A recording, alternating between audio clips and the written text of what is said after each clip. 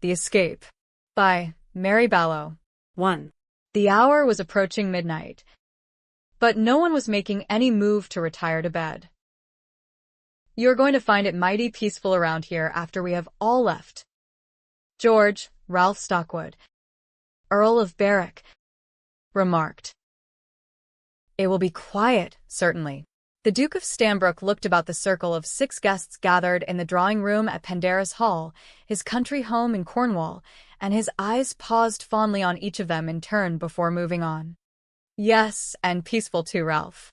But I am going to miss you all damnably. You will be counting your blessings." "George," said Flavian Arnott, Viscount Ponsonby, "as soon as you realize you will not have to listen to Vince scraping away on his violin for another whole year, or the cats howling in ecstasy along with the music it creates," Vincent Hunt, Viscount Darley, added. "You might as well mention that too, Flav. There is no need to consider my sensibilities. You play with a great deal more competence than you did last year." Vincent, Imogen Hayes, Lady Barclay, assured him. "By next year, I do not doubt you will have improved even further. You are a marvel and an inspiration to us all. I may even dance to one of your tunes one of these days, provided it is not too sprightly." Vince. Sir Benedict Harper looked ruefully at the 2 canes propped against the arm of his chair. "You are not by any chance harboring a hope that we will all decide to stay a year or 2 longer instead of leaving tomorrow, George?" Hugo Eames, Lord Trentham, asked, sounding almost wistful. "I have never known 3 weeks to pass by so quickly. We arrived here, we blinked, and now it is time to go our separate ways again." "George is far too polite to say a bald no," Hugo, Flavian told him. "But life calls us hence, alas." They were feeling somewhat maudlin, the 7 of them, the members of the self-styled Survivors Club. Once, they had all spent several years here at Pendarus, recuperating from wounds sustained during the Napoleonic Wars. Although each had had to fight a lone battle toward recovery, they had also aided and supported one another and grown as close as any brothers and sister. When the time had come for them to leave, to make new lives for themselves or to retrieve the old, they had gone with mingled eagerness and trepidation. Life was for living, they had all agreed, yet the cocoon in which they had been wrapped for so long had kept them safe and even happy. They had decided that they would return to Cornwall for a few weeks each year to keep alive their friendship, to share their experiences of life beyond the familiar confines of Pendarus, and to help with any difficulty that may have arisen for one or more of them. This had been the 3rd such gathering. But now it was over for another year, or would be on the morrow. Hugo got to his feet and stretched, expanding his already impressive girth, none of which owed anything to fat. He was the tallest and broadest of them, and the most fierce-looking, with his close-cropped hair and frequent frown. "The devil of it is that I do not want to put an end to any of this," he said. "But if I am to make an early start in the morning, then I had better get to bed." It was the signal for them all to rise. Most had lengthy journeys to make and hoped for an early departure. Sir Benedict was the slowest to get to his feet. He had to gather his canes to his sides, slip his arms through the straps he had contrived, and haul himself painstakingly upward. Any of the others would have been glad to offer a helping hand, of course, but they knew better than to do so. They were all fiercely independent despite their various disabilities. Vincent, for example, would leave the room and climb the stairs to his own chamber unassisted despite the fact that he was blind. On the other hand, they would all wait for their slower friend and match their steps to his as they climbed the stairs. Pretty soon. Then, Flavian said, "You are going to be able to do that in under a minute." "Better than 2. As it was last year," Ralph said. That really was a bit of a yawn. They would not resist the urge to jab at him and tease him, Except, perhaps, Imogen. Even 2 is remarkable for someone who was once told he must have both legs amputated if his life was to be saved, she said. You are depressed, Ben. Hugo paused mid-stretch to make the observation. Benedict shot him a glance. Just tired. It is late. And we are at the wrong end of our 3-week stay. I always hate goodbyes. No, Imogen said. It is more than that. Ben. Hugo is not the only one to have noticed. We all have. But it has never come up during our nightly sessions. They had sat up late most nights during the past 3 weeks, as they did each year, sharing some of their deeper concerns and insecurities and triumphs. They kept few secrets from one another. There were always some, of course. One's soul could never be laid quite bare to another person, no matter how close a friend. Ben had held his own soul close this year. He had been depressed. He still was. He felt chagrined, though, that he had not hidden his mood better. Perhaps we are intruding where no help or sympathy is wanted, the Duke said. Are we, Benedict? Or shall we sit back down and discuss it? After I have just made the Herculean effort to get up?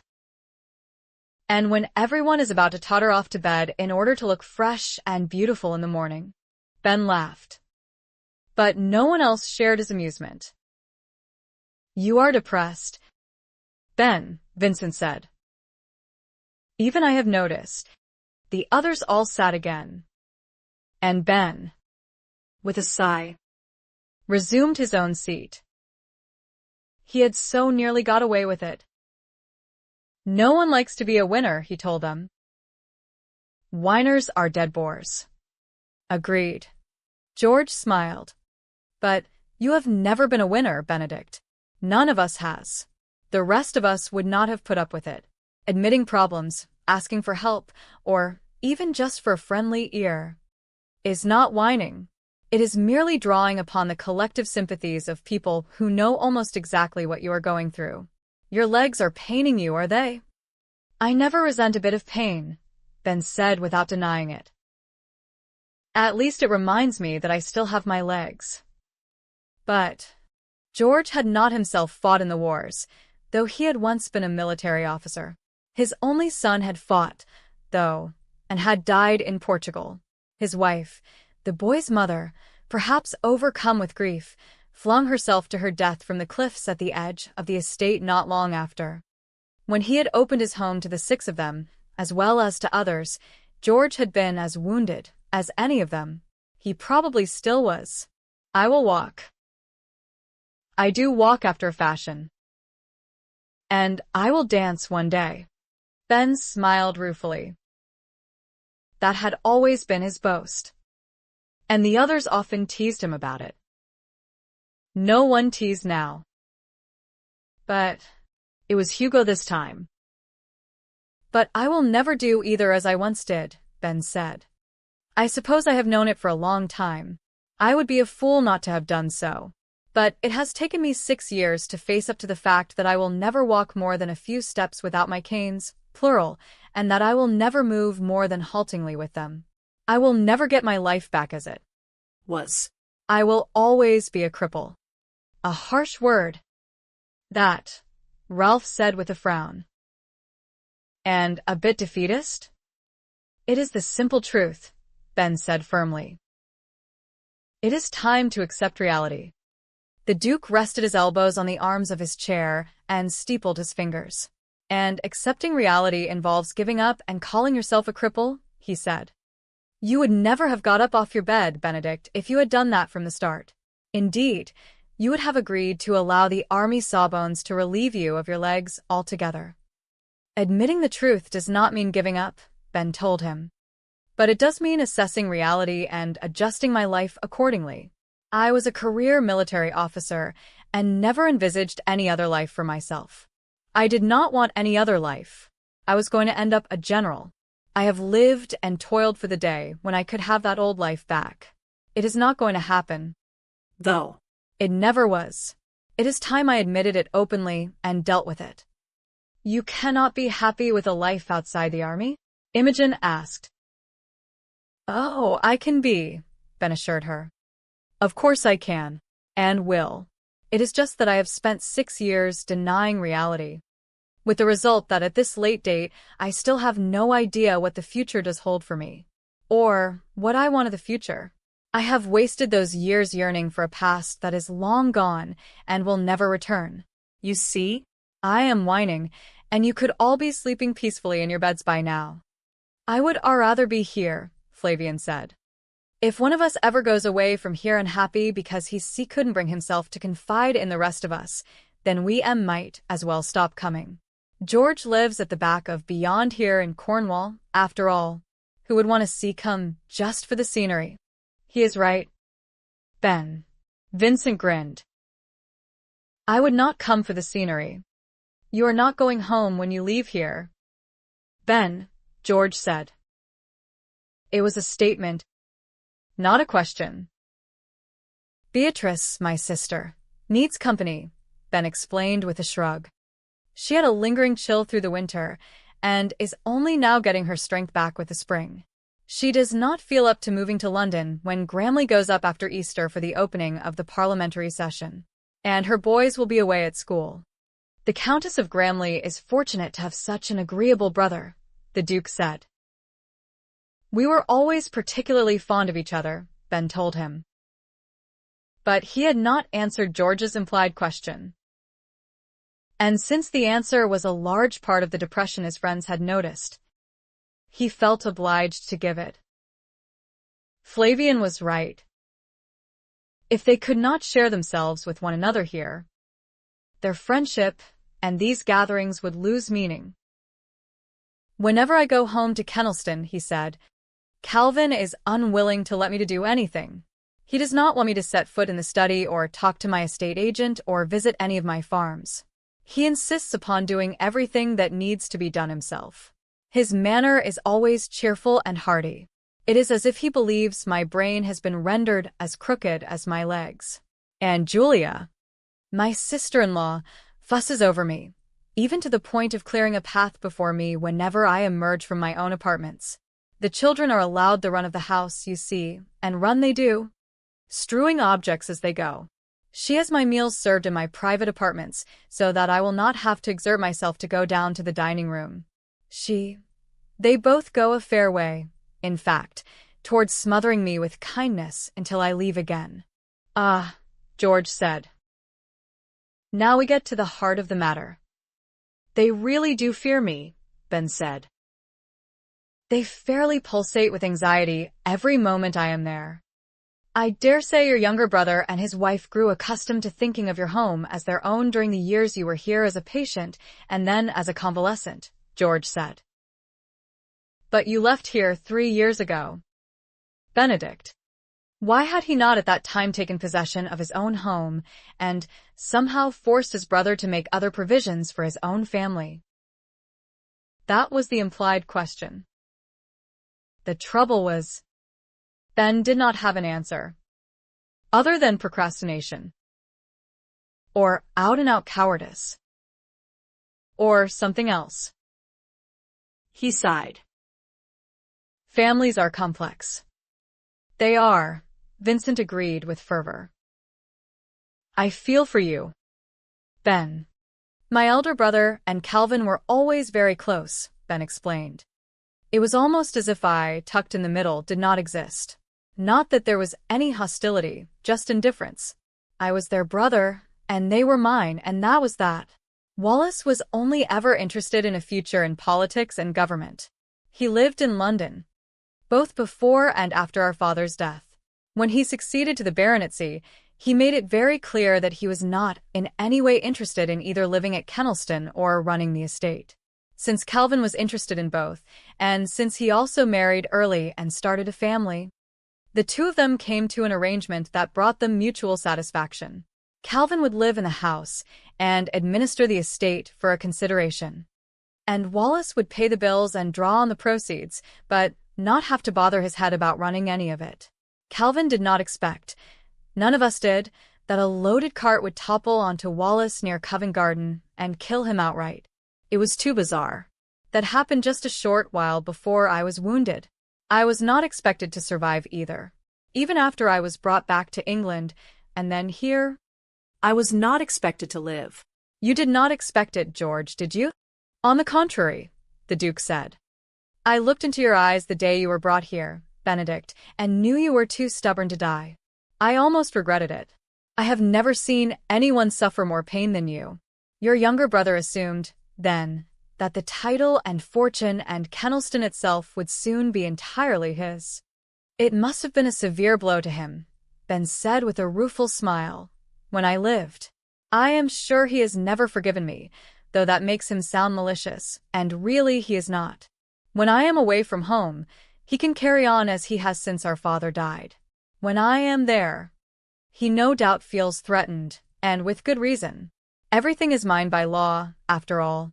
And if Kennelston is not to be my home, where will be?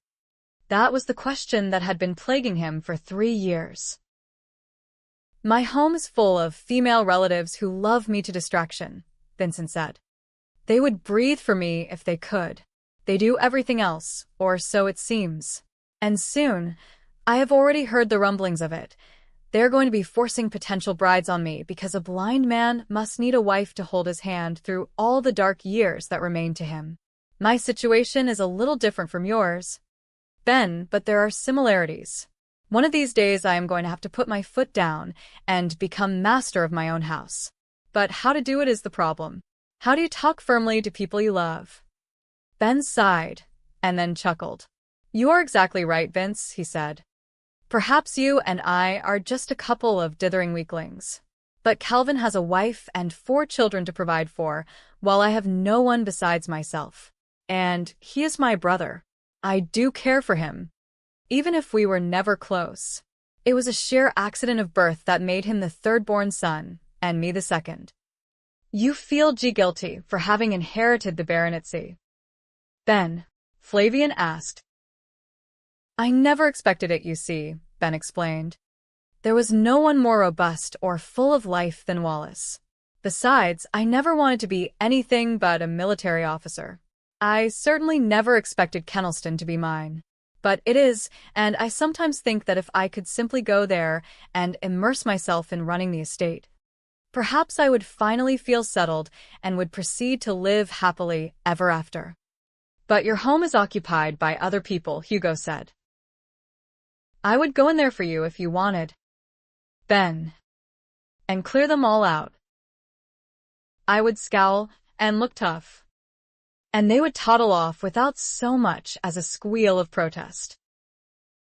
But that is not the point, is it? Ben joined in the general laughter. Life was simple in the army, he said.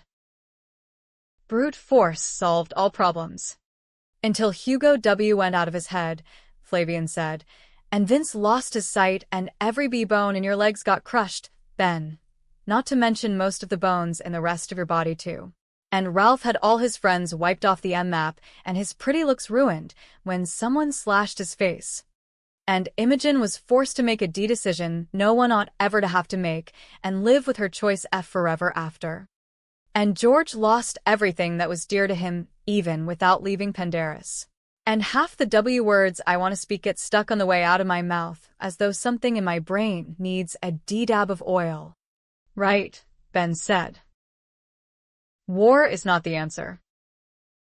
Life only seemed simpler in those days. But I am keeping you all from your beauty rest. You will all be wishing me to Hades. I am sorry.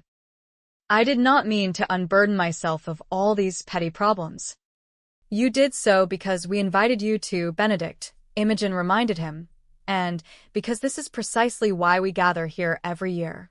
Unfortunately, we have not been able to offer you any solutions. Have we? Except for Hugo's offer to remove your brother and his family from your home by force, which fortunately was not a serious suggestion. It never matters. Though. Imogen. Does it? Ralph said. No one can ever solve anyone else's problems. But it always helps just to unburden oneself to listeners who really listen and know that glib answers are worthless. You are depressed then, Benedict, the Duke said. Partly because you have accepted the permanent nature of the limitations of your own body, but do not yet know where this acceptance will lead you, and partly because you have not yet accepted that you are no longer the middle brother of 3, but the elder of 2, with certain decisions to make that you never expected. I do not fear that you will despair. It is not in your nature. I believe my ears are still ringing from the curse words you used to bellow out when the pain threatened to get past your endurance in the early days. You could have achieved the peace of death then. If you had only had the good sense to despair. You have only upward to go then. You have, perhaps, rested upon a plateau overlong. Moving off, it can be a frightening thing. It can also be an exciting challenge. Have you been rehearsing that speech all D-Day, George? Flavian asked. I feel we ought to stand and applaud. It was quite spontaneous. I assure you, the Duke said. But I am rather pleased with it. I had not realized I was so wise. Or so eloquent. It must be time for bed. He laughed with the rest of them. Ben positioned his canes and went through the slow rigmarole of getting to his feet again, while everyone else stood. Nothing had changed in the last hour, he thought as he made his slow way upstairs to his bedchamber, Flavian at his side, the others a little ahead of them. Nothing had been solved, but somehow he felt more cheerful, or perhaps merely more hopeful. Now that he had said it aloud, that his disabilities were permanent, and he must carve out a wholly new life for himself, he felt more able to do something, to create a new and meaningful future, even if he had no idea yet what it would be. But at least the immediate future was taken care of and did not involve one of those increasingly awkward and depressing visits to his own home. He would start out for County Durham in the north of England tomorrow and stay for a while with his sister. He looked forward to it. Beatrice, 5 years his senior, had always been his favorite sibling. While there with her, he would give some serious thought to what he was going to do with the rest of his life. He would make some plans, some decisions. Something definite and interesting and challenging. Something to lift him out of the depression that had hung over him like a gray cloud for far too long. There would be no more drifting. There was really something rather exhilarating about the thought that the rest of his life was his for the making. 2. Samantha McKay was restless. She stood at the window of the sitting room at Bramble Hall, her home in County Durham, and drummed her fingertips on the windowsill. Her sister-in-law was lying on the daybed in her room upstairs, incapacitated yet again by a sick headache. Matilda never had ordinary headaches. They were always either sick headaches or migraines, sometimes both. They had been sitting here together quite companionably just half an hour ago, Samantha stitching at her embroidery, Matilda repairing the lace edging of a tablecloth. Samantha had remarked on what a fine day it was at last, even if the sun was not actually shining. She had suggested casually that perhaps they should go out for a walk. She had almost turned craven and left it at that, but she had pressed onward. Perhaps, she had suggested, they should walk out beyond the confines of the park today. Although the grounds surrounding the house were always referred to as the park, such a word glamorized what was in effect merely a large garden. It was perfectly adequate for a sedate stroll among the flower beds or for sitting out in on a warm day, but it did not offer nearly sufficient scope for real exercise.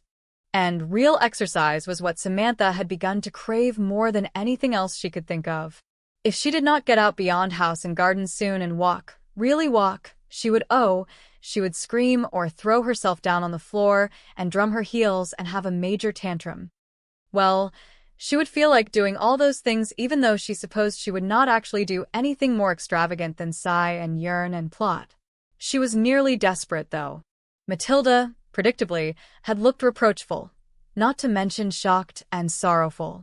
It was not, or so she had proceeded to explain, that she did not feel in need of a good walk herself. A true lady must, however, learn to master her base desires when she was in deep mourning.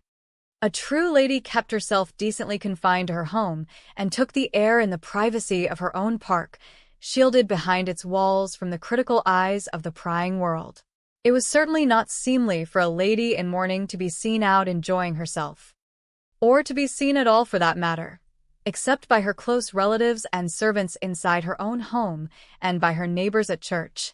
Captain Matthew Mackay, Matilda's brother and Samantha's husband of 7 years, had died 4 months before Matilda delivered herself of this speech. He had died after suffering for 5 years from the wounds he had sustained as an officer during the Peninsular Wars. He had needed constant tending during those years, or, rather, he had demanded constant tending, and the role of nurse had fallen to Samantha's almost exclusive lot since he would admit no one else to the sick room except his valet and the physician. She had hardly known what it was to sleep for a whole night or to have more than an hour here and there outside the sick room during the day. She had almost never had the chance to go beyond the garden walls. Even a stroll in the garden had been a rare treat. Matilda had come to Bramble Hall for the final couple of months of her brother's life, after Samantha had written to her father-in-law, the Earl of Heathmore, at Leland Abbey in Kent, to inform him that the physician believed the end was near. But the burden of care upon Samantha's shoulders had not been lightened, partly because by that time Matthew really had needed her, and partly because he could not stand the sight of Matilda and always told her quite bluntly when she appeared in his room to take herself off and keep her Friday face out of his sight. Samantha had been very close to the point of collapse by the time Matthew died. She had been exhausted and numb and dispirited. Her life had felt suddenly empty and colorless. She had had no will to do anything, even to get up in the morning or clothe herself or brush her hair, even to eat. It was no wonder she had allowed Matilda to take charge of everything, though she had written to her father-in-law herself within an hour of his son's death. Matilda had insisted that the second son of the Earl of Heathmore be mourned according to the strictest rules of propriety, though she had not needed to insist. Samantha had put up no fight. It had not even occurred to her that she might or that the rules of which Matilda spoke were excessive as well as oppressive. She had allowed herself to be decked out from head to toe in what must surely be the heaviest and gloomiest mourning garments ever fashioned. She had not even insisted upon being fitted for the new clothes. She had allowed herself to be cloistered within her home, the curtains always more than half drawn across the windows out of respect for the dead. She had allowed Matilda to discourage any visitors who made courtesy calls of sympathy from coming again, and to refuse every invitation that was extended to them, even to the most sober and respectable of social gatherings. Samantha had not missed mingling with society in the form of her neighbors for the obvious reason that she never had mingled with them. She hardly even knew them beyond nodding at church on Sunday mornings. She had been at Bramble Hall for 5 years, and almost every moment of those years had been devoted to Matthew's care. For 4 months now she had not cared for anything beyond the numbness of her own all-encompassing lethargy and exhaustion. If truth were told, she had been rather glad that Matilda was there to take charge of all that needed to be done, even though she had never liked her sister-in-law any better than her husband had. But numbness and exhaustion could last only so long. After 4 months, life was reasserting itself. She was restless. She was ready to fling off her lethargy. She needed to get out of the house, out of the park. She needed to walk. She needed to breathe real air. She gazed outdoors, her fingers drumming, and then looked down at her widow's weeds and grimaced. She felt the blackness of every ill-fitting stitch of them, like a physical weight. She had tried reasoning with Matilda earlier. Surely, she had said, it would be harmless to go out for a walk along country lanes that were rarely traveled. And even if they did encounter someone, surely that person would not think any the worse of them for strolling sedately in the countryside close to their own home. Surely whoever it was would not dash off to spread the word throughout the neighborhood that the widow and her sister-in-law were kicking up a lark, behaving with shocking levity and disrespect for the dead. Had she really hoped to draw a smile from Matilda with her exaggeration? Had Matilda ever smiled? What she had done was stare stonily back at her smiling sister-in-law, deliberately set aside her unfinished mending task, and announced that she had a sick headache, for which she hoped Samantha was satisfied. She had withdrawn to her room to lie down for an hour or two. Samantha was glad Matilda had never married. Some poor man had thereby been saved from a life of abject misery. She did not even feel guilty at the uncharitable thought. Her downward glance at her blacks had also encountered the eager, hopeful expression of a large brown shaggy dog of quite indeterminate breed, a stray that had turned up literally on her doorstep 2 years ago looking like a gangly skeleton, and had taken up residence there after she fed him out of sheer pity and then tried to shoo him away. He had steadfastly refused to be shooed, and somehow, by means quite beyond either her comprehension or her control, he had taken up residence inside the house and grown more bulky and more thick and unruly coated, but never sleek or shiny or graceful, as any self-respecting dog ought to look.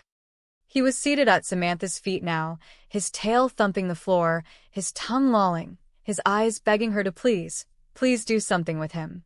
Sometimes she felt he was the only bright spot in her world. "You would come walking with me if I asked it of you, would you not, tramp?" she asked him. Respectability notwithstanding? It was a fatal question. It had contained a word beginning with the letter W. Actually, it had contained more than one, but one of them also had the letters YLK attached to it. Tramp scrambled to his feet in his usual ungainly manner, yipped sharply as if under the illusion that he was still a puppy, panted noisily as though he had just run a mile at top speed, and continued to gaze expectantly upward. How could your answer be anything but yes? She laughed at him and patted his head. But he was having none of such mild affection. He circled his head so that he could first slobber over her hand and then expose his throat for a good scratch. And why not? Why, ever not? Tramp. It was clear Tramp could think of no reason at all why they should deprive themselves merely because Lady Matilda Mackay had a sick headache as well as strange notions about air and exercise and correct morning etiquette. He lumbered over to the door and gazed up at the knob. It was unseemly for a lady to walk alone beyond the confines of her own park, even when she was not in mourning. Or so Samantha had been taught during the year she had spent at Leland Abbey while Matthew was away in the peninsula with his regiment. It was one of the many dreary rules of being a lady that her father-in-law had felt it incumbent upon himself to teach the woman his son had married against his wishes.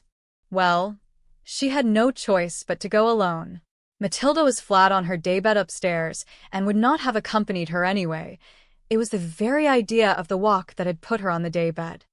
If Samantha set one toe beyond the boundary of the park and Matilda and the Earl of Heathmoor found out about it, well, even if she dug a hole all the way to China and disappeared down it, she would not escape their wrath. And the Earl would hear about it if Matilda did. There were many miles of countryside between County Durham in the north of England and Kent in the south, but those miles burned up a few times each week with messengers bearing Matilda's letters home and the Earl's letters to Bramble Hall. Why had she allowed this to happen? Samantha asked herself. She was beginning to feel like a prisoner in her own home, under the guardianship of a humorless spy. Matthew would not have tolerated it. He had exercised a sort of tyranny of his own over her, but it was not his father's. He had hated his father. "Well," she said, "since I was foolish enough to use the forbidden word in your hearing, Tramp, it would be nothing short of cruelty to disappoint you. And it would be the ultimate in cruelty to disappoint myself." His tail waved, and he looked from the doorknob to her and back again. 10 minutes later, they were striding along the path at the west side of the house toward the garden gate, which they passed through to the lane and meadows beyond. At least, Samantha strode in quite unladylike but equally unrepentant fashion, while Tramp loped along at her side and occasionally dashed off in pursuit of any squirrel or small rodent incautious enough to rear its head. Though perhaps it was not lack of caution, but merely contempt on their part, for Tramp never came close to running his prey to earth. Ah, it felt so very good to breathe in fresh air at last, Samantha thought, even if it must be filtered through the heavy black veil that hung from the brim of her black bonnet. And it was glorious to see nothing but open space about her, first on the lane, and then on the daisy and buttercup-strewn grass of a meadow onto which they turned. It was sheer heaven to allow her stride to lengthen and to know that at least for a while the horizon was the only boundary that confined her. There was no one to witness her grand indiscretion, no one to gasp in horror at the sight of her. She stopped occasionally and gathered buttercups, while Tramp frolicked about her. And then, her little posy complete, she strode along again, a thick hedge to one side, all the fresh beauties of nature spread out on the other, the sky stretching overhead with its high layer of clouds through which she could see the bright, fuzzy disk of the sun.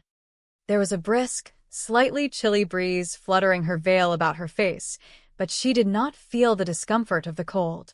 Indeed, she relished it. She felt happier than she had felt for months, even perhaps for years.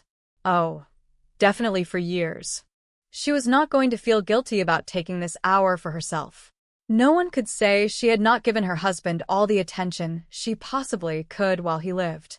And no one could say she had not mourned him properly since his death. No one could even say she had been glad of his death.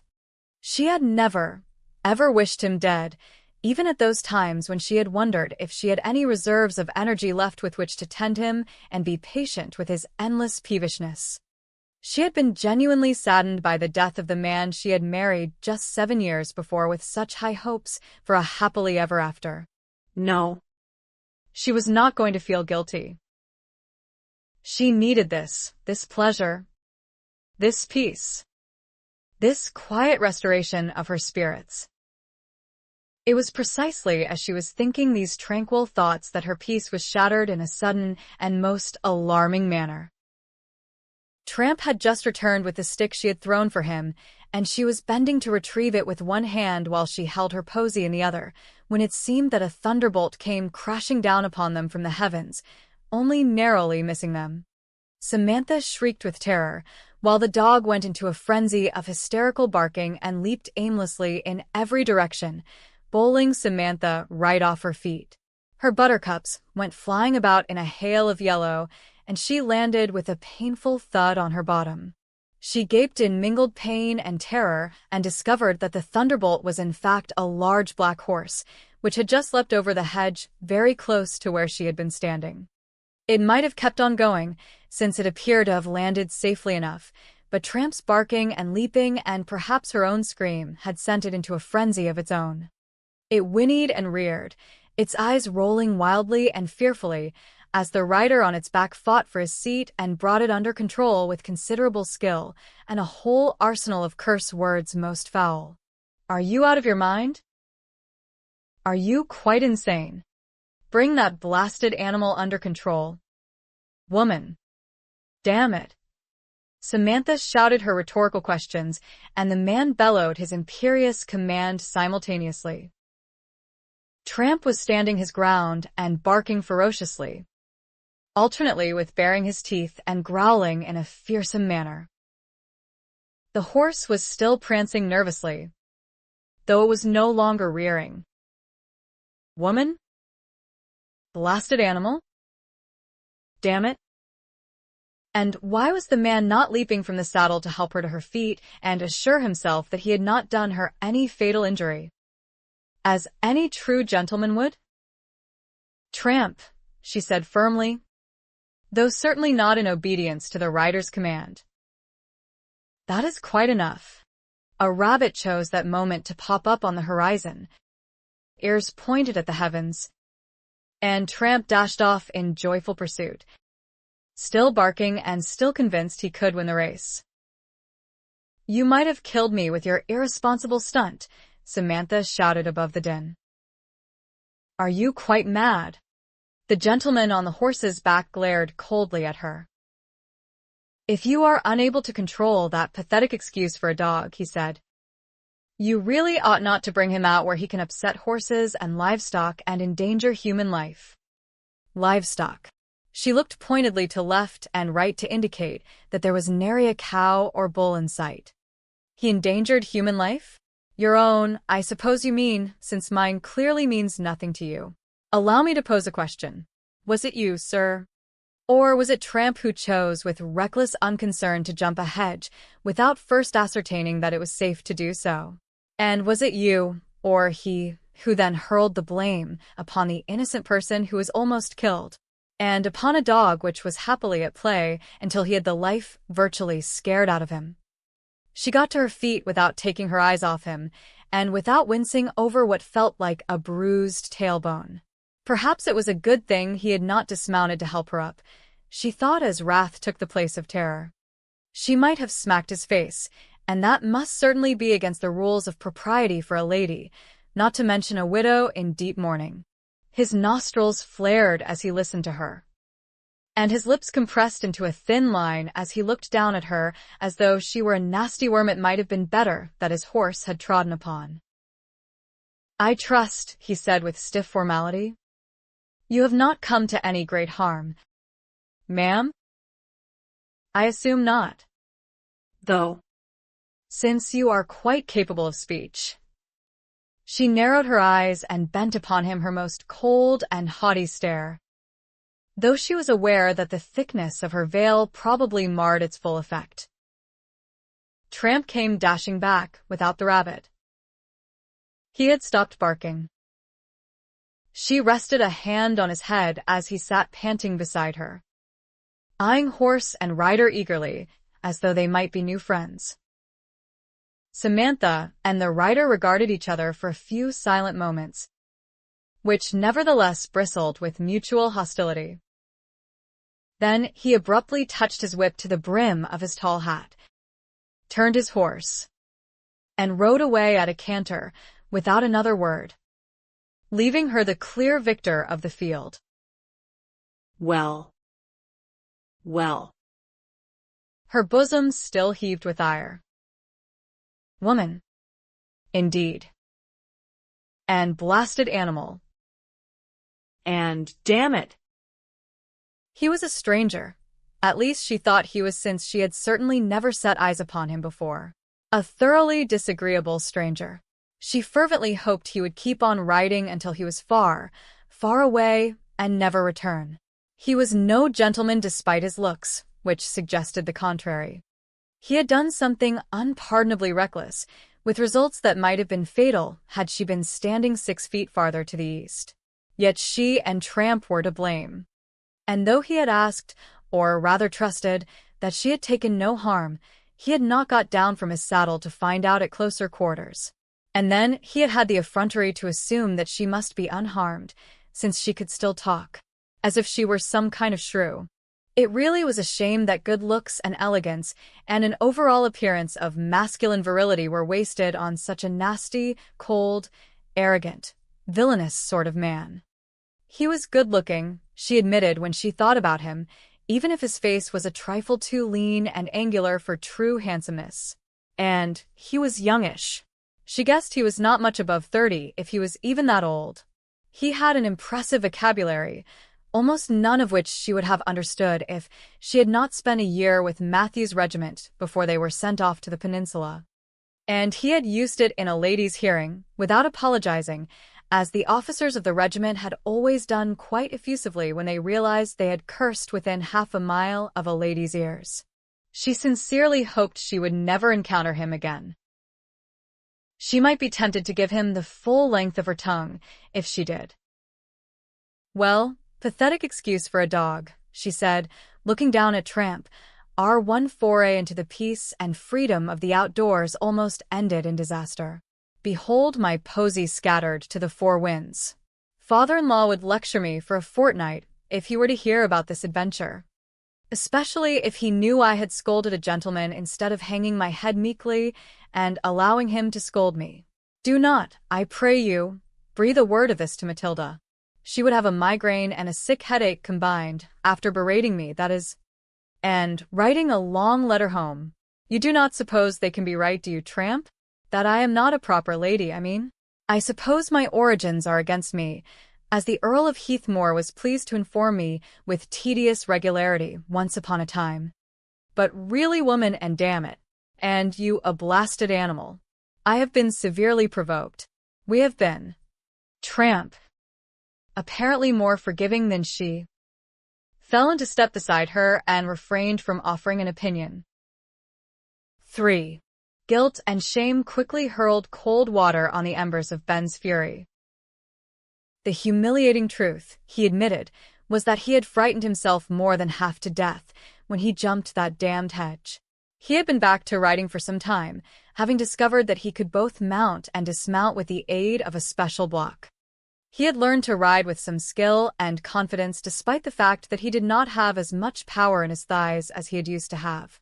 But today was the first time since his cavalry days that he had challenged himself to jump a fence or hedge. Perhaps it had been the reaction to that admission he had made to the survivors at Pendarus that he had taken his recovery as far as it could go. Perhaps he had needed to push himself to one more level of achievement just to prove to himself that he had not simply given up. The open meadows bordered by hedges in which he had been riding had tempted him. The hedges were high enough to be a challenge, but not high enough to make the attempt to jump one of them entirely reckless. And so, he had chosen this particular hedge, set his horse directly at it, and soared over with at least a foot to spare. The rush of exhilarated triumph that had accompanied the jump had quickly converted to sheer, blind terror, however, and his mind had been catapulted back to that most hellish of black moments in the tumult of battle when he had been shot.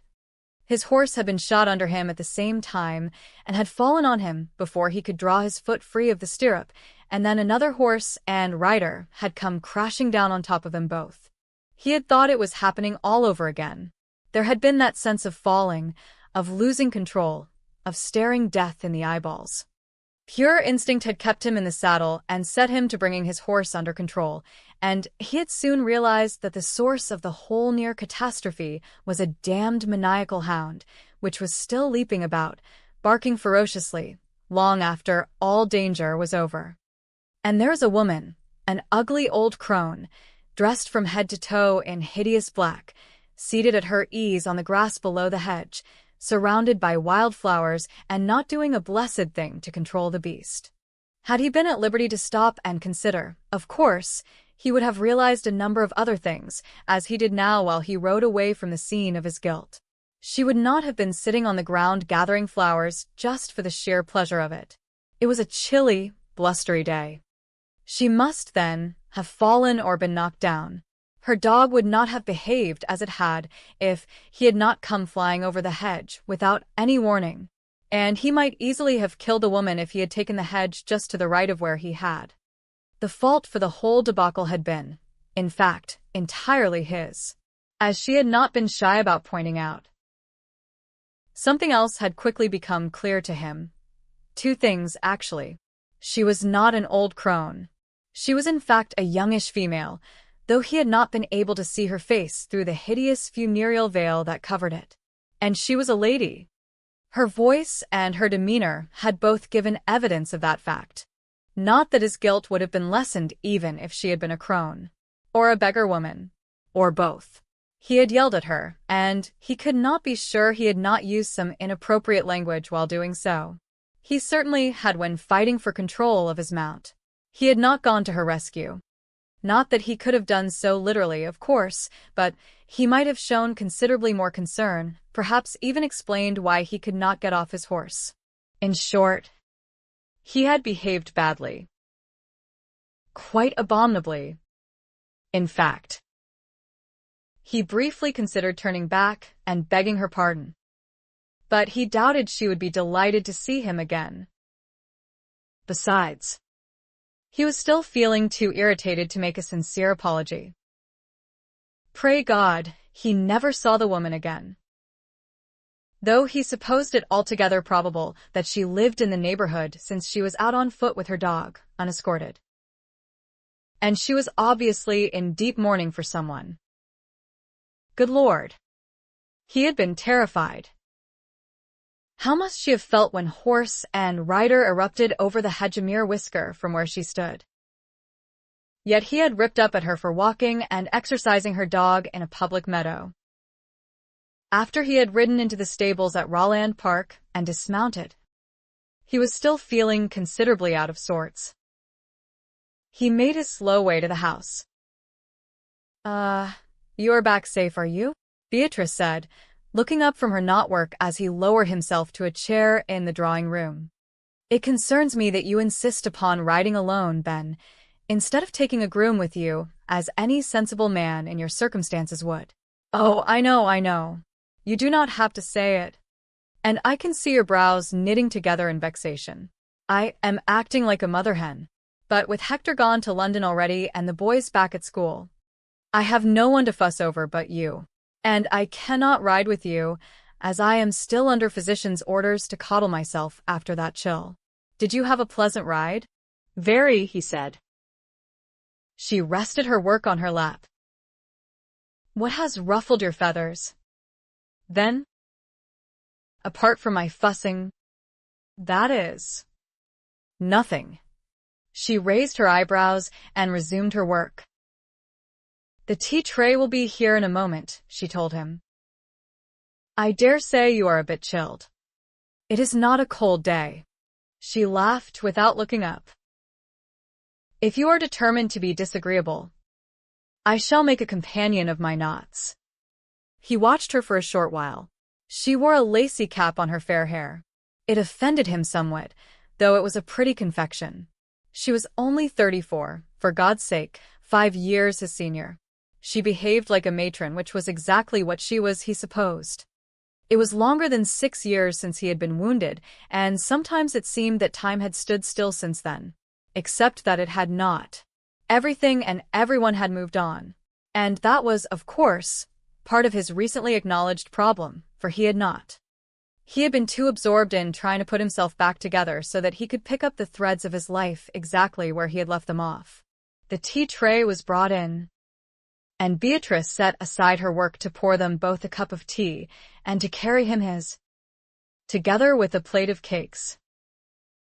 "Thank you," he said. "I must smell of horse." "It is not an unpleasant smell," she told him without denying it. "I shall be back to riding myself soon. The doctor will be calling here tomorrow. For the final time, it is to be hoped. I feel perfectly restored to health. Relax there for a while before you go to change your clothes." "Is there a widow living in these parts?" he asked her abruptly. "A lady?" "Still in deep mourning.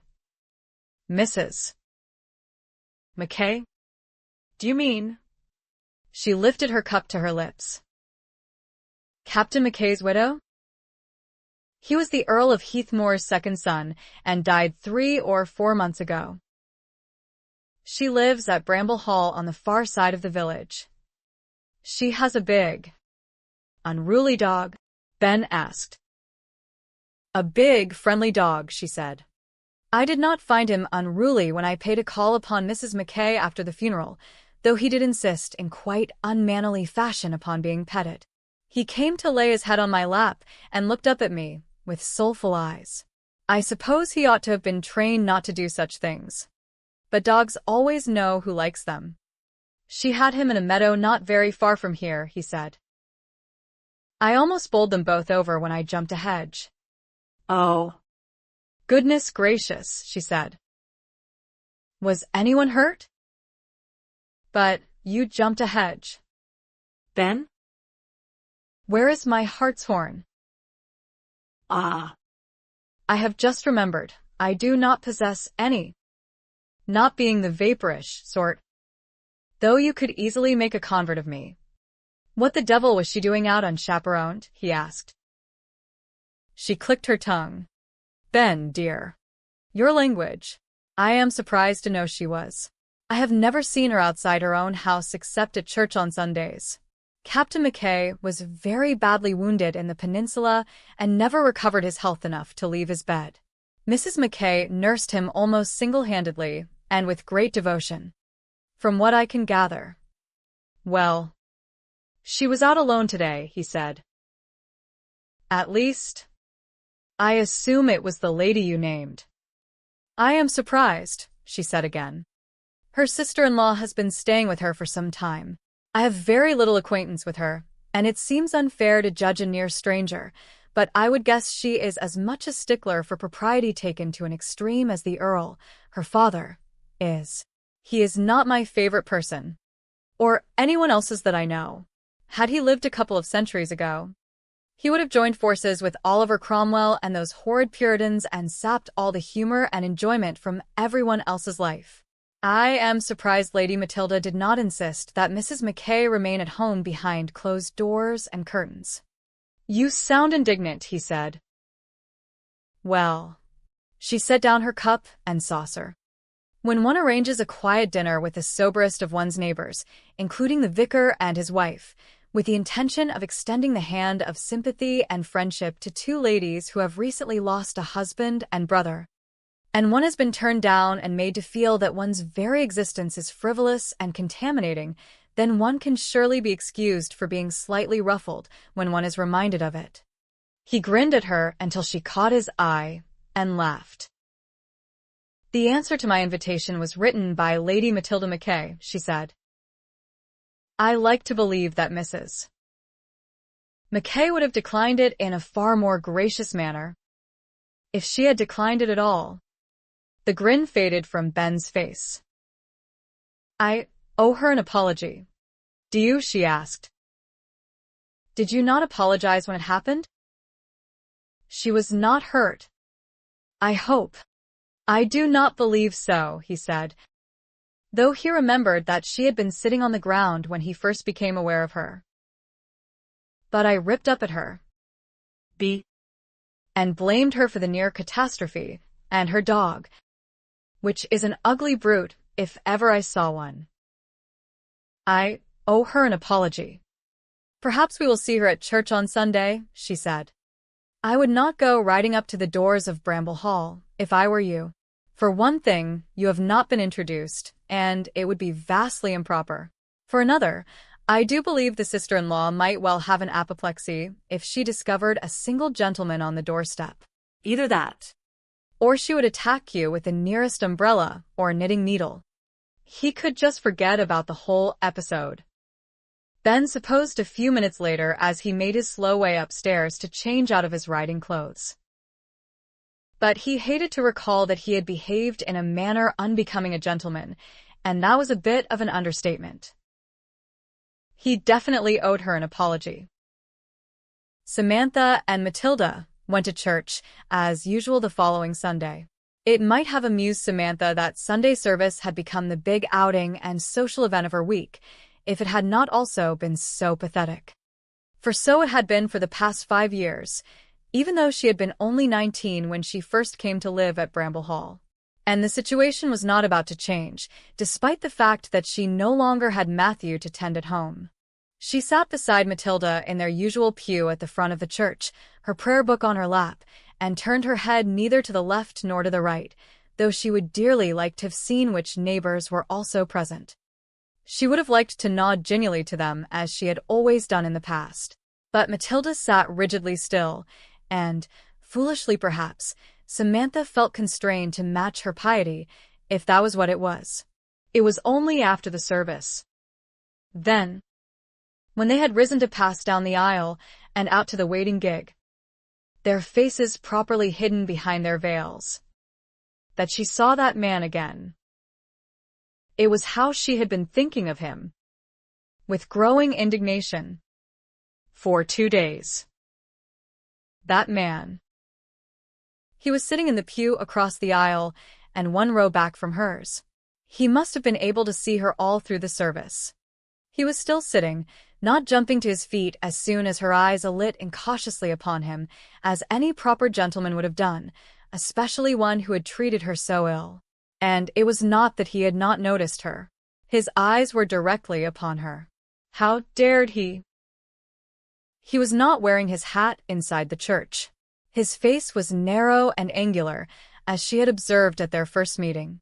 He had a straight, finely chiseled nose and slightly hollowed cheeks, a firm chin and hard blue eyes beneath mid-brown hair. He must have been exceedingly handsome in his youth. He was not a youth now, though. It was hard to guess his age, but his face bore evidence of having looked upon a great deal of hard living, perhaps of suffering. It was still handsome, however, she conceded grudgingly, perhaps the more so for not being boyish. It would have been more satisfying if he had been ugly. All villains ought to look the part. She would have looked away with deliberate disdain and continued up the aisle. But she had hesitated a moment too long, and the lady beside him, who was on her feet, spoke to her. She was Lady Gramley. Of course this was her usual pew. "Mrs. Mackay," she said kindly. "How do you do?" "I am well, thank you, ma'am," Samantha replied. She could feel Matilda's hand firm on her back. Good heavens! Was it improper for a grieving widow even to exchange pleasantries with her neighbors at church?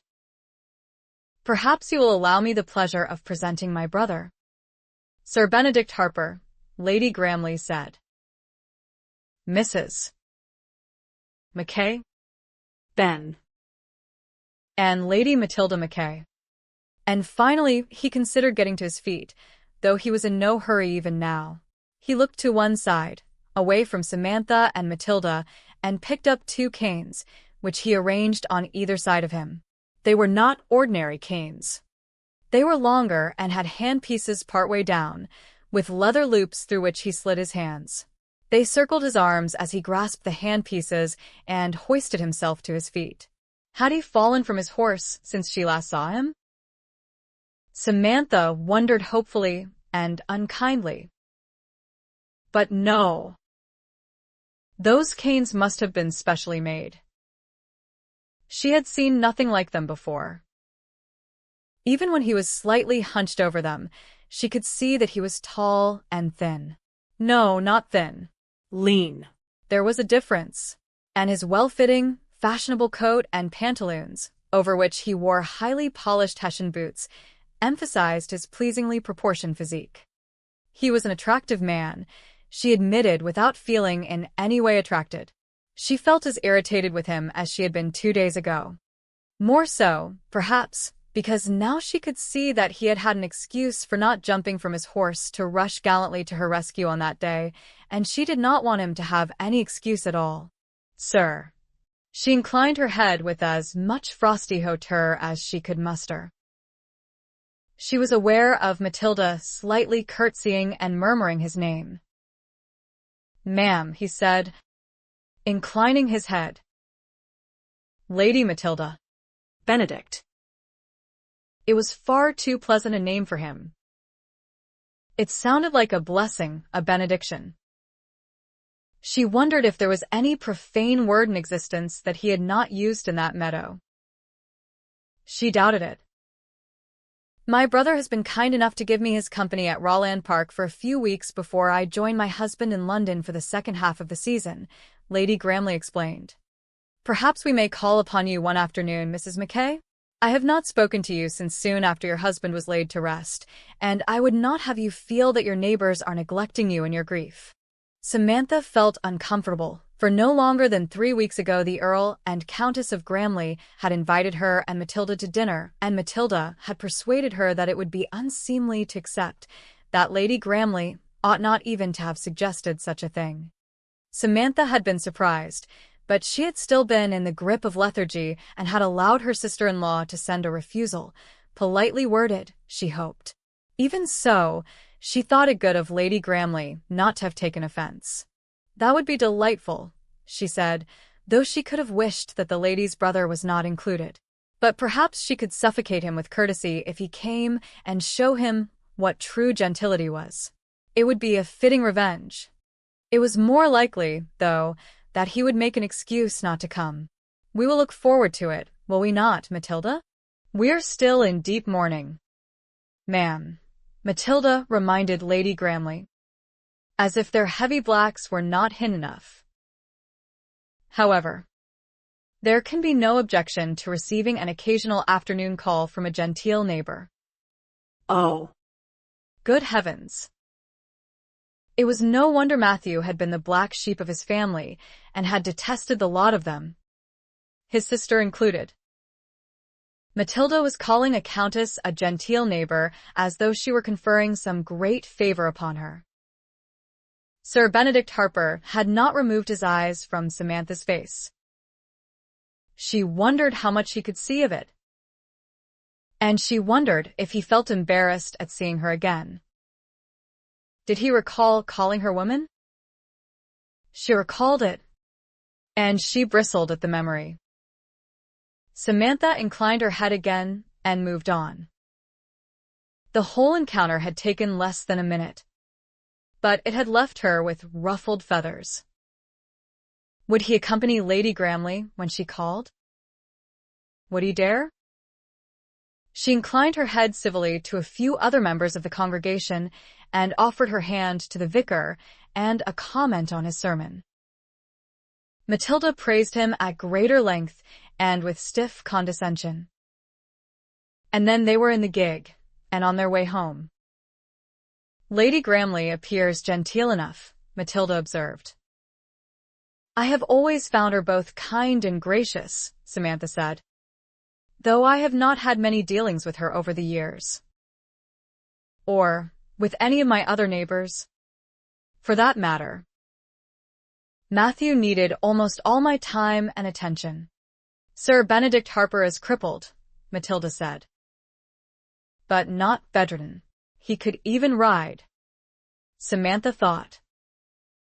Perhaps he will not accompany his sister if she calls on us.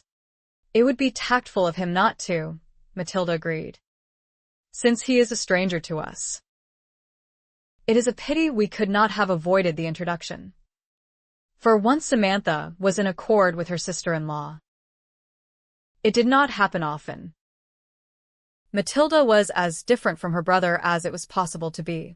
A self-avowed spinster at the age of 32, who had long ago professed her intention of devoting herself to her mother in her declining years, she seemed to lack any softness or femininity.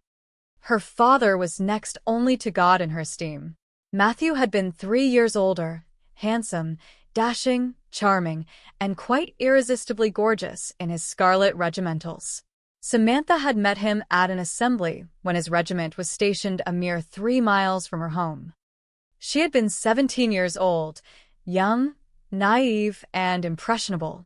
She had tumbled headlong into love with Lieutenant Mackay, as he had been then, as had every other girl for miles around.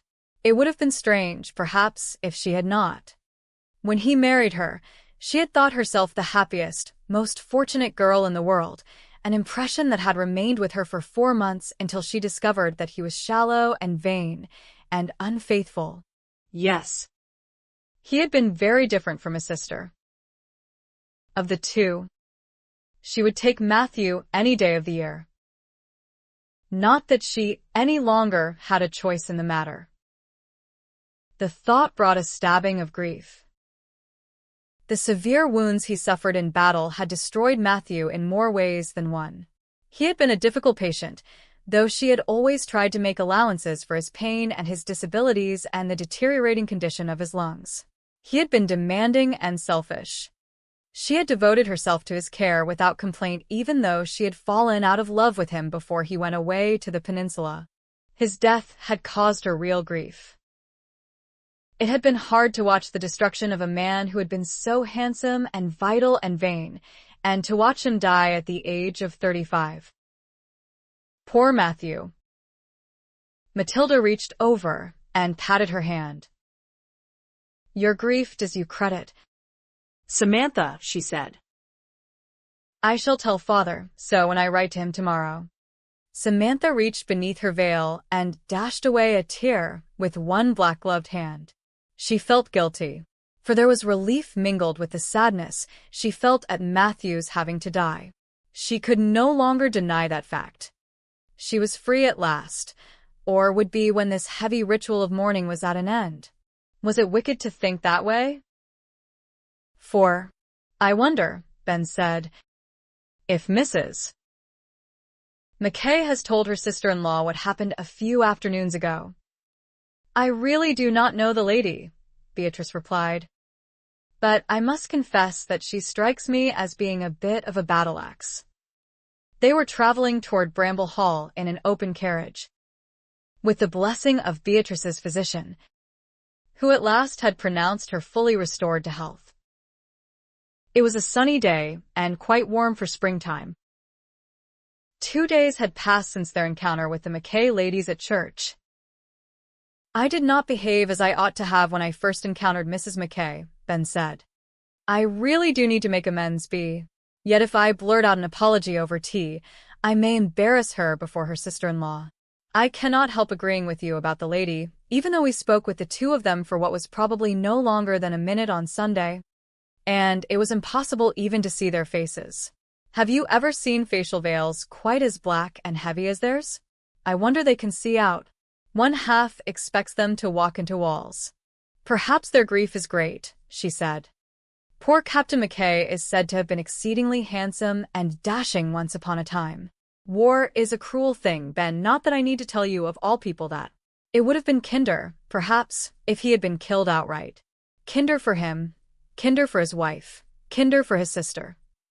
Dash it, would he ever escape from those wars?" Ben thought irritably. What damnable fate was it that had set him to jumping that particular hedge at that particular moment on that particular day, when he had jumped nothing on horseback in longer than 6 years? And what had led Mrs. Mackay to walk just there when apparently she had scarcely set foot outside her own home since she moved there with her invalid husband 5 or 6 years ago? Fate? He very much doubted it. And if it was, then fate was a damnably weird thing. This visit he was about to pay was the last thing on earth he wished to be doing. One did not like to be caught out in ungentlemanly conduct, and one did not like having to beg pardon of the offended party, especially when she was as cold and haughty as Captain Mackay's widow appeared to be. "If I see even the glimmering of an opportunity," Beatrice promised as the carriage drew to a halt outside the front doors of Bramble Hall, "I will draw Lady Matilda away, or at least out of earshot, Ben, so that you may make your peace with Mrs. Mackay." There was an instant response to the rap of the knocker against the door, in the form of a deep, excited barking from within. The unruly hound. No doubt. Bramble Hall was a solid stone house, a manor more than a mansion, but of pleasing proportions and set in gardens that were well tended even, if not extensive. The interior, too, was handsome, Ben soon discovered, though the hall was paneled in dark wood, and the sitting room into which they were shown was scarcely any lighter, since the dark wine velvet curtains were more than half drawn over the windows. The furniture was old and heavy and predominantly a dark brown. Dark-toned landscape paintings hung on the papered walls. The ladies rose to their feet as the butler announced their visitors. They both, of course, wore black dresses that covered them from neck to wrist to ankles. Lady Matilda was also wearing a black lacy cap over her fair hair, tied in a neat black bow beneath her chin. Ben wondered uncharitably that she had not dyed her hair black. Mrs. Mackay's head was uncovered. Her very dark, glossy hair was styled in a tight coronet of braids about the crown of her head, the rest combed smooth, without a suggestion of a curl or a ringlet to soften the severity.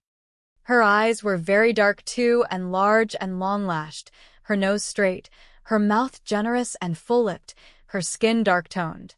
She almost undoubtedly had some foreign blood in her veins, though he could not place her origin. Spain? Italy?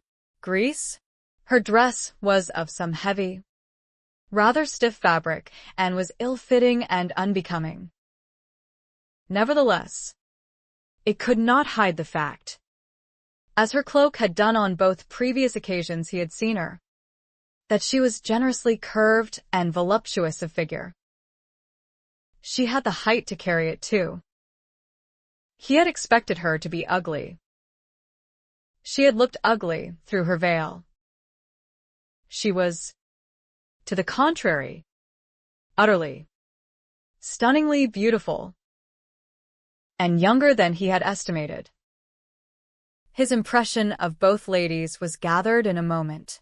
Fortunately, He was prevented from staring overlong by the infernal hound, which looked every bit as ugly now as he had in the meadow a few days ago. He was prancing about them in the sort of orgy of undiscipline one might expect of an untrained puppy, but not of a grown dog that lived inside the house. He seemed undecided whether to be ecstatic that they had come to visit or offended that they had dared trespass upon his domain. However, he seemed altogether willing to give them the benefit of the doubt if they showed the slightest tendency to play with him. Beatrice laughed and patted his head. "What a lovely welcome," she said. "Hush." "Dog," Lady Matilda commanded, to no effect. "Samantha, do have him removed." "Sit." "Tramp, Mrs. McKay said. "Or you're going to have to be banished to outer darkness." The dog did not sit, but he did stop his prancing to look up at his mistress, panting, tongue lolling. And then he padded off to plop himself down in the shaft of daylight that beamed through the narrow gap in the curtains, his ears cocked lest he miss someone offering further entertainment. Wretched hound. Without him, Ben might well have cleared that hedge and ridden back to Robland without even realizing that he had frightened the devil out of a lady and narrowly missed killing her. He would not even have known that an apology was in order. And he would have glanced at those two black-shrouded females in church with absolutely no wish whatsoever of making their acquaintance. "Lady Gramley," Mrs. McKay said, stepping forward to offer a hand to her guest, I do beg your pardon for Tramp's bad manners. How kind of you to call upon us. You were not very well the last time you did so. I recall. I was touched that you came at all. I do hope you have recovered your health. We have been very dull with only each other for company, have we not, Matilda?" She turned to Ben after Bea had assured her that she had made a full recovery from her stubborn chill. "Mrs. McKay's expression changed imperceptibly from warmly welcoming to coolly gracious as she shook his hand too. "Sir Benedict," she said, "it was good of you to accompany your sister. Do have a seat." She glanced at his canes, but did not try to steer him to a chair. He was relieved to discover. Some people did. A polite conversation ensued before a tea tray was brought in. Mrs. McKay poured, and her sister-in-law carried the tea and a plate of sweet biscuits to their guests. The dog came and snuffled first at Beatrice and then at Ben. He seemed to prefer the latter, even though Bea patted his head again, and Ben most decidedly did not. He plopped down at Ben's feet and rested his chin on one of Ben's boots. The animal must be as thick as a plank. Had not Bea said he knew who liked him?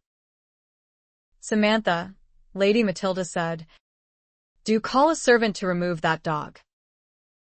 He really ought not to be allowed to roam at will, especially when you are entertaining visitors. You know my thoughts on the matter. He must be the ugliest dog in creation, and Ben had certainly not taken kindly to his decision to favor him with his company. Yet when it came to a choice between a battle-axe of a woman, yes, he had decided. Bea had hit upon quite the right description of Lady Matilda McKay, on the one hand and a gangly, drooling, undisciplined, undiscerning dog on the other. The decision was not even difficult.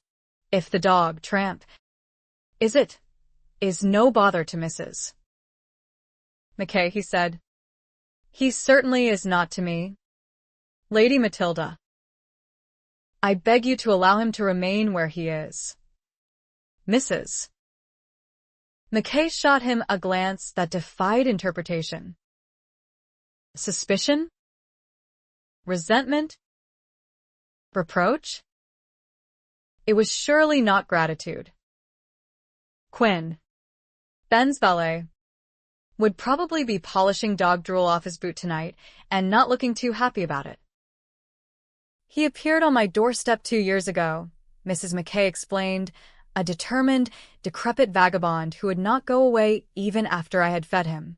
My husband said, quite rightly I suppose, that he would not go away because I had fed him, but how could I not have done? His long legs were like bent sticks, his ribs were all quite visible, his coat was dull and tufted, and he had such a look of longing and hope in his eyes that, well, I would have had to be made of stone to turn him away. He lived on the doorstep for a while. How he got from there into the house and became master of all he surveyed, I do not know, but he did. He would not have done so if I had been living here with you at the time, Samantha, Lady Matilda said. As I would have been had Mother not suffered palpitations with every word that reached us about Matthew's condition. Even now I would urge you to send him to the stables and make him stay there. Animals do not belong in a decent house, as I am sure you would agree, Lady Gramley. You will think me a thorough weakling. I dare say. Ma'am, Mrs. Mackay said as a maid removed the tea tray.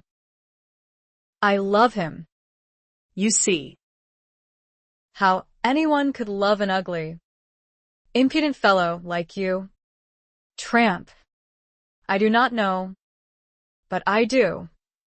She contrived to look at the dog, then noticed, without also looking at him. Her every word was directed to be as though he did not exist. She was obviously very vexed with him. Pets become as much a part of one's family as the other persons in it, Beatrice agreed. While our spaniel was still alive, one of my sons once accused me of loving her more than I loved him or his brother. And my reply was that sometimes she was easier to love. I was smothering my son with hugs while I was saying it, I hastened to add. Ben had spoken scarcely a word. At this rate, he was going to feel worse when he left than he had before he arrived. For if he did not apologize now, he never would, and he would forever feel in the wrong, as he was. Dash it all. Mrs. Mackay might be a considerable beauty, but he really could not like her. Perhaps because she had held up a mirror in which he had seen the ugliest side of himself. He caught Beatrice's eye and raised his eyebrows. Good manners probably dictated that they leave very soon. Lady Matilda, she said, I fear I have eaten too many of those excellent biscuits and would welcome some exercise before the drive back to Rowland Park. Would you be willing to take a turn on the terrace with me? Lady Matilda looked anything but willing. However, she was a lady and her social manners prevailed. I shall fetch my bonnet and cloak, she said, and left the room. Beatrice drifted after her, having asked Mrs. Mackay apologetically and rhetorically if she minded. That lady looked as if she did mind, though she answered politely enough to the contrary. She looked down at the hands clasped in her lap when she and Ben were alone together, and silence descended, apart from one contented sigh from the dog, who had looked interested in the stroll on the terrace, but had decided against making himself one of the party. Perhaps because its number was to include Lady Matilda. Clearly Mrs. Mackay had no intention of breaking the silence. Ben cleared his throat. Mrs. Mackay, he said, I believe I owe you an apology. Yes. She raised her eyes and looked so directly into his own that he felt himself move his head back an inch or so, even though she was some distance away from him. You believe correctly, sir. Well. Had he expected her to simper and assure him that he had done nothing to offend her? What happened the other day was entirely my fault, he said. I ought not to have jumped that hedge without knowing what was on the other side. And when I did jump it and almost killed you, I certainly ought not to have thrown the blame upon you and ripped up at you as I did. We are in perfect accord upon that, she assured him, her chin up, her eyes steady, her whole manner disdainful. She continued, I suppose it would be a bit absurd if every rider felt obliged to dismount and push through a hedge before he jumped it just to make sure that some stray pedestrian was not strolling along on the other side. He could, perhaps, cry out a tally-ho as he came, but that might sound rather peculiar. What happened was an accident.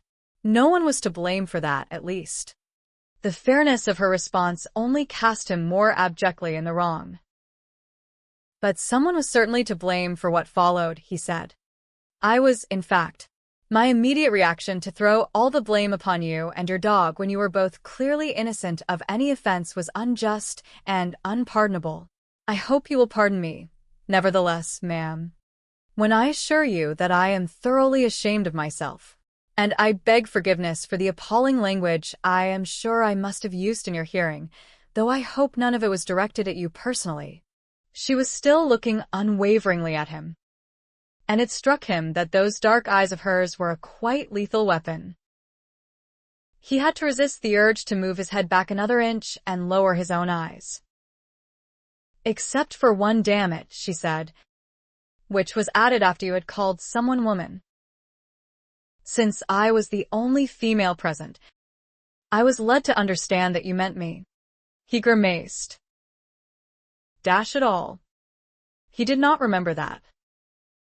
What caused me most indignation, however, she added, was the fact that you did not get down from your horse when you saw that I had been knocked over, even though the knocking was done by my own hysterical dog rather than by your horse.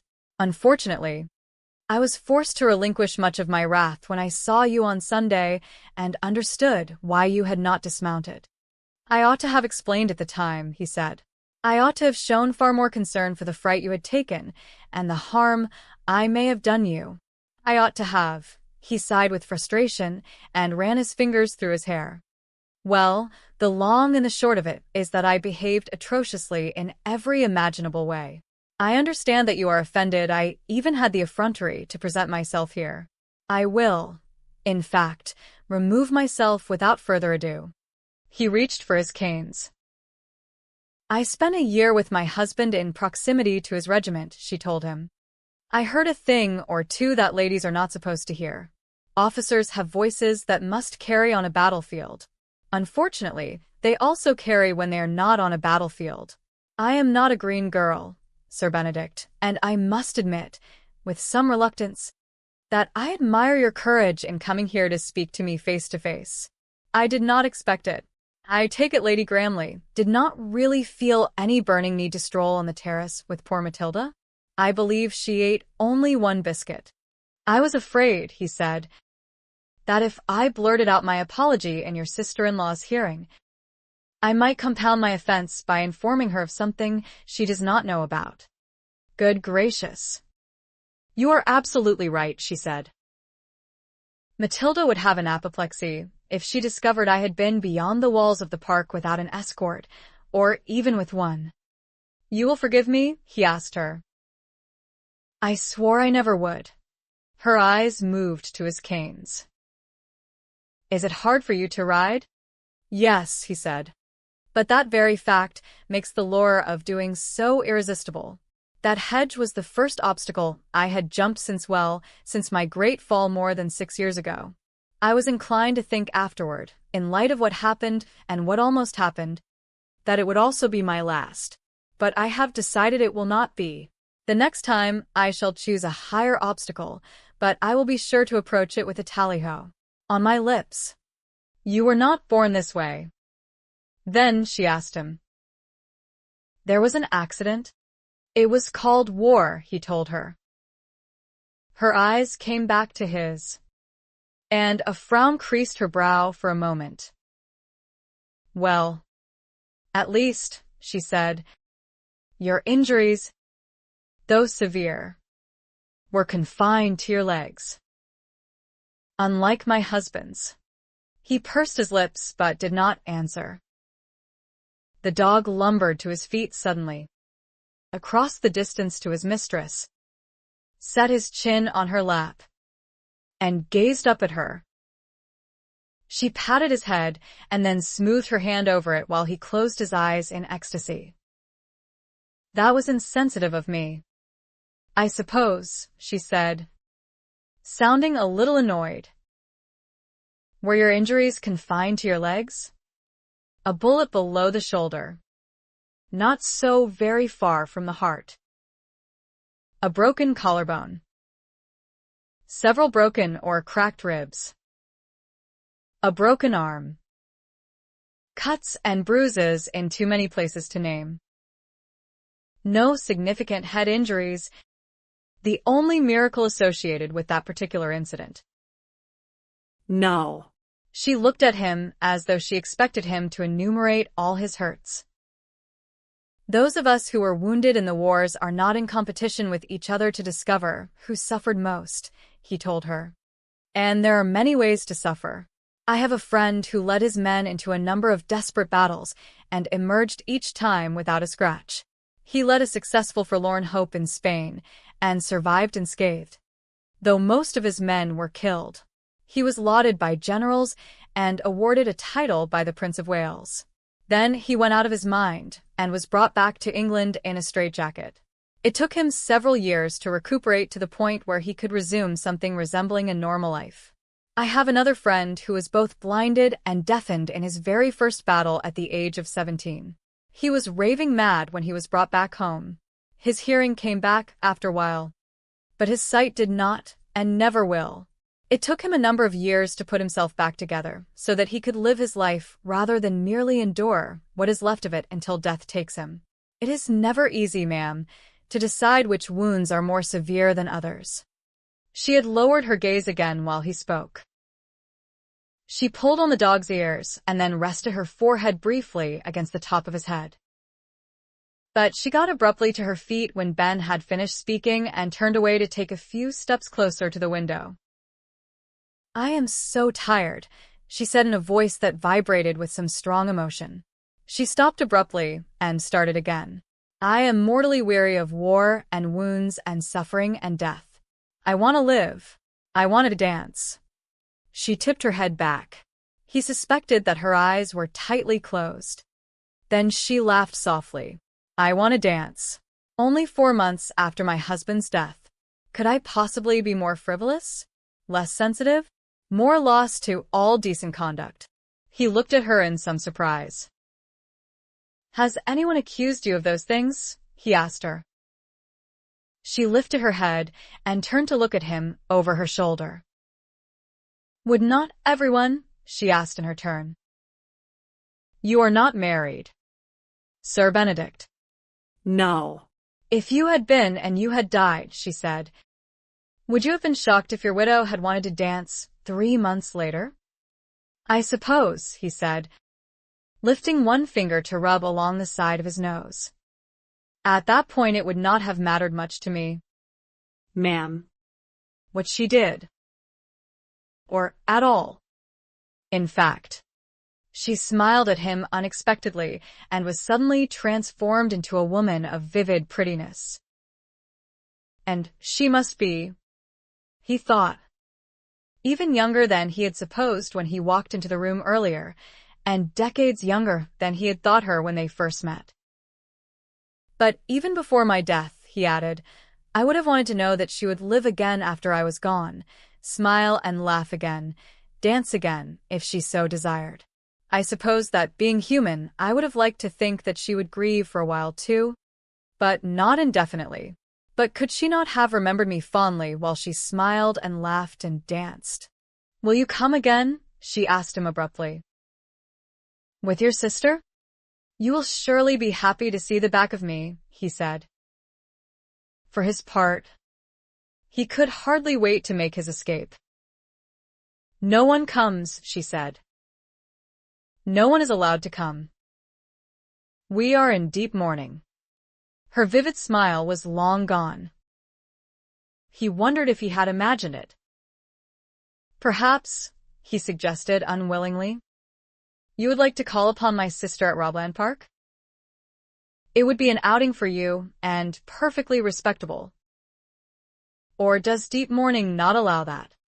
It does not, she said. But perhaps I will come anyway. It occurred to him suddenly that for the past few minutes she had been standing while he had been sitting, and that he had stayed far longer than etiquette allowed. Beatrice will be happy to hear it, he said, reaching for his canes and slipping his arms through the straps. Her own activities have been curtailed by the persistent chill she contracted before Christmas. I thank you for the tea and for listening to me. He could not thank her for her forgiveness. She had not given it. He hoisted himself upright, aware of her steady gaze. He wished he did not now have to shuffle out of the room in his ungainly manner while she watched. "We have something in common. You know," he told her, stopping abruptly before he reached the door. "I want to dance too. Sometimes it is what I want to do more than anything else in life." She accompanied him in silence to the front door and the waiting carriage. Beatrice was already standing beside it with Lady Matilda. They all said their farewells, and the carriage was soon on its way down the driveway. "Well," Beatrice said on an audible exhalation, "that was a gloomy afternoon, if ever I have spent one. I do not wonder if that woman has ever laughed. Then I am confident she has not. What I do wonder is if she has ever smiled. I seriously doubt it." She spoke of her father with the deepest reverence. "I pity poor Mrs. Mackay. She asked if we would come again," he told her. "I suggested she call on you at Rawland instead. It seems, though, that neither receiving visitors nor paying calls is quite the thing for ladies in mourning. Was my social education incomplete? B? It seems a peculiar notion to me, but she did say she might come anyway. I hope you will not disown me for making so free with your hospitality." "She might come," she asked him. "But will she? Do you suppose?" Ben shrugged for answer. But he recalled the unexpected passion with which she had told him that she wanted to live.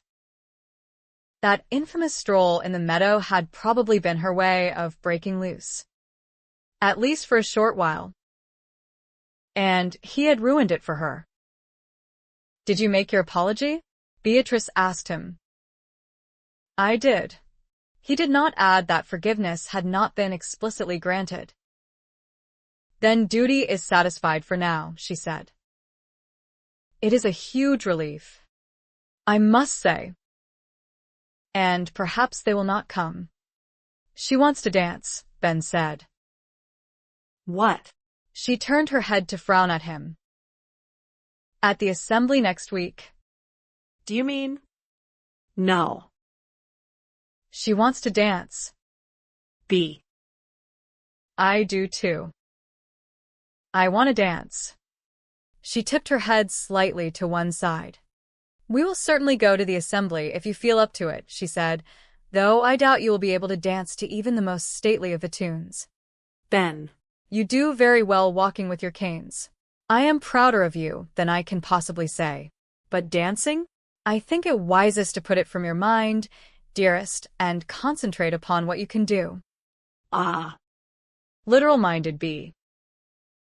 He did not try to explain. 5. Samantha scarcely set foot over the doorstep for the rest of the week. It rained almost without ceasing, though that was not strictly accurate. She might almost have enjoyed an honest-to-goodness rain. This was drizzle and mist and heavy gray skies and chill temperatures. Pea soup weather, she could remember her mother calling it, the sort of weather that seeped beneath doors and around window frames even when they were tightly shut and made one feel damp and cold and miserable despite a fire crackling in the hearth and a woolen shawl drawn about one's shoulders. She did not even go to church on Sunday, a rare omission. Matilda had a head cold as well as one of her headaches and submitted to being sent back to bed with a hot brick for her feet. Samantha might have gone to church alone, as she had done for 5 years, but Matilda became agitated when she suggested it, and she was actually quite glad to avail herself of the excuse not to go out. She had seen no one but Matilda and the servants since Tuesday. The visit of Lady Gramley and Sir Benedict Harper seemed weeks ago rather than merely days. But when she had broached the idea of their driving over to Robland Park one day next week to return the visit, Matilda had looked prunish, as Samantha had fully expected she would. It was a courtesy to pay an occasional call upon a neighbor in mourning, she had explained, but no one would expect a return visit. Indeed, most people of any gentility would be surprised and even shocked if it happened. Samantha simply did not believe her. Not any longer. And even if Matilda was right about social expectations, how could she possibly submit to remaining inside the darkened house for another 8 months, with only the occasional foray into the garden for fresh air and one weekly attendance at church? She would go out of her mind with the tedium of it. She was going to pay that return call. She decided between journeys up and down stairs as she tended to the invalid, a long familiar role that did nothing to lift her spirits. Though she was always careful to be cheerful when she was in her sister-in-law's room, and seeing to her comfort by turning and plumping her pillows or straightening the bed covers, or moving her glass of water closer to her hand, or laying a cool cloth on her fevered brow, or closing the almost invisible gap between the curtains that was letting in a flood of hurtful light. She was going to go to Robland Park even if it meant going alone. Indeed. She would far prefer to go without Matilda. Good heavens! She had allowed herself to become a virtual prisoner in her own home since Matthew's death. And she had somehow relinquished her role as lady of the house. She liked Lady Gramley, who was refined and elegant with the easy manners of a true lady. She had always been kind, though even after 5 years of living here Samantha scarcely knew her or any of her other neighbors. She hoped it would be possible to make something of a friend of Lady Gramley in the future, even though there must be a 10-year gap in their ages. Sir Benedict Harper was a different matter. She had felt considerable antipathy toward him before his visit, and it was only with the greatest reluctance that she had admitted to herself that it had been handsome of him to call on her and maneuver matters in such a way that his apology was made to her alone. He had been sensitive enough to realize that it was altogether possible Matilda knew nothing of her escapade that day. And his apology itself had been irreproachable, for he had taken all the blame upon himself. It had been unhandsome of her, on the other hand, to withhold the words of forgiveness for which he had asked. But it was hard to forgive someone who had ruined the only hour of true freedom she had enjoyed in at least 6 years. And now she felt like the guilty one. Perversely, she resented him for that. But he was merely visiting at Robland Park. Perhaps he would be gone soon, and she need never see him again. Perhaps he would be out riding again when she called on Lady Gramley. She remembered with some embarrassment her passionate outburst in Sir Benedict's hearing. Whatever had possessed her, she had told him she wanted to live. She had even told him she wanted to dance. But she knew what had caused her to speak so. He was more than half crippled. He had suffered other injuries, all courtesy of the late wars. If she had had to encounter a stranger, even under the circumstances in which they had met, did he have to be yet another wounded soldier? She could positively scream. But he wanted to dance too.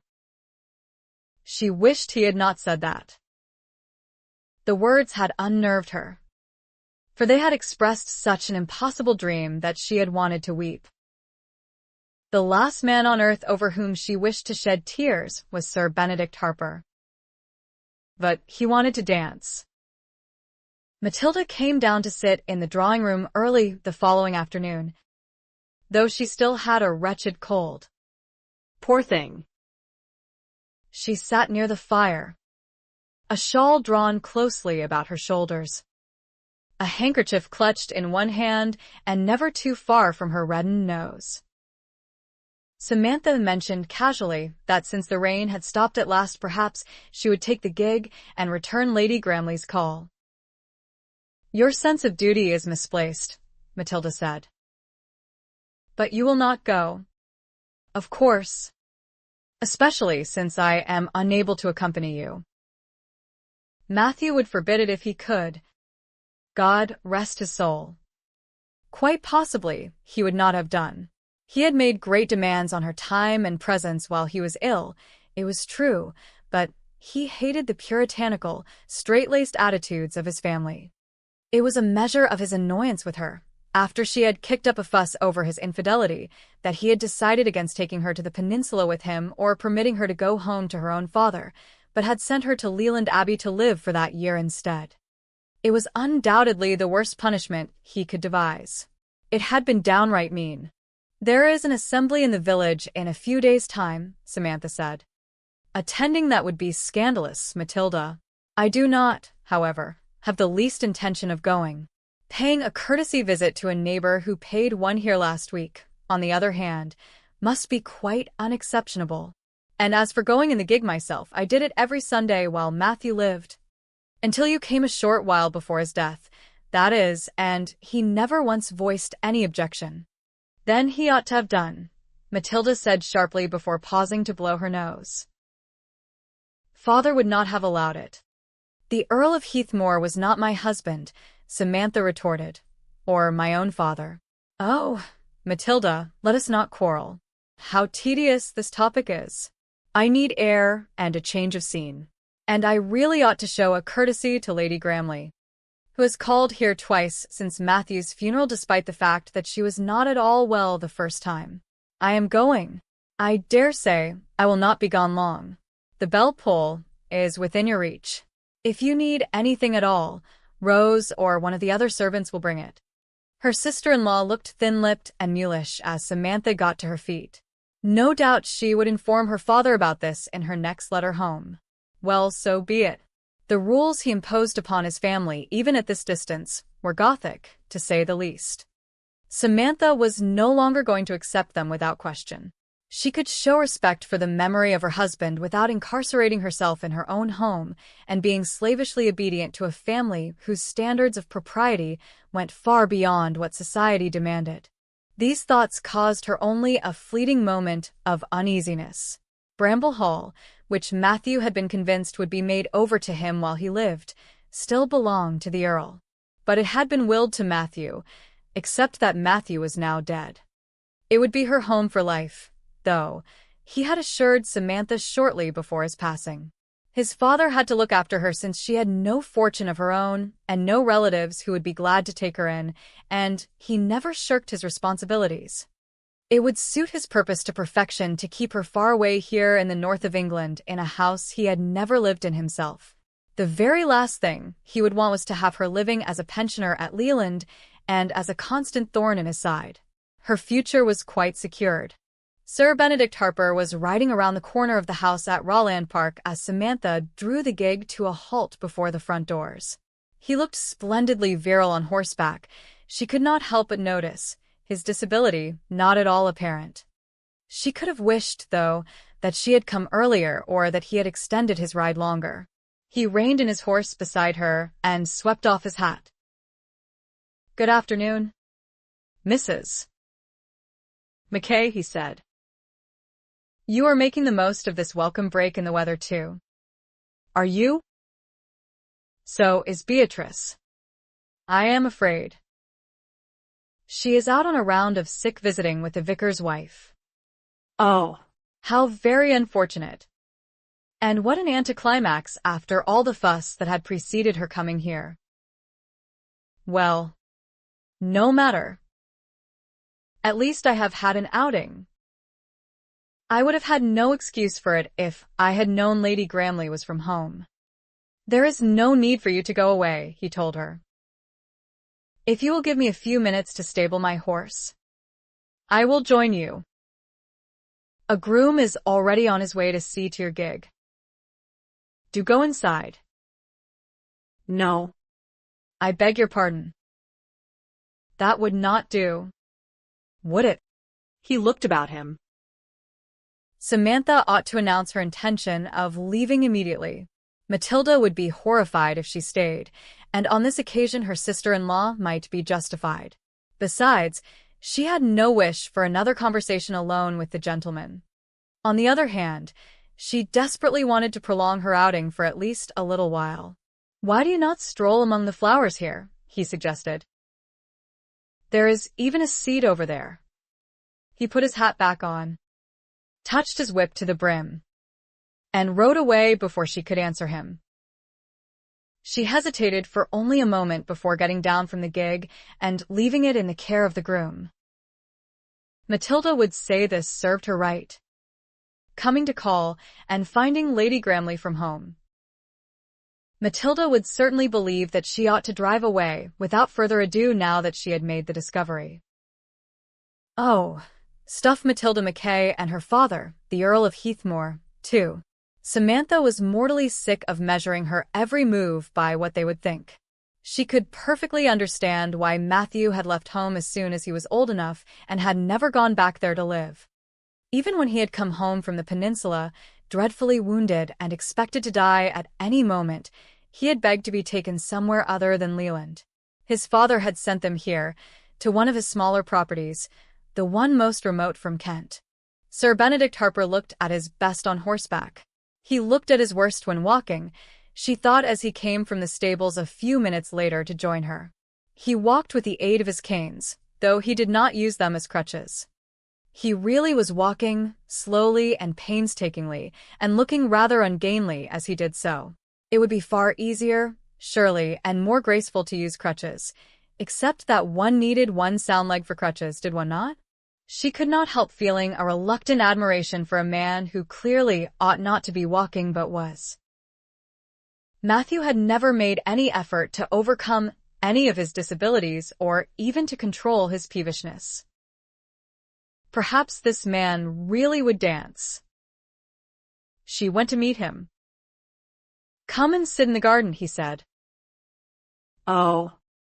"Look," she said, tipping back her head. "The sun has come out. It would be a great pity to miss all its brightness by being cooped up indoors. Perhaps I am fortunate after all that Lady Gramley is from home. There has been so little sunshine lately, and she would have missed it even if there had been." She could perfectly understand how a prisoner must feel, incarcerated in a dungeon year after year. Impulsively, she tossed her heavy veil back over the brim of her bonnet and was rewarded with bright sunlight and warm, delicious air. "Lady Matilda did not wish to accompany you?" he asked. "She has the most dreadful head cold," she said. "I do hope I am not carrying the infection here with me. She was huddled beside the fire in the sitting room when I left. She would not have come anyway, Though. She considers such social calls improper while we are in deep mourning." They had reached the flower garden and were soon seated side by side on the wrought iron seat she had seen earlier. He propped his canes beside it. "Your husband was an officer," he said. "He died of wounds sustained in the wars." "Did he?" "Most of them healed," she told him, "though some of them left him scarred. He lived in a darkened room because of them and would not see anyone except his valet and me. He had always been proud of his good looks. His worst injury, though, was a bullet lodged somewhere inside his chest, close to his heart. It could not be removed without killing him. It affected his lungs as well as his heart and made it progressively more difficult for him to breathe. There was never any hope of his making a full recovery. "I am sorry," he said. "You have had a difficult time of it." "Those words, for better or for worse, are no idle addition to the marriage service," she said. "Some of us are called upon to live up to what we have promised. Yes, I have had a difficult time of it. So have thousands of other women, wives and mothers and sisters. And for their men, life has been no easy matter either. Some of them die, as Matthew did. Some live on with permanent disabilities and pain. You must have had a difficult time of it too." "Even though only my legs were affected?" She turned her head sharply in his direction. It was unkind of him to remind her of that foolish assumption. "That was short-sighted of me," she said. "You did admit there was more than that." "Much more?" He smiled at her, and she could see that he must once have been very handsome. He still was, but there were cares worn into his face now, where once there must have been pure youthful charm. As there had been with Matthew, though she did not suppose Sir Benedict had ever been as breathtakingly good-looking as her husband. "The years of my convalescence were the worst of my life," he said, "and also, strangely enough, the best. Life has a habit of being like that, giving and taking in equal measure, a balance of opposites. Beatrice would have had me here to nurse back to health. But she had young children at the time, and it would have been unfair to foist the burden of my wounded self upon her. I was fortunate enough to be brought to the notice of the Duke of Stanbrook. He took me and a number of other wounded officers into his own home, Penderys Hall in Cornwall, hired the best doctors and nurses, and kept some of us there for longer than 3 years while we healed and recuperated. There is a group of us, 7 in all, who still meet there for a few weeks every year. Those 5 men, including the Duke, and 1 woman are my closest friends in the world. They are my chosen family. We call ourselves the Survivors Club. Are 2 of its members by any chance the hero of a forlorn hope who was brought home in a straitjacket and a young blind man? She asked. Hugo, Lord Trentham, and Vincent, Viscount Darley. Yes, he said. And one of the members of your club is a woman? Imogen. Lady Barclay, he said. She was in the peninsula with her husband, who was a reconnaissance officer. A spy. In other words, he was captured while he was not in uniform, and he was tortured, partly in her presence. Then he died. Poor lady, she said. Yes. I wonder, she said, if there is anyone of our generation or the generations directly above and below our own whose life is unaffected by the wars. Do you think there is? We are all always affected by the major events of history, he said. It is unavoidable. Who was it who said? He stopped and frowned in thought. It was John Donne in one of his essays. No man is an island entire of itself. That was it. There is always some poet or philosopher who has captured in brief and vivid words the greatest truths of human existence, is there not? Are you a philosopher, Sir Benedict? She asked. No, he laughed. But I fear I am being a bore. You told me last week that you are tired of sickness and suffering and death, or something to that effect. You told me you wanted to live, specifically to dance. Has it been a long time since you danced? Tell me of the last time, or the last time that was memorable. Where was it? When? What did you dance? And with whom? Goodness. She found herself laughing back at him. Can I remember that far back? Oh. Let me see. When was it? There were a few regimental balls before the regiment was sent to the peninsula. I did not particularly enjoy them. It was during those balls she had seen Matthew dance with other women, both married and single. Not just dance, though. Every officer danced with ladies other than their wives, of course. It was what was expected at any ball. Matthew had openly flirted, and all those wives and others had responded and been flattered and flirted right back. She had hated those balls and having to smile and dance and pretend to be finding nothing distasteful in her husband's behavior. She had hated the looks of kind sympathy in the eyes of some of the other officers with whom she danced. The last memorable dance was at an assembly when I was still living at home, she said.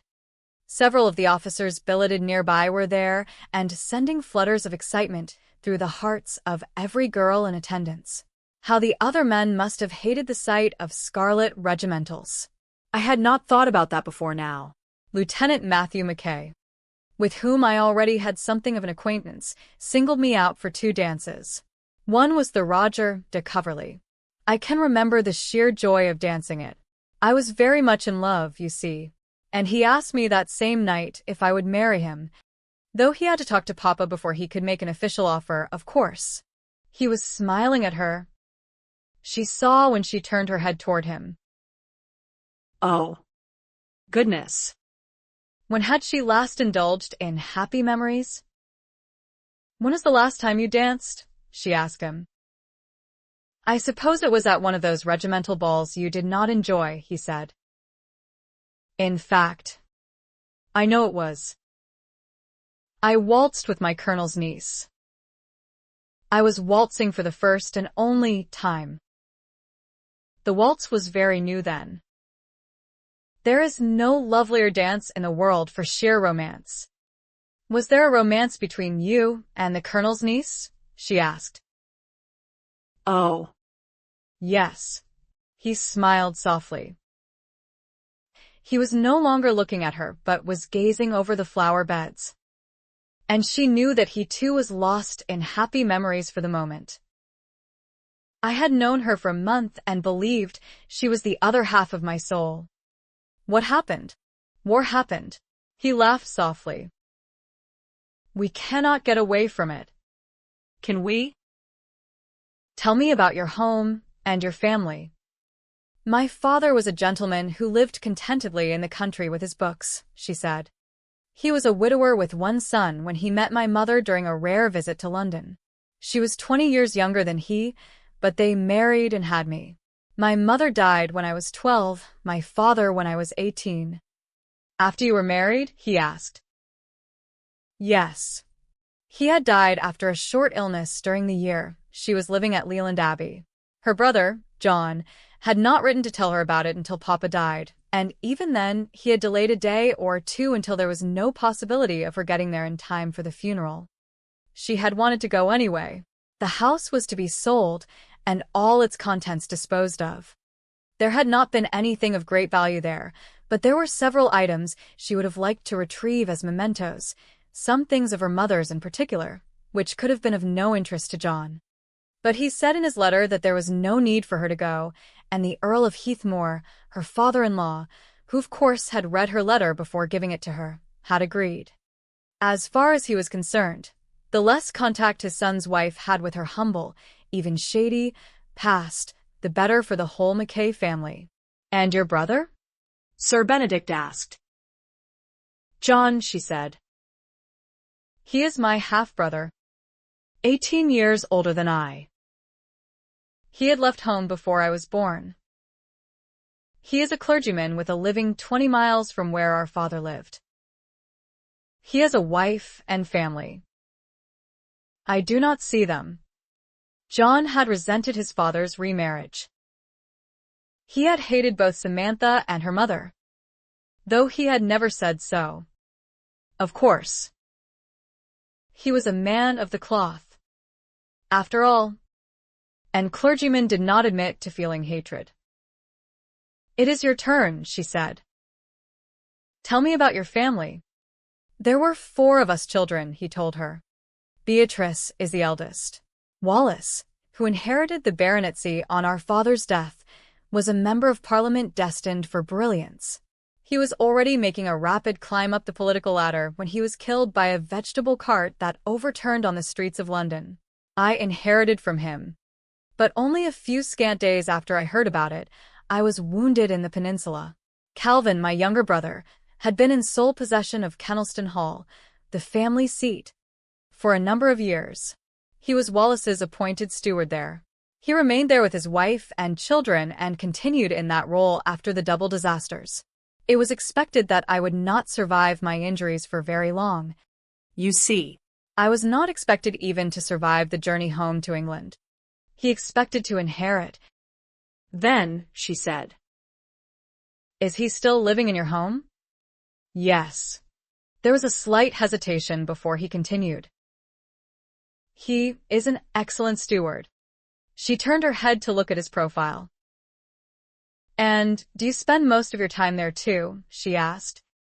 Now that you have recovered? No. He did not elaborate. He did not need to.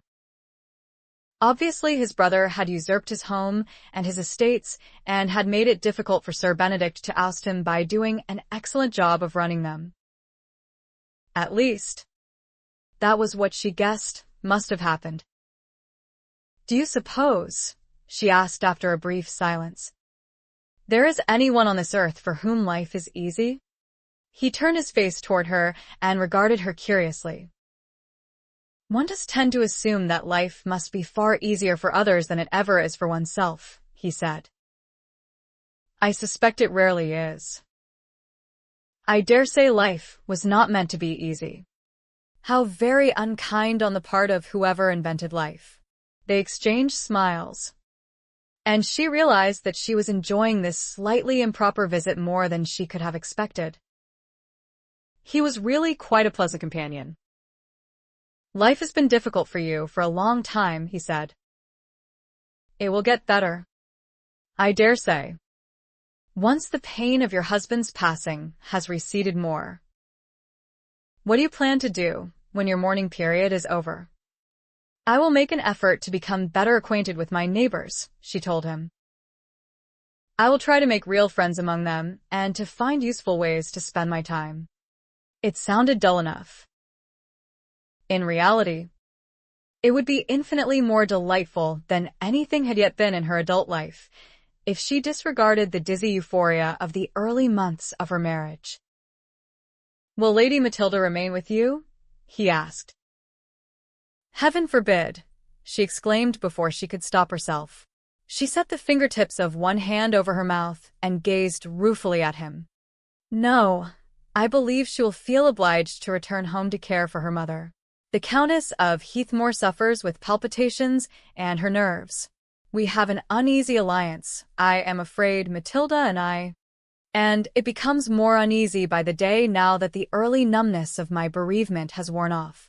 Matilda is so very correct in all she says and does, and I am sometimes a trial to her. And she to you? He was smiling again. You will not go with her to your father-in-law's home, then? Oh. No, she said. I lived there for a year after Matthew's regiment was sent to the peninsula. She only just stopped herself from saying more. He raised his eyebrows. I would not wish to return, she said. And I have no doubt my father-in-law shares my sentiments. I do not have an acquaintance with the Earl of Heathmore, Sir Benedict said. It was not surprising. When he went to London, that den of all iniquity, the Earl divided his time between the House of Lords and his clubs. He rarely attended any of the entertainments of the season, and his womenfolk were not permitted to attend any. As soon as the spring session ended, he withdrew to Leland and stayed there until duty called him forth again. He attended the Church of England, but one would never guess it from his attitudes and behavior. He was the quintessential Puritan. Anything that smacked of pleasure must by its very nature be sinful. Anything that ran counter to his sober principles and rules must be of the devil, and anyone who disobeyed him was the devil's spawn. He ruled his family with an iron fist, though to be fair, physical violence was rarely, if ever, necessary. I do not believe you would enjoy such an acquaintance, she said. You may rely upon my discretion not to tell anyone you just said that, ma'am, he said, his eyes twinkling with amusement. But he continued to look at her, and the smile faded from all but his eyes. When I spent those years at Penderris Hall with my fellow survivors, I had 6 confidants. They understood my thoughts and feelings because they were experiencing similar ones. They knew when to advise, when to laugh at me or cajole, when merely to listen. They knew when to draw close and when to keep their distance. I believe it was only after I had left there that I fully understood how blessed I had been, and still am. I can say anything in the world to those friends, and they can say anything in the world to me without fearing censure and with a sure knowledge that what is said will remain confidential. We all need people to whom we can speak freely. I have my sister too. We have always been close even though she is 5 years my senior. The older we get, however, the less wide that gap appears. Was he telling her that he knew and understood all the things she had not put into words? That he understood her loneliness and sense of isolation? She only partly understood them herself. She had always been lonely and had always denied it, even to herself. To admit it would be to allow self-pity a toehold in her consciousness. And there was something almost shameful about loneliness, as if one must be unlovable as well as unloved. I envy you, she said. It must be lovely to have close friends. Too late, she realized what she had admitted. For surely Matthew ought to have been such a friend. I am afraid, she said, that I must already have committed that dreadful social faux pas of outstaying my welcome. We must have been sitting here for close to an hour. Matilda will be having 40 fits. Perhaps 44 if she ever discovers that Lady Gramley was not here. She got to her feet and waited for him to rise too. Do you ride? He asked as they began the slow walk up to the terrace. I learned as a girl, she told him, though I did not have the chance to ride often. My father owned only the ancient beloved mare that pulled our gig at a speed roughly equivalent to a brisk stroll. Matthew insisted I ride more often after we were married. And I became quite proficient in the saddle, though it was not something that was encouraged when I was at Leland. I have not ridden since I came to Bramble Hall. There are several horses in the stables here, he said. Bea was commenting just yesterday that they are not exercised as often as they ought to be. She was indisposed over much of the winter and has only now been cleared for regular activity. Will you ride with me one day? Perhaps the day after tomorrow? Oh, she said. She was about to decline for all the usual and obvious reasons. But she remembered the fright and exhilaration of those rare rides in her childhood, and the wonder and joy of riding what she had called a real horse after her marriage. She was overwhelmed by temptation. What would Matt'll know? She did not care what Matilda would say. I shall ask Bea to ride with us. Of course, he added.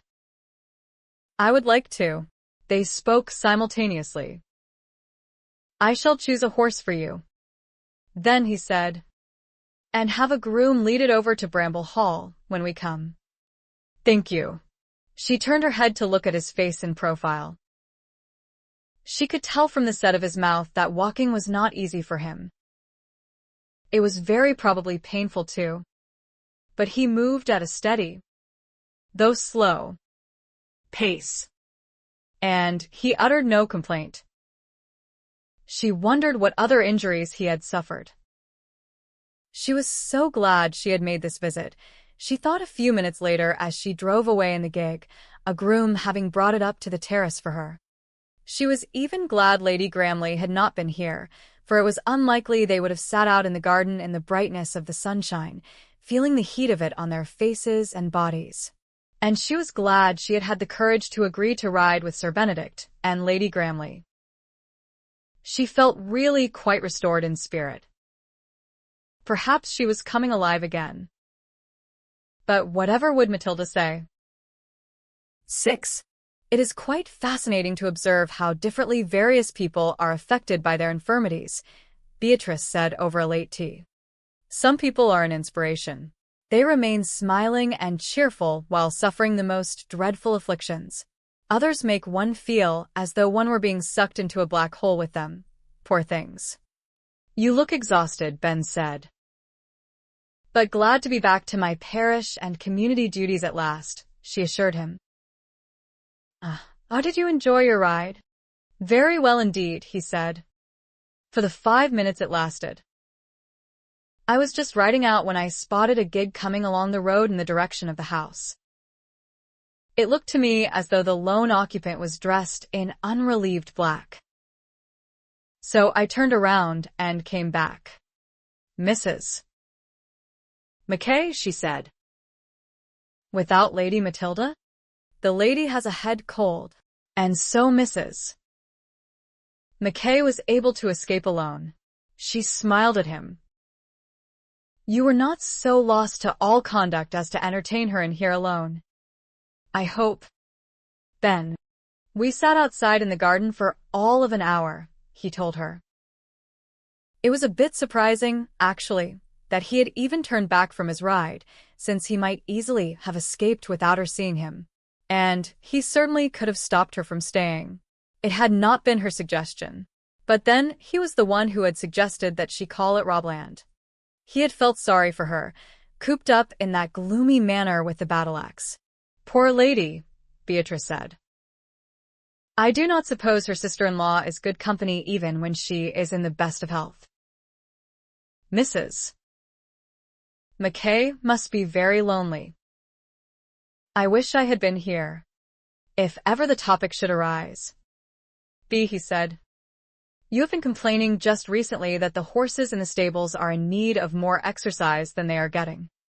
Oh, she said in some surprise. Have I been so slandering my grooms? I am obliged to you for reminding me. Benedict. as I have no recollection of saying any such thing. And why should the topic arise? I said as much to Mrs. McKay before she left here, he explained. Oh. Her cup paused between the saucer and her lips. Asked her to ride with me the afternoon after tomorrow, he said. But I suspect there is no suitable mount in the stables at Bramble Hall. I do not doubt you are right. She placed her cup back in its saucer and set both aside. And she agreed? Yes. She rested her elbows on the arms of her chair and regarded him with a slight frown. I doubt her sister-in-law will allow it, she said. If she has power over Mrs. McKay, that is. But is it wise anyway, Ben? I can see no reason why a recently bereaved widow ought not to take the air on horseback if she so desires, but in the lone company of a single gentleman. I did say I would persuade you to join us, he said. Will you? Be? Are you feeling up to it? I certainly will be, she said. If the alternative is for you to ride out alone with a lady. Ben. It would not be at all proper. Even if she were not in deep mourning. She is lonely. As you just observed, he said. And restless. Though why he should have taken it upon himself to try to alleviate that restlessness, he did not know. It is hardly surprising, she said. She has been virtually incarcerated at Bramble Hall ever since she arrived. I suppose it was a labor of love, poor lady, nursing Captain McKay, and clearly he was desperately ill, but I always thought it selfish of him not to insist that she go out occasionally, even if only to take tea with a neighbor. She never did. It is perfectly understandable that by now, with the first wave of her grief passing off, she would be longing to flutter her wings. Yes. She fixed him with a direct stare. You are not making a flirt of Mrs. McKay by any chance, are you, Ben? She asked him. You have not conceived a tendre for her? I have been hoping for some time that you would recover your interest in women and in courtship. You have been a hermit for too long. I have been hoping you would marry before you turn 30, though you have only a few months left in which to make me happy on that score. But I am not sure a recent widow is a wise choice, especially given the identity of her father-in-law. Of course, she is quite astonishingly lovely. She must have foreign blood to account for her dark coloring. That would not endear her to the Earl of Heathmore, I dare say. Beatrice, Ben said in some exasperation, I have met Mrs. McKay 4 times, including our disastrous encounter in the meadow and our brief meeting at church. We are to take a ride together the day after tomorrow in your company. I do not believe we will be having the banns called this week or even next. She laughed. She is very beautiful, though the black clothes she wears are unbecoming, to say the least. Agreed. If you sat outside in the garden, she said. I suppose she kept that hideous veil over her face. She pushed it back over the brim of her bonnet. Actually, she regarded him in silence for a few seconds longer, and then shrugged. I know, she said. You do not need to say it aloud. You are no longer 9 years old, or even 19. You are quite capable of living your own life, and even if you are not, you would not thank me for trying to live it for you. Very well, I will not. But what are you going to do with your life? Ben, you have appeared to drift aimlessly in the years since you left Cornwall. I have sworn to myself that I will say nothing, but here I am saying it anyway and annoying you. He was irritated by the question, since he still did not know the answer. And he hated that in himself. He had always used to think of himself as a firm, decisive man. He had planned out his life when he was 15, and he had not deviated from that plan until a bullet and other assorted catastrophes had stopped him almost literally dead in his tracks 6 years ago. Now he felt as if he had been set adrift, without a compass, on an ocean that stretched vast and empty in every direction.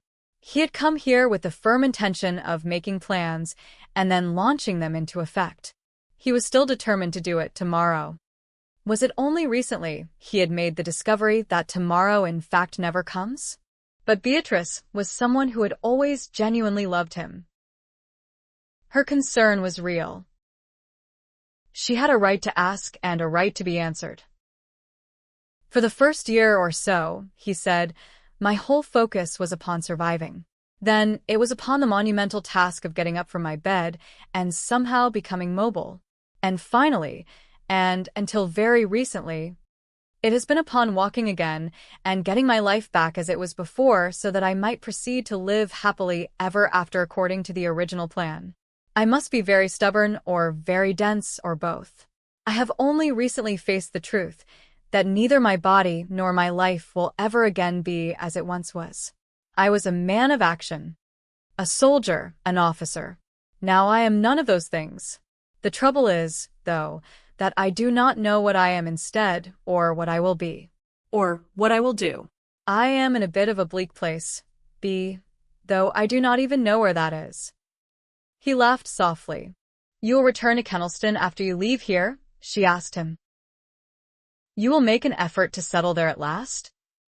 I thought I might travel first, he said, plucking out of the air one of the ideas he had half considered. I have done a little of it in the past few years. I have spent time in Bath, at Tunbridge Wells, in Harrogate, and other places. I thought I might see something of Scotland, the Lake District.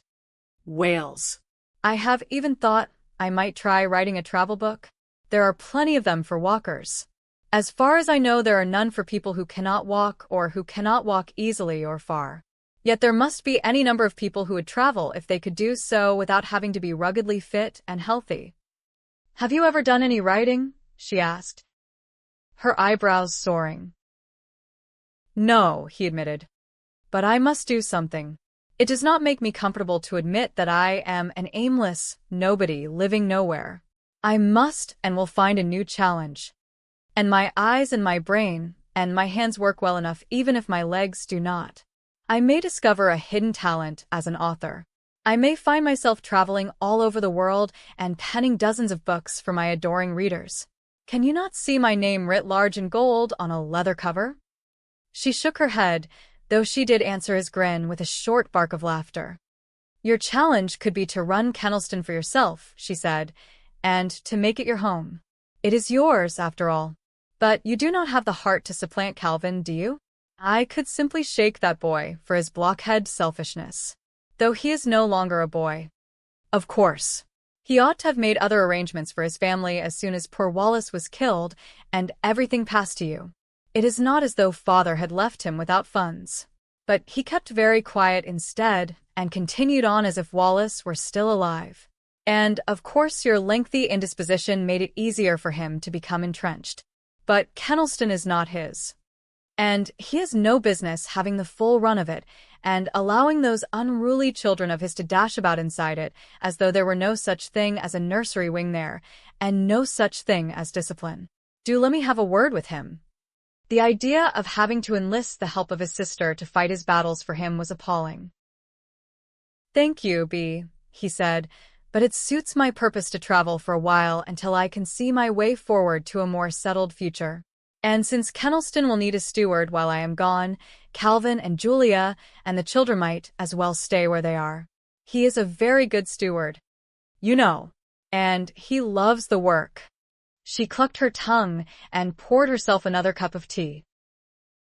She looked at him, teapot held aloft. But he shook his head. Actually, he thought perhaps he was using Calvin as an excuse. Perhaps it suited him as well as it did his younger brother to leave matters as they were. He was not perfectly convinced that the sedentary life of a country gentleman would be quite to his taste. It was a rather startling thought.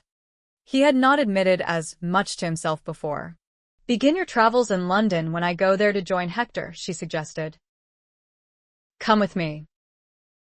Perhaps we will find you a pretty young lady who is not widowed a few months ago, and who does not have a fire-breathing dragon for a father-in-law. He laughed.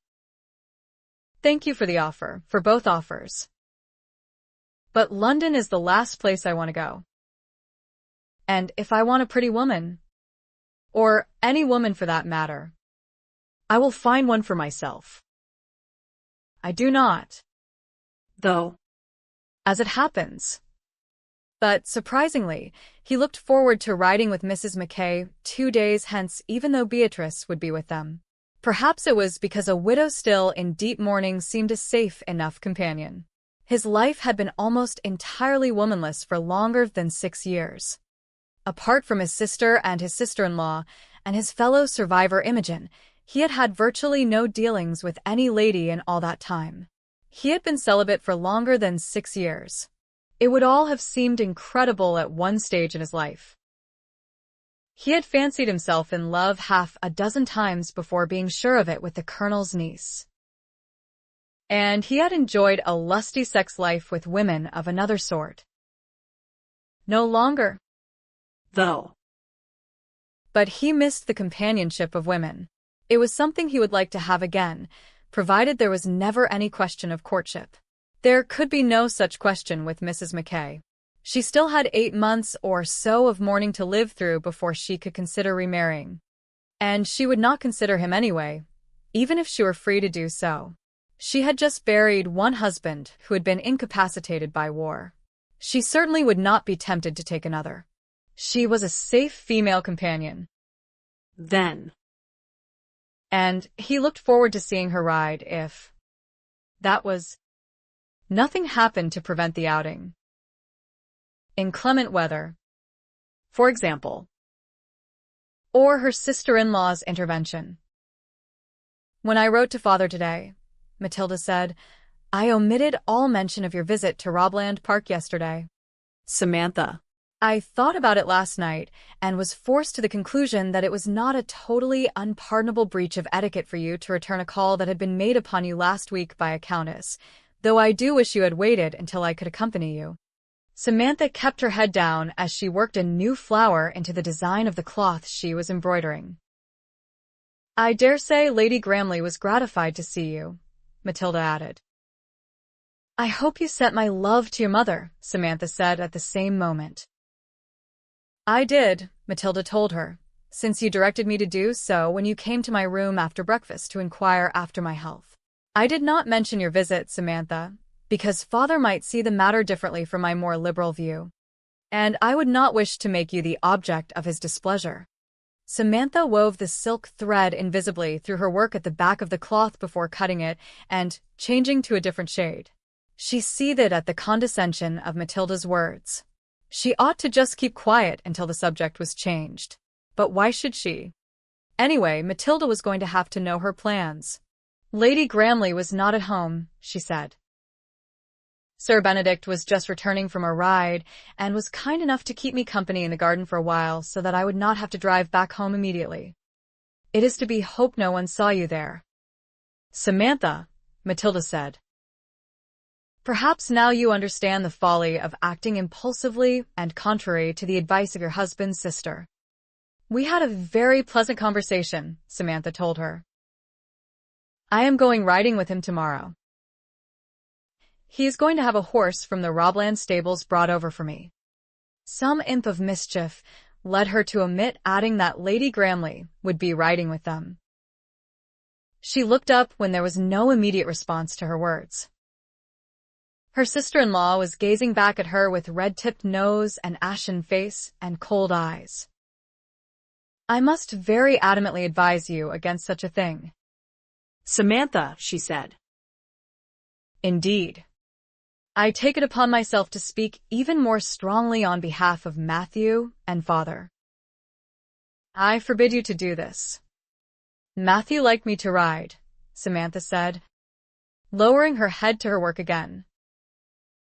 If he could speak now, I dare say he would tell me to go, since he no longer has need of me in the sick room. I need air and exercise. Quite desperately. Then I will walk with you in the garden, Matilda said. No, you will not, Samantha told her. That is a very bad cold you have. You need to stay by the fire and out of draughts. And I need exercise that is more vigorous than a stroll in a confined area. A walk is not enough. I want to ride. And that is what I will do tomorrow. Oh, dear. Did I say the forbidden word? Tramp, who had been lying in the shaft of sunlight that beamed through the window. looking for all the world as if he were comatose, had scrambled to his feet and was now standing before Samantha's chair, making pathetic little whining sounds and gazing fixedly and hopefully up at her. I used the word walk. Did I not? His tail wagged. Yes. Indeed. She had. Oh. Very well.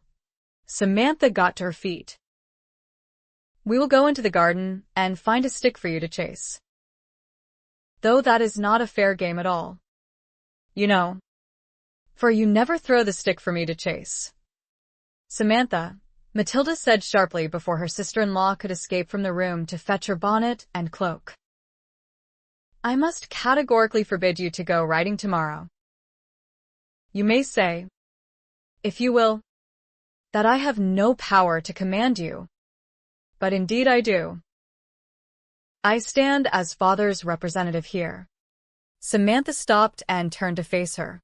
I do say that you have no right to command me, Matilda. It is insufferable that you would try. Your complaints and advice I will listen to. You have every right to express them. You have no right to tell me what I must do, or, more important, what I must not do. Nor does the Earl of Heathmoor. He is not my father, though he did own the home in which she was living.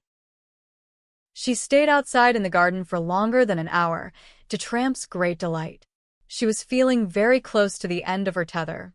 The past 5 years had been difficult ones, but though Matthew had been a demanding, often querulous patient, she had made allowances for his pain and discomfort. Besides, he was her husband. She had not been happy during those years, but she had been too busy and usually too exhausted to feel any great unhappiness. The 4 months of her bereavement had been difficult ones too, in a different way. They might have been less difficult if she had been able to respond to the very touching outpouring of sympathy and good wishes of neighbors with whom she had had no chance to become well acquainted before Matthew's death. She might have made some friends, or at least a few friendly acquaintances during these months. She had not been allowed to accept the overtures of her neighbors, however, and she had meekly given in to Matilda's directions on what was correct. She could do it no longer. She was beginning to feel quite mutinous. I must categorically forbid you to go riding tomorrow. I stand as father's representative here. Oh. It was intolerable. Finally, even Tramp was tired of playing. He came and lay at her feet as she threw his stick once more, and then rested his chin on his paws. Ingrate, she said. You might at least have fetched it one more time before making your wishes known. It was a perfectly decent stick. Now I will have to search for another the next time you insist upon this game. He heaved a sigh of unrepentant boredom. We had better go back inside then, she said. I have been avoiding the inevitable. Why did I have to marry into such a horrid family, Tramp? No, don't answer. I know why. It was because of the fatal combination of scarlet regimentals and a handsome face. He was very handsome, you know, and very dashing. You were not acquainted with him in those days. And it was not his fault his family is so horrid. She thought of avoiding the sitting room when they went back inside and taking her outdoor things up to her room, where she would find something to keep her busy. But there was no avoiding Matilda forever, and she was not going to start hiding inside her own home. She left her outdoor things in the hall and opened the sitting room door, prepared somehow to make peace. The room was empty. She breathed a sigh of relief and crossed the room to pull the bell rope. Bring a tray of tea. Will you? Please. Rose, she said when a maid answered her summons. Do you know if Lady Matilda was feeling unwell again? Did she go back up to her room? Rose flushed and looked uncomfortable. I think she is up there. Ma'am, she said, but not to rest. She sent Randall down to the cellar to fetch her trunk and her big valise. And she sent for her maid to pack them.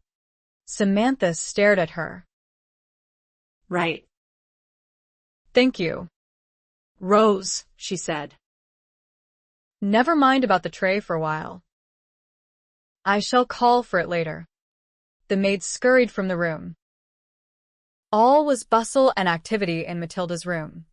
Her trunk, 2 valises, and 3 hat boxes were open on the floor, and it seemed that every garment she possessed was piled either on her bed or on chairs, except the chair on which Matilda herself sat, her back ramrod straight, her lips set in a thin, straight line. "What is this, Matilda?" Samantha asked. It was a rather foolish question. Of course. It was perfectly obvious what this was. "I shall be leaving for Leland tomorrow morning," Matilda said without looking at her. "I shall take the traveling carriage and some servants." Samantha walked farther into the room. "I am sorry it has come to this," she said. "Are you sure you are well enough to travel?" "I will not remain here," Matilda said. "I know what is due my family and the memory of my brother, Samantha. And I will not sully either by remaining with someone who does not. And this is all because I choose to return the calls of my neighbors?" Samantha asked her. "I hardly call riding out with a single gentleman who is staying with one of your neighbors visiting." "Samantha," Matilda said, "even if you were not in deep mourning, I would call it both vulgar and scandalous." "Vulgar and scandalous." Samantha sighed. "Did I neglect to mention that Lady Gramley will be riding with us?" "That fact makes no difference," Matilda said. "I hope your conscience will persuade you to remain at home tomorrow, Samantha. But whether it does or does not, the intention was there and the determination to persist even after I had spoken to you quite sternly on behalf of my father. I will not remain after such an insult not to me, you will understand, but to the Earl of Heathmore, your husband's father." "Very well," Samantha said. "I see there is no point in my saying anything further. I shall make arrangements for the carriage and the coachman and a few other servants to be ready in the morning." "It is already done," Matilda said. "I beg you not to exert yourself on my behalf." And the thing was, Samantha thought a short while later when she was back in the sitting room, prowling about as though there was no comfortable chair upon which to sit. The thing was that she had been left feeling guilty, as if she really had behaved quite outrageously enough to be shunned by all decent folk. Vulgar and scandalous. Good heavens. Oh. She was very angry again. Quite furious. In fact, for 2 pins she would hurl every ugly ornament on the mantelpiece onto the hearth and shatter them into a million pieces. But she doubted she would feel any better afterward. Surely, other newly bereaved widows were not expected to stay in a darkened home for a whole year, discouraging visitors and never returning any calls they did receive. Surely they did not cut themselves off from all exercise and social activity, even if they did avoid more frivolous entertainments, like assemblies and picnics. Surely the way she had been living here with Matilda was not normal. Perhaps she was wrong. Perhaps her restlessness did denote a waywardness, a lack of respect for the man who had been her husband for 7 years, and for his grieving family. Were they grieving, though? Beneath the outer trappings of mourning, that was. None of them had come to Bramble Hall even once during the 5 years Matthew had been here, except Matilda at the end. None of them had come for the funeral. It was a long way, of course, from Kent to County Durham, and would have caused an uncomfortable delay in the proceedings. Nevertheless, she had personally sent word to the Earl and Countess by special messenger, and they could have got word back to her just as quickly to delay the service. They had not done so. Matthew had been the black sheep. Oh. No. She decided. Tugging firmly on the bell, pull again. She was not going to feel guilty. And she was not going to try to persuade Matilda to change her mind. Good riddance to her. She was not going to send word to Robland Park to cancel tomorrow's ride either. She was not going to feel guilty. But of course she did. Bring the tea tray in. Please. Rose, she said when the maid answered her summons. She was not hungry either. Though. Or thirsty. 7. It is going to rain, Beatrice observed at breakfast the next morning. She had looked up briefly from the letter she was reading. Ben glanced toward the window and agreed that rain was a distinct possibility. It had been a pretty miserable spring so far, at least in this part of the country. It looked as if they were not going to be able to ride with Mrs. McKay after all. Perhaps it was just as well. He did not doubt the battle-axe would disapprove since she did not believe even a sedate visit to a neighbor was seemly. Though he did think it was high time Mrs. McKay thumbed her nose at the heavy restrictions that were being imposed upon her. Perhaps the rain would hold off. How can boys spend such a vast deal of money when they are supposedly at school becoming the scholars of the future? Beatrice asked, her eyes back on her letter. And why do they apply for extra funds to their mothers rather than their fathers, who would demand an accounting of what had already been spent? Precisely for that reason, he said. I dare say the price of sweetmeats has risen since I was at school. She said. But having rotten teeth pulled is just as painful. It started to rain in the late morning. A light drizzle, at first, which might or might not turn into something more serious. By the time he had finished his luncheon, however, Ben was forced to admit that the rain had taken the first option. It was going to be too wet to ride. He was disappointed. He went upstairs to do his daily exercises. He would not neglect those, even though he had accepted the reality that he would never recover more than very minimal use of his legs. He would not risk losing what little he had accomplished, however. At least he could get about on his own legs.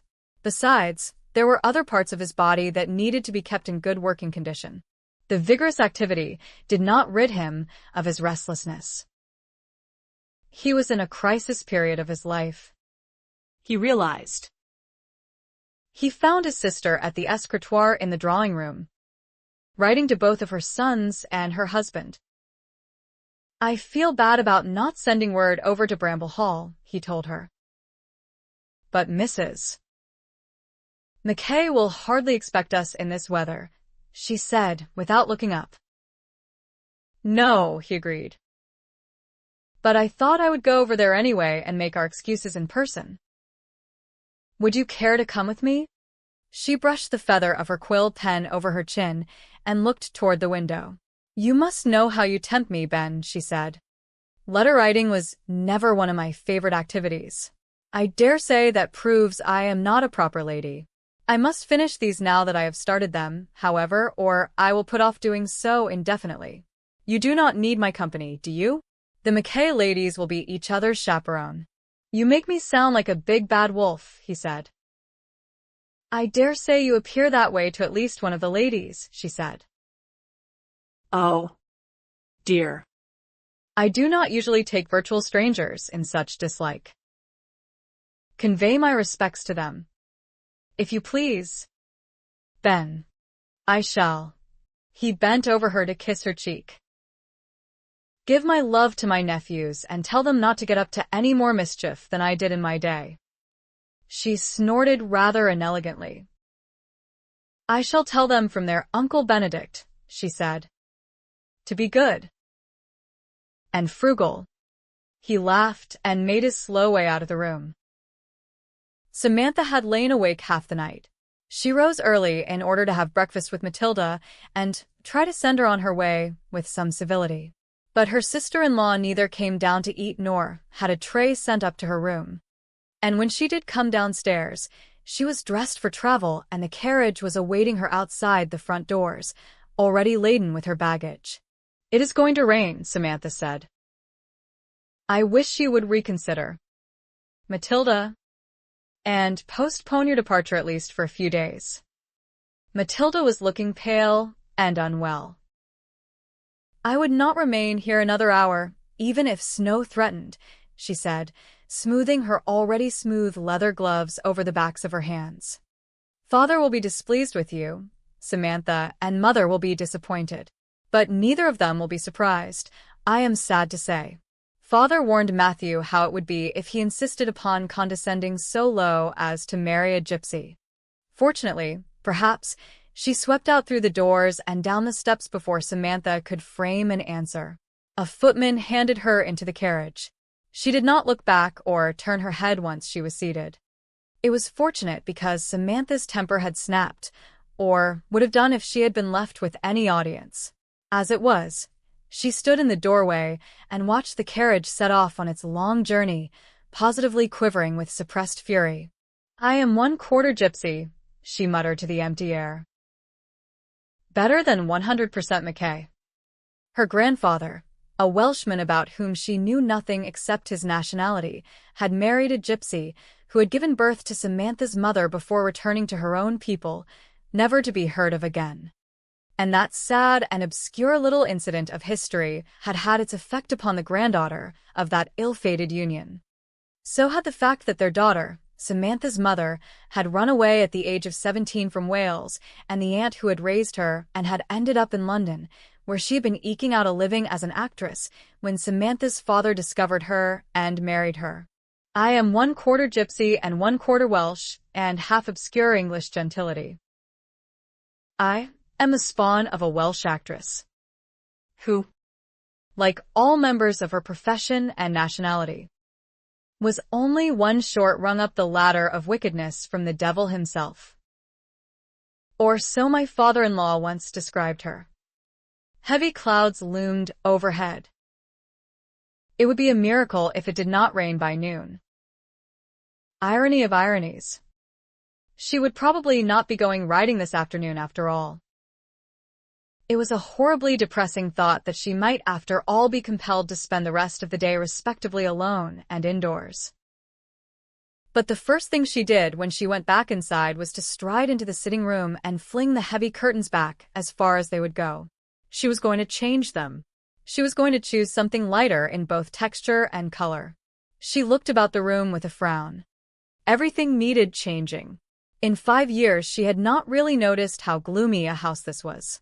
Matilda was at this very moment carrying stories of her wickedness to Leland. Wickedness. For 5 years she had devoted every moment of her days to the care of the Earl of Heathmoor's son. She had endured 5 years of disturbed nights without complaint.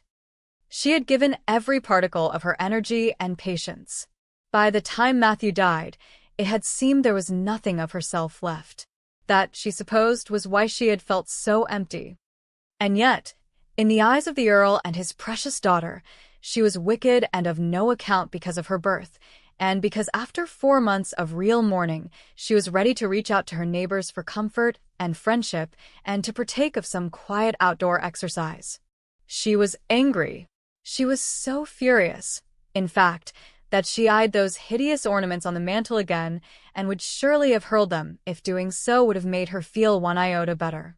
They were not worth her ire, the Mackays, that was. But no matter how firmly she told herself that, she felt hurt anyway. Thank goodness, she was so far away from them, and they were sure to be as happy about that as she was. And, of course, it rained. At first it merely drizzled, leaving the cruel hope that it would not come to anything but would stop before afternoon. It rained more heavily instead, and showed every sign of having settled in for the day. Matilda would call it a just punishment.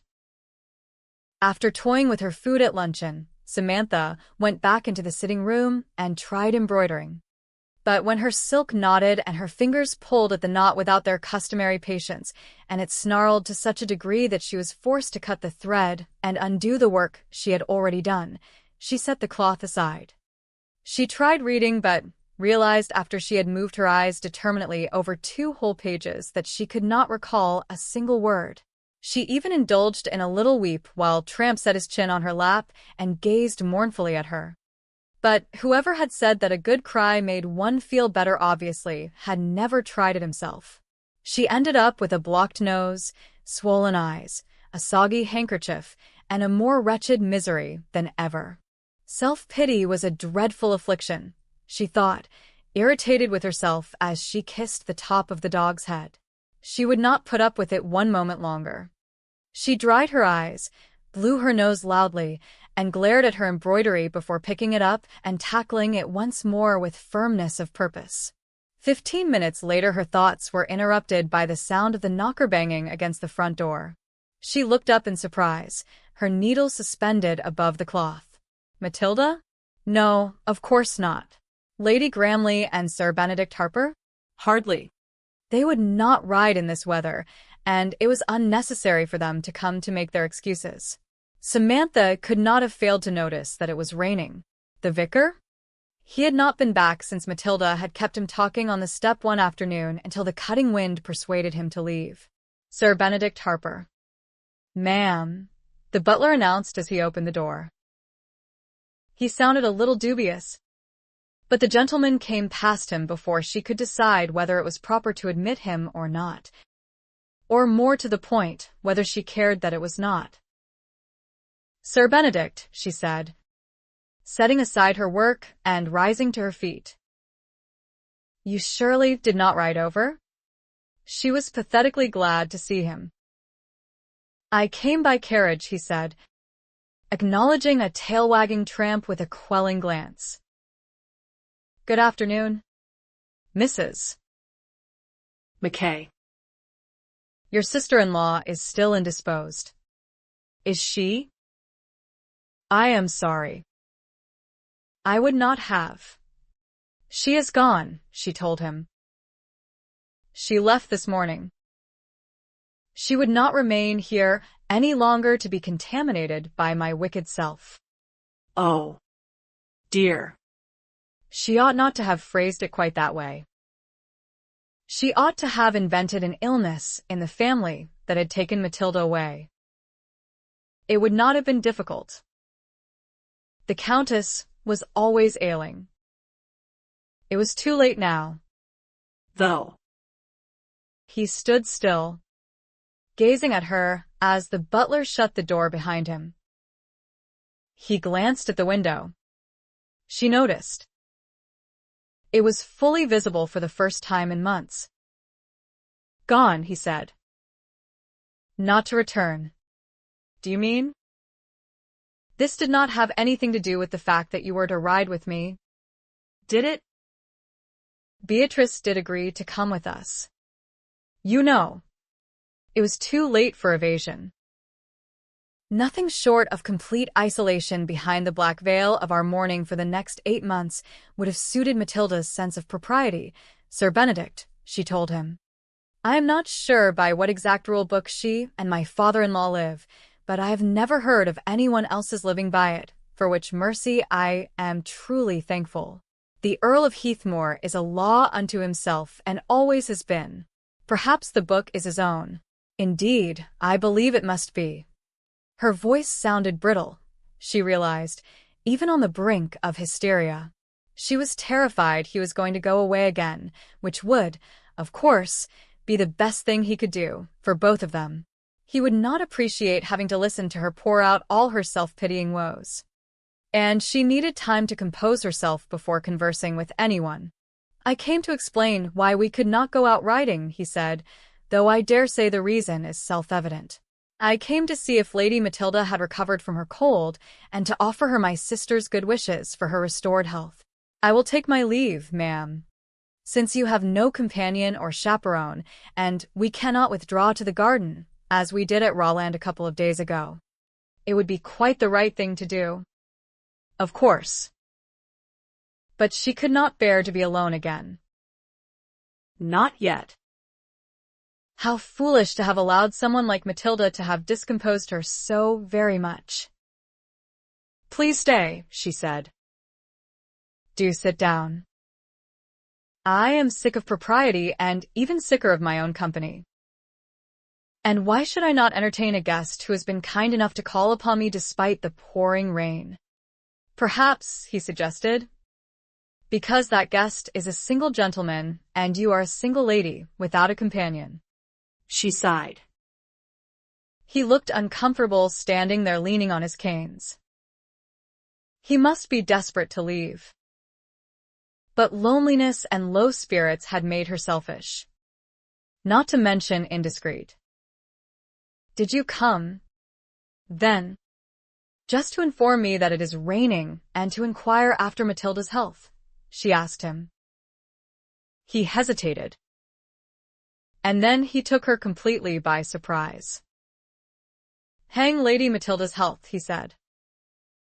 And your house has windows. They are not even almost completely covered by curtains today. I came to see you. And if she had thought he looked uncomfortable a few moments ago, it was nothing like what she felt now. The very air in the room felt as if it had been charged with something dangerous. But hang Lady Matilda's health. She could not help but smile. Oh. Do sit down, she said. Why should you leave just because Matilda is not here? He made his slow way to the chair she had indicated and sat.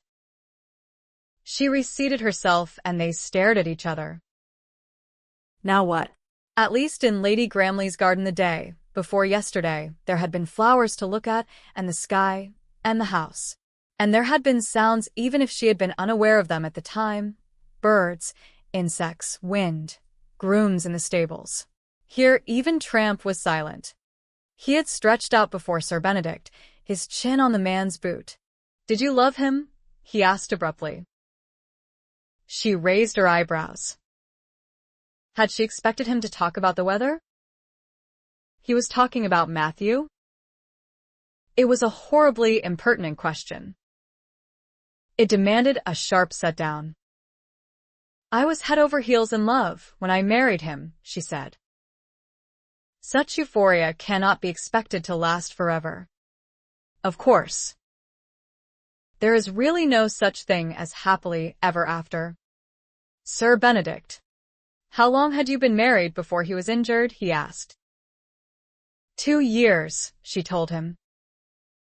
I spent the first year with him, and the second, after his regiment was sent to the peninsula, at Leland Abbey in Kent with my in-laws. And you fell out of love because of his injuries? No, she gazed broodingly at him for a few moments. She ought to repel him by telling him how impertinent and intrusive his question was. It did not take me long after my marriage to discover what I ought to have realized before. He could not live without the admiration of men and the adulation of women. He was handsome and dashing and charming. Everyone adored him. But he... Ah. She really ought not to be talking so about her own husband. But he adored no one except himself, he suggested. How could he have guessed that? But he was exactly right. Matthew had seen everyone beyond himself as nothing more than an attentive, admiring audience. She doubted there had ever been anyone in his life whom he really knew or wanted to know, herself included. Even during the last 5 years, he had seen her as he wanted to see her, an obedient and attentive wife, created for his comfort. He had never known her, not even half. His wounds did not change him, he asked. Oh, they did. Or perhaps they changed only the circumstances of his life rather than his essential character. She turned her gaze on the fire. His nose had been cut by a saber and broken. His face was not very badly disfigured after it had healed, but he refused to be seen by anyone except his valet and me. He would not have a mirror in his room. He was crushed by what he thought of as the loss of his good looks, as though they were his very identity. If his health had been good apart from that relatively minor disfigurement, perhaps he would have recovered some of his old confidence and swagger. But his health was not good. Beatrice tells me you were devoted to him, he said. How could I not be? She looked back at him. He was my husband, and I cared about him. I ought not to have said anything negative about him. He is not here to contradict me or to retaliate with a listing of all my shortcomings. Sometimes, as I told you a couple of days ago, he said, one needs to speak from the heart to people who understand and can be relied upon to keep a confidence. And I can rely upon you? She asked. Even though you are little more than a stranger to me? You may rely upon my discretion. She believed him. She remembered what he had said about his friends at Pendarus Hall. He did not deserve such a very harsh and prolonged ending to his life, she said. I never ever wished that for him. And you do not deserve to be left feeling guilty that you are still alive, he said. I told you about Hugo Lord Trentham, who went out of his mind after successfully leading a forlorn hope in Spain. His chief torment, it plagued him for years after, and still does to a certain degree, was that he survived intact while all his men either died or were horribly injured. Yet he led that attack of volunteers from the front with extraordinary courage. You must forgive yourself for being alive, Mrs. Mackay, and for wishing to go on living. And for wanting to dance? She half smiled at him. And even for wanting to ride. Enough of me and my petty miseries, she said with a slight shake of her head. What of you? Why exactly are you staying in such a remote corner of England with your sister? It seems a very retired sort of life for a gentleman of your age. My age. He raised his eyebrows. Your face has known suffering, she said, feeling the heat of a flush in her cheeks. You could be any age between 25 and 35. Or even. I am 29, he said. Beatrice needed a few more weeks at home to recover from her indisposition over the winter, but it was necessary for Gramley to go up to London to take his seat in the House of Lords. Their boys are away at school. I had nothing better to do with my time, so I came here to keep her company. Lady Gramley is fortunate to have such an attentive brother, she said. You are not so fortunate in your brother? He asked. Your half-brother? John is a clergyman and has the charge of a busy parish and of a wife and 3 children, she told him. And he was opposed to our father marrying my mother. Why? He asked. Just because she was not his mother? At least partly for that reason. I am sure, she said. His mother had been much respected and beloved by all her neighbors. He was looking closely at her. And your mother was not? She ought to just say yes or no and leave it at that. My mother was an actress when my father met her in London, she said. She was also the daughter of a Welshman and a gypsy. It was not a combination designed to endear her to her stepson, or to the more genteel of my father's neighbors, especially when she was so much younger than he and so beautiful and vibrant. He said and regarded her in silence for a few moments while she waited for him to continue. This was the moment, perhaps, when he would recover his manners and take a hasty leave, or as hasty as he was able without making his distaste too obvious. That would explain your vividly dark coloring. I have wondered where the foreign blood came from. It comes from your gypsy grandmother. It is not really foreign blood. Though. Is it? She said. There have been gypsies in Britain for generations. But there has not been much intermarriage, and they have kept their distinctive looks. He regarded her quietly again, but there was a slight smile on his face. She could not decipher its meaning. Is she still living? He asked. Your grandmother. I mean? Or your grandfather? My grandmother left to return to her own people when my mother was an infant, she said. I know nothing of my grandfather except his nationality. My mother left Wales at the age of 17 and never went back. She almost never talked about her past. Perhaps she would have done if she had lived longer. Silence stretched between them again. Perhaps, she said, you feel the need to leave now. Sir Benedict. Because I am compromising your virtue? He asked.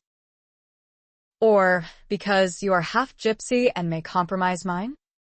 1/4, she said testily. I am 1/4 gypsy. Ah. Well, I am reassured.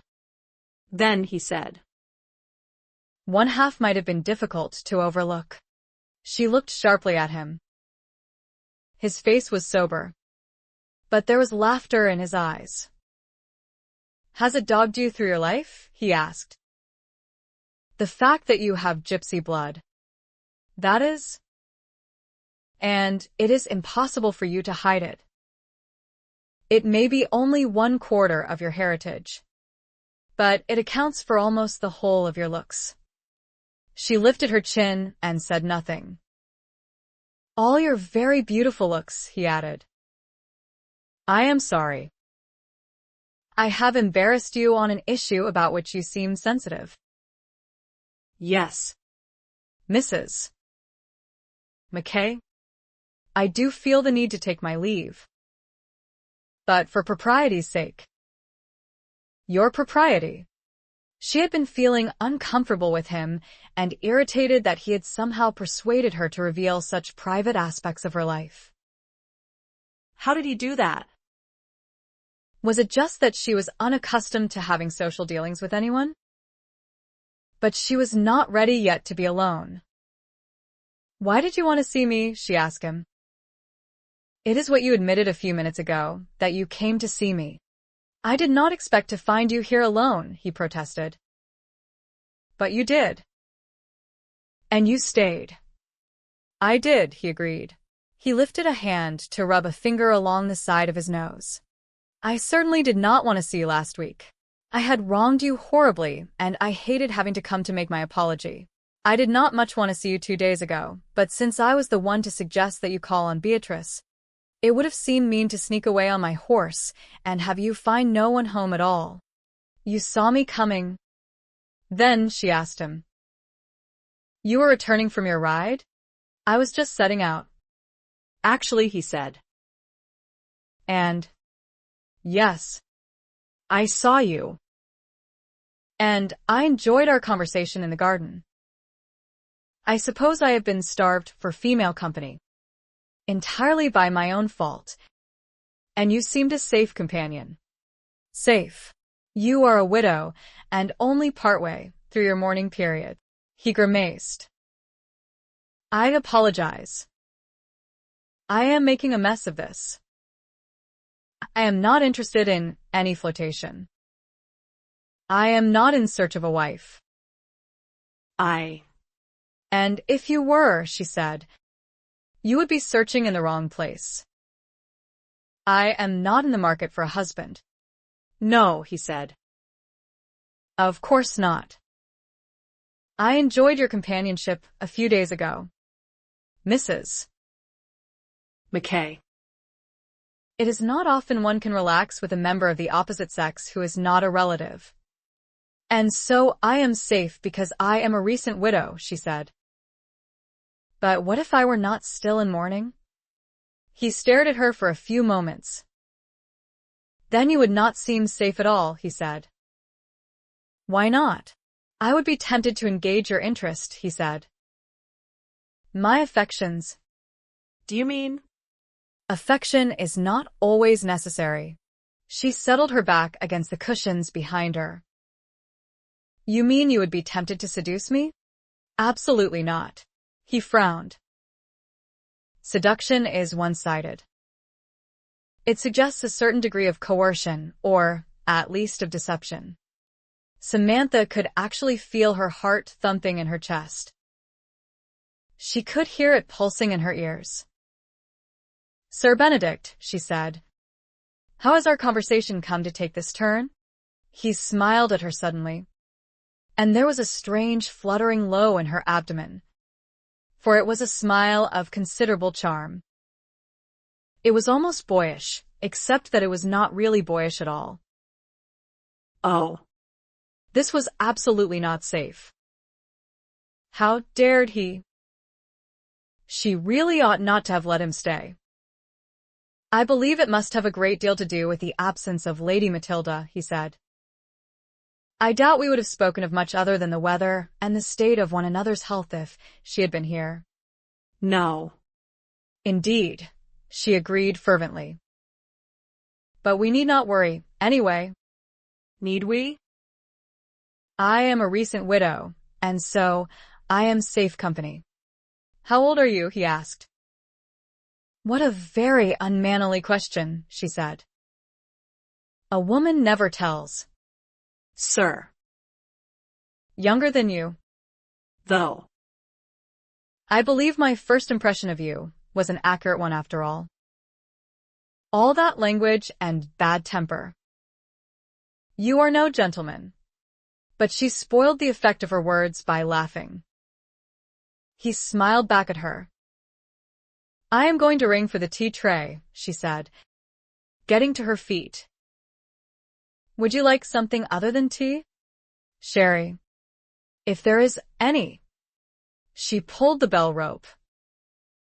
Tramp raised his chin for a moment, sensed that her rising did not offer any treat for himself, and lowered it again onto Sir Benedict's right boot. Silly dog. Did he not realize that the man did not like him? She gave the order to Rose, but did not immediately sit down again. She felt uncomfortable and moved to the window, where she stood looking out. The rain had not eased. He would be tempted to engage her interest if she were not a recent widow. He had openly admitted. She ought to have crossed the distance between them there and then and slapped his face. Or she ought to have demanded that he leave. But it was by far the nicest thing anyone had said to her for a long time. Oh, dear. She feared she would hug to herself the memory of his impudent words for days to come. How pathetic she was. 8. Ben had been aware almost as soon as he entered the room that Mrs. McKay had been crying. There had been no trace of tears left, it was true, but a slight redness and puffiness about her eyes had betrayed her. He had set out to distract her with conversation and had ended up coming very near to flirting with her. That had not been his intention when he had decided to come. Well, of course it had not. He had expected a very dull, very formal visit with two ladies, not one. He really ought to have left immediately after he knew she was unchaperoned. But she had been crying, and it had been apparent that she did not want to be alone. So he had stayed, very unwisely. Being alone with her here felt very different from the way being alone with her 2 days ago in B.A.'s flower garden had felt. Dash it all. He had not wanted a woman in 6 years, not women in general, and not any woman in particular. He had even been a little uneasy about it. Had his injuries included the death of his sexual appetites? But he had been only a little uneasy since he knew he could never offer himself in marriage to any woman, not his broken self, anyway, and he was never going to be fully healed.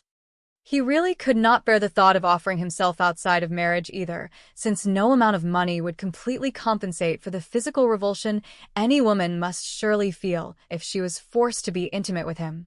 He watched her in silence as she stood at the window. Her very dark, almost black hair was dressed in a simple knot at her neck. A few tendrils had pulled loose at the sides. They were uncrimped and hung long and straight to her shoulders. Her face was beautiful anyway. It needed no adornment. Her hideous black crepe dress could not hide the lush curves of her figure or the elegant perfection of her posture. She had gypsy blood, and she was sensitive about it. She had half expected he would want to leave once he knew. She was, he thought, a woman desperately in need of a friend. And friendship was something he was quite happy to offer for a short while, at least, until he went away. The maid returned with a tray and set it down on a table before withdrawing. Mrs. McKay turned her head to acknowledge its arrival, though she did not immediately move from the window. It is a dreary world out there, she said. It makes one thankful after all to be indoors with a fire burning in the hearth. It is not dreary. He drew his canes toward him and pulled himself to his feet as she watched. The dog scrambled up and looked at him, tail waving expectantly. Ben crossed the room to Mrs. McKay's side. Above the clouds, you know, there is nothing but blue sky and sunshine. A fine consolation. Indeed, she said, turning her face back to the window and looking up, when it is impossible to get up there to see. A hot air balloon, he suggested. Ugh, she shuddered. There would be rain on the way up to the clouds. And then the mist and dampness of the clouds themselves. And the glory of the sunshine when we burst through to the other side, he said. We? Would we go together? Then? Oh, I think so, he said. I was a military officer. Of course. But I do not believe I could bellow "I told you so" quite loudly enough for you to hear me from down here. It would be horribly cold despite the sunshine, she said. Have you never seen snow on mountaintops when it is warm on the plain? You are determined to be pessimistic, he told her. We would take fur robes with us and huddle together inside them. Together? She turned her head again. Her face was very close to his. One of the best sources of heat, he explained, is body heat. I dare say it would be very chilly indeed up there. But we would be warm and snug together inside our furs. Yes.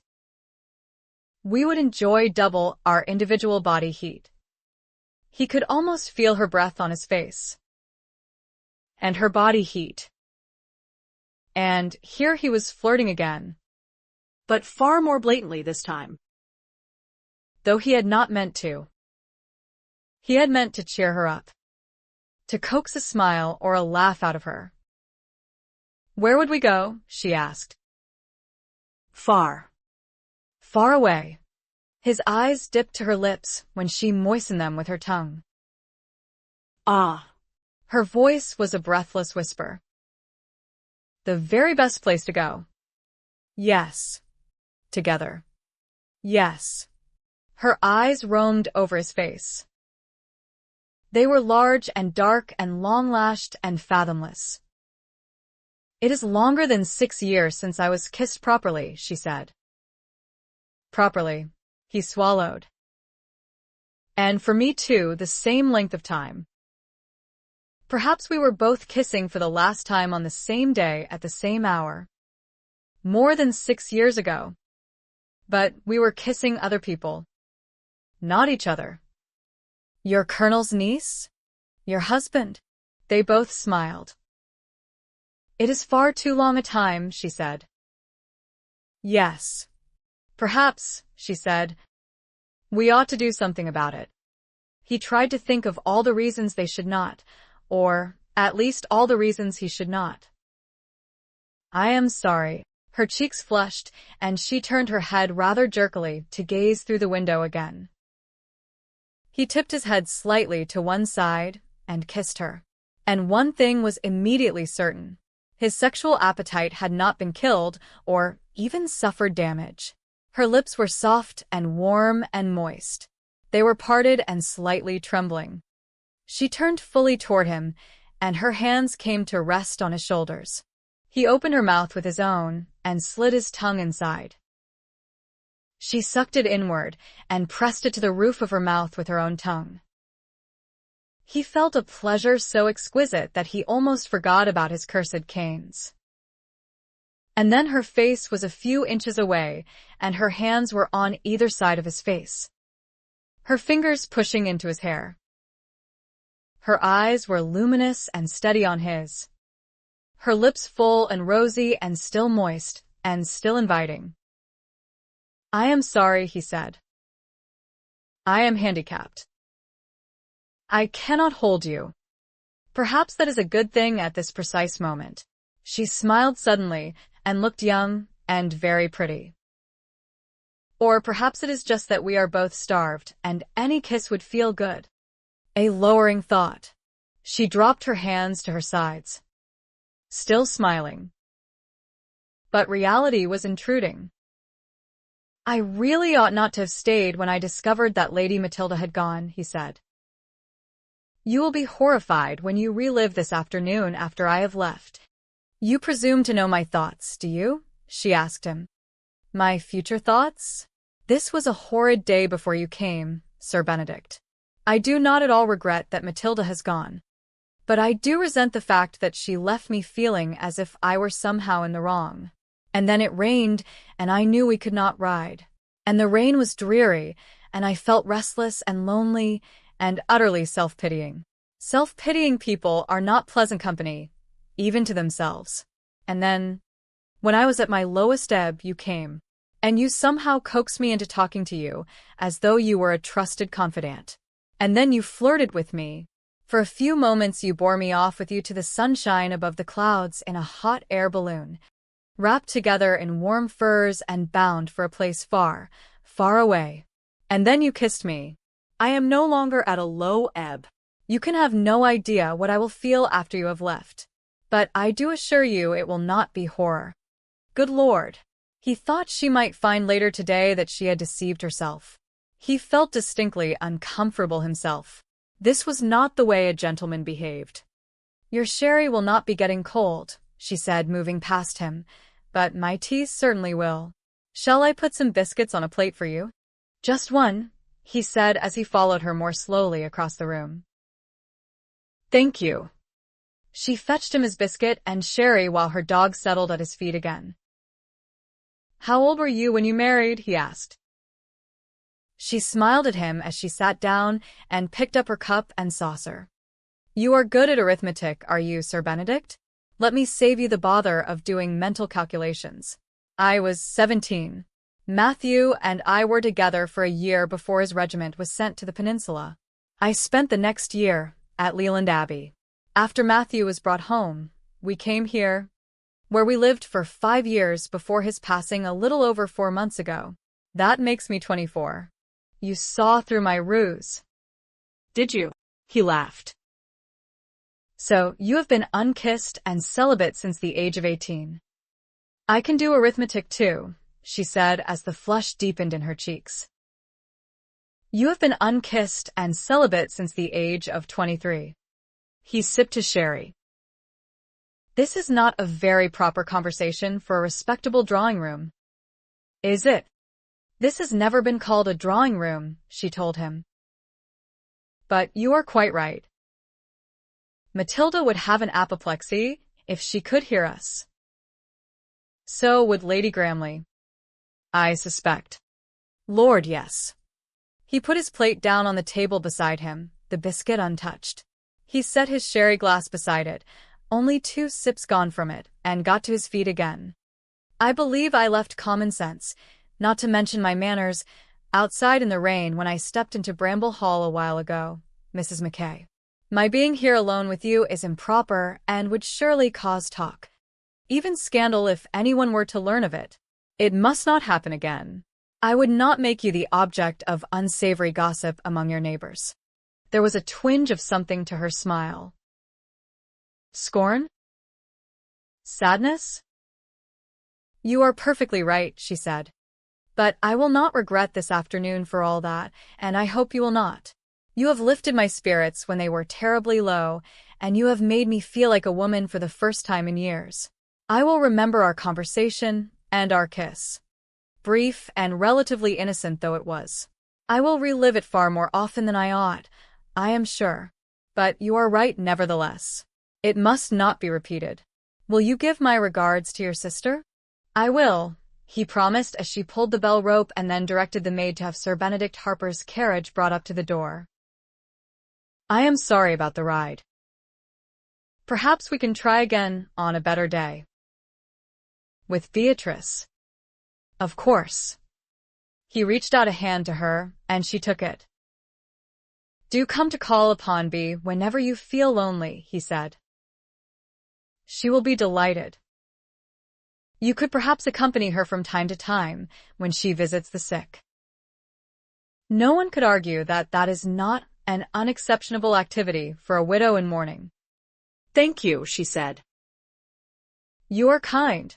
And yet there was an edge to her voice now that he could not quite interpret. He turned and made his way to the door. He felt clumsy, even grotesque, knowing that her eyes were upon him. He sat in the carriage a few minutes later and raised a hand to her as she stood in the open doorway of the house. The dog beside her, wagging its tail. So much for offering her his friendship for a while. He had ruined that possibility by being damned selfish and flirting with her and even kissing her. Continuing to visit her alone was out of the question now that he knew she would be alone. It was a shame. She needed companionship. So did he. But a single man and a single woman could not be companions without courting scandal. And justifiably so, it seemed. Perhaps he could find her other companions. Ones who were neither single nor male. 2 days later, Lady Gramley paid Samantha an afternoon call, bringing with her Mrs. Andrews, the vicar's wife, and cheerful conversation and practical suggestions for how Mrs. Mackay might involve herself in village life without in any way compromising her status as a newly bereaved widow. Before they left, Samantha's name had been added to the list of official visitors to the sick, and she had become a member of 2 committees, one for organizing the church summer bazaar and one for decorating the altar. She had been urged to pay social calls at Rawland Park and the vicarage whenever she wished, and was assured that she would soon find herself invited elsewhere too. "I spoke with my husband about your situation, Mrs. Mackay," Mrs. Andrews told her, "and he assured me that neither church nor society would ever frown upon a widow involving herself in good works and the quiet exchange of companionship with her peers, even during the early months of her bereavement. And you may believe me when I tell you that the vicar is a stickler for correct behavior." Samantha suspected that Sir Benedict Harper was behind this visit, and she was grateful. Being busy in a way that was useful to others would surely still her restlessness and help her fulfill her desire to live again, not merely to exist from day to day. And perhaps making new friends here was not going to be so very hard after all. But Sir Benedict did not come again. Neither was he at Rawland Park when Samantha went there for tea. Perhaps because she went by invitation and he knew about it in advance. When she saw him at church, he inclined his head politely, but neither spoke nor looked fully at her. She had relived their conversation and his kiss, especially his kiss, for the rest of the day after he left. She had lain awake half the night dreaming of it, ironic that. And she had watched through the windows for him all the following morning and from the garden during the afternoon, when the rain had finally stopped long enough for her to take tramp outside for some exercise. But long before it was borne in upon her that he would not come again, she had succumbed to guilt. She had encouraged him to stay when he would have left after discovering that Matilda was no longer with her. She had encouraged him to flirt with her, though it had not been deliberate. And she had quite explicitly invited his kiss. She had behaved quite shockingly badly. It was no wonder he did not wish to see her again. And she surely would not wish to see him again if she were not so lonely and so restless. It would be for the best if she never saw him again, she decided. And then she learned that soon he would indeed be gone. Lady Gramley was planning to leave soon to join her husband in London. And her brother, she reported to a group of ladies at the vicarage one afternoon 2 weeks after his visit to Bramble Hall on that rainy afternoon, was going to do some traveling about the British Isles, starting in Scotland. Samantha told herself quite firmly that the news did not depress her in the slightest. It was nothing to her. She had put memories of that afternoon firmly behind her. Soon he would be gone, and she could devote herself to her new life here at Bramble Hall without the distraction of expecting to see him wherever she went. She intended to be active and busy while she lived out the remainder of her year of mourning. Perhaps she would even be happy. 9. A little over a week later, the carriage that had conveyed Matilda to Leland Abbey returned to Bramble Hall, driven by a different coachman, with different outriders accompanying it. Samantha recognized the coachman from 5 years ago, but the other men were strangers to her. They were all large, burly men, as servants hired to guard travelers often were. They all also seemed particularly surly of disposition. That was what working for the Earl of Heathmore did to people, Samantha thought. One of them handed her a letter that bore the Earl's seal. She took it from him and felt immediately chilled. She did not want any more dealings with Matthew's family, and this was hardly going to be a friendly missive. And why had other servants returned in place of the ones who had gone with Matilda? She took the letter into the sitting room and closed the door. She shooed Tramp off her favorite chair, upon which he was strictly forbidden to take up his abode, just as he had been strictly forbidden to enter the house once upon a time, and seated herself there in his place. She did not want to break the seal on the letter. She had been feeling reasonably happy of late. She had friendly acquaintances. She had places to go, things to do, while all the time preserving her respectability and her obligation to be in mourning for what remained of the year. She did not want to be plunged back into gloom and guilt. For one moment, she considered tossing the note on the fire and forgetting about it. Matthew would have done just that. But the trouble was that she would not forget it. It would be better to read it now, and then somehow put it out of her mind. She broke the seal with a terrible sense of foreboding. She read the letter through without stopping and then bent her head over her lap and shut her eyes very tightly. After a few moments, she could hear Tramp panting nearby and could smell his less-than-sweet breath. A cold, wet nose nudged at her hand, and he whined. She set her hand on his head. "Tramp," she said. He licked her face and whined again, in obvious distress. "Oh." Tramp. Stunned despair at the unexpectedness of it all engulfed her. The Earl of Heathmore was displeased by the scandalous goings-on of his daughter-in-law as reported to him by Lady Matilda. That was hardly a surprise. Neither was the long-winded eloquence with which he chastised her. It was the punishment that made her feel rather as if she had been punched hard in the stomach, though he did not call it punishment. If his daughter-in-law did not know how to behave without the firm guiding hand of a man, and clearly she did not, then he must insist upon her removing to Leland Abbey without delay. There he would himself impose the necessary discipline to halt the wayward behavior that would surely bring censure and even ruin upon the good name of his family if allowed to continue. If there had been no more than that, Samantha might well have burned the letter after all and dealt with her seething wrath as best she was able. But there was more. For of course, oh, foolish, foolish, foolish of her to have relied upon Matthew's expectations. Bramble Hall was not hers. It had never been made over to Matthew, and if it had been willed to him, the bequest meant nothing when he had died before his father. The house belonged, with all its furnishings and all its servants, to the Earl of Heathmore, and now, his second son being deceased, and his son's widow not to be trusted to remain here and uphold his good name, he was sending his third son to live here. Rudolph and his wife, Patience, would arrive to take up residence within a fortnight.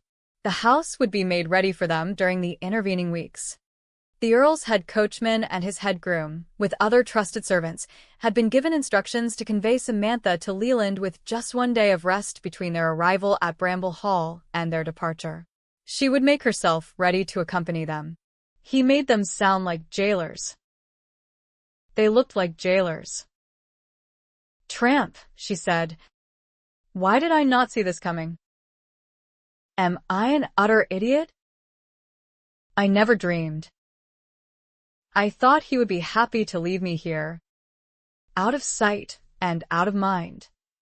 For a few moments she sat with tightly clenched eyes while he whined and licked her face again. Then she lifted her head and gazed into his mournful eyes only inches from her own.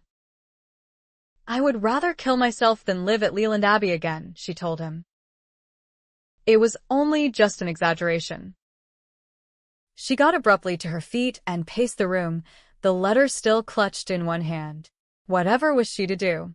She would be swallowed whole if she went to Leland. She would never be free. But what was the alternative?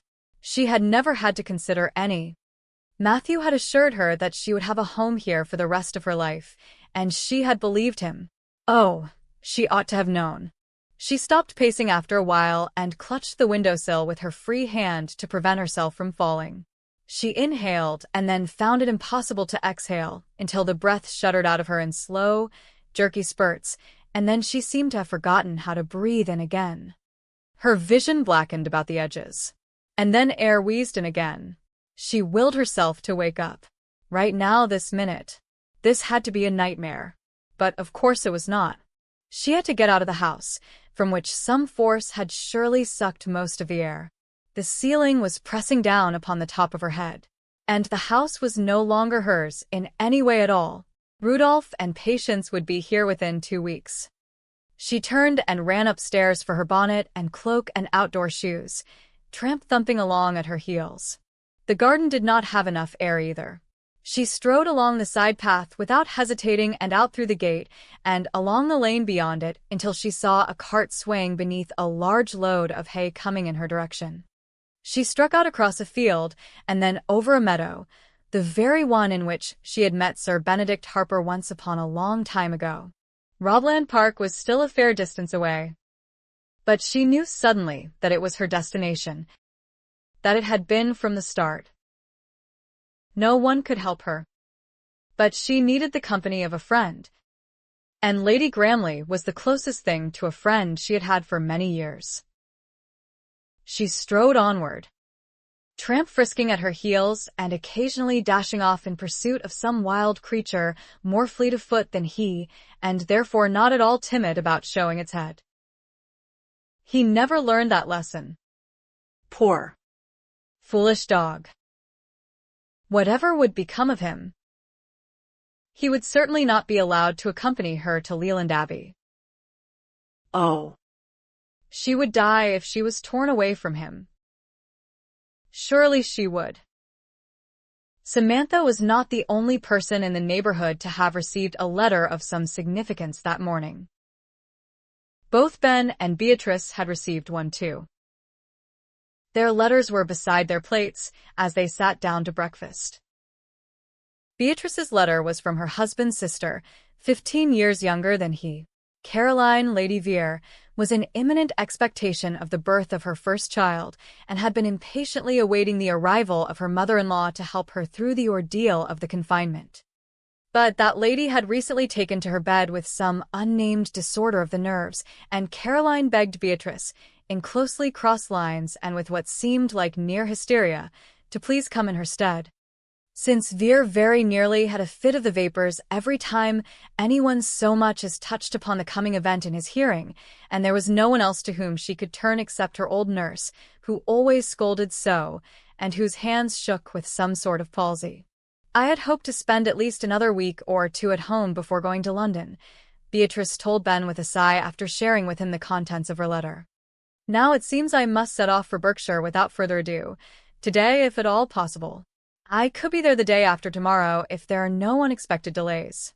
I would not put poor Caroline through the terror of being alone except for her apology for a husband and a nurse who has always terrorized her. Men are always useless under such circumstances. You know, especially the expectant father himself, who always entertains the illusion that he is the great sufferer at the very heart of the crisis. Then you must go, Ben said, laughing. But what about you? She asked with a frown. I cannot expect you to remove yourself from Rawland at a moment's notice, when I specifically invited you here to keep me company. You are welcome to stay on alone. Of course. But it seems very inhospitable of me to abandon you.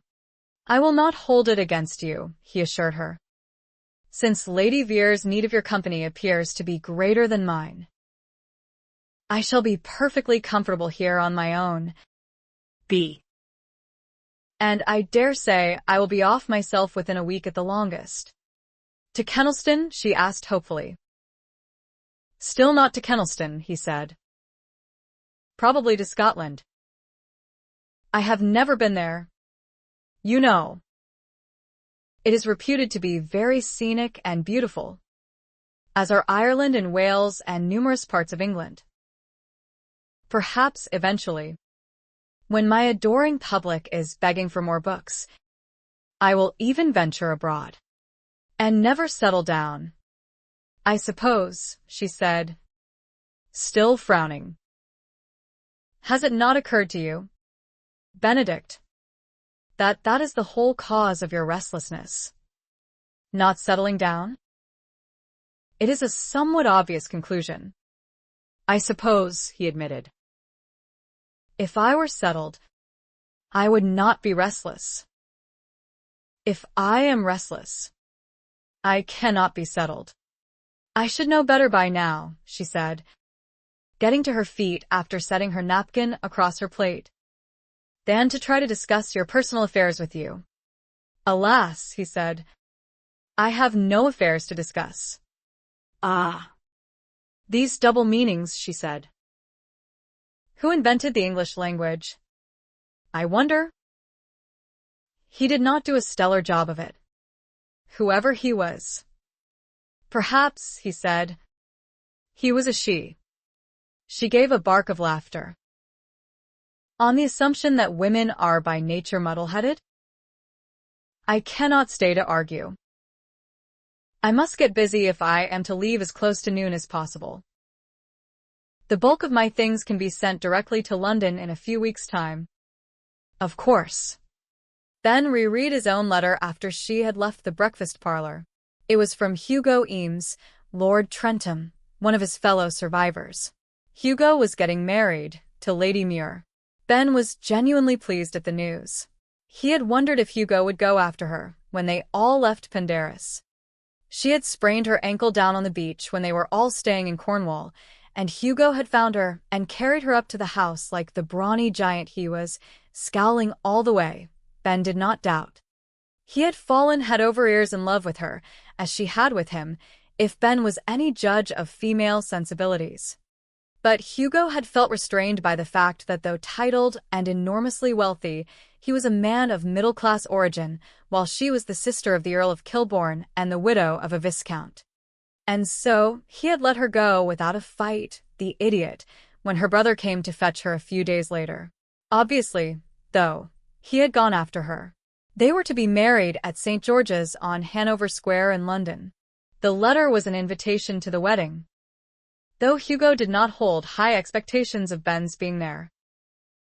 I did not have Lady Gramley's direction, he had written, and neither did anyone else. I wrote to Kennelston for it, but by the time your brother's reply reached me, far too much time had passed, and it seems impossible that you could be here even if you felt inclined to tear across half the country just for my nuptials. Imogen is coming from Cornwall, though, and Flavian, Ralph, and George are already here. I have not heard from Vincent yet. Ben felt a longing to be there too, even if it was London. It looked as if he might be the only one of the survivors not to attend Hugo's wedding. And he was the first of them to marry. Was he also the only one who ever would? They all liked to think they were healed and ready to take on the world again, but in truth they were a deeply damaged lot. Not that self-pity was their besetting sin. They had all fought hard against that particular trait. The wedding was in a week's time. He could get there for it if he set out without delay. The lure of seeing them all again when they had parted not so long ago, not expecting to be together again until next year, was almost overwhelming. And they would be gathering for a happy event. It really was happy. Ben had liked Lady Muir very well indeed, and it had seemed to him that she and Hugo were perfect for each other despite the obvious differences of social status and temperament. For a moment he felt a wave of envy. It was not jealousy. He had not fancied Lady Muir himself. It was just envy that two worthy people had found each other and connected with each other's heart. For undoubtedly, it was a love match. And so they would marry and settle to a lifetime of shared passion. Perhaps he would go, Ben decided. Not today, though. There would be too much chaos if both he and Beatrice were preparing for a hasty departure. He could still arrive in time if he left tomorrow morning, though it would mean traveling in longer stages than he found comfortable. He would not need to stay in town for long, just long enough for the wedding and a leisurely visit with his friends. He could still go to Scotland after leaving there, making his slow, meandering way back north, writing down his impressions as he went. Was it absurd to imagine that he could write? It probably was. But he could at least try. He had to do something. Beatrice left just before 1 o'clock. Ben waved her on her way and smiled at the sight of her traveling carriage piled high with baggage while more followed in a smaller conveyance. And the bulk of her belongings were to follow her to London? He went back inside and upstairs to the room adjoining his own where he did his daily exercises. He had made the definite decision by the time he was finished that he would go to London, that he would surprise Hugo by turning up at the last minute to make their number complete, assuming that Vincent was going. Partly, he knew it was procrastination that drove him. Although the idea of setting out for a tour of Scotland excited him in the abstract, the prospect of actually setting out alone, no particular destination in mind, was less appealing. Perhaps Ralph or Flavian could be persuaded to join him. Or even Vince. It might be interesting to add the observations of a blind traveler to his book. He was coming out of his room after washing and changing out of his sweaty exercise clothes when he heard the sound of voices in the hall downstairs. Beatrice's butler was informing someone that her ladyship was not at home. "Oh," the other person said. And, after a pause, "When do you expect her back?" It was a woman's voice. Mrs. McKay's. Ben prepared to step back into his room, where his valet was beginning to pack his bags. He had done a successful job in the past few weeks of avoiding her, of avoiding causing her any gossip in the neighborhood, for that was what it would have come to if he had continued to call upon her. "She has gone away, ma'am," the butler explained, "and will not be back until the summer." Oh. Somehow there was a world of flatness in the single syllable. Ben hesitated, his hand on the knob of his door. "Should I see if Sir Benedict is at home?" "Ma'am?" the butler asked. Ben frowned and shook his head. "Oh," she said, "I do not know." "No. Perhaps I ought to." This had not been intended as a social visit. Something in her voice told Ben that. There was distress beneath the flatness of tone. "Who is it?" "Rogers," he called loudly enough to be heard downstairs, and he made his way to the head of the stairs so that he could see for himself. "It is Mrs. McKay?" "Sir," the butler told him. "Come to call on Lady Gramley." The dog was with her. It barked once and wagged its tail at him. Why that wretched hound liked him, he had no idea. Perhaps because he had never kicked him in the chin when that part of his anatomy had rested on Ben's boot? She looked up at him. Her dark veil had been tossed back over the brim of her bonnet to reveal a very pale face, even allowing for the fact that black tended to leach color from the skin. "I am so sorry," she said. "I did not know your sister had gone away." I will not disturb you." "I am sorry." "Come along." "Tramp." "Did you walk here?" Ben asked. "Yes," she said. "We were out for a stroll, and I decided on a whim to call here."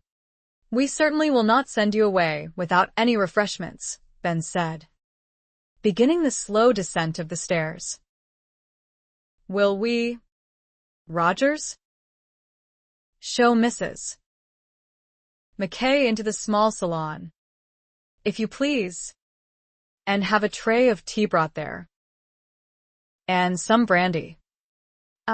She did not finish what she had started to say. "Thank you. I'll just drink a cup of tea and be on my way. I am sorry for being a nuisance." She was over by the unlit fireplace, removing her bonnet, when Ben entered the room. Her dog ambled over to greet him, his tail wagging and his rear end wiggling. Ben eyed him with disfavor and scratched him beneath his chin. "I am sorry," she began. "Yes," he said, closing the door behind him. "You have already made that perfectly clear, Mrs. McKay." "What has happened?" He felt resentful. If she had left this until tomorrow, he would have been gone and known nothing about it. She would have been compelled to cope alone with whatever was troubling her. Nothing has happened, she smiled, a sickly expression that reached no higher than her lips. I did not know Lady Gramley was leaving for London so soon. She is on her way to Berkshire, he told her, where Gramley's sister is expecting to give birth any day. Her mother-in-law was supposed to attend her, but she has been detained by illness. Beatrice left here just after noon, only a few hours after receiving her sister-in-law's letter. I am sure she is sitting in the carriage at this very moment thinking of all the people here to whom she ought to have dashed off notes of explanation. What is the matter? Something clearly was. She was making an effort to appear composed, but she looked as if she might shatter at any moment. And she was still standing. Nothing. The door opened behind Ben, and a footman set down a large tray. Ben bent over it and poured a little brandy into a glass. He carried it across the room to her, supporting himself with just one of his canes. Drink this, he said. What is it? Brandy, he said. Sit down and drink it. I dare say your walk has chilled you. I did not notice, she said as she half collapsed onto a sofa. Drink it. She took the glass, sipped the brandy, and made a face. Toss it back, he told her. She did so and coughed and sputtered. Oh. That is vile. Pay attention to the aftereffects. Though, he told her. She closed her eyes briefly. Her cheeks gained some color. He is throwing me out of Bramble Hall, she said, and sending his son to live there. She had not made her meaning at all clear, but it did not take much effort to decipher it anyway. He took the empty glass from her hand and returned it to the tray. He poured a cup of tea and carried it across to her. He was presumably the Earl of Heathmoor. 10. Samantha took the cup and saucer from him with hands she schooled to be steady. Tramp was seated beside her, at attention, his ears cocked, his eyes intent on hers. He knew there was something wrong. The poor dear. Thank you, she said. She was dreadfully upset that Lady Gramley had gone away. Although there were other ladies in the neighborhood to whom she supposed she might turn in her distress, none but Lady Gramley felt like a friend. Sometimes friendly acquaintances were simply not enough. Though how she had expected Lady Gramley to help her, she did not know. Heathmoor is tossing you out without making any provision for you? Sir Benedict Harper asked, seating himself across from her. He is literally evicting you? No. He has far too great a sense of family duty to do that, she said. I am to go to Leland Abbey in Kent.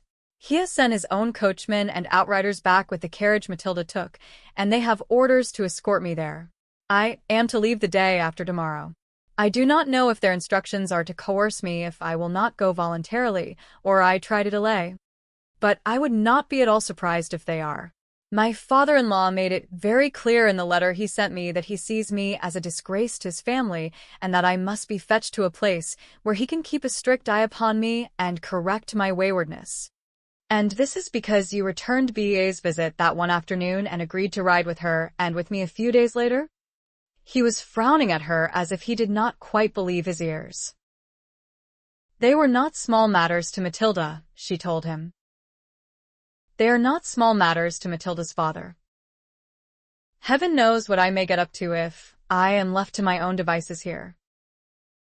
I may even take it into my head to go about visiting the sick or arranging flowers on the altar at church. She took a sip of her tea and discovered gratefully that it was both strong and sweet. Perhaps, he said, it is not quite what you think.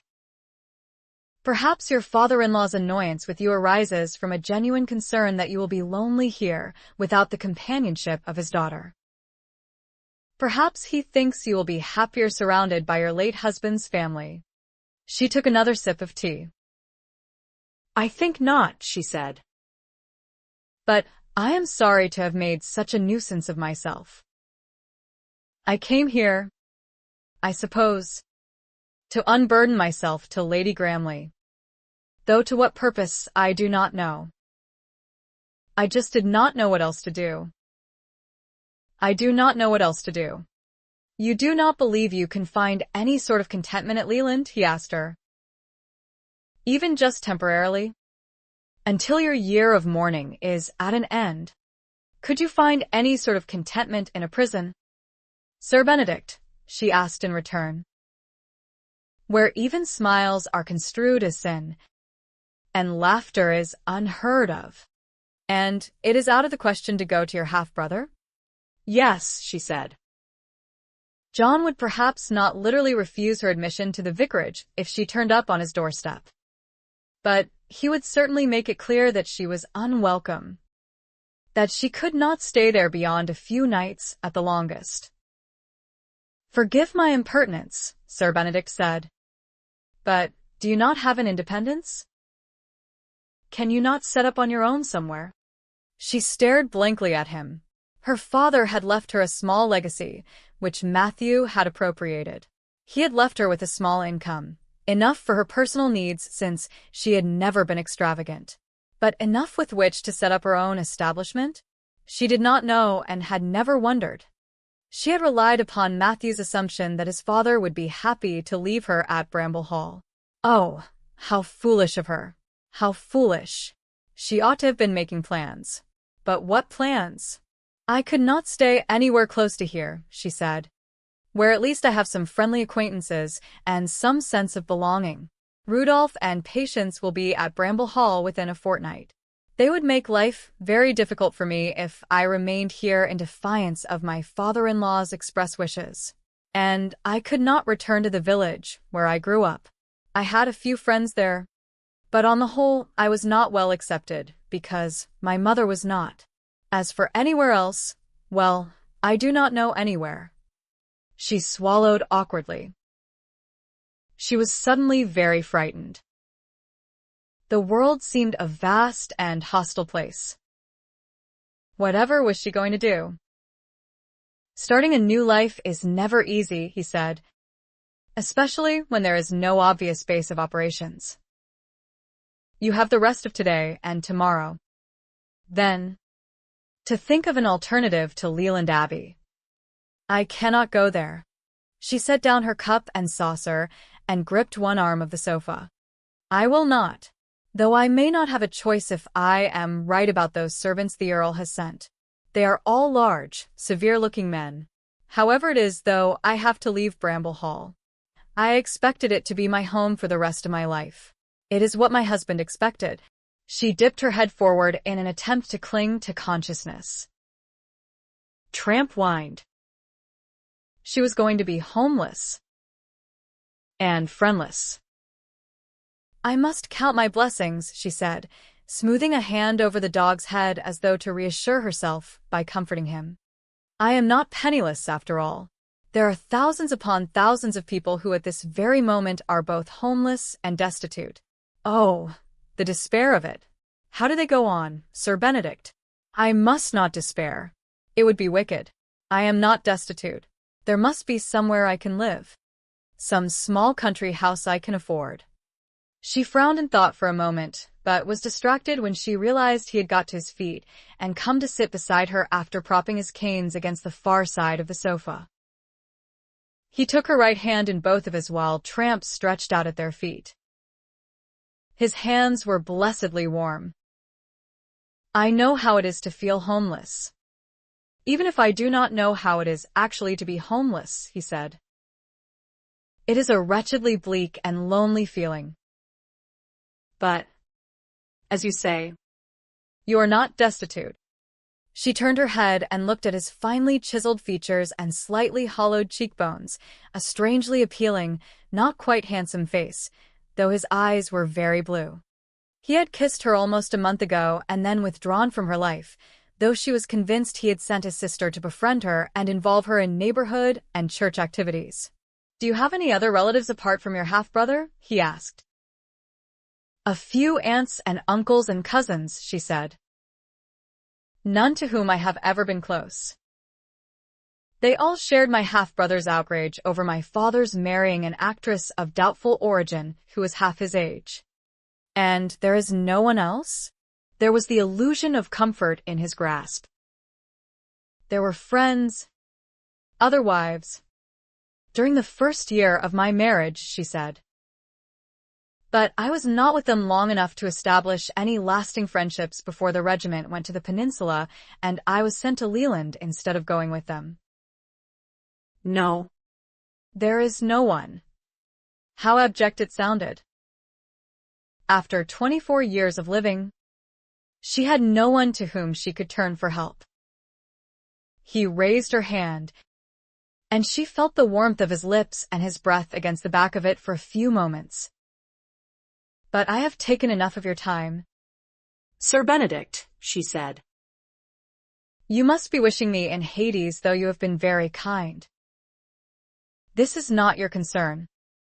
And the longer I talk, the more pathetic I sound." She spoke briskly, and she tried at the same time to repossess her hand. He tightened his hold upon it. However, "I think," he said, "you had better marry me, Mrs. Mackay." She jerked her hand free then and leapt to her feet. "Oh, no," she cried in great dismay. "No, no, no." "Oh, how very good of you, and how excruciatingly embarrassing. I was not in any way hinting at such a thing, you know." She set her palms against her cheeks. As she had suspected, they were hot with shame.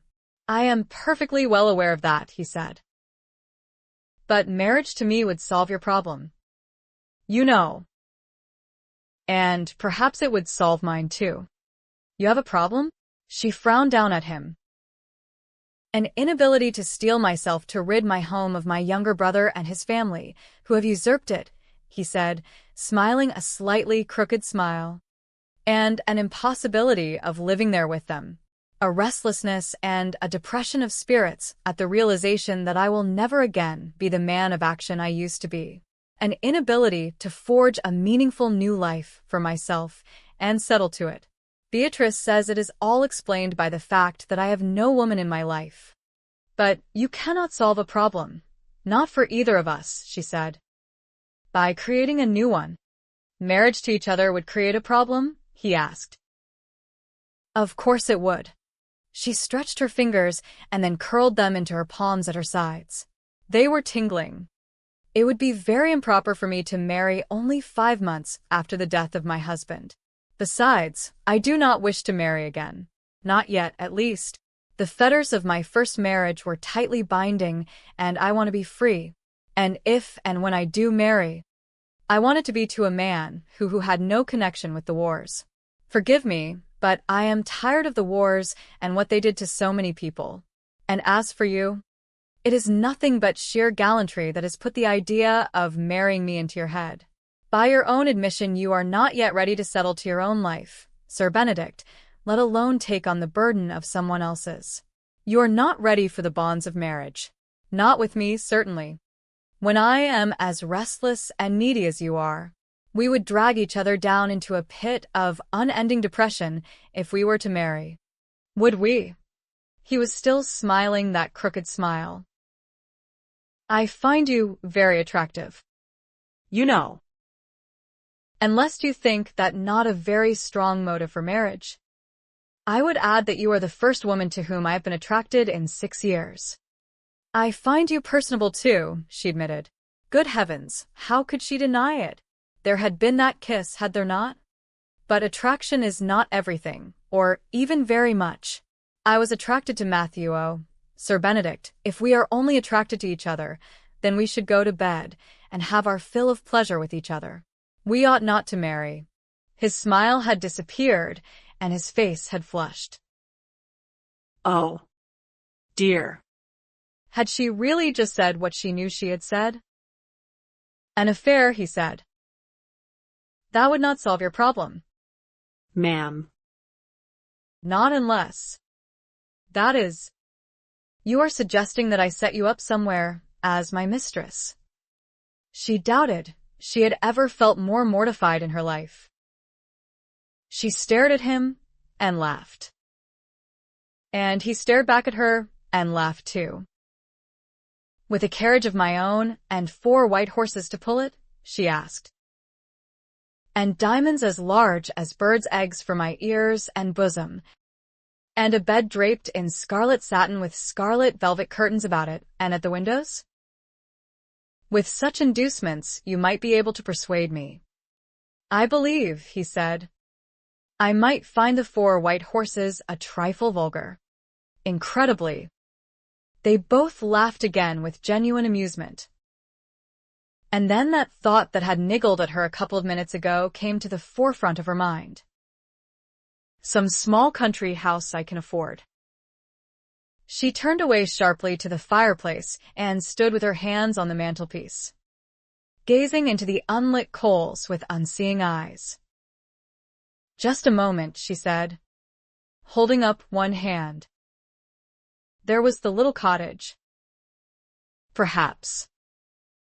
Her mother had grown up with her paternal aunt in southwest Wales before running away at the age of 17 to become an actress in London. Not long before she died, when Samantha was 12, word of her aunt's death had reached her, and with it the news that she had been left her aunt's cottage on the coast. That cottage had passed to Samantha on her mother's death. She had not even realized it until, after her father's death, John had sent on a letter from the solicitor in Wales who was managing it. Mr. Rees had written to inform her that the people who had been renting the cottage for a number of years had left and that he would see to its maintenance, using the accumulated rent money, until he received instructions either to rent it again or to sell it. John had taken it upon himself, he had informed her, to reply with the instructions that the solicitor proceed as he saw fit. Matthew had been brought back from the peninsula then, and they had just moved to Bramble Hall. He had been desperately ill, and she had been unaccustomed to nursing him.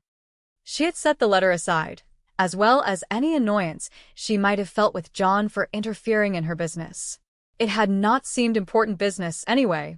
Certainly, she had never written to Mr. Rees herself, as she might have and probably ought to have done.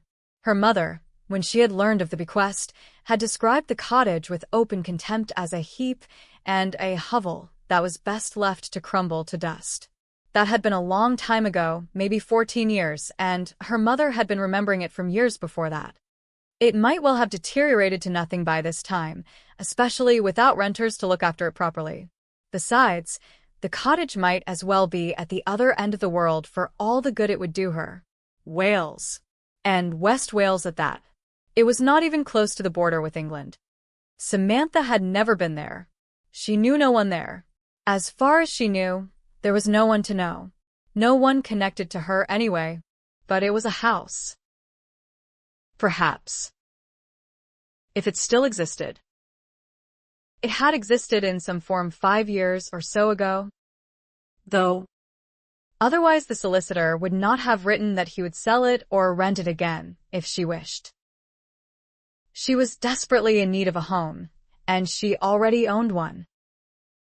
If it was still standing. And if it was habitable. And suddenly its very remoteness became its chief attraction. It was far away from Leland Abbey. Sir Benedict Harper was still sitting on the sofa when she swung around to look at him. He was gazing quietly at her. Gracious heaven! He had just offered to marry her. How very noble he was! And how different from what she had thought the first time she encountered him. I know where I am going to go, she told him. At least for now. Perhaps forever. Forever? Her stomach lurched. He raised his eyebrows. I own a cottage, she told him. My great-aunt left it to my mother, who grew up there with her. I believe it was a very old, dilapidated building even then. It is probably far worse now, but I have not heard of its falling down or having been demolished. It is mine now, and that is where I am going to go. Even a crumbling ruin would be preferable to Leland. It is in Wales, he asked. On the southwest coast. Yes. And you intend to go there alone? He frowned. You will need to give the matter some careful thought, Mrs. Mackay. It is a long way to go, through wild and lonely and possibly dangerous country. And who is to know what you will find at the end of it all? Perhaps the cottage really is uninhabitable. Then I will find one that is not, she said, and rent it. At least I will be in a part of the world where half my heritage lies. And no one will find me there. No one will bother me. I will be able to live again. And dance. But he was still frowning. On the beach. If there is one. As I dare say there is, she said. On the edge of the world with all the wild power of the ocean looking on. And you intend to travel there alone and live there alone. He got slowly to his feet while Tramp sat up and watched, ever hopeful. It would be sheer folly. The idea may seem appealing to you, and I can understand why. I can even applaud your courage. But consider the reality of leaving Bramble Hall behind and traveling alone and unaccompanied into such a distant unknown. She did consider for a few moments. And she was frightened, but undaunted. The alternative was far worse. Then you must come with me, she said. Ben could not have been more effectively robbed of breath if someone had planted a fist in his stomach. Then you must come with me. They stood staring at each other. For feet apart. Color had flooded her cheeks, while he feared it must have drained from his. Impossible, he said. Who would be your chaperone? You. But I am neither your father, nor your brother, nor your husband, nor your betrothed. Nor female. So. She raised her eyebrows. Your reputation would be in tatters, he told her. Her lips curved into a half-smile. So. Oh. Good Lord. He went at the problem from a different angle. I am hardly the ideal man to defend you should danger threaten. He looked down deliberately at his canes. Unless. That is. We were assailed by a brigand obliging enough to come close enough to be clobbered. We will take a loaded pistol, she said, still with that half-smile hovering about her lips and the color high in her cheeks. And you may shoot him from a distance while sitting. Between the eyes. I suppose. Where else? It struck him that she was actually enjoying herself, that her sudden realization that there was a solution to her dilemma awaiting her, in the form of a cottage that had been dilapidated even during her mother's girlhood, had made her giddy with relief. Mrs. Mackay, he said, do consider. Why? She asked him. I have had 7 years of nothing but doing what is proper. Sir Benedict. And for what? I married in expectation of a lifetime of happily ever after, and remained decently married after the disappointment and heartbreak that followed quickly upon the heels of my wedding. I spent a year at Leland Abbey trying my hardest to be the sort of respectable lady my father-in-law insisted I be, even while he disliked and despised me. I spent 5 long, weary years here, nursing a demanding, peevish invalid because he was my husband and I had promised on my wedding day to love and obey him in sickness and in health. I have observed every requirement of my mourning period, but have still not satisfied my sister-in-law or the Earl of Heathmore. I am facing the prospect of more years at Leland while what is left of my youth dwindles into middle age, and then old age and death. Where has considering ever got me?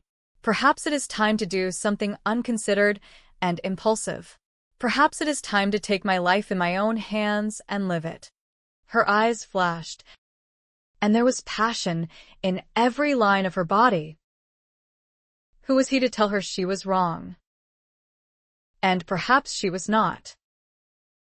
I have one day in which to make a decision that will affect all of the rest of my life, whatever that decision is, she told him. I have one day in which to make my escape, or bow to what seems my inevitable fate. I do not know where escape will lead me. On the other hand, I do know where bowing to my fate will. I would be a fool not to take a chance on escape. Perhaps this was meant to be.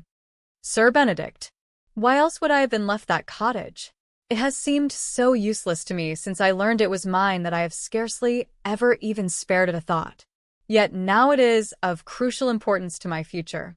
Do you believe that sometimes life points out a way for us to follow even if it does not force us into taking that particular path?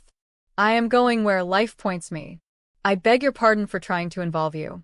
Of course you will not wish to accompany me. Why should you? You owe me nothing. You have been more than kind even to listen to me. And that kindness has led to my thinking of a solution for myself. I am going.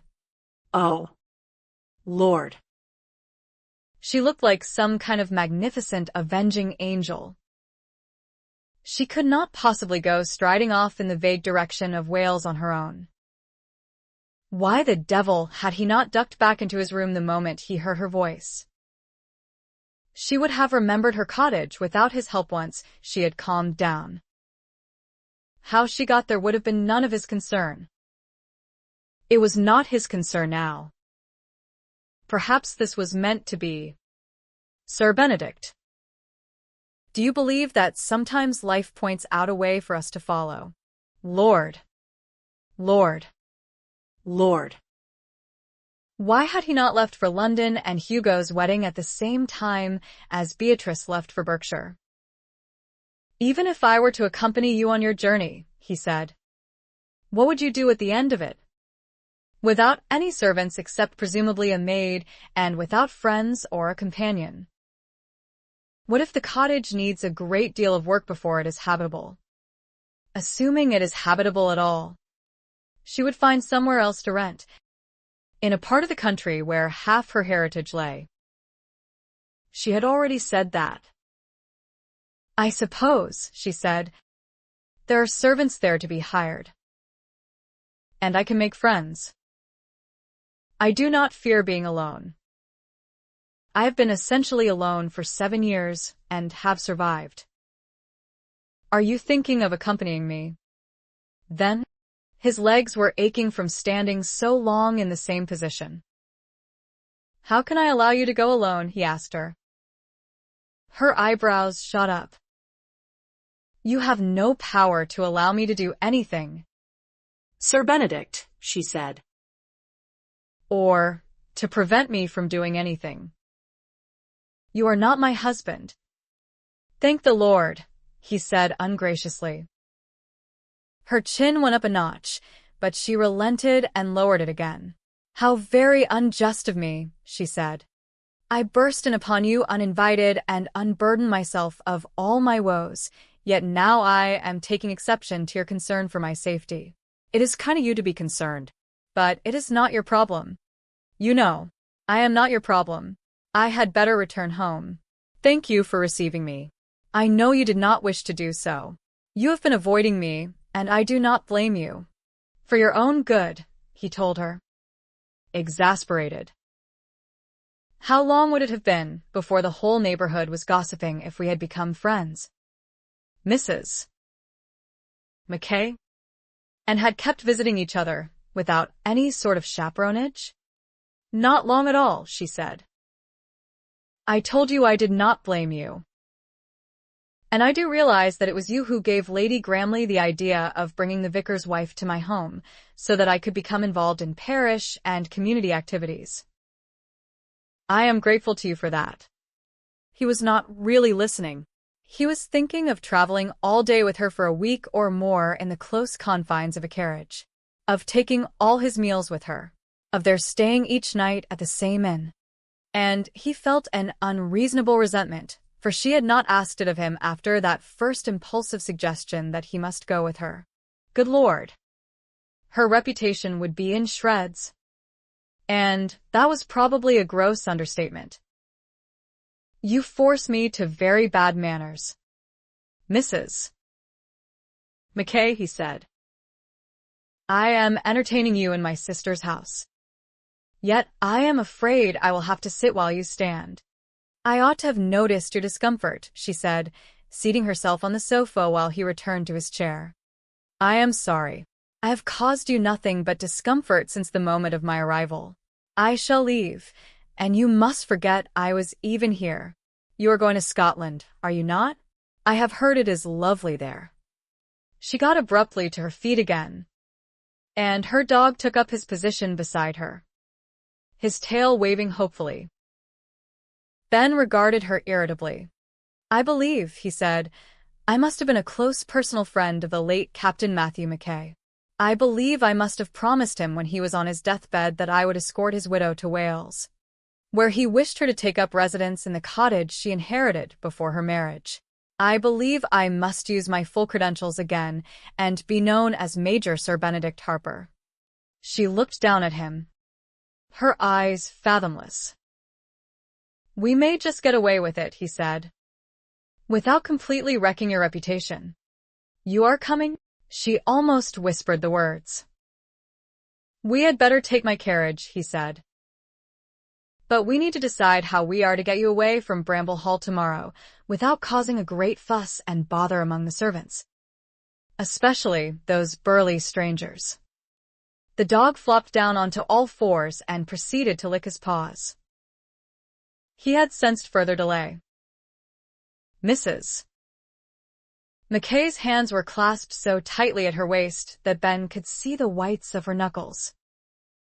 But then her eyes brightened and even sparkled. With great stealth, she said. 11.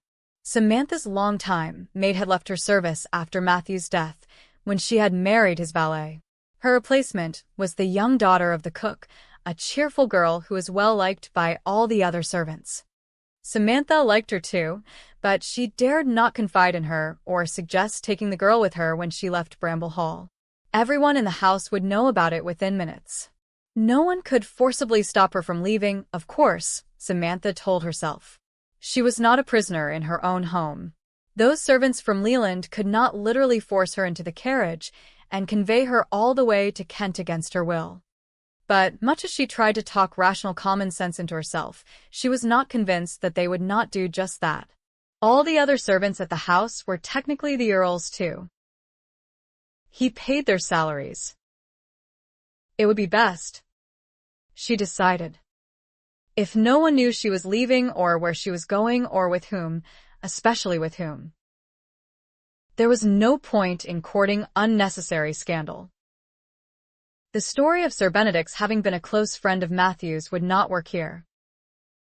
She had to wait until her maid had left her room for the night, then, before she could begin packing. The silly girl's head had been turned by the arrival of so many male servants from Leland, and she felt impelled to discuss at great length the relative merits of each one with Mrs. Mackay, and to offer her own opinion on which was the most handsome but which had the most manly physique, and which had paid her the most outrageous compliment even if he was not quite the best in either looks or build. Samantha thought the girl was never going to leave. It was close to midnight when she began packing one large valise and one smaller one. But there was no great problem of room.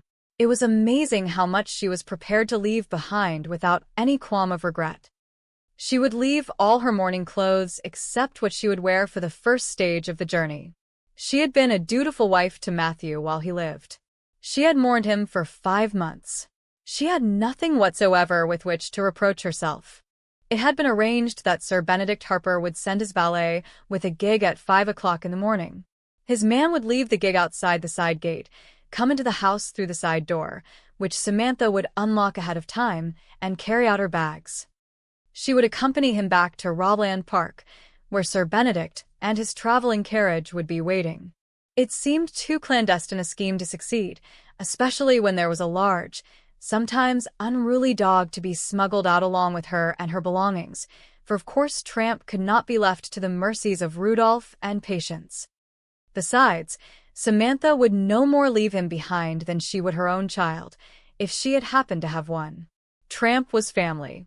The scheme succeeded without mishap, however.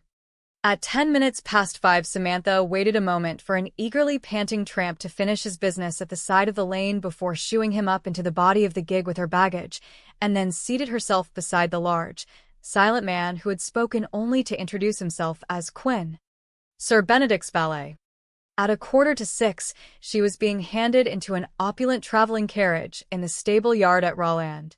The house was still in darkness.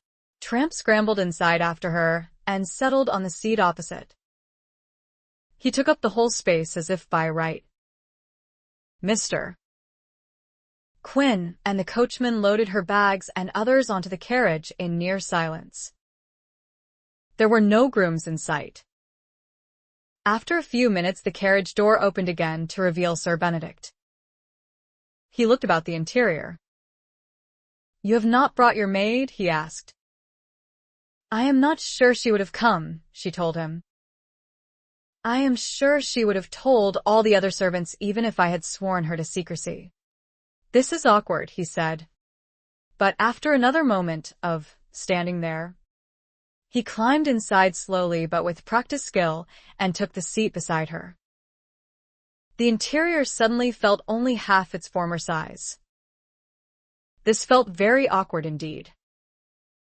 Perhaps after all she ought to have escaped alone and traveled by stage, or even post-chaise. "Good morning to you, sir," she said briskly. "Good morning, Mrs. Mackay," he said. "I take it Quinn did not have to fight off all those burly servants in order to spirit you away safely from Bramble Hall? There are a couple of servants rousing here, but none of them have voiced any particular consternation over the discovery that I mean to set out on my travels this early and without waiting for breakfast. I do not believe any of them saw you. We will break our fast when we stop for the first change of horses. Will that suit you?" "Yes. Good morning to you too, wretched dog.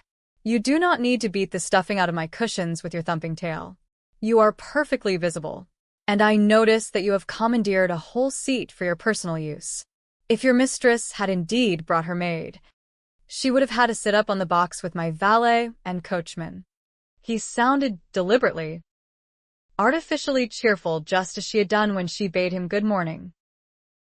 He had seemed like a trusted friend yesterday. This morning he seemed like a stranger, which indeed he was. The fever of excitement in which she had conceived this whole grand escapade yesterday had converted to a quite sick anxiety last night. She had been unable to sleep except in fitful snatches and with bizarre accompanying dreams. This morning she had been consumed by terror, as though she really were a convict making a daring escape under the very noses of a dozen fierce jailers. And now, seated inside the carriage with only a single gentleman for company, she was feeling tongue-tied and self-conscious. Good heavens! They were going to be alone together for as many days as it took to reach the southwest coast of Wales and her cottage. And the same number of nights. And he had expected that her maid would be with her to lend some sort of respectability. His valet was with him, of course.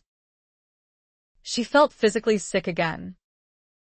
"I am not at all hungry, Sir Benedict," she assured him, her hands folded in her lap, her back straight and not quite touching the cushions behind her, as if a strictly ladylike posture and demeanor could miraculously make all proper.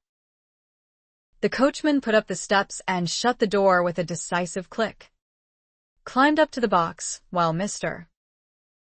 Quinn mounted from the other side, and within moments the carriage lurched into motion. It was one of the single most panic-inducing moments of Samantha's life.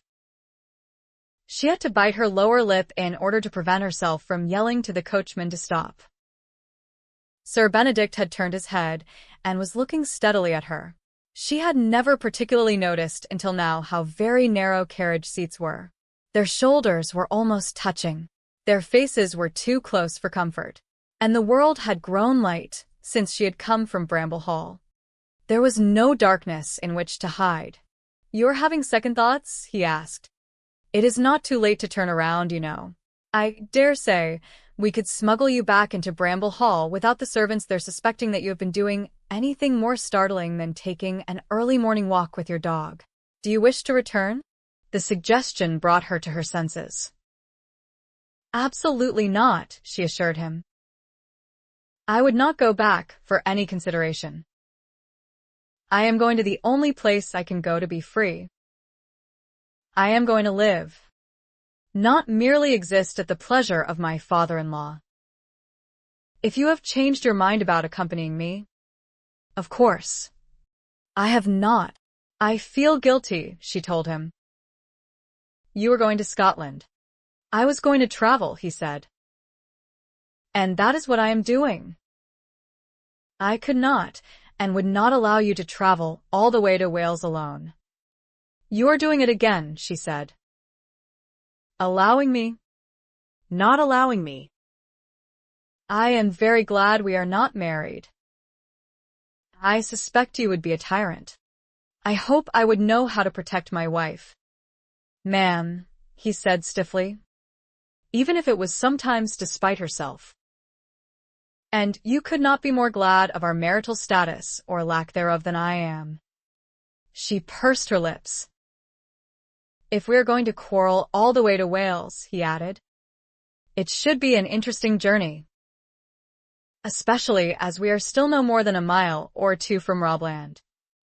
Perhaps, she said, if we do not converse, we will not quarrel. And she turned her head away and half turned her body too, so that she was looking out at the passing scenery. From his silence, she supposed he was doing the same through the window on his side. Perhaps half an hour passed, though it felt more like an hour. Or 3. It became more and more difficult to maintain her posture, to keep her chin from falling, to keep her eyes from closing. She envied Tramp, sprawled out and fast asleep, and even snoring on a seat. And then, in a moment of lapsed concentration, she yawned hugely and audibly and felt instantly embarrassed. I suppose, he said, you did not get a wink of sleep last night. Perhaps a wink, she said. Maybe 2. I had a great deal on my mind, Sir Benedict. It is not every day one sets off on a grand, life-changing adventure. Not if one is a woman. Anyway. And not every man goes sneaking off every day with someone else's widow, he said dryly, with nary a word to his family and friends. Why do you not take off your bonnet and set your head back against the cushions? And your back too. When I got into the carriage earlier, you looked so prim and starchy that I thought for a moment you had sent your sister-in-law in your place. The horses are still fresh and will carry us a fair distance before it becomes necessary for them to be changed. Your dog has not lost any time in catching up on his beauty sleep. Just do not utter any word that begins with W, she said, especially with the letters ELK attached. You would soon discover how deeply asleep he is. She took his advice. She seemed to have no choice in the matter since it was becoming increasingly difficult to remain awake. She pulled loose the bow of ribbon beneath her chin and removed her bonnet to hold on her lap. She leaned back with an inward sigh of relief. She would close her eyes for a few minutes. She was more aware of him when she did so. She could feel his body heat down one side, though they were not touching. She could smell something that was distinctively masculine, leather, shaving soap, whatever. It was hard to distinguish individual smells, but they all added up to something rather enticing and altogether forbidden. He had kissed her once. There had even been tongue play, and it had been very pleasant indeed. A bit of an understatement that, though, very pleasant indeed. She wondered if he remembered. It had been almost a month ago.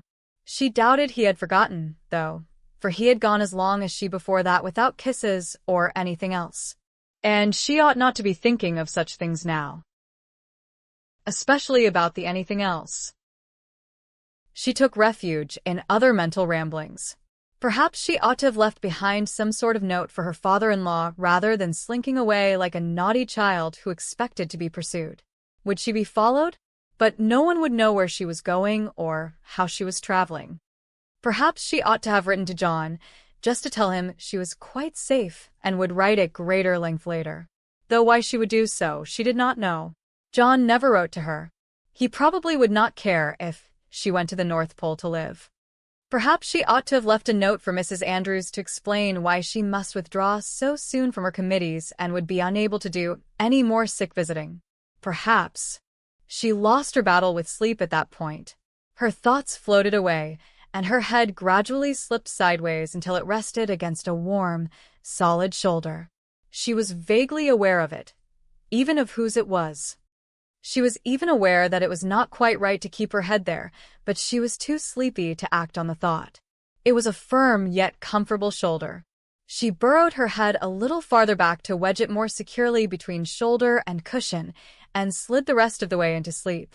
Ben sat very still and wondered if they would succeed in getting all the way to her new home without becoming lovers. He had wondered the same thing since yesterday afternoon. He had wondered it last night while trying to sleep. If we are only attracted to each other, then we should go to bed and have our fill of pleasure with each other. She had actually spoken those words. After he had made her that asinine offer of marriage, and before she had remembered that she owned a cottage, how could one forget that one owned a house? He did not want them to become lovers. Well, he did. Of course he did. If he could shed all his clothes at this moment and plunge into a frigid lake, it would not surprise him at all if the water turned to steam. Good God, it had been longer than 6 years, and she was both beautiful and voluptuous and tantalizingly available. But he did not want them to be lovers. For one thing, he was accompanying her in order to protect her from harm, not in order to debauch her himself. For another, he was a bit afraid of being anyone's lover. He did not want any woman to see him as he was, to witness the difficulties he would doubtless have, though in the last month, since that kiss had opened the floodgates of his restored sexuality, he had wondered if it would be possible to remain celibate for the rest of his life. But he did not want her to see him. She was physically perfect while he was not. And for yet another thing, she was a recent widow, and it would not be right to begin an affair with her so soon. But here she was, warm and relaxed with sleep, her head burrowed between his shoulder and the seat cushion, one of her arms through his, her unloved hand resting on his upper thigh, fingers spread. Her little finger was a hair's breadth away from his groin. It really felt as though someone had pumped air from the tropics into the carriage, and it was all unconscious on her part. He tried to think of other things and remembered suddenly that he had been planning to leave for London this morning. He would not be at Hugo's wedding after all. He had not even replied to the invitation.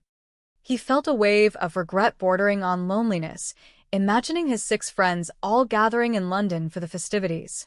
They would miss him, but they would think he was still in the north of England with Beatrice. Mrs. Mackay smelled of something sweet and elusive. Gardenia?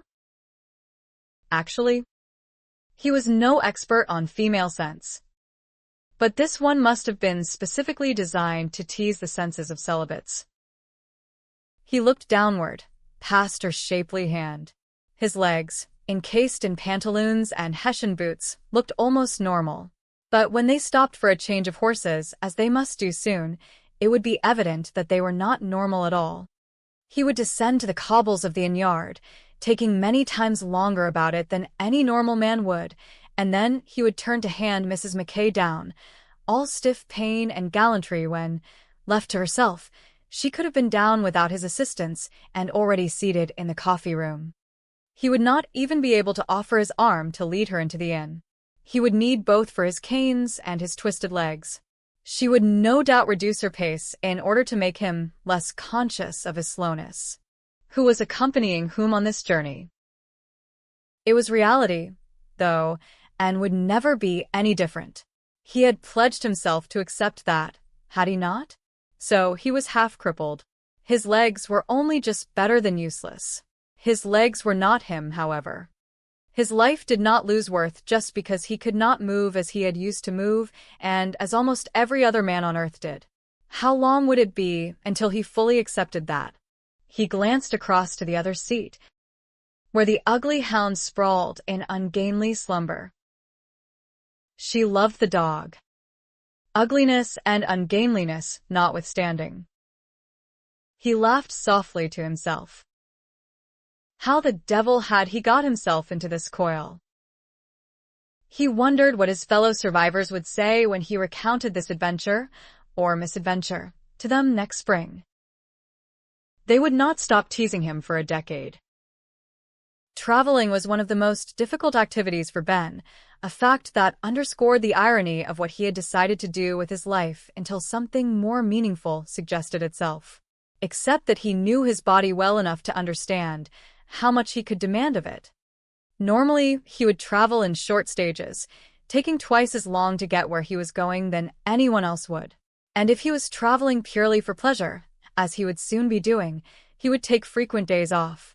This was different, however. Although he did not expect any pursuit, he still felt it wise to put as much distance between them and Bramble Hall as they could in the first day or two.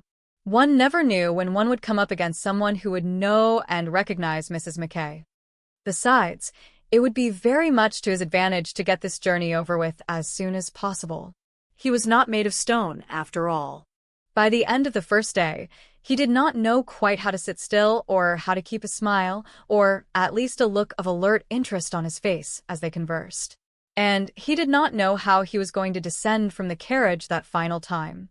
He did it, however, and even managed to stand at the reception desk of the inn his coachman had chosen long enough to pay for 2 bedchambers, one for himself, Major Sir Benedict Harper, and one for Mrs. Mackay, the recent widow of his military friend. He also reserved accommodation for the 2 servants as well as kennel room for the dog. He supposed the explanation had not been necessary, since it could not matter to the landlord what the relationship was between the 2 people staying at his inn. Ben escorted a black-veiled Samantha to her room, made arrangements to join her later in the private dining room he had reserved, and collapsed on the bed in his own room before throwing one arm over his eyes. He had long experience at enduring pain. He rarely took any medicine to dull it, and he rarely allowed it to slow him down or confine him to his bed. It was a fact of his life, and always would be. All he could do to control it was avoid the sort of activities, like long days seated in a carriage, that would intensify it. Quinn came within 5 minutes and silently pulled off his boots and set to work massaging stiff muscles and working out clenched knots until he could relax more. "Does she know about this?" he asked. "Good Lord. No," Ben said. "Why should she?" They had talked determinedly through much of the day, and actually it had not been too difficult after a while. He had noticed that with her before. She was easy to talk to. She would always answer his questions and then ask her own in return. She neither monopolized the conversation nor expected him to do all the talking. They had exchanged memories of childhood. She remembered dancing barefoot in the grass with her mother and splashing and swimming in a stream with some other children from the village. He remembered swimming in the lake at Kennelston and climbing trees with the gamekeeper's 2 boys and engaging in sword fights with them, using the wooden toy weapons their father had carved for them all, Ben included. They had even sat in companionable silence some of the time, watching the scenery go by on their respective sides of the carriage, alone with their own thoughts. "You might suggest slowing the journey down," Quinn said. "Anyone would think from your speed that she was an underage maiden heiress, and you a penniless nobody abducting her to Gretna Green. And so muddle-headed that I am taking her in quite the wrong direction? You will be crippled before you get to the wilds of beyond," Quinn said, jerking his head in a direction that Ben guessed was meant to indicate the southwest coast of Wales. "I think not," Ben said. "Give me half an hour, Quinn, and then come back to help me dress for dinner." His valet grunted and withdrew. He had been a groom in the Duke of Stanbrook's stables at Pendarris when Ben first encountered him. In those early days of all-consuming agony, only that particular groom was able to move him and turn him for the necessary washes and changes and treatments without his quite passing out from the pain. His Grace had pretended to grumble when Ben appropriated the groom to be his nurse, and then his valet. An hour later, Ben descended to the private dining room, feeling considerably restored. His first thought after opening the door was that he must have the wrong room. She was standing beside the table, which had been set for their meal, and she was wearing a high-waisted, short-sleeved evening dress of pale blue muslin. Her near-black hair was piled on her head in an intricately tied knot. He stared at her, transfixed and aghast. "What the devil?" he said, and he took an incautiously hasty step forward and shut the door firmly behind him. She raised her eyebrows. "I left all my blacks at Bramble Hall, except what I wore today," she told him. "I will not wear those again. They were ordered from Leland and sent to Bramble Hall without any consultation with me or any fitting with a proper modiste. They are ugly and impersonal and ill-fitting, and they in no way reflect the genuine sorrow I felt at the premature death of my husband. They are the mere ostentatious trappings of grief, designed to impress the world. I will not put on a meaningless show any longer. That part of my life is over, and the next part of my life has begun." He took one step closer. "Have you forgotten," he said, "that we are traveling as a major and the recent widow of his military friend?" "Who has seen you dressed like that?" "Like what?" she asked. "You make me sound as if I am dressed like a harlot." "Like a young lady," he said between his teeth. "Traveling with a gentleman who is not her husband." Who has seen you? Her cheeks had flushed. "The landlord showed me where the dining parlor was," she said. "There were a few other people. I did not take much notice." "You can be sure the landlord took notice," he said. "Good Lord. And you do not even have a maid with you. If you wish to go away—" "Sir Benedict," she began. "Stop talking nonsense," he snapped at her. "From now on, starting tomorrow, we're going to have to be husband and wife. That is the only solution." "How ridiculous," she said. "You will be Lady Harper from tomorrow on," he told her. "Oh." "Do not worry for your virtue. We will take separate rooms at the inns where we stay. My injuries make me restless, and so make it imperative that I sleep alone. Not that we will be called upon to explain ourselves. I think—" "Sir Benedict," she said, "you're a bit stuffy. As well as tyrannical." "What I am," he told her, "is concerned for your reputation." "Ma'am." "And that is going to have to be Benedict and Samantha tomorrow. We will be husband and wife." "I suppose," she said, "you would be happier if I were shrouded in black for the rest of my life." "You may wear scarlet every day until you are 80, he said, "after you have been delivered safely to your cottage, and I have gone on my way." "Delivered," she said. "Like an unwanted package." The door opened behind him, and a maidservant carried in a large tray with their evening meal. "Come and sit down, Mrs. McKay said to Ben. "You are in pain." "Well." It was all the result of being brought up short inside the door by her appearance. He was still in a lot less pain, though, than he had been an hour ago. He moved toward the table without comment. "You were in pain most of the afternoon, were you not?" she said after they had taken their seats and the girl had withdrawn. "I did not say anything then.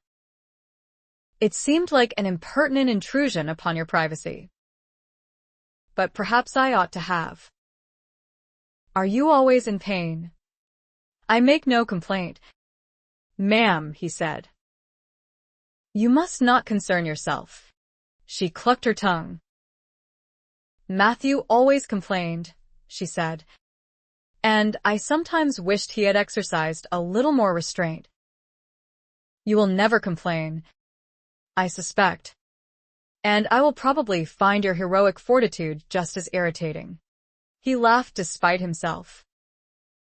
Riding for hours in a carriage is not the most comfortable experience, even for the most nimble, she said. I suppose it is the worst thing in the world for you. Probably not the very worst, he said. You make me feel selfish and insensitive, she told him. First my appearance, and now this.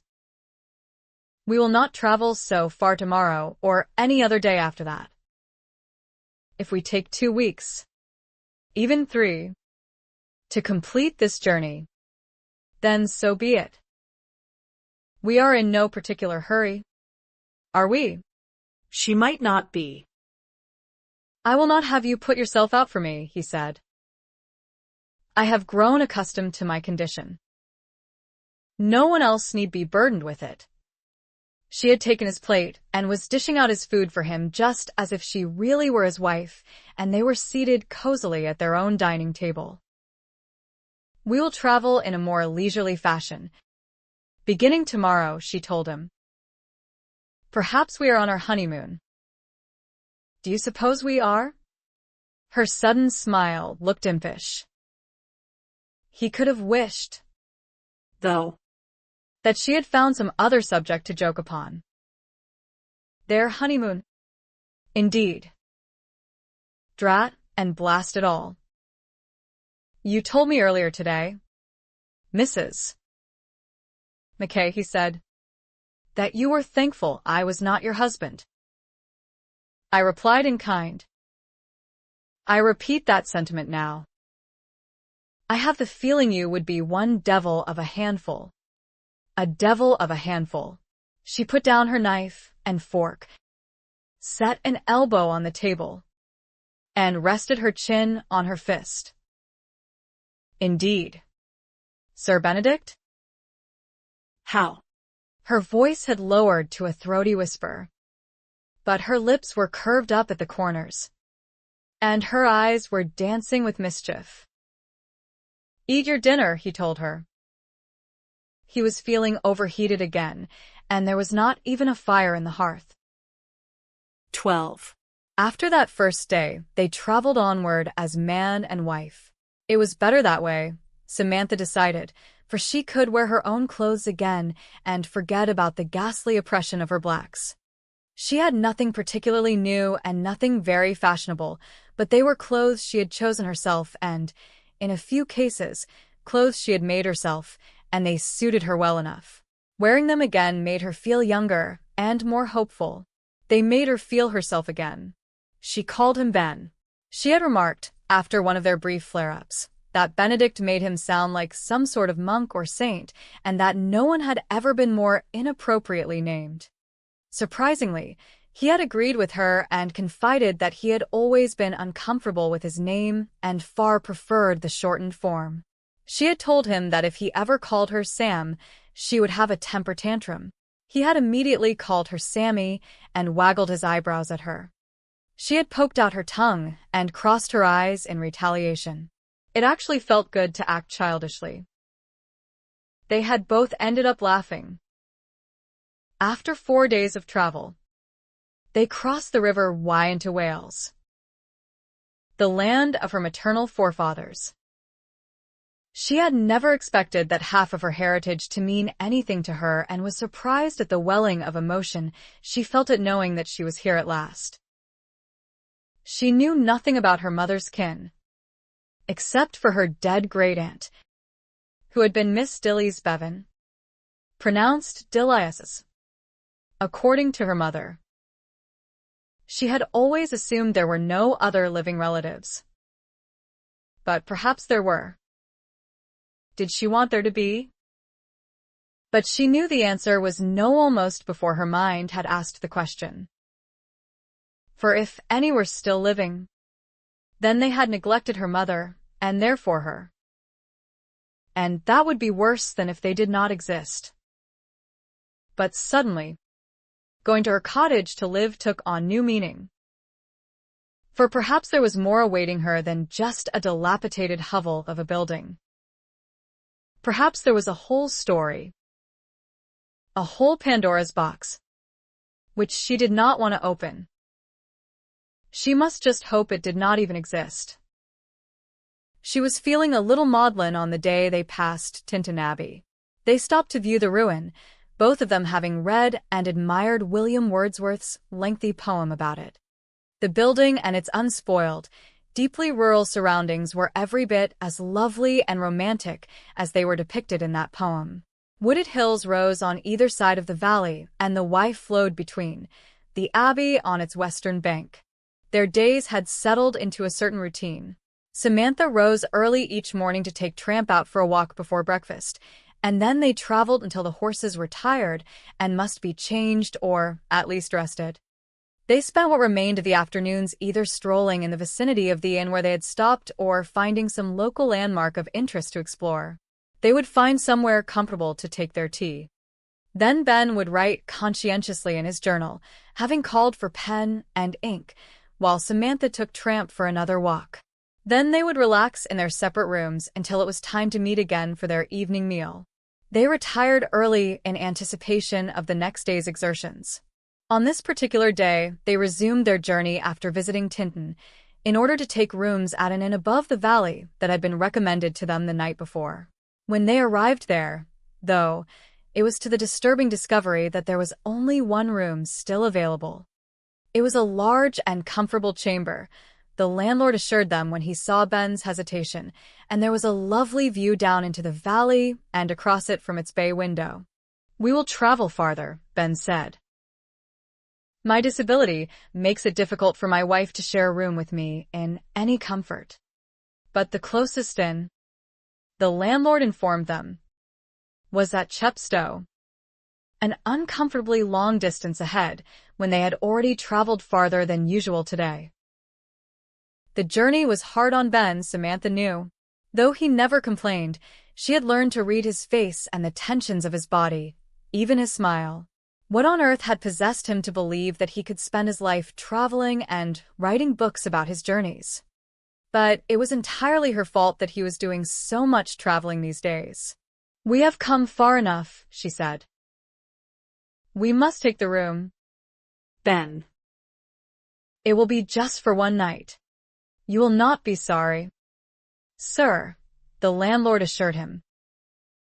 "We have the best cook between Chepstow and Ross. You can ask anyone."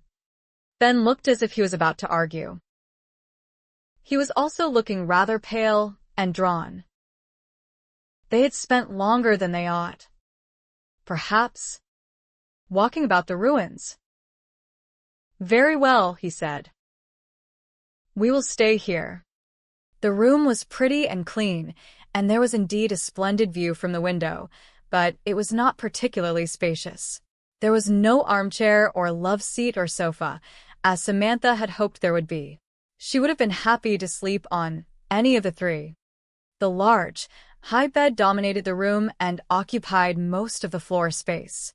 But good heavens, it was just for one night, she thought as they stood just inside the door, looking about them with great awkwardness. She spoke briskly. "I suppose if I lie very close to the edge on this side, and you lie very close to the edge on that, there will be enough space between us to accommodate an elephant." "If you roll over in the night," he said, "you had better be sure to roll the right way." "And which way would that be?" She turned to smile at him just as he turned his head to smile at her. And suddenly it seemed as if her words were written in fire on the air between them. "I would imagine," he said, recovering himself. "Elephants take exception to being awoken in the night." "Yes." She crossed to the window. By far the finest feature of the room. "Would you rather we went on to Chepstow after all?" he asked. "We still could." "No. We could not," she said. "You are on the verge of collapse. It has been too busy a day. I shall go back down and make sure Tramp is properly accommodated. I shall have Mr. Quinn sent up to you." He did not argue. She spent an hour with the dog, at first sitting on some clean straw beside him, her knees drawn up almost to her chin, her arms wrapped about them, and then walking with him so that he could take care of business before settling for the night. They had managed to rub along well enough together, she and Sir Benedict Ben. They could talk and laugh and be silent together. They could enjoy doing a little sightseeing together despite the handicap of his not being able to walk fast or far. But he was a man, and she would have to be inhuman, she supposed, for that fact not to be affecting her, especially as they had, once upon a time, shared a kiss and soared together in imagination beyond the clouds in a hot air balloon, wrapped in furs against the chill of the upper atmosphere. It was sometimes hard to ignore his maleness when they shared the close confines of a carriage interior during the daytime. Whatever was it going to be like to share a bed all night? By the time she returned to the room, making a great deal of unnecessary bustle on the landing outside the door, and then taking her time turning the handle, Ben was dressed for dinner and was sitting on the side of the bed, reading. He set his book aside and got to his feet. He did it more easily than usual, she noticed, perhaps because the bed was high.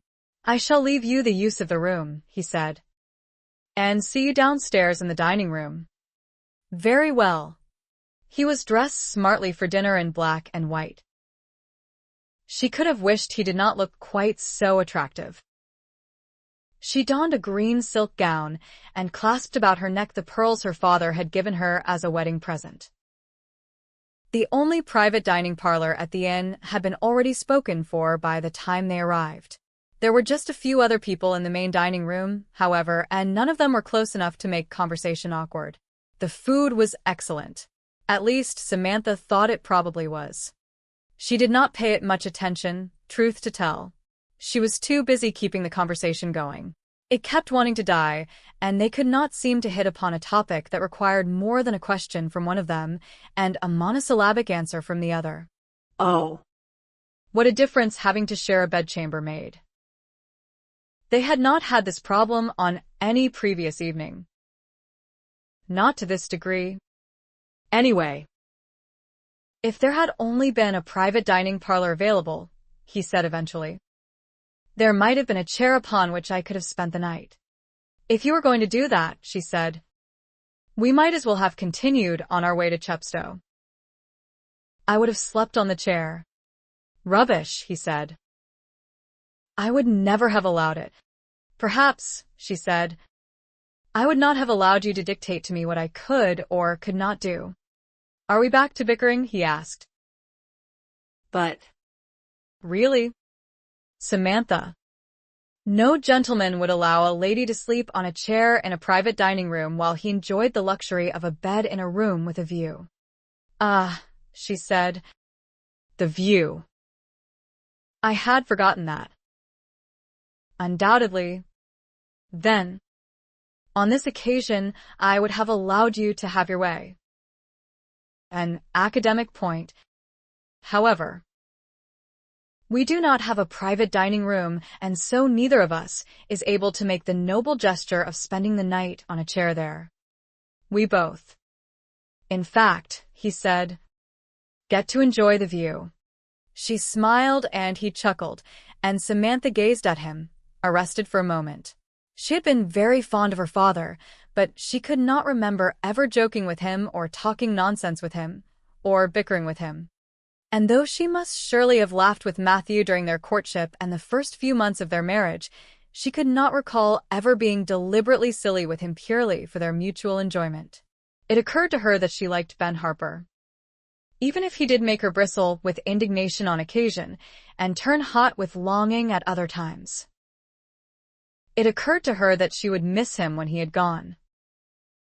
He had a mistress, she said abruptly, and then she gazed at him in some surprise. What on earth had prompted her to say that? She set down her knife and fork, rested her forearms on the table, and leaned toward him. They already had one child when he met and married me. Another was conceived during the first months of our marriage. I took that to mean that he did not care much for me at all, and that I was not much good in the marriage bed. She gazed at him, appalled. And she looked around furtively to make sure they were not within earshot of any other diners. He looked from his knife to his fork and back again before setting them down across his plate and copying her posture. Their faces were not very far apart. I suppose, he said, you have spent longer than 6 years imagining that you are sexually inadequate. She half expected to see flames flaring up from her cheeks. No, she said. Why should I allow my spirit to be crushed by someone I did not respect? I lost respect for my husband 4 months into our marriage. That is a terrible admission to make, is it not? To a virtual stranger? I am hardly a stranger, he said. And I am about to become even less of one. We are to spend the night teetering off the opposite edges of the same bed. Are we not? Have you ever had a mistress? She asked him. Of long standing, he said. No. And never any children. And even if I had a mistress, I would dismiss her before marrying someone else. And no one would replace her. Ever. Was the Colonel's niece very beautiful? She asked. He considered. She was pretty. She was small and dainty. All smiles and dimples and blonde curls and ringlets and big blue eyes.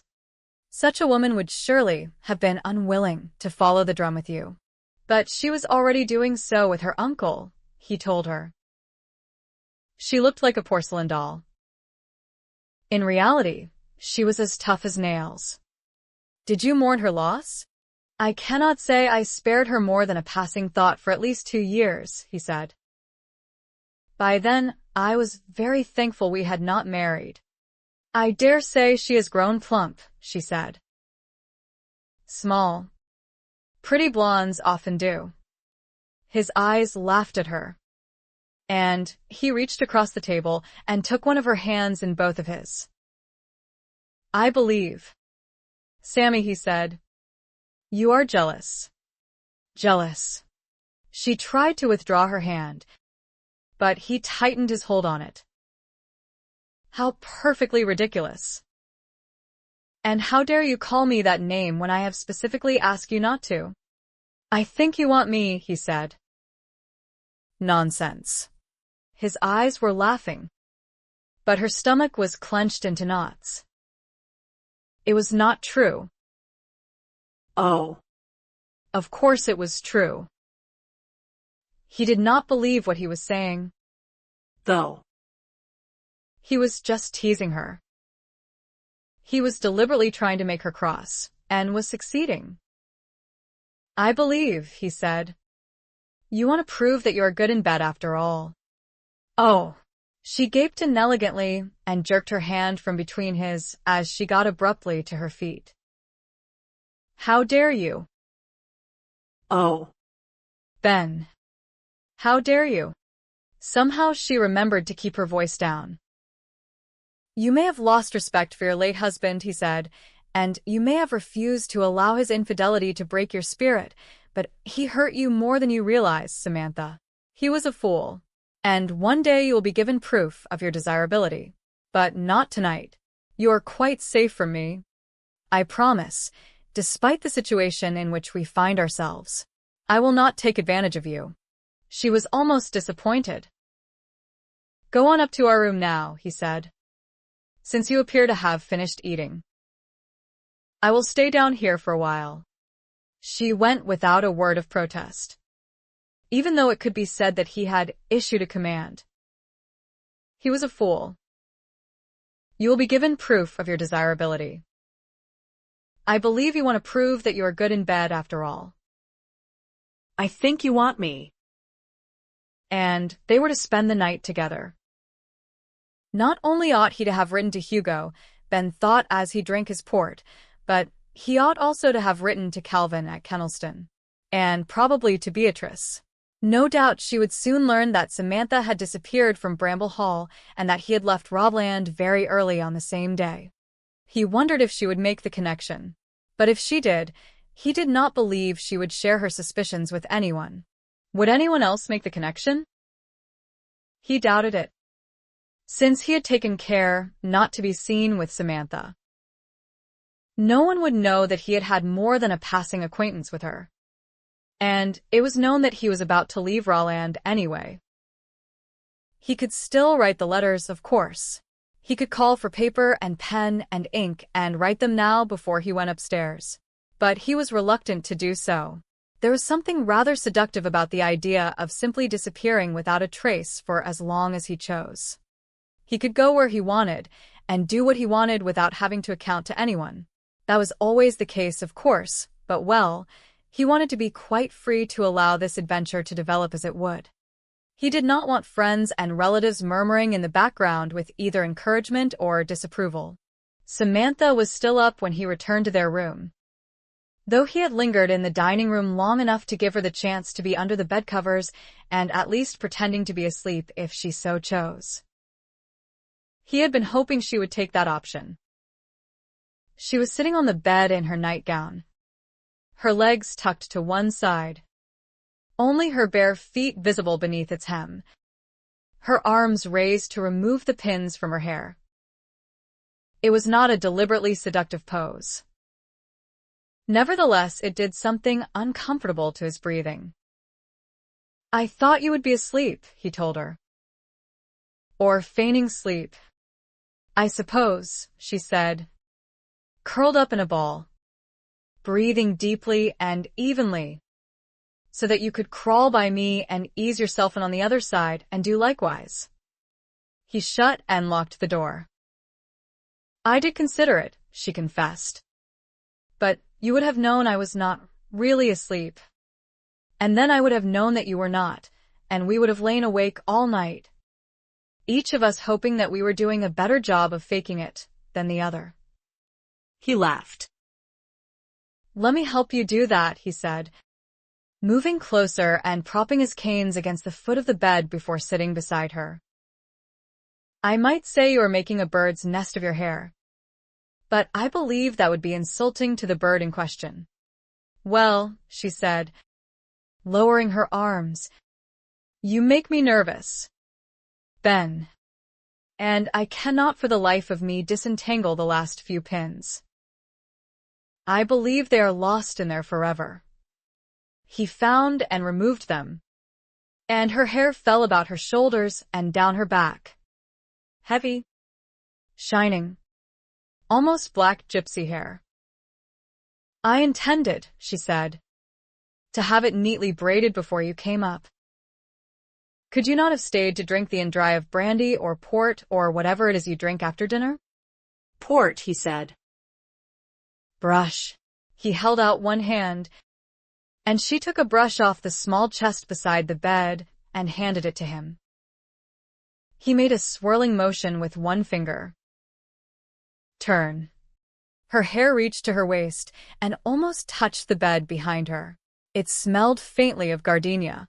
Her nightgown was of white cotton and covered her as decently as her dresses did during the day, except that it was a nightgown and she was obviously wearing no stays beneath it or anything else at a guess. And her feet were bare, and she was sitting on a bed. He drew the brush through her hair. It slid downward from the roots to the tips. 200 strokes, she said. He felt an immediate tightening at his groin. 200? Every night, she added. Do you count them? Yes. It was one way my mother taught me numbers. She had been quite unaware of the double meaning of her words. He counted silently. I was 18, she said when he was at 39 strokes. Barely. I had just had my birthday. I had been married a little less than 4 months. He did not prompt her. If she needed to tell the story she had begun downstairs, then he would listen. He had all night, after all, and he knew from his experiences at Pendarus that it was important that people be allowed to tell their stories. 45. 46. I was so deeply in love, she said, that I did not think the world was large enough to contain it all. Youth is a dangerous time of life. Yes. It could be. 51. 52. 53. I thought his love for me was just as all-consuming, she said. I thought we were living happily ever after. How foolish young people can be. Shall I tell you why he married me? If you wish. 59. 60. He had always been the family rebel, she said. He hated them all, particularly his father. But his father could never leave him alone. He had been at him to marry someone suitable in the eyes of the Earl, that was. He had even named a few possible candidates. Matthew was 11 years older than I, you know. He met me at an assembly, found me pretty and eager, and, oh, how right he was about the latter. I was pathetically eager. I wore my heart not just on my sleeve, but on my nose and my forehead, and my cheeks and my bosom, and well, suffice it to say that I made no secret of my adoration. I was pathetic. You were very young, he said. Good Lord. She was only 24 now. You were being courted by a handsome military officer. Where was I? She asked. He did not know where he was. He had lost count. 69? 70? He fancied himself in love with me, of course. Or, I dare say, he would not have done what he did. But it also occurred to him that it would be a splendid joke on his father if he married me.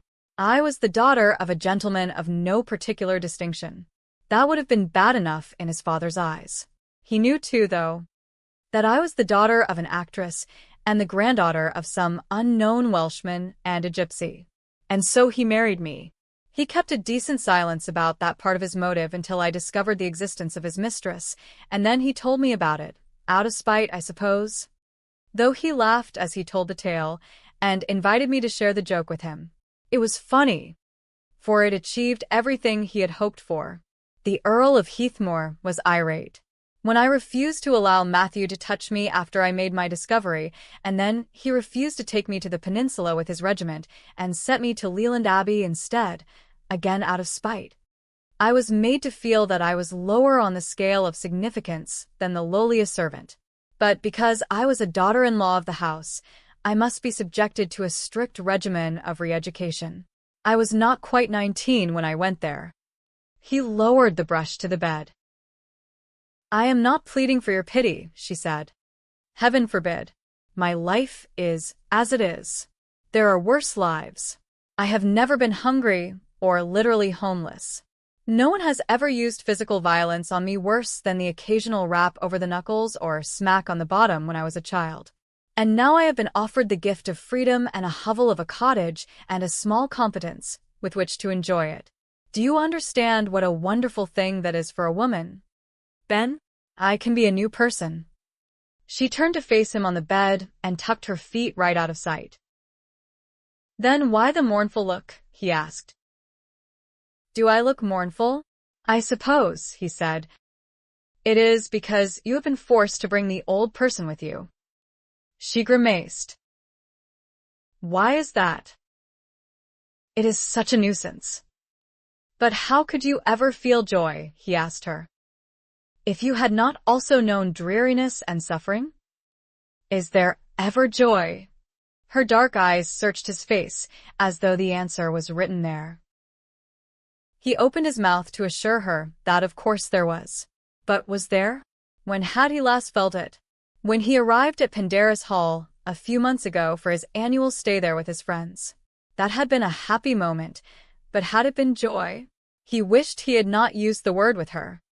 It was a disturbing word. And was that what his problem was? That wherever he went, he had to take himself with him. Was it in denial of that fact that he had decided to travel? The eternal quest to escape from himself, from the body that slowed him down, made him grotesque and ungainly, and stopped him from living the life he wanted to live. We have to believe there is joy, he said. In the meantime, we have to believe that our lives are worth living. She lifted one hand and set it against his cheek, her fingers pushing into his hair. Her hand was smooth and cool. It is ungrateful of me, she said, to have been given freedom and a new life and yet to feel a little depressed. You will find a meaning for your life. I am going to be a world-famous travel writer. He smiled. You will find what you are searching for. Ben, she said. You are a kind man, and the good and kind are rewarded with fulfillment and happiness. He was surprised to see tears brighten her eyes, though they did not spill over onto her cheeks. They should be, she said. Life should work that way, though we know it does not always do so. He released his hold on the brush, caught her by the waist, drew her against him, and kissed her. She wrapped her arms about him and kissed him back. Their lips clung.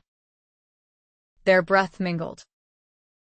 She was warm, soft, fragrant, very feminine. He was aware, even with his eyes closed, of her nightgown and bare feet, of her hair loose down her back, of the bed beneath them. There was an increase of heat, a tightening in his groin again. She slid her feet free of her nightgown, and he somehow got his legs right up on the bed. And his hands were on her breasts, heavy and firm beneath the cotton of her nightgown, and her hands were under his coat, inside his waistcoat, warm against the back of his shirt. She had lain down across the bed, and he had followed her, his hand beneath the hem of her nightgown, smoothing its way up the heat of her inner thigh. His tongue simulated in her mouth what he would like to be doing with her body. His weight was pressing against her breasts. He had made her a promise downstairs just an hour or two ago. But not tonight. You are quite safe from me. I promise. Despite the situation in which we find ourselves, I will not take advantage of you. He tried to ignore the voice in his head, his own voice. It could not be done, however. He lifted his head and gazed down into her passion-heavy eyes. We cannot do this, he said. She said nothing. We would regret it, he told her. It would have been provoked entirely by this room. We would regret it. Idiot, he thought. Fool. Would we? She sighed. But he could see that she was returning to her senses. You know we would. He sat up, lowering the hem of her nightgown as he did so, and pushed himself to his feet without using his canes. High mattresses were always a blessing to him. And yet, she said, it is quite acceptable for a widow to have an affair, provided she is discreet about it. I learned that when I was with Matthew's regiment. I think it would be a grand use of freedom to have an affair. With me? He did not turn to look at her. With a man who wanted one with me as much as I wanted one with him, she said. Perhaps with you. Ben. One of these days. But not tonight. You are right about that. It would seem slightly sordid.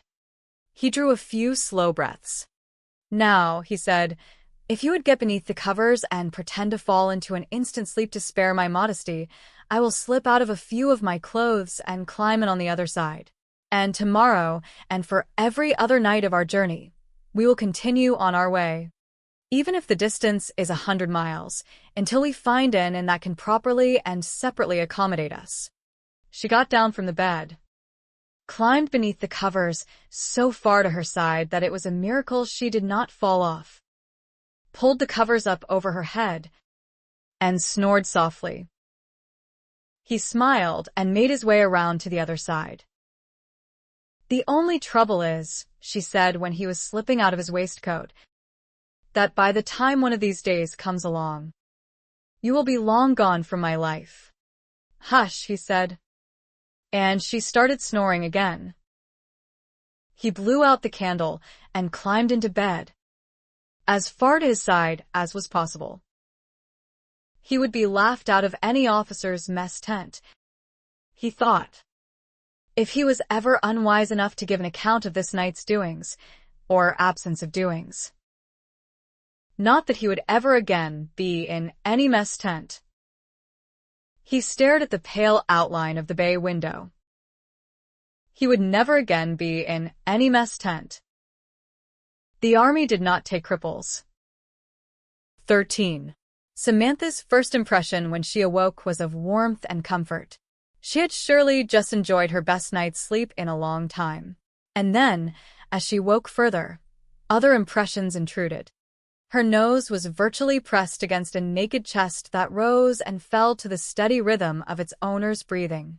His body heat enveloped her and made her want to move her whole body closer, though she was alarmingly close as it was. One of his arms was about her beneath the covers. So much for a sleepless night, as they each clung virtuously to their respective edges of the bed. Samantha had never before slept with a man. Slept, that was, as opposed to having marital relations with. For close to 4 months after their marriage, Matthew had come to her bed almost nightly, but he had always returned to his own afterward. Somehow, this seemed almost as intimate as those brief sessions had been, perhaps because they were so long ago that she had forgotten just what real intimacy felt like. They had come close to making love last night, until conscience had smitten him. She was not sure if she was glad or sorry. He was sleeping. She could tell that from the deepness of his breathing and the warm relaxation of his body. She was tempted to fall back to sleep herself. But good sense prevailed. What she really needed to do was remove herself from the bed, or at least from this particular part of it, before he too woke up. He might believe she had done this deliberately. She considered her strategy. His arm was heavy across her. One of her legs was trapped beneath one of his. One of her hands was splayed across his chest. The other was resting on the side of his waist. She had only just realized that. It was full daylight. Goodness only knew what time it was. It might be dawn or it might be noon. She really had slept deeply. She wriggled her leg free. She lifted her hand from his waist and removed her nose from his chest, and then her other hand. She inched backward under his arm. She did it all in no more than 5 or 10 minutes. He inhaled deeply, exhaled audibly, and fell silent. She edged back a little farther. If she turned now, she could swing her legs over the edge of the bed and sit up and then stand and be safe even if he then awoke and saw her in her rumpled nightgown, her unbraided hair in loose tangles about her head and shoulders and along her back. He would not know. "I suppose," he said just as she sat up, in a perfectly normal, everyday conversational voice. "You did not sleep a wink all night." "I slept a little," she admitted in a tone to match his own. She did not turn her head to look at him. "Did I leave you enough room?" he asked. "I did not inadvertently touch you." "Oh, no," she said. "There was plenty of room." "Samantha McKay," he said, "you will surely burn in hell one of these eternities. You are lying through your teeth." She let out an enraged shriek and whisked her head around to glare at him. She grabbed her pillow and hurled it at him. "You, sir," she said, "are no gentleman. You might at least pretend to believe that we kept to our own edges of the bed." He clasped the pillow to his chest. "I woke up at some time in the night," he said, "to find that I had rolled to the center of the bed and that you had done likewise. To be fair, I do not believe either of us was the aggressor. You grumbled some nonsense and grabbed me when I would have beaten a strategic retreat back to my edge. And, being the gentleman I am, contrary to your unjust accusation, I remained where I was and allowed you to burrow against me." She shrieked again and grabbed for her pillow so that she could fling it at his head once more. "And you," she said, "are going to fry." "I did not. And if you had been the gentleman you profess to be, you would have moved, not just to the edge of the bed, but right off it onto the floor with your pillow. You were lying half on it, he said. And being a gentleman, he completed the sentence with a grin. She stared down at him. He was enjoying himself, she thought, and so, strangely, was she. What had seemed horribly awkward and embarrassing just a minute or so ago had been turned into fun. But oh, dear, he looked tousled and almost boyish. And attractive. It really would be wonderful to make love with him. What? He said. You have no answer? You might have taken my pillow. Then, she said. But you were lying half on that too. Poor thing, she said, narrowing her eyes. And so you were doomed to spend the rest of the night in the middle of the bed with only half a pillow for your comfort. I am not complaining, he told her. He laced his hands behind his head and looked complacent. Pillows are not the only source of comfort. She got to her feet. Turn your back and pull the covers over your head. I am going to get dressed. I do not suppose anyone has fed and watered Tramp this morning or let him loose in the stable yard. He did as he was told with great ostentation, and Samantha dressed quickly, a smile on her face, and dragged her brush through her hair before twisting and knotting it at her neck. I shall see you at breakfast in half an hour or so, she said as she let herself out of the room. He snored softly beneath the bed covers as she had done last night. She was laughing as she shut the door. How her life had changed in the span of a week. She scarcely recognized herself despite what had been said last night about having to take herself with her wherever she went.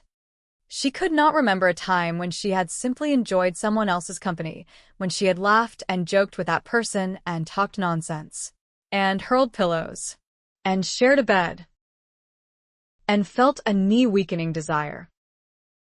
She was going to miss him dreadfully when they had arrived at her cottage, and he had resumed his travels. But she would think of that when the time came. Tramp greeted her as if he had been shut up all alone for at least a week in his perfectly comfortable stall. They talked about the weather and the scenery. They talked about books. She had read a good many during the 5 years of her husband's illness, and he had read a fair number during the years of his convalescence and since. They talked more about their families and the homes where they had grown up, about their growing years, the friends they had had, the games they had played, the dreams they had dreamed. They talked about music, though neither claimed any proficiency on a musical instrument. They carefully avoided any situation or topic that might ignite the attraction they undoubtedly felt for each other. Sometimes they talked nonsense and laughed like silly children. It felt ridiculously good. Sometimes they bickered, though even those flare-ups usually ended in nonsense and laughter. They talked with fellow travelers at inns where they stayed and at places of interest they visited. Ben began to think that perhaps he would enjoy traveling after all. He was sure he would have lingered in Southeast Wales longer if he had been alone. He was fascinated by the new industries that were springing up, coal mines and associated shipping concerns and metalworks. He would have loved to make a few detours into the Rhondda and Swansea valleys, for example, to see the industries at work. Perhaps he would come back one day and add chapters to his book that were not concerned purely with pictorial beauty. But not yet. After he had seen Samantha settled, he would want to put as much distance as possible between himself and her. I've been thinking, he said the morning they left Swansea behind and proceeded toward West Wales, that after you have taken up residence in your cottage, I will take the route up the west coast of Wales rather than return the way we have come. I will see Aberystwyth and Harlech and Mount Snowdon, and then travel along the north coast. Her dark eyes, those lovely, expressive eyes, which seemed to have come more fully alive since they left County Durham, looked steadily back into his own. She was wearing pale spring green today and looked young and wholesome and pretty. And desirable, though he tried to ignore that thought. He was very glad they had not become lovers that night. It was going to be a lonely enough feeling. driving off on his own, without the added complication of having indulged in an affair with her. Or would he regret not having reached for pleasure when it had surely been offered? "There is sure to be some lovely scenery on that route," she said, half averting her face to gaze out of the window. "There already has been, has there not? Being in sight of the sea so much of the time smites me here." She tapped the outer edge of one curled fist against her stomach. "Or perhaps it is Wales itself that is affecting me. It really does feel like a different country, even though most people speak English." But oh, the accent, Ben. "It is like music." "Pendarus is by the sea," he said. "Did I tell you that?" "It is at the top of a high cliff in Cornwall, with yellow sands, as there are everywhere here," she asked. "Yes." "Sands far below the towering cliffs. I can only look down on the beach when I am there. But it is a beautiful sight. You do not swim." "Then, I did once upon a time," he told her. "Like a fish, or an eel, especially in forbidden waters." The deep side of the lake at Kennelston was always infinitely more inviting than the riverside, where the water was no deeper than waist-height even to a boy. How could one even pretend to be a self-respecting fish there? But I have digressed. She turned her face toward him while the dog snuffled in his sleep on the seat opposite and moved his chin to a more comfortable position. He saw in her face an awareness of the fact that their journey together was coming to an end. "When we arrive in Tenby," he said, "there are going to have to be a few changes." Mr. Reese, the solicitor who was looking after her cottage, had his chambers there. Since she did not have the key to the house or even know exactly where it was, they were going to have to find him. And then everything would change. Either the cottage could be lived in, or it could not. They must discover the answer to that question first and proceed from there. But there was no point yet in wondering what their next step would be if it turned out that it could not. She raised her eyebrows. "You sound like an officer about to issue orders to your men." "What are they?" "Sir, when we arrive there," he said, "you're going to have to revert to being the widowed Mrs. Mackay, and I'm going to have to be Major Sir Benedict Harper, friend of the late Captain Matthew Mackay, escorting you as a result of that deathbed promise I made him. But you must have a maid, you know, to add some semblance of propriety to our having traveled so far together." Her eyebrows stayed elevated while he frowned in thought. "She accompanied you as far as Tenby," he said, "but flatly refused to go one step farther from England or even to stay there. You will have been forced to send her on her way back to England by stage the very day we call upon your solicitor. You will need an instant replacement, of course, even before you move into your cottage.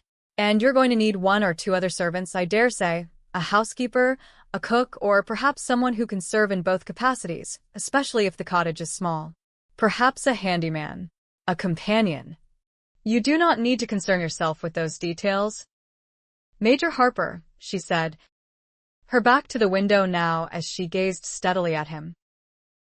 "I shall manage. And I dare say, Mr. Reese will be willing to advise me." He smiled apologetically. "I will worry." "Why?" she asked him. "Because I am a woman? Because everything here will be new and strange to you," he said. "Because you will be alone. And because I am a woman." He did not contradict her. But it was not just that. It was something he did, organizing people and events, managing them. Or, rather, it was something he had done when he was an officer. It was something he enjoyed, something he missed, though he might, of course, have taken over the running of his own estate 3 years ago, or any time since then. "This feels like goodbye," she said softly. "I believe you will be happy in this part of the world," he said. "You already seem to have a certain sense of belonging." "I do." Yet there seemed to be a sadness in her eyes. "This feels like goodbye." Yes, she would settle here, provided the cottage was habitable. She would surely have some neighbors and would make friends, and after a decent time she would meet a worthy Welshman and marry and have children. She would be happy. and she would be free forever of the pernicious influence of Heathmoor and the rest of her in-laws. And he would never know about any of it. It would not matter, though. He would soon forget about her, as she would forget about him. It just seemed at this moment that he never could. 14. They reached Tenby early one afternoon on a cool, blustery day, with white clouds scudding across a blue sky. It was a pretty, hilly town built above high cliffs, with views of the sea from a number of the front streets. They took rooms at a hotel at the top of the town and proceeded downhill to the chambers of Rees and Llewellyn, their coachman having inquired about the direction while they were securing their rooms. Mr. Llewellyn was not in, they were told, but Mr. Rees would be pleased to see them if they cared to wait for a few minutes until he was free. Samantha felt as fearful as if she had just stepped into the rooms of a tooth drawer. Much, perhaps the whole of the rest of her life, depended upon what happened in the next little while. If the cottage was not a viable home, then she did not know what she would do. If it was, then Ben would very soon be leaving. She had tried not to think of that, and so of course she had been able to think of little else. She would miss him. Well, of course she would. But that simple realization did not begin to account for the deep pit of emptiness she sensed would be awaiting her when she watched his carriage drive away without her, forever. She doubted she would see him again. It was a gloomy thought to add to the dreariness of the fact that she was wearing her blacks again after swearing she never would. She was not wearing the veil over her face. However, Mr. Rees, a short, neatly dressed, white-haired man, who looked as if he surely ought to have retired years ago, came out of his room no longer than 3 minutes after they had sat down, his face wreathed in smiles. He extended his right hand to Samantha. "Mrs. Mackay," he said.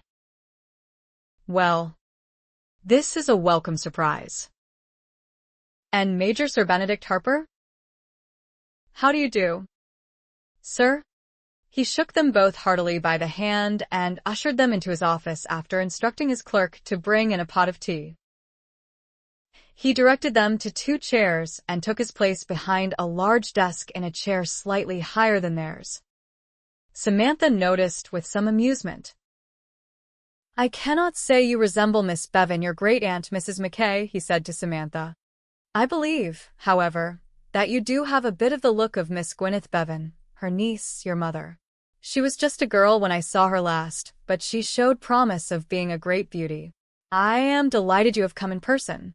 Miss Bevan's cottage, now yours, of course, has been unoccupied for a number of years, and I have been wondering lately if you had any new instructions for me. It is a year since I last heard from the Reverend Saul, your brother, who wrote as usual on your behalf. I would have been writing again soon, but this is so much better." Samantha frowned. John had been conducting business with Mr. Rees on her behalf? He had certainly not sent on any letter but that one not long after their father's death. Had he taken her silence on that occasion as permission to run her affairs for her? "Is the cottage habitable, Mr. Rees?" She felt as if she had been holding her breath ever since she arrived here. "There may be a little bit of dust," he said. "I have cleaners going in only once a month. I sent workers in a few months ago to deal with some damp in the pantry, but it was nothing serious. The garden is not as pretty as Miss Bevan always kept it. The flowers have been neglected, but I have made sure the grass is cut a few times each year. You may find the furniture a bit old-fashioned, but it is solid enough and of the best quality, and it has been protected with covers. The inside probably needs a coat of paint, and the mats may be getting close to being threadbare. But I dare say I could get a decent price for it just as it is if you wish to sell it." "Oh." "But I wish to live there," she told him. He beamed and rubbed his hands together. "I am delighted to hear it," he said. "Houses were made to be lived in, I always say, preferably by their long-time owners. There is still some of the rent money left in the account here. I have taken from it only what has been needed to keep up the house, and the rest of the money is intact." "The rest of the money?" Samantha looked inquiringly at him. Miss Bevan was not in possession of a vast fortune, Mr. Rees explained in his lovely, precise Welsh accent. But she was left a very tidy sum when old Mr. Bevan, her father, passed on. She did not spend much of it. She lived frugally all her life and always said she was contented as she was. And Mrs. Saul, your mother, never withdrew any of it. It has been sitting in an account here for many years now, gathering a nice bit of interest. There was money as well as a habitable cottage? Why had she never known about this? Who had known? Papa? John? She did not ask how much money there was. Neither did she ask any details about the cottage. She did not suppose either was of any significant size. But she did feel foolish for not knowing and wondered if the fault was her own. She had never asked, but her mother had talked so disparagingly about the property that she had made it seem like nothing at all. Samantha was pleased, though, to know that there was a bit of money as well as the house. She had not been left penniless when Matthew died, but neither was she any more than comfortably situated. A few pounds more would be very welcome, especially if the cottage needed new rugs and a fresh coat of paint. She exchanged a look with Ben, and he smiled. But all this meant, of course, that he would have no further reason to stay with her. For which fact he would surely be very thankful. She was really not his responsibility. After all, the cottage was only a few miles along the coast, Mr. Rees explained after the clerk had brought in the tea and a plate of sweet biscuits. It was close to the village of Fisherman's Bridge, though separated from it by sand dunes, which hid the cottage from view. The beach in front of it had always been considered part of the property and was never used by anyone except the inhabitants of the cottage. He would not advise Mrs. Mackay to go there today or even tomorrow. He would like to have the cottage cleaned up for her first and the grass cut and some coal and basic necessities of food brought in. Ben told him the mythical story of his friend, the late Captain Mackay, and of Samantha's maid leaving on the stage bound for England just that morning. "A pity that," Mr. Rees said. "And you will be staying in Tenby for the next couple of nights, will you? At a hotel? That puts Mrs. Mackay in a bit of an awkward position, doesn't it? Even if she does have you for company and protection. Major, a lady needs her maid as well as a gentleman to lend her countenance. Let me see what I can do about finding a new maid. It should not be too difficult, even at such short notice. The opportunities for good positions do not arise every day around here, especially for girls." "Thank you, Mr. Rees," Ben said. "That would set my mind at ease. I was deeply concerned, as you may imagine, when that wretched maid insisted that she would not stand for one more day of moving away from England rather than toward it. He made a convincing liar," Samantha thought. And what did he mean by that would set my mind at ease? Wales is often seen as a wild, heathen outpost, Mr. Rees said with one of his broad smiles. And sometimes we Welsh are content to keep it that way. Though the southwest here is often referred to as Little England, you will not find many people hereabouts who speak and understand nothing but Welsh. But it is a lovely, musical language, Samantha protested. And I intend to learn it. Splendid, Mr. Rees beamed at each of them in turn and rubbed his hands together again. They took their leave as soon as they had finished drinking their tea. "It is habitable, Ben," Samantha said as they were being driven slowly up a steep hill on the way back to their hotel. "I feel quite dizzy with the knowledge, though I expect it is very tiny. I wonder what a tidy sum amounts to. Do you suppose I am vastly wealthy?" "Probably not," he said. "But maybe it will be enough to buy you plenty of coal for your fires during the winters." They are supposed to be milder here than in other parts of the country. But if my experience of Cornwall is anything to judge by, they can be mighty damp and cheerless. And windy. It was windy here today. I suppose that is the penalty of living close to the sea, she said. Oh. Ben. Mr. Reese is so respectable. Is he not? Of course, he said. What did you expect? A wild heathen? He is as old as the hills, too. He knew my great-aunt, she said. You know nothing about her but her name? He asked. Are you curious about her, Samantha? And about the rest of your heritage? My mother almost never talked about her life here, she told him. I think she was unhappy. Or perhaps just restless. She ran away to London when she was 17 and never came back. Perhaps she intended to tell me more when I was older.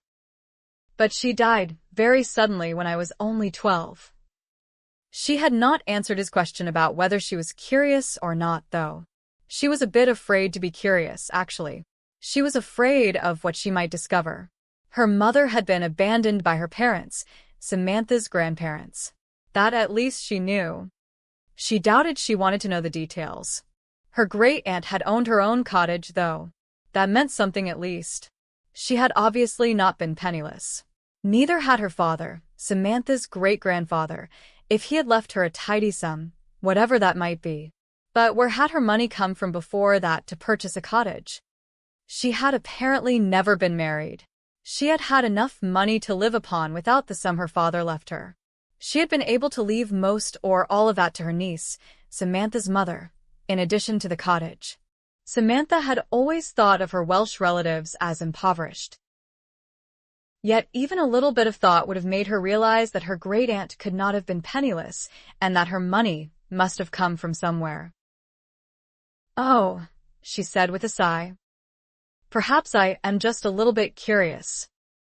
After all. But they had arrived outside their hotel. Shall we rest for what remains of today and explore tomorrow? Ben suggested. Or would you? She interrupted him. You are going to go to your room to lie down for a while, she told him. I can always tell when you are in pain. You smile too much. I shall have to frown ferociously, he said, suiting action to words, in order to convince you that I am hale and hearty. He did not argue, though, about withdrawing to his room. The day after tomorrow, Samantha thought as she closed the door to her own room. She was going to be moving into her own home. Her new life would begin in earnest. And Ben would start on his way up the west coast of Wales and the rest of his life. Oh, dear. How could one's spirit be so elated and yet so depressed all at the same time? She had better take her mind off things by walking tramp. 2 hours later, when Samantha was back in her room and sitting by the window, alternately looking at the sea and trying to read, there was a knock on her door. She opened it, smiling in anticipation of seeing Ben on the other side. But a thin, dark-haired, blue-eyed girl stood there instead. She had been sent by Mr. Reese's clerk, she explained, to be Mrs. McKay's maid and look after her clothes and fetch her washing water and do her hair and anything else that was asked of her, if Mrs. McKay pleased. But she was a good girl, and Mr. Reese himself could testify to that fact since her own mother's sister had been working for his wife's cousin for 5 years now, and never any trouble, and would Mrs. McKay give her a chance, please? And she would never be sorry, for she would do anything Mrs. McKay pleased, and besides, the clerk had told her she must stay for the night, even if not forever, as the silly English girl who had been Mrs. McKay's maid had gone away on the stage this morning and abandoned her because she did not like Wales, though what was wrong with Wales, who knew? For it was surely 100 times better than that England, where there was scarcely a mountain or molehill to make the land interesting, and people could not sing to save their lives. But anyway, it would not be respectable for Mrs. Mackay to be alone in a hotel without a maid, even though her dead husband's friend, who was both a major and a sir, was here to protect her, though in another room, of course, and would Mrs. Mackay consider her for the job, please? Samantha was not sure the girl had stopped once to draw a breath. Her eyes were wide with mingled eagerness and anxiety. "You have the advantage of me," she said. "You know my name." "Oh," the girl said. "Gladys." "Mrs. Mackay." "Gladys Jones." "And how old are you?" "Gladys?" Samantha asked. "I am 14, Mrs. Mackay," the girl said. "I am the oldest of us. There are 7 younger than me, and none of us working yet. I would be much obliged to you if you would take me on so that I can give some money to Dad to help him feed us all. I am a good worker. My ma'am says so, and she says she will miss me if I go into service. But Carrie's will do almost as well in my place. She is a good girl too, and she has just turned 13, and she is nearly as tall as me. But perhaps you would not need me to live in just yet, and I could go back and forth really easy, because I live in Fisherman's Bridge. No more than a bit of a walk from the empty cottage where you are going to move to. Ma'am is expecting another of us in a few weeks. And I would rather be there with her for the nights anyway until the new babe is in the cradle. After that I would be more than happy to live in.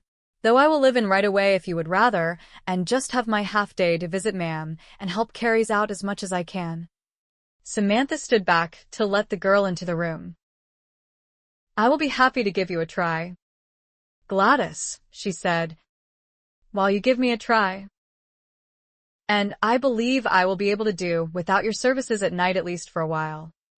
She thought of the maid she had had at Bramble Hall, and how the girl had often kept her up late with her chattering. Gladys might well keep her up all night if she lived in. "Oh, thank you, Mrs.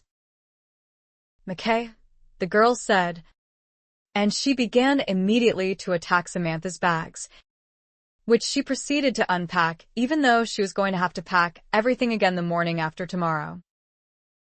Word was delivered to the hotel the following morning that a Mrs. Price, widowed mother of the blacksmith at Fisherman's Bridge, had gone over to the cottage to supervise the cleaners who had been sent in, to open the windows to air the place out, and to remove the covers from the furniture and do a bit of shopping and get fires lit in all the grates after the windows were closed again so that everything would be nice and warm and cozy for Mrs. Mackay when she arrived the following day. Mrs. Price had expressed a willingness to be interviewed for a permanent position if Mrs. Mackay so desired. She was an excellent cook and had held previous positions as a cook and housekeeper. She had the references to prove it. And so the next phase of her life was about to begin. Samantha thought as she spent the afternoon with Ben and Tramp, sitting and taking short walks along the top of the cliffs above the sweep of Tenby Bay. A phase that would not include Ben. "Ben," she said in a rush after they had sat silently admiring the view for a while, "will you stay for a few days? After tomorrow. I mean." He gazed out to sea. His eyes narrowed against the brightness of the light sparkling off its surface. "Oh, how selfish of me," she said. "Please ignore the question. You must be very eager to be on your way." "If there is an inn at Fisherman's Bridge," he said, "I will stay for a few days, until I am satisfied that you are properly settled." "Did I force that upon you?" she asked him. "I am not your responsibility." When he turned his head to look at her, he was frowning slightly. "Oh, but you are," he said. "I promised my friend, your husband, on his deathbed that I would escort you here and see you safely settled. Remember? I always keep my promises." And then, just when she felt that she would surely dissolve into tears, he grinned at her. That grin was going to haunt her after he had gone. It always somehow had the power to turn her weak at the knees. "I am going to take Tram for a quick walk," she said, getting hastily to her feet. The cliffs got lower as they traveled west along the coast the next morning, though they rose high above the sea again in the not-too-far distance. They had been told that the village of Fisherman's Bridge, and therefore the cottage on this side of it, were in the dip, where the cliffs were at their lowest. Samantha fully expected that the cottage would be no more than the hovel her mother had called it. But she would not be disappointed, she told herself. At least it was habitable. It would do for a while, even if not forever. And this was such a beautiful part of the world, she would surely not regret moving here.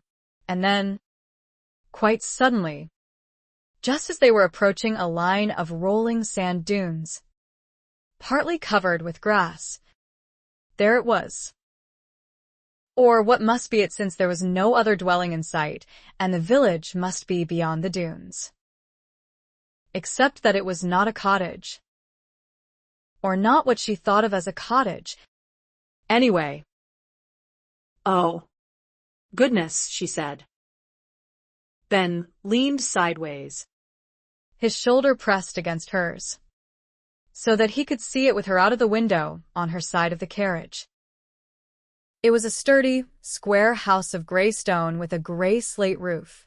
It looked as if it must have at least 4 bedchambers upstairs and as many rooms downstairs. There was a porch at the front and a dormer window in the roof above it.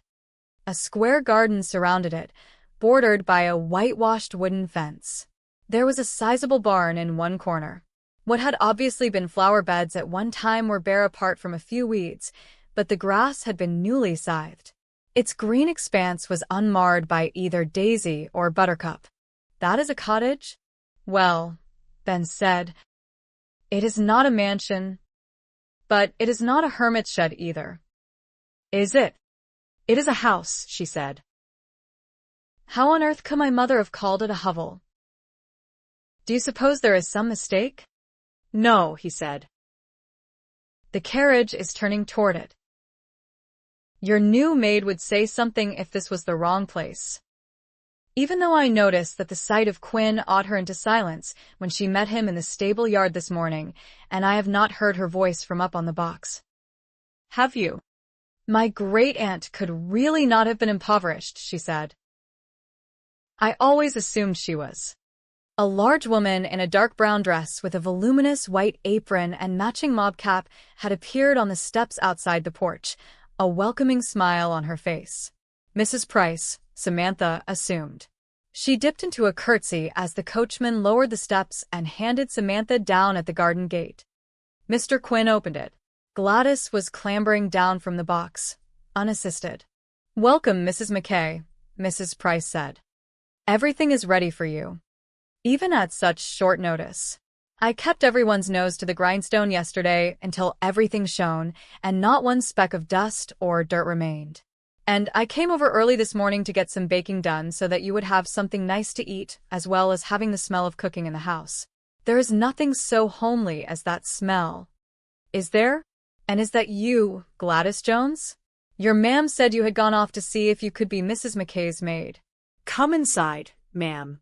"The gentleman has hurt himself, has he?" The interior lived up to the outside, Samantha discovered over the next half hour. There were 4 sizable square rooms downstairs, a parlor, a dining room, a kitchen, and a book room. There were 4 large bedchambers upstairs and 1 small one at the head of the stairs, and there was the attic room with its dormer window in the roof. A hallway bisected the house downstairs and contained the staircase, which ran straight up to the landing above. The architect, whoever he had been, had lacked imagination, perhaps, but Samantha loved the dimensions of the rooms. The furniture, though old and heavy and predominantly dark in color, just as Mr. Reese had described it, nevertheless looked comfortable.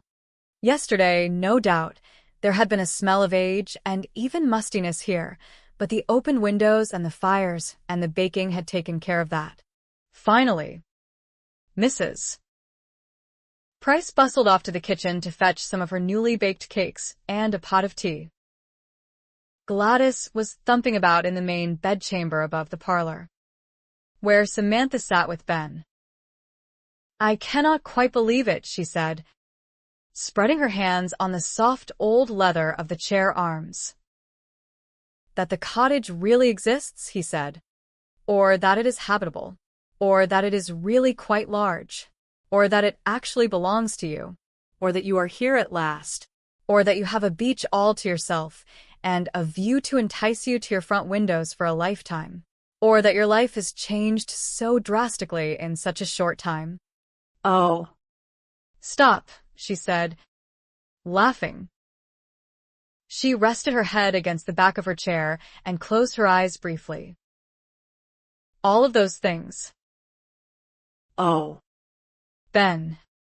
It is as if I have been snatched away from my life and deposited here in heaven.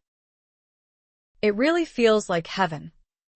"I dare say," he said, "the Earl of Heathmore did you a favor when he took Bramble Hall away from you and summoned you to Leland Abbey.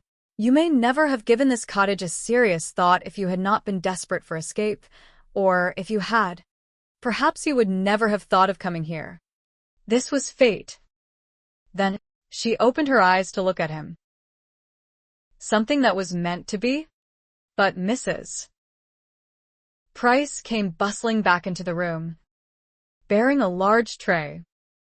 Before he could answer her, "I did not know if you liked currant cake or seed cake or Barabrith best, Mrs. Mackay," she said. "So I made all three, and you can have your pick. I dare say the Major likes all three. Men usually do. I am sure you must both be ready for a nice cup of tea. You would not prefer coffee, I hope? Nasty, bitter stuff. If you were to ask me, I never have it in my own house. My man did not like it either, and nor does my son. But I can get some to bring tomorrow if you like it. If you want me to come again. That is. I wouldn't mind coming in each day to get your breakfast, and staying until I have cooked your evening meal, though I would rather not live in. My son would starve since he has not found a wife for himself yet, and I can never seem to sleep sound in any other bed but my own." "Shall we give your suggestion a try?" Samantha said. "And I am happy to drink tea." "Barabrith. Did you say?" "This dark full-fruit loaf," Mrs. Price said, indicating the slices of it on the cake plate she had brought in before pouring them each a cup of tea. "There is no cake to compare with it for richness of flavor. That dog is gnawing on a soup bone and drinking his water in the kitchen. I do like a dog in the house, and a cat too, though I have never seen a dog quite like this one. And never will again. Mrs. Price." "It is to be fervently hoped," Ben said. Mrs. Price laughed. "Can I get you anything else before I go back to the kitchen?" she asked. "You have always lived here, have you, Mrs. Price?" Samantha asked. "The village is not far away? Just over those sand dunes," Mrs. Price said, pointing west. "And behind here is Mr. Bevan's land and the big house, though you can't see it from here. Mr. Bevan's land. The big house. He is your grandfather, I expect, Mrs. Mackay, isn't he?" Mrs. Price said. "I wasn't sure who was coming here, though I was told it was the owner. But you look as if you must be his granddaughter. He married a gypsy lady, you know. But of course you know. You have the look of one yourself, though it sits well on you. I must say, I'll get back to the kitchen. I have some soup cooking and some bread rising." "Is there an inn in the village?" Mrs. Price, Ben asked as she turned to leave. "Oh, "Yes, indeed." sir," she told him. "It is a nice, tidy place, too. Nothing fancy, but it serves up a good dinner. It do. And is always clean. The stables, too. My brother owns it." "Thank you," Ben said. "I shall probably stay there for a few nights until I am sure Mrs. Mackay is properly settled here." I promised her late husband, my friend, that I would. You know. Samantha took a bite of the barabrith when she was alone with Ben. It really was delicious. But she did not have much of an appetite. She set her plate aside and looked at him. He was gazing steadily back at her. He has land, she said, and a big house. He is still alive. Yes. Yet he sent my mother here to live with his sister, she said. He let her go to London at the age of 17 and did not go after her. He did not go to her wedding or to my christening or to her funeral. It could not have been poverty that caused any of those things. Could it? Has imagining that he was poor comforted you over the years? He asked. I have not needed comforting, she told him. I have not thought of him or wondered about him. But she knew as she stared at him, and as he sat looking silently back, that she must have done even if it had not been conscious. And she knew that the conviction that her grandfather had been poor was the only thing that had satisfied the hurt of being cut off from her mother's family at the same time as she was being shunned by her father's. I suppose, she said, it was because she was the daughter of the gypsy who abandoned him. My mother. I mean. And because I was her daughter. If he knew of me at all. That is.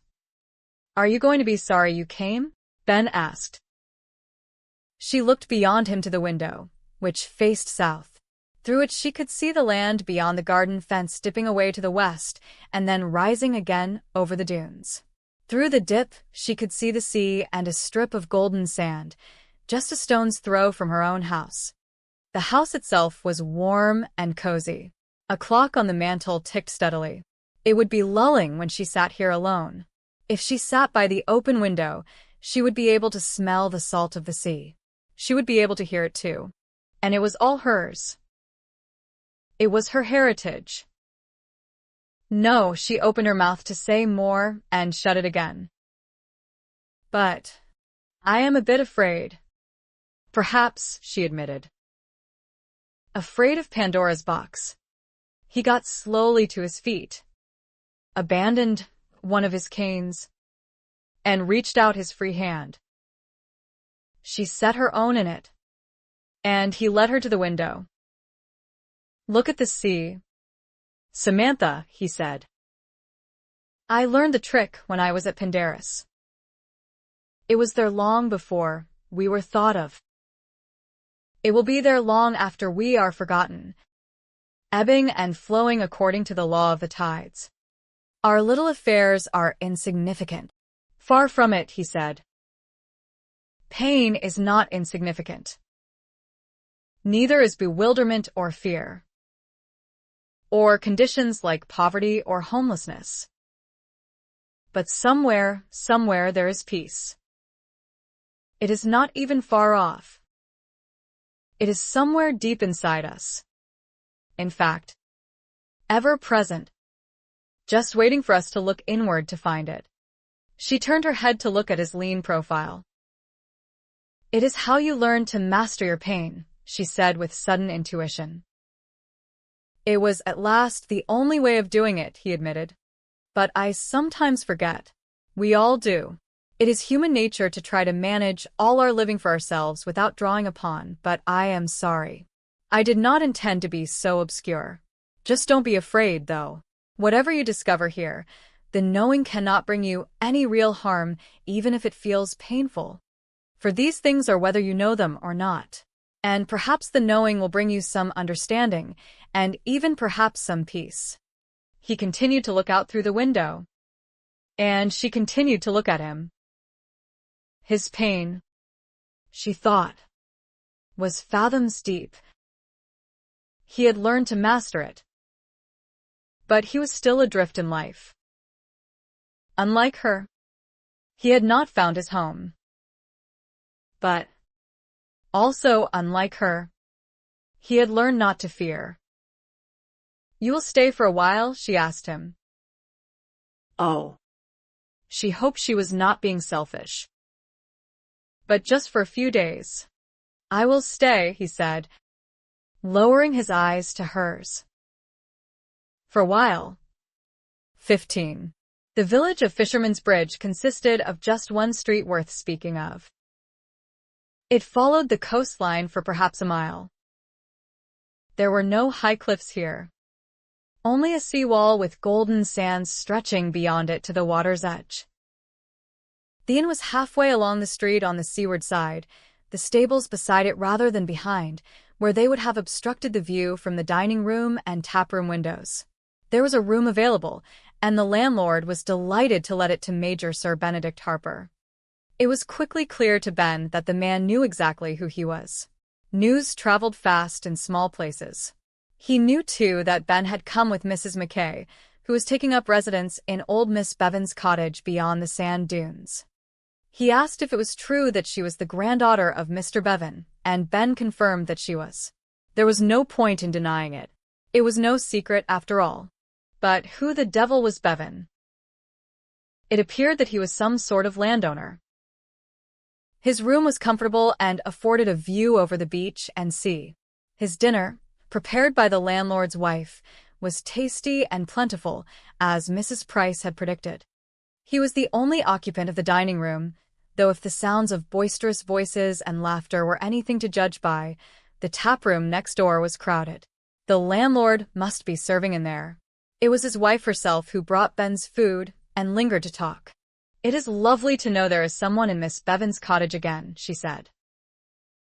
"I have hated to see it sitting empty when it is such a pretty place."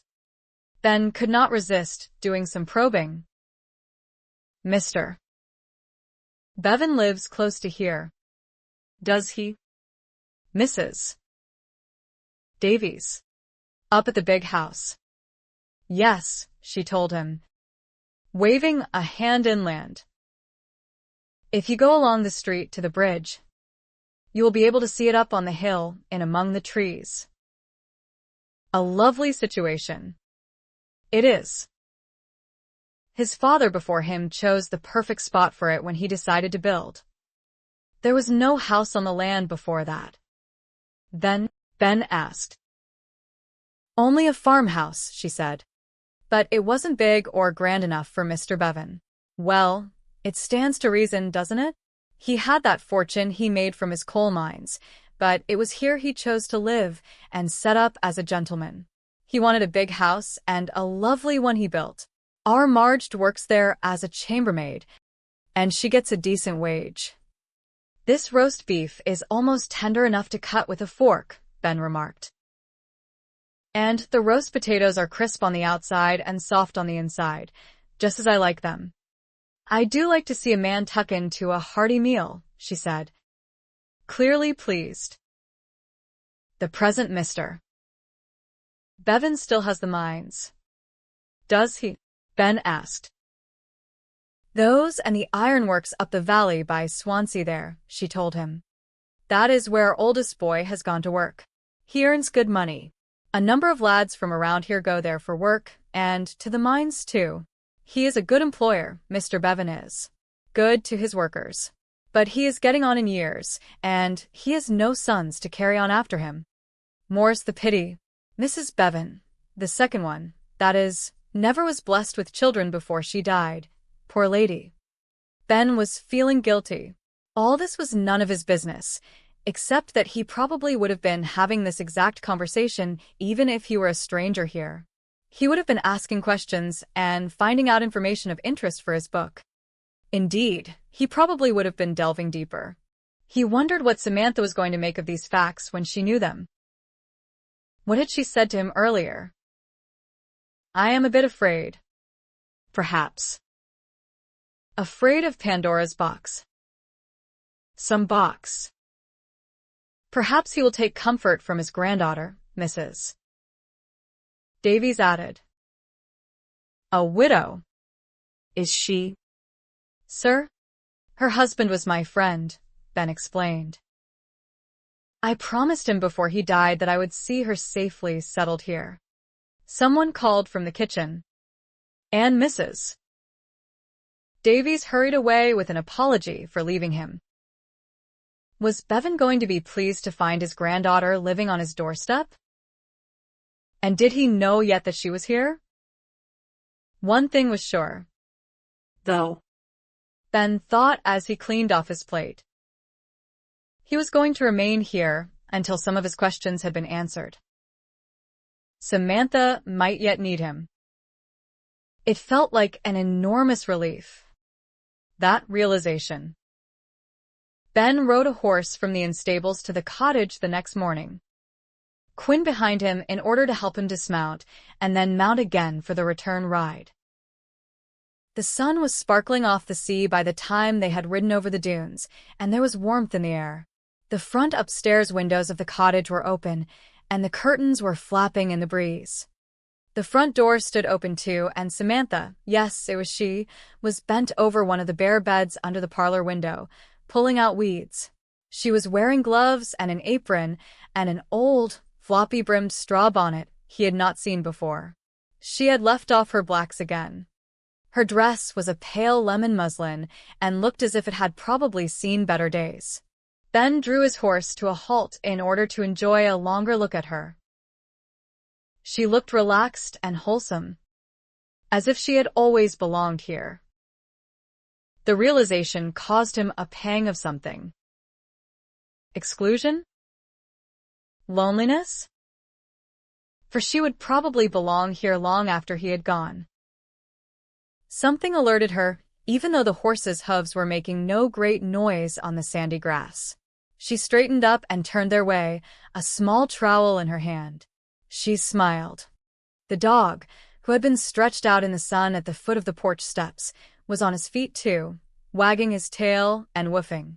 "I always fancied myself as a gardener," she said as Ben rode up to the garden fence. "I used to dabble as a girl, but I never had a chance at Bramble Hall. Matthew always needed me in the sick room. Now I do have a chance. Mr. Reese said that my great-aunt kept a pretty flower garden here, did he not? Well, I am going to restore it, even if I have to start with some destruction. I hate killing weeds. They are plants, after all. They are living things. And who decides what are flowers and what are weeds, anyway? I love daisies and buttercups and dandelions. But everyone banishes them from their lawns as if they carry the plague. Perhaps because they would destroy those lawns if left to grow and spread unchecked," he said. "Did you sleep well?" She had been in the house alone since neither her maid nor Mrs. Price was to live in, at least for a while. He wondered if that fact had bothered her. He had worried about her a bit during the night. "I slept with the window open," she told him. "I could hear the sea and smell it, but only for a very short while. I must admit, I fell deeply asleep and did not rouse until I could smell bacon cooking. Mrs. Price put me to shame and came early." "Is the inn a decent place?" "Very comfortable," he said. "You have a barn at the back big enough to stable the horses while I am here. I'll go back there now with Quinn, if I may, and then come visiting." The apron and the gloves and trowel had disappeared by the time he walked back to the house from the barn, but she was still outside and still wore the floppy-brimmed bonnet, which was surely as old as the hills and made her look absurdly pretty. The dog was beside her, wagging his tail in clear expectation of being entertained. He really did assume that the world revolved around his large, ungainly self. "You could never walk on the beach at Pendarris Hall." "I remember your saying," she said, "because it was at the foot of a high cliff." "Was there a way down?" "There were a few steep paths," he said. "The others went down all the time. Even Vincent, despite his blindness." "There is nothing to stop you from walking on the beach here," she said. "It is not far away, and the slope down to it is not steep. The sand looks flat and smooth. Shall we go?" Now. It was human nature, he had realized long ago, always to want the one thing one could not have, even if one had been gifted with a superabundance of other blessings. He had always longed and longed to be able to go down onto the beach at Pendarus. Hugo had once offered to carry him down, but he had declined so firmly that the offer had never been renewed. Not that Hugo could not have done it. He was as strong as any ox. But Ben would have been humiliated. He had consoled himself with the thought that there was nothing down there except sand to get in his hair and his mouth. "I was hoping you would come early," she said, falling into step beside him. Her hands clasped at her back, while Tramp went loping ahead of them. "I have been longing to go down there myself. But I wanted you with me the first time. I want to be able to remember that." That? The fact that he had been with her this first time? "I have a confession to make," she said.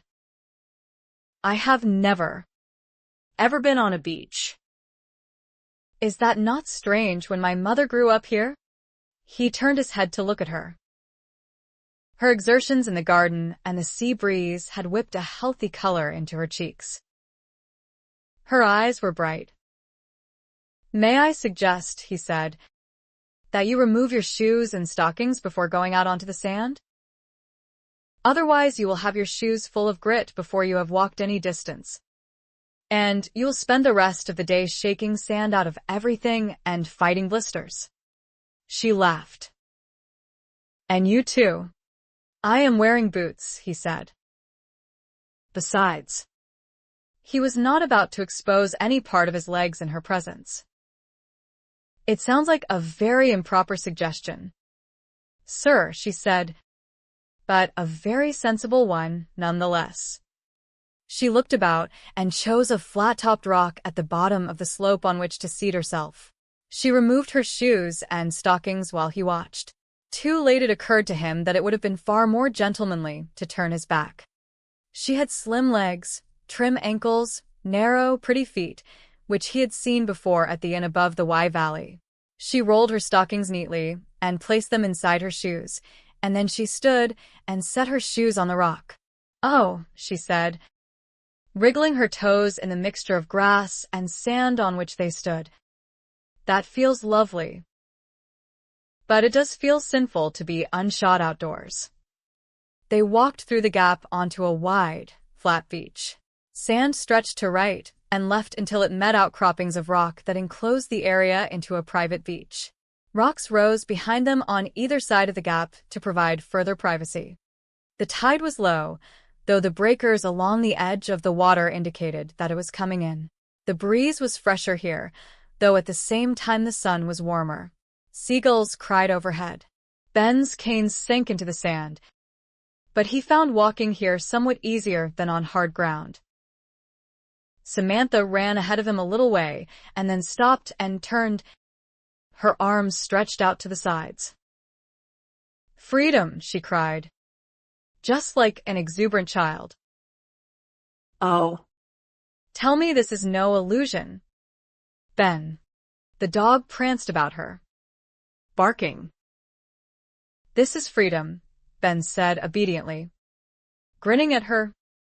And she tipped back her head to look at the sky and twirled about in 3 complete circles while he laughed. Her dress billowed to the sides, and her bonnet brim flopped about her face. Was this the austere, black-clad lady he had first met in County Durham? "There are such moments, are there not?" she said. "Oh, I had forgotten. It has been so long.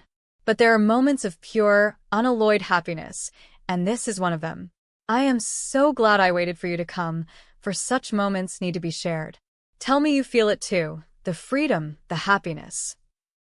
She stopped spinning to direct a look at him, and he read sudden uncertainty there.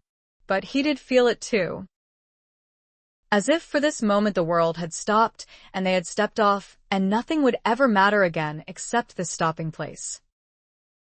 "I am glad you waited for me," he said. Her arms fell to her sides, and she gazed at him, her face alight. "Which way shall we go?" he asked. east? West? "South." Oh, She spun about to consider each direction. south." to the water's edge. Will you be comfortable walking that far? The dog had already made off in that direction. I am on a beach at last, he said. Let me at least dip the tip of a cane in the water. The tide was farther out than it had looked, but walking on the sand really was relatively easy, and he would ignore any discomfort anyway for the pleasure of doing what he was doing. This was food for the future. It was her first walk on a beach. It was his first in years. And they were doing it together. The dog was running along the edge of the water, kicking up the spray as he went.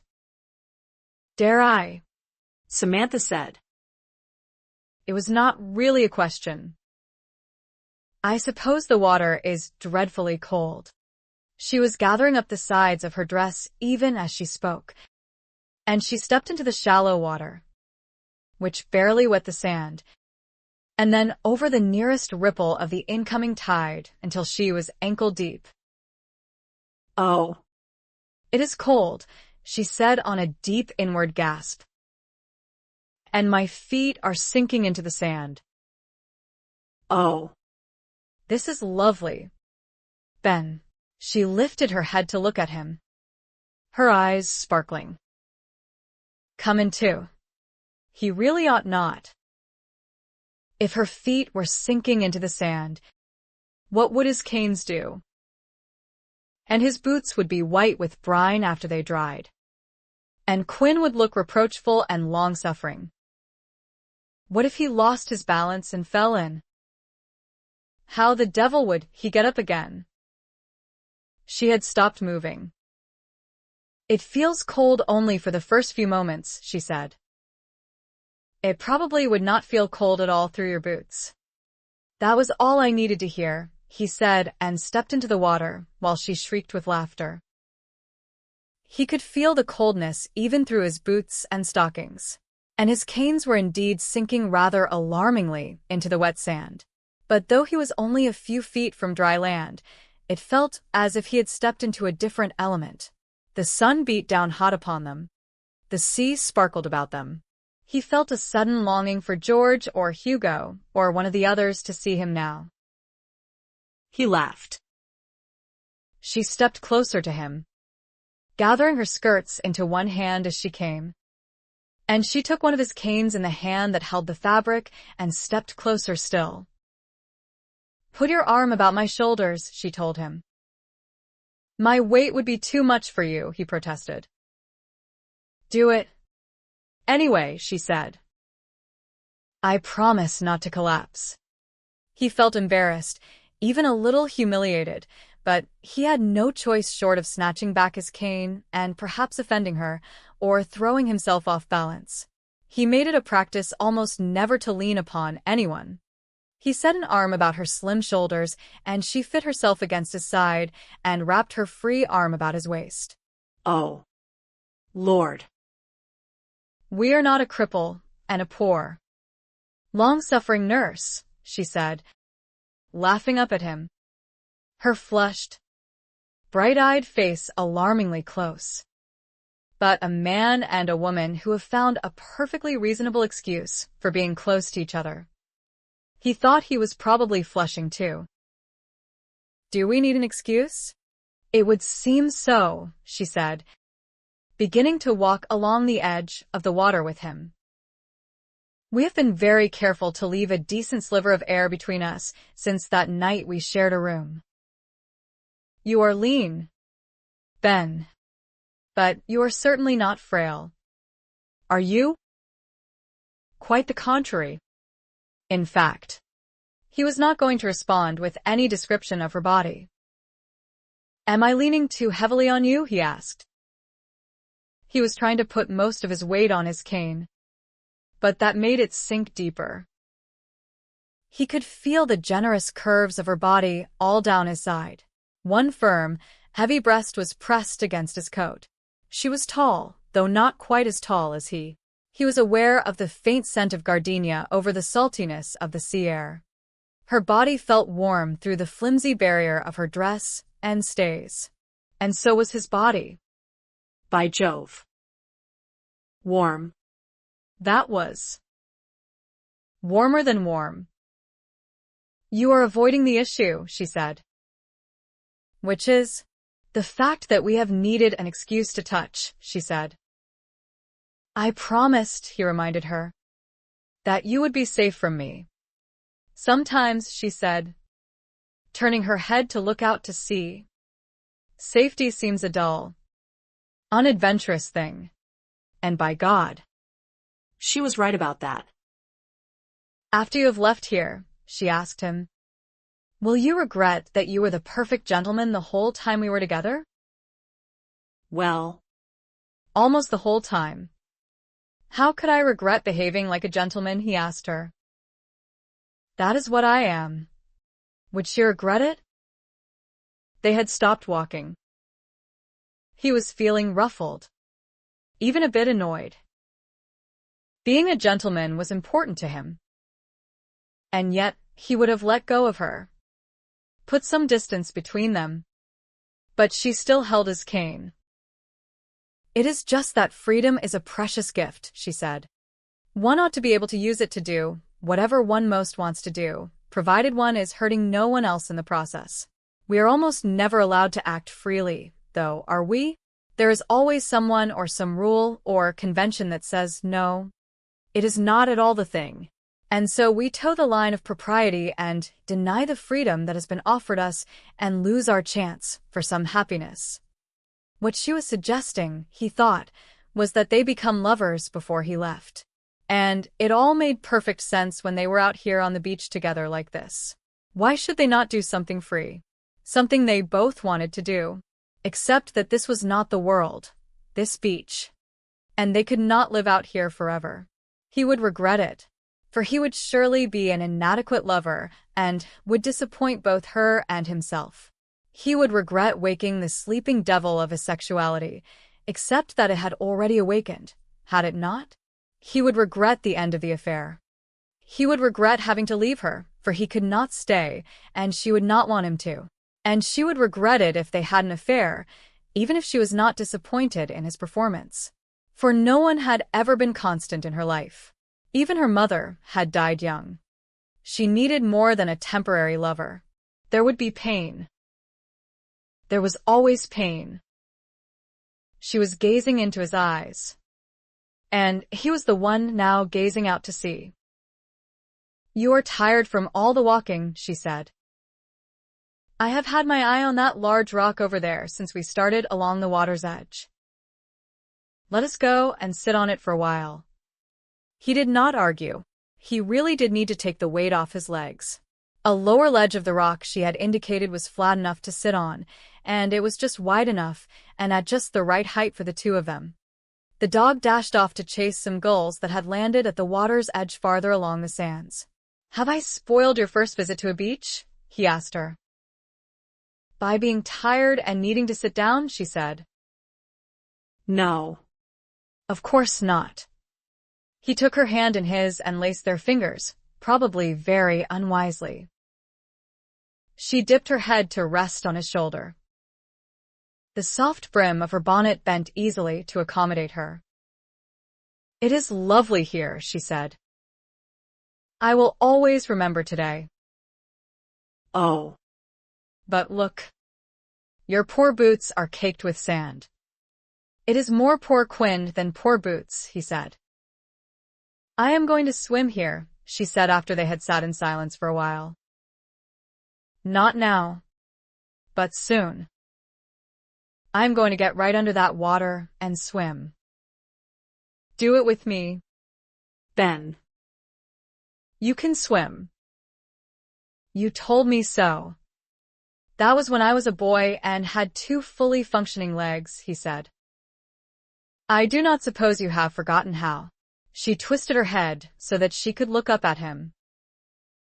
You walk even though I dare say every physician you ever consulted warned you you never would. I am not exactly proficient at it, he protested. You walk, she said, lifting her head and glaring fiercely at him. Swimming would be easier. Would it not? You would not have to put weight on your legs. I would probably sink like a stone and never be heard from again. He grinned at her. But could she possibly be right? What if he tried to swim, and could not, and was then unable to get his feet under him again? But what if he had listened to all the what-ifs with which his mind had bombarded him when he had tried to walk? He would still be lying on a bed, or sitting confined to a chair. He may not be walking very well, but he was walking. He was here, was he not, sitting on a rock in the middle of a beach, a fair distance from the cottage? Coward, she said. He kissed her. She tasted warm and salty, and he reached his tongue into her mouth to taste more of her. He gathered her more closely into his arms, and she twined both her own about his neck. They were both breathless when he drew back his head. When, he asked her. Tomorrow, she said. In the afternoon. They held each other's eyes. I will have Mrs. Price cook dinner for 2 before she leaves, she said. We are bound to be ravenous after swimming. Ravenous. They would be alone in the cottage. She did not look away from him, or he from her. I dare say I will eat every mouthful set before me. Then he said. If you have not drowned, she smiled dazzlingly. He had not told her what he had learned about her grandfather. He remembered suddenly. Had anyone else told her? But he doubted it. Surely she would have greeted him with the news if she had heard. But now was not the right time. They were going to swim together tomorrow, and then dine alone together at the cottage. Both servants would have returned home for the night. I promised that you would be safe from me. Sometimes safety seems a dull, unadventurous thing. 16. After having luncheon together at the cottage, they rode into the village, Samantha on the horse Mr. Quinn had ridden earlier. He had found an old side saddle in the barn during the morning and had worked on it for a couple of hours, checking it for safety, making a few repairs, and cleaning and polishing it until it looked quite respectable. He would walk back to the inn, he assured Samantha. It was not far. And so finally they rode together. She and Ben. Matilda would have 40 fits of the vapors, especially if she could see Samantha in her very old blue riding habit. But Matilda already seemed like someone from another lifetime. It will really be a very short ride, Ben told her, a note of apology in his voice. It is no distance at all to the village. Just too far for him to walk. She understood. She rode slightly behind him and watched him. He always looked so very virile and at home in the saddle. She had almost thrown herself at him this morning, she remembered. Whatever had possessed her. But it had struck her that she would regret it if he went away and they had shared no more than longing and a few kisses. It would not be wrong, surely, if they enjoyed a brief affair. They were both single adults. They liked each other. They were attracted to each other. It was too soon for her to think of marrying again, if she ever did. He had said he would never marry, and certainly he would not do so before he had found what he was searching for in life and had settled down if he ever did. So, where would be the harm? Would they swim tomorrow? Or would it rain, as it had that infamous day they had planned to ride together? Would he be able to swim? And what would happen afterward, when they were alone together in her cottage? She did not have long for such thoughts. Fisherman's Bridge was indeed only just over the sand dunes. She was eager to see it, and a bit anxious too. This village and these villagers would become a part of her life, perhaps forever. She would need to find acceptance here and friends and acquaintances and things to do. For a moment she wondered if anyone knew about her, but of course everyone would. Mrs. Price lived at the smithy, and Gladys lived here. Both were talkative and sociable, and Ben was staying at the inn. I wonder what the people here do for a living, she said as she looked about her with interest. Some work here in the village, he said. There are fishermen, as one would expect from the name. I talked briefly at breakfast this morning with a potter who sells his wares to summer visitors both here and in Tenby. I believe most people, though, are employed at Cartreff in one capacity or another. Car. As in Carrie, he said, and Trev as in the name Trevor. The emphasis is on the first syllable. The R in both syllables is slightly rolled. It is the first Welsh word I have learned, and since it will probably also be the last, I am determined to pronounce it correctly. It means home. You have gone through that explanation and learned a whole new foreign word, she said, laughing. Just to inform me that most people work at home? No, he said. Cartreff is the name of a particular home. Let's ride along to the end of the street. The road crosses the bridge there, the one that gives its name to the village. Though how anyone can fish off it when the river that flows beneath it is so close to the sea, I do not know. Perhaps no one does, she said. Perhaps it is so named because it leads across to where all the fishing boats are moored. They passed a few people on the street, and Samantha inclined her head to them and smiled. She guessed that her visit here would be the subject of several conversations for the rest of the day. She wondered what the nature of those conversations would be. Would it be remembered that her great-aunt had raised a half-gypsy girl and that that girl had been her mother? But of course it would. Mrs. Price knew it. Would these people resent the fact that she had inherited the cottage and come to live here? Or was she being oversensitive? She would find out soon enough. She supposed. It was a picturesque bridge, humpbacked and built of gray stone. A shallow river bubbled beneath it on its way to the sea. She gazed ahead to the small boats bobbing on the water and thought it one of the prettiest sights she had seen. Would she ever have a chance to go out in one of those boats? Ah, Ben said. I was told I would be able to see it from here. See what? He was not looking at the boats. His horse was turned the other way, and his gaze was fixed upon something inland. She turned to look too. There was no need for him to answer her question. There were low hills a mile back from the sea. Halfway up one of them, nestled within a horseshoe of trees, was a great mansion which gleamed white in the sunshine. Even from this far away, she could see that it had large windows on all 3 floors, diminishing in size from the ground floor to the top. There must be magnificent views from every one of those windows. A bright green lawn, which was obviously well kept, swept down the slope to the plain.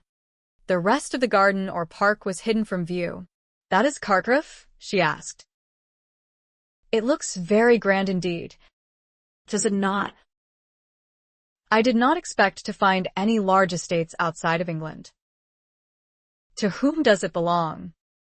I wonder. Do you know? He did not answer. His horse had become suddenly restless, and he was concentrating upon bringing it under control. Then the truth struck her, rather like a fist colliding with her stomach. Oh. No, she said. He looked apologetically at her, as though the answer to her question was his fault. It is my grandfather's. He is as rich as a nabob. Samantha, he told her. He owns coal mines, plural. I understand, in the coal mining valleys in the east part of the country. He inherited those from his father. He also owns ironworks in the valleys close to Swansea, where industry has been springing up and thriving. If she had not been on horseback, she might well have swooned. There were seagulls crying overhead, sounding almost human. And I have always imagined, she said, that he was a laborer or a wanderer. A ne'er-do-well who married a professional nomad, and then, when she abandoned him, foisted his child upon a sister who had somehow gained ownership of a rundown hovel. Why did my mother never tell me? I suppose she would have, he said. If she had lived until you were older. I would never have come if I had known, she said. Why not? She wheeled her horse about to face him. He had no legitimate reason for abandoning my mother. He had the home and the means with which to raise her himself. He had the means with which to go after her when she went to London, and to attend her wedding, and to visit her after her marriage. He had the means to come to see me. And what, do you suppose, is the tidy sum that was left my great-aunt and then passed to my mother, and so to me, with the interest it has gathered? Ben, how wealthy am I? I do not want to be wealthy. Not in this way. I do not want any of it. Think a minute. He was annoyingly calm. That money, however much it is or is not, was left to your great-aunt by your great-grandfather. None of it came from your grandfather. She frowned at him for a few moments. He was right.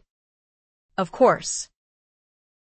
But even so, all the sparkle and joy were gone from the afternoon. I wish I had never known, she said. I almost wish I had not come. Where else would you have gone? He asked her.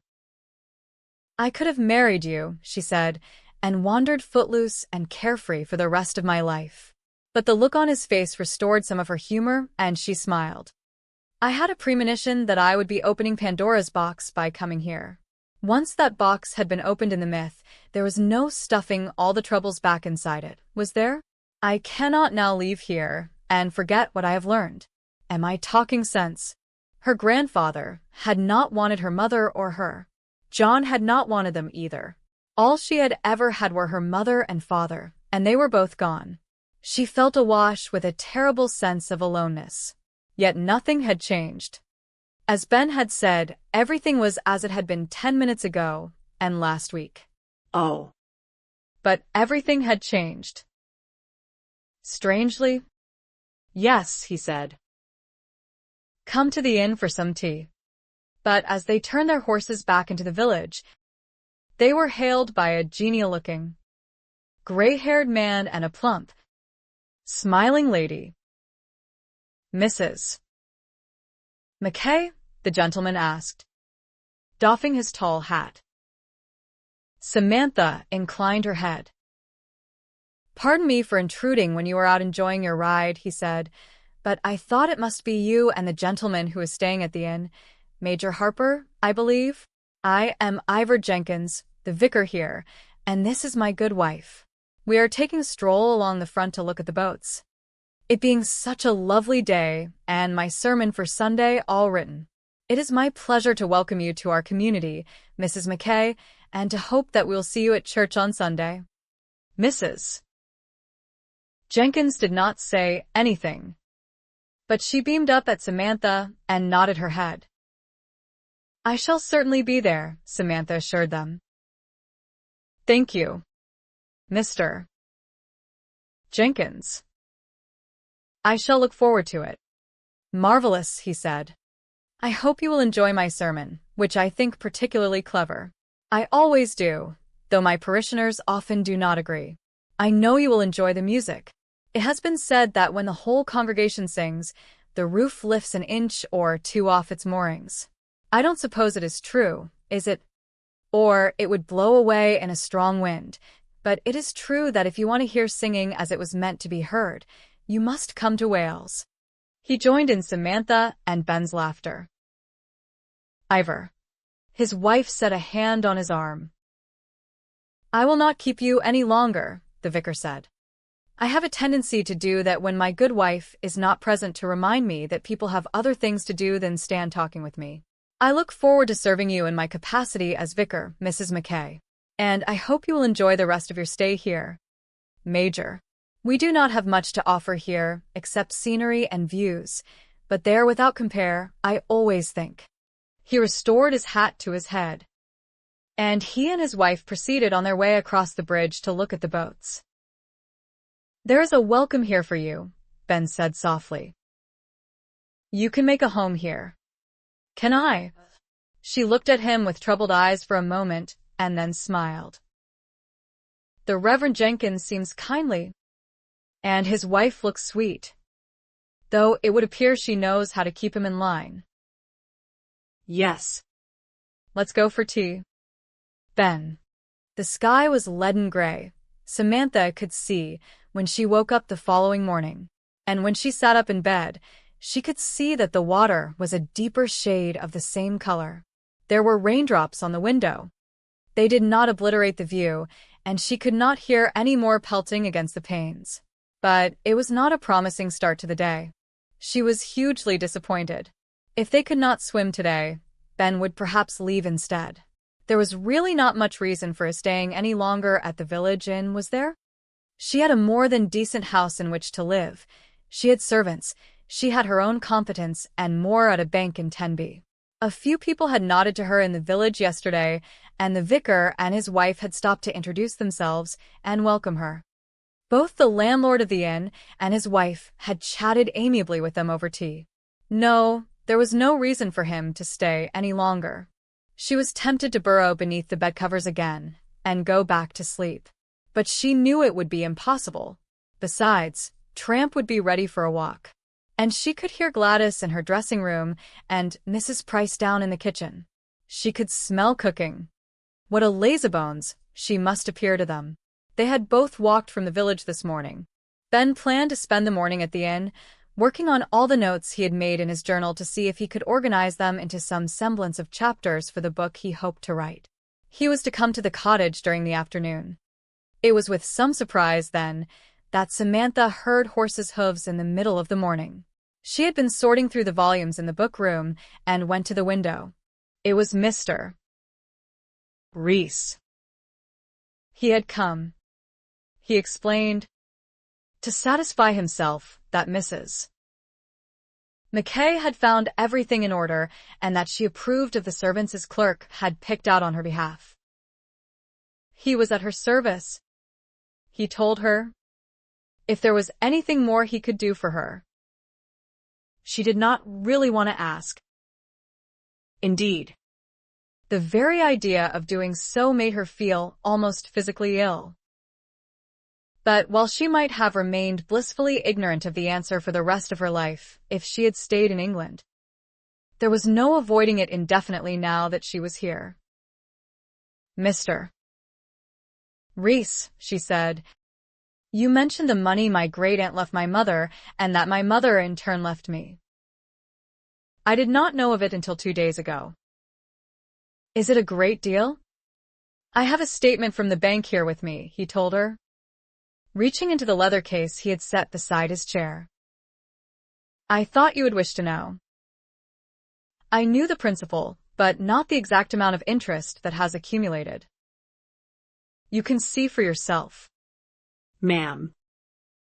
You will be pleased, I think. He handed her a sheaf of papers. She lowered her eyes to the top page. Please God. Let it be a smallish sum, a pleasant addition to her own modest resources. But nothing too, her eyes focused upon the total. And then she closed her eyes and licked lips turned suddenly dry. It is a nice tidy sum. Isn't it? He said. Yes, she said. Tidy, Mr. Reese. I hope you are not disappointed, he said. Mr. Bevan left the bulk of his property and fortune to his son, which was only natural, I suppose, when he was going to be the one continuing with the business. I expected only the cottage, she told him. I wonder why my mother never drew on any of the money. And why had she never so much as mentioned it? Had Papa known about it? But he must have, after her death, if not before. Why had he never said anything?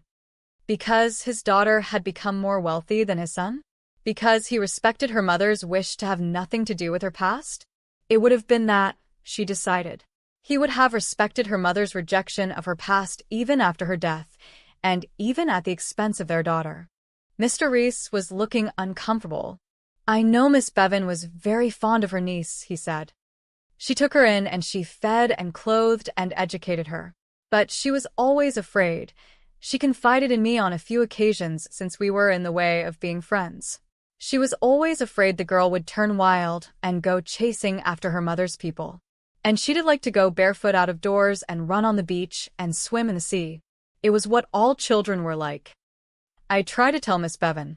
My own were not much different, but she was afraid, and fear made her overstrict, and maybe a bit overcritical too. I am not sure if that was what drove your mother away. I think there may have been some sort of quarrel between your great-aunt and your grandfather, though they were scarcely on speaking terms at the best of times. And I am not even sure about the quarrel.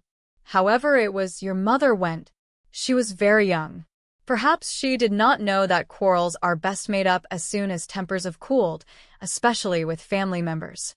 Her mother had felt rejected, then, Samantha thought, by her own mother, who had gone back to her people, leaving her child behind, by her father, who had turned her over to his sister's care, and by her aunt, who was over-strict and over-critical because she was half gypsy. She had run away at the age of 17 and had met Papa, who had loved her quietly and gently and steadfastly for the rest of her life. Perhaps it was significant that she had married an older man, a substitute father, perhaps. For though she had undoubtedly loved Papa, it had not, Samantha thought now, been a passionate relationship. I do hate to speak ill of the dead, Mr. Reese said, and a former client and friend at that, but Miss Bevan could be as stubborn as a mule too. When her niece ran away, she would not go after her or even write to her to beg her to come home or ask if she needed anything. And she would not go to meet your father when she heard about the marriage or to meet you when she heard of your birth. Your mother did write on both occasions, so perhaps she did try to reach out. Miss Bevan would not forgive her, though, for running away and becoming an actress after all she had done to make the girl into a respectable lady. And yet, Samantha said, she left everything to my mother. And now it is yours, Mr. Reese said. I am glad you have come. Thank you, Samantha said. I had no idea. You know. I hope, he said. You are not regretting that you did come. She gazed at him for a few moments before answering. She had come here to escape, to hide, to break free of the oppression of a too strictly applied respectability, to put aside the heavy trappings of her mourning in favor of gentler memories of the man who had been her husband for 7 years, to find some peace, to find some freedom, to make a new beginning. She had not expected this. I am not sorry, she said. Splendid, Mr. Reese said, rubbing his hands together. Though whether his enthusiasm was for her declaration or for the tray of tea and Welsh cakes Mrs. Price was carrying into the sitting room was unclear. Perhaps it was for both. He stayed for an hour. Samantha accompanied him to the garden gate when he was leaving since the rain had stopped. Looking up as his carriage moved off, she could see that the clouds were higher and whiter and that there were few breaks in them, through which she could catch glimpses of blue sky. Perhaps after all the afternoon would be bright and warm. Tramp was standing at her side, breathing heavily. Oh. Very well, she said. But you must give me a moment to fetch my bonnet and put on my half-boots. The ground is wet. She was rich, she thought as she stepped inside, and her stomach lurched at the realization. But rich was not quite a strong enough word. She was downright wealthy. With property and money her mother had wanted no part of. One thing he was not, Ben decided as he drove a hired gig over to the cottage in the afternoon, was a writer. He could see scenery and points of special interest in his head. He could people each scene with interesting characters and their stories. He could formulate his reactions to it all. He could even get it all down on paper without too much difficulty. The problem, though, was that there was an enormous difference between what he saw and heard in his head and felt in his heart on the one hand and on the other, what was written on the 3 closely spaced pages with which he ended up. Somewhere between the two, all the life and color and excitement had been drained away to leave cold, hard, uninspired fact. The only thing any reader would be inspired to do if he plodded through it all was stay home and forget about any itch to travel he might have felt. No, he was no writer. It was perhaps a bit defeatist to give up after his very first attempt. But the point was that the whole process had bored him horribly, from the daily scribblings in his journal to the organizing of ideas into some sort of outline to the attempted writing of an opening chapter. It had felt like being back at school, compelled to write essays upon subjects that were as dry as dust. This was decidedly not what he wanted to be doing for the rest of his life, which left an unsettling void again. Quinn was beside him in the gig, though Ben had protested that he did not need to come. His valet was going to unhitch the horse and get it settled in the barn, and then he was going to walk back to the village. He had wanted to take the gig with him and return with it later to drive Ben back to the inn, but Ben had said a firm no. He did not know what time he would be returning. It might be 7 or 8 o'clock, or it might be midnight. He did not want of Quinn arriving outside the garden gate with the gig at some inconvenient time. He tried not to think about that possible midnight departure. And he tried not to think about swimming and making an ass of himself, or drowning himself. The clouds had moved off, and the sun was shining. It was warm. There was no excuse not to swim, unless he offered to guard her towel and clothes while she swam alone. Coward. She had called him yesterday, just before he kissed her. Well, he could not allow that accusation to become reality. Could he? He thought as he walked from the barn to the house. A coward was something he had never been. Except recently. Then. She was out in the garden again with the dog. She was wearing the floppy-brimmed bonnet and a high-waisted, short-sleeved dress of white muslin embroidered all over with peach rosebuds. It had a deep frill about the hem, and it was very obvious to him that she was wearing no stays beneath it. She was hurrying toward him, both hands extended, but she looked at his canes when she got close and clasped her hands beneath her chin instead. She was looking agitated. Ben. I am quite horribly wealthy. Horribly. He was tempted to grin. But something about her expression stopped him. Mr. Reese was here this morning, she told him. He brought a statement from the bank. I could buy half of England. But would you want to? He asked her. I had no idea, she said. My mother did not tell me. Neither did my father after she died or later. When I married. He ought to have told me. John did not tell me. What are you going to do? He asked her. About your grandfather. I mean. I have heard that he is away from home at present. Though he is expected home soon. I hope he never comes back, she said vehemently. I hope he keeps his distance from me forever. My great-aunt I can forgive. She was strict with my mother, but I dare say she did not mean to be cruel. I can never forgive him. Perhaps, he said, people need to be allowed to tell their stories. When has he ever tried to tell his to me? She looked stormy. Trust you to take a man's part. We had better go swimming, he said. She looked mulish for a few moments and then visibly relaxed. Yes, she said. Let's, or I will be quarreling with you, when it is not you who has offended me. Let's forget everything except the sand and the water and the freedom and happiness of a sunny afternoon, and the fact that we are together. Sometimes it was good just to forget all that perhaps one ought to remember and simply live for the moment. Sometimes the moment was all that really mattered. 17. Samantha set her shoes and stockings on the rock where she had left them the day before. Her dress, bonnet, and shift were her only remaining garments. She felt very daring and really quite wicked. But there was no point in walking down onto the beach clad in all the usual finery of a lady. It would only have to come off again before she could swim. The beach. She had decided yesterday on her first visit was going to be her place of freedom. The place where nothing mattered but the moment in which she lived and the beauty with which she was surrounded. As soon as she stepped onto it today, she left behind the heavy burden of her wealth, the disturbing glimpses she had had into her family past, the knowledge that her grandfather, who had abandoned her mother, was as rich as a nabob, to use Ben's words, and lived in that shining mansion on the hill, ironically called home.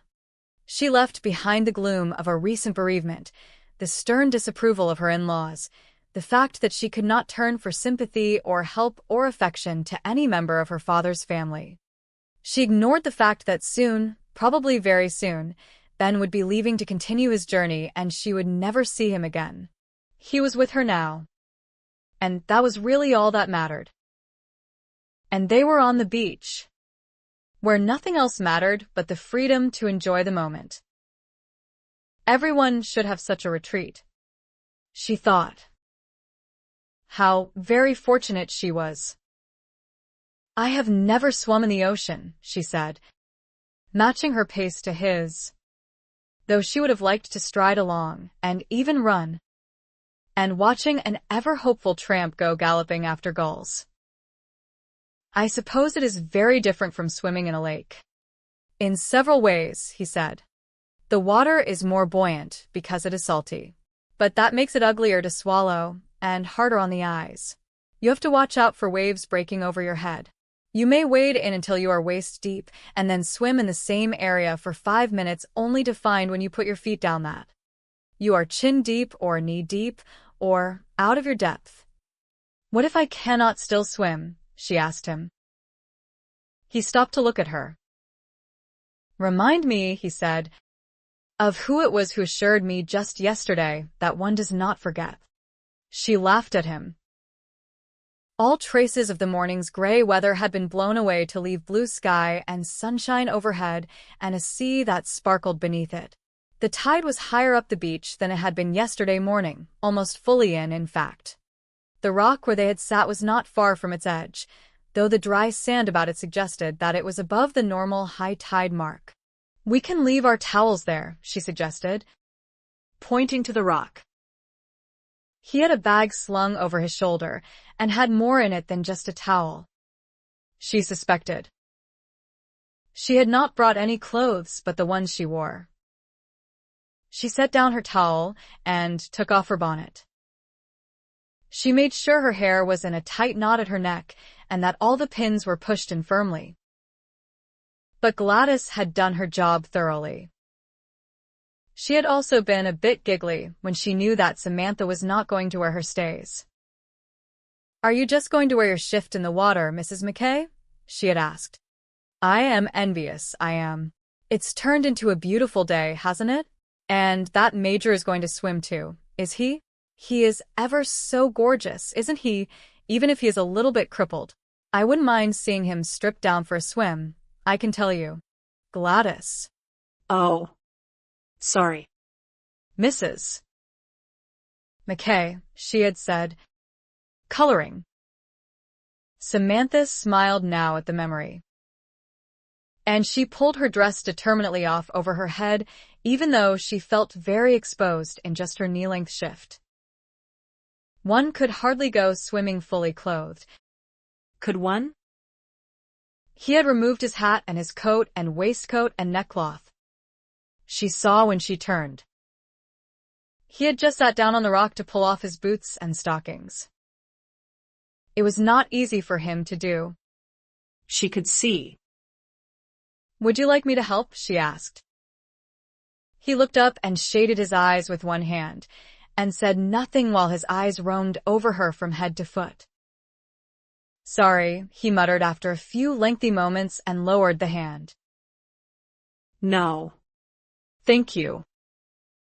I can manage. She felt scorched by his glance. It took him a while.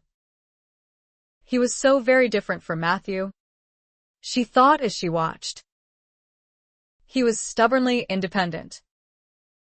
There was a wicked-looking scar across the top of one of his feet, she saw when he had removed his stockings, gouged there by a stirrup, perhaps. He was fortunate that his foot had not been completely severed. He was not, she realized, going to remove his pantaloons. But he pulled his shirt free of them, crossed his arms, and hauled it off over his head. She stood looking at him while he raised his eyes to hers. She had lain close to his naked upper body that night at the inn, but she had not seen it, and she had not explored it with her hands. There was a nasty puckered scar between his heart and his shoulder. "A bullet?" she asked. "I was more fortunate than Captain McKay," he said. "The surgeon was able to dig it out." She winced. His chest bore other scars, some worse than others, as did both his arms. Any one of those wounds could surely have killed him. She raised her eyes to his and licked her lips. "You were in more than one battle?" "8, he said, "and a number of more minor skirmishes." Cavalry are always getting embroiled in skirmishes. Rather than marring his appearance, the scars somehow accentuated his masculinity. And it was very clear that he worked on his physique. His muscles were firm and well-defined. He looked suddenly like a tough, even brutal soldier. Brutal in battle. That was. But magnificent as a lover? She took a step back and turned to look at the water. There was an uncomfortable throbbing in her womb, and the sun felt hotter than it had a few minutes ago. "The water is close," she said. "Can you walk there without your canes if you set an arm about my shoulders?" "You are not my servant," he said. "Is it such a humiliation," she asked him, "to set your arm about me and lean on me for a short distance? Will it quite diminish your masculinity?" His jaw was set hard when she turned back to him. But he nodded and then smiled. "I believe it will challenge my masculinity," he said. "I have noticed, you see, that you are scantily clad." So that was the reason he was reluctant to touch her? "Are you a prude, Major Harper?" she asked him. "Merely a normal red-blooded male." "Ma'am," he said brusquely, getting to his feet with the aid of his canes and then setting them back against the rock and taking 2 steps without them before reaching for her. "Lead me to cold water, please. And the faster the better." It was amazing what a difference a few layers of clothing could make, or the lack of those layers. Yesterday, she had been aware of his lean, strong physique as they walked in the water, and it had attracted her. Today she could feel the power in his bare arm about her shoulders and was aware of the rippling muscles in his chest, pressed to her side.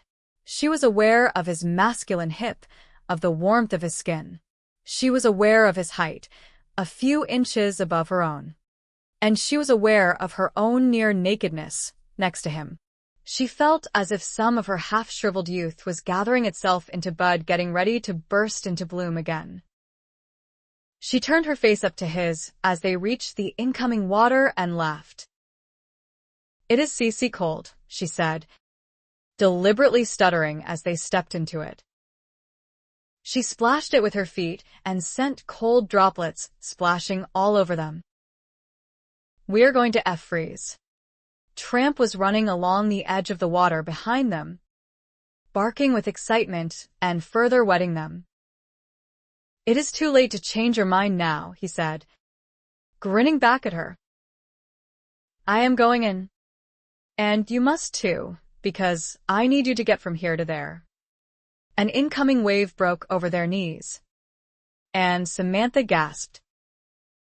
"Whose silly idea was this?" she asked.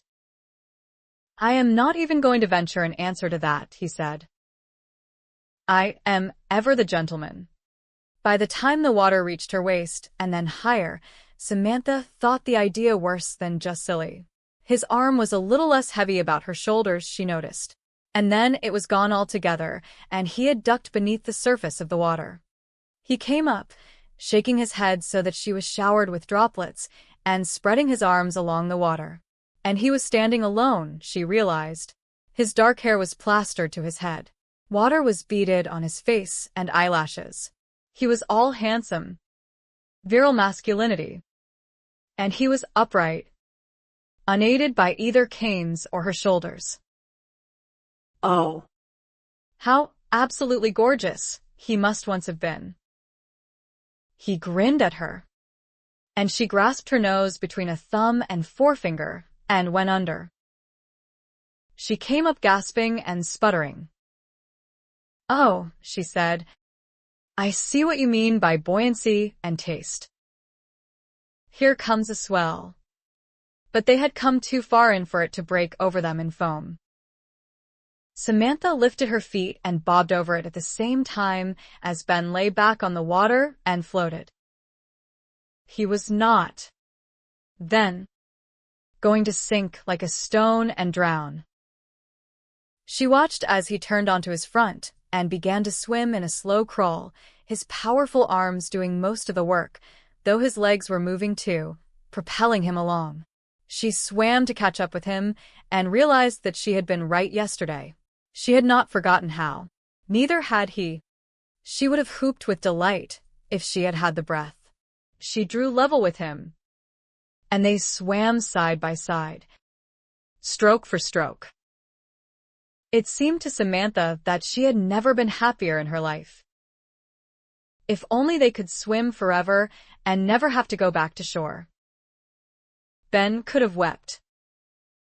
Not only could he remember how to swim, but also he could swim. He could move his legs without pain. He could move without pain. He was free. He did not know how far he had swum before he became aware of Samantha alongside him. And that was strange, since he had been aware of her with every fiber of his being ever since he set eyes upon her back at the cottage.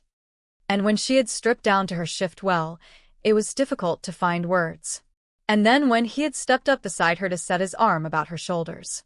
Her very dark hair was plastered to her head and held in its tight knot at her neck. Two shapely bare arms came out of the water, one after the other in a steady, graceful rhythm, and slid back beneath the surface. He could see the outline of her body through the water, her shift like a second skin. Her legs, propelling her along, were long and sturdy and shapely and mostly bare. She was not slender, but she was beautifully, perfectly proportioned. She was every man's dream of femininity. She caught his eye and smiled. He smiled back. She rolled onto her back and floated, her arms out to the sides. He floated beside her. There was not a cloud in the sky. This, he thought, was one of those rare, perfect moments. He wanted to capture it and keep it and treasure it so that he could look at it from time to time and feel again what he felt now. But of course, He could do just that. it was called memory. "You were swimming," she said. So were you. You were swimming, Ben. He turned his head to look at her. You were right. I can swim. If he had been able to get down onto the beach at Pendarus, perhaps he would have discovered it long ago. If he had been able to spend more time at Kennelston after leaving Pendarus, perhaps he would have gone to the lake and made the discovery there. But it had never occurred to him that there was an element in which he would not be handicapped, or not completely so anyway. So far he had tried only a very leisurely crawl. But perhaps he could build strength in the water by challenging himself to try more vigorous strokes. Perhaps he had not, after all, reached the limit of his physical capabilities. She turned her head to look back at him. I am right occasionally. You know. Their fingertips touched inadvertently as they bobbed on the water. And then they touched deliberately. He rested his hand on top of hers, and she turned it so that they were palm to palm. I am glad there has been this day, she said. So am I. Will you remember this when you have traveled far and wide and gathered enough material for 10 books, she asked him. And become hugely famous? I will remember, he assured her. And will you remember when you have an army of friends and admirers here and are busily involved in village and parish life? And when you have learned Welsh and have sung to help raise the roof off the church? She smiled. I will remember. They floated for a while longer. The dog, he could see when he looked, was stretched out by the rock and the towels and their discarded clothes. The sun was warm. There was nothing for her in England. There was nothing for him here. There was nothing there for him, either, unless he asserted himself at Kennelston or else set up house in London or Bath or somewhere else where he could establish some sort of routine and some sort of social life. He was not going to be a traveler. He could not bear the thought of doing it alone. And he never wanted to see a journal or a blank sheet of paper again. Perhaps he ought to try some sort of career. In business or commerce, perhaps, or the law, or in the diplomatic service. He had never before given serious thought to actually working, except as a landowner on his own land. He did not need to work, after all, since he was in possession of a sizable fortune. But now was not the time to consider his future. Now was the time for now. Now was one of those rare and precious moments with which one was gifted from time to time. That was all it was. A moment. But it was one to be enjoyed to the full while it lasted and treasured for a lifetime after it was over. And it is not even over yet, she said, echoing his thought. No. There was still dinner to be enjoyed at the cottage. And then, he was not at all sure it would be wise. He could, if he chose, enumerate in his mind all the many reasons, and there were many, for both of them, why it would not be. But he was not going to think. He was going to hold on to the moment. The rest of the day would look after itself. She had turned onto her front and had begun to swim slowly back toward the beach. He followed her. Stay here, she said, when she was able to stand in the water. I shall fetch your canes. The tide had ebbed a bit. He could see. It was a farther walk to the rock now than it had been when they came in. He trod water and watched her return across the sand. His canes held in one of her hands. Her shift clung to her body, leaving virtually nothing to the imagination. Yet she seemed unself-conscious. She was beautiful beyond belief. And desirable beyond words. Life is really not fair, she cried, splashing back into the water. It was freezing coming in, and now it is freezing getting out. She held the canes high as she waded toward him. Whoever told you, he asked her, that life was fair? He took his canes from her. It was time to be earthbound again. The dog was prancing at the edge of the water, barking at them, impatient for them to emerge. Ben leaned one shoulder against the rock when he had reached it and rubbed his towel over his upper body and his hair. He would change into the dry pantaloons he had brought with him if she would turn her back. I did not bring a dry shift, she said, and his hand paused with the towel held to one side of his head. I thought I would let it dry here in the sun. But she did not mean what he thought she meant. He realized when he saw her spread her towel on the sand. She was not about to strip it off. Shall we lie down and soak up some sunshine before going back to the cottage? She suggested. Have you heard of a beached whale? He asked her. She looked at him, arrested. You would not be able to get up again. Would you? She said, and then laughed. I am so sorry. I did not think of that. How foolish of me. Lie down, he said.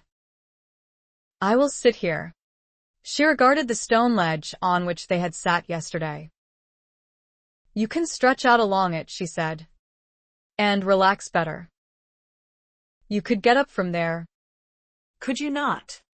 And so they lay side by side on their towels, though she was 3 feet below him on the beach.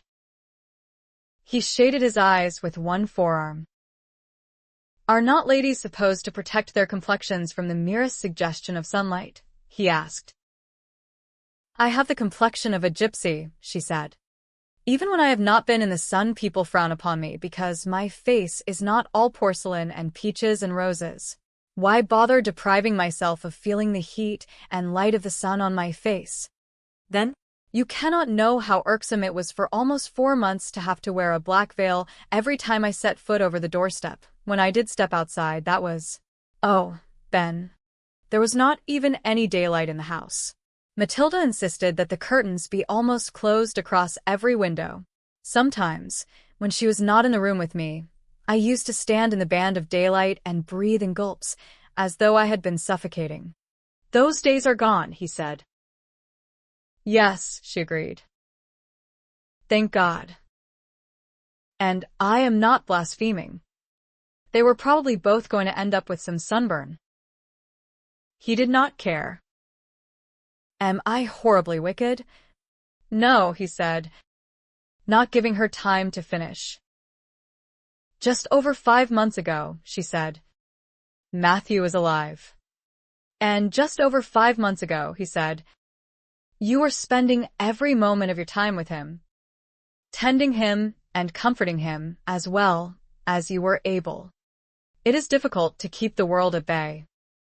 Is it not? She said. I swore that I would not think of a thing while we were down here except the sheer enjoyment of being here. Without thinking, he stretched down a hand toward her. And she took it and held it. You can come here whenever you want for the rest of your life, he reminded her. But not with you. He could think of no answer to that. And she did not seem to want to elaborate. They lay for a while, hand in hand. Then she got to her feet and stood looking down at him. The front of her shift had dried. It did not cling quite so provocatively. I shall wonder about you for the rest of my life, she said. I shall wonder what happened to you. I shall wonder if you found what you were looking for. I suppose I will never know. Perhaps, he said, you will write to my sister at some time in the future, when you feel more secure here. Ah. Yes. Of course, she said. She will tell me about you. And then perhaps you will learn something of me too. If you wish to do so. That is. He took one of her hands in his again and drew it to his lips. It would not work for us. Samantha, he said. No, she agreed. A mutual attraction is not enough. Is it? He kissed her knuckles. But perhaps, she said, her eyes on their hands, just for a day or 2 or 3. Perhaps for a week. Can you bear to stay a week? He inhaled slowly. Your grandfather is expected home in the next few days, he said. I suppose he will discover that you are living here. Perhaps he will choose to ignore you. Or perhaps not. Perhaps you will choose to ignore him. However it is, I cannot bring myself to leave until things are more settled for you. I know you do not like me flexing my male muscles on your behalf. I know you can manage alone. But you will stay anyway? Yes, he said. For a few more days. A week. Oh. Tramp. She looked down at the dog, which was making loud lapping noises. Is my leg salty and must be licked clean? You absurd dog. He is a dog to be envied, Ben said. And she looked back at him, startled, and laughed. He swung his legs carefully over the edge of the rock and sat up. He pulled his shirt on over his head. He looked at her and marveled again at the realization that she was the same woman as the morbidly black-clad figure he had almost bowled over with his horse not so very long ago. She was looking disreputable and slightly disheveled now, even though most of her hair was still confined in the knot at her neck. She was looking quite scandalously sunbronzed and bright-eyed and happy. Her nose was shining. He set his hands on either side of her waist, drew her against him between his legs, and kissed her. She tasted of salt and summer sun. "You taste salty," she told him. "Now I know why Tramp is enjoying licking my leg." They grinned at each other and kissed open-eyed. "There's a Latin phrase," she said. "Something about carps. Though not really. Carpe diem?" "The very one," she said. "The day flies. Or the day is fleeting. Or make the most of what you have now this moment, because soon it will be gone." She rested her forehead against his. "I am afraid of hurting you, Samantha," he said with a sigh. "Or perhaps myself." "Physically," she said. "No." "You do not mean that." "Do you?" "I think I would be hurt more if you just simply left." "Is that what you want to do?" He closed his eyes and inhaled. "No." "Go on back to the house," she said. "You can change your clothes there and wash with hot water. I am going to have a run with Tramp." And she pulled on her dress and bonnet and dashed off along the beach with the dog in hot pursuit. Where were the stays, and the silk stockings and slippers, and the gloves and the parasol, and the mincing steps of a respectable lady of ton? He smiled after her, admiring her bare, sandy ankles and her exuberance. She wanted him. He wondered if he would disappoint her, or worse. But enough of that. He was not going to be offering himself for a lifetime. After all, was he? He would give as much of himself as he could for both their pleasure, and pray God there would not be too much pain the other side of the pleasure. For he feared they were playing with fire. 18. Mrs. Price cooked them a chicken and vegetable pie, which she explained was her son's favorite dish and had been her late husband's. It was to be preceded by leek soup and followed by jellies and custard. She set out cups and saucers with sugar and milk and a cloth-covered plate of cake on a tray in the kitchen. The kettle was left to hum on the kitchen range, with the teapot warming beside it. Gladys laced Samantha into her stays and helped her into her rose-colored silk evening gown, which she had ironed carefully so that even the two frills about the hem and the small ones that edged the sleeves were free of wrinkles. She dressed Samantha's still slightly damp hair in an elegantly piled and curled coiffure. She clasped the pearls about her neck and clipped pearl earrings to her lobes before standing back to admire her handiwork. "Oh, you do look lovely, Mrs. McKay," she said. "I bet you could turn heads even at one of them grand balls in London town.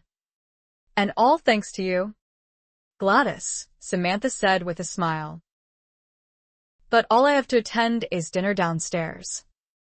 It is with the Major, though," her maid said with a sigh. Clearly she was smitten with Ben.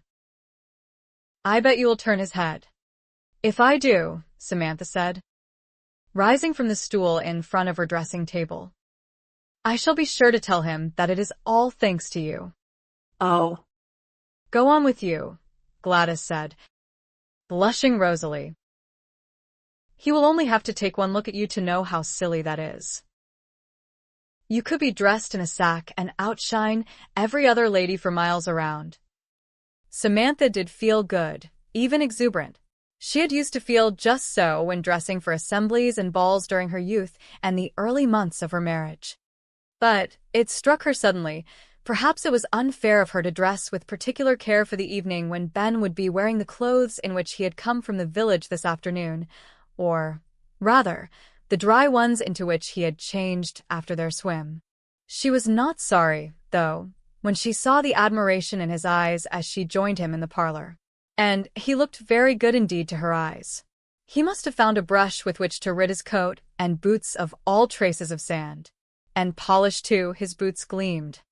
His waistcoat was neatly buttoned beneath his coat, and he had tied a fresh neckcloth in a style more suited to evening. His hair was neatly combed into a Brutus style, which suited him. He got to his feet, even though she signaled him with one hand to stay where he was, and made her a courtly bow. "You look beautiful," he said. Despite the sunburn, his own face was ruddy with color, but attractively so. He looked healthy and virile. "The sun turns your complexion bronze instead of scarlet," he said. "Yes." "Beautiful despite the sun. Mrs. Price appeared in the doorway at that moment to inform them that she had set the hot dishes on the table, and they must come now if they did not want their food cold and spoiled. And she would, if it was all the same to Mrs. McKay, hang up her apron and walk home with Gladys. And so they dined alone together, Samantha and Ben, though Tramp came padding in from the kitchen to plop down in front of the empty fireplace and keep an eye out for fallen morsels of food. None did fall, but Ben fed him a few morsels anyway, to Samantha's amusement. He pretended to dislike the dog, but she had never believed him, for Tramp liked him, and dogs did not like people who disliked them. The food was plain but wholesome and delicious. He told her some stories from his military years, not anything about the fighting and the violence, but amusing anecdotes. She told him stories about her year with Matthew's regiment, mostly funny little incidents involving the other wives that she had not thought of in years. He told her stories from his Pendarus years, again light, entertaining incidents involving his friends. She told him about the kittens at Leland Abbey. A groom had discovered a litter of them in the loft of a barn and had concealed them and tended them in secret so that they would not be drowned, until Samantha had caught him at it. But she had not reported him. Rather, she had aided and abetted him and had loved those kittens until they grew into cats and deserted in order to earn their living and their daily bread as mousers. "Ungrateful wretches," she said, laughing softly. She had forgotten until now that there was anything at all good about that year in Kent.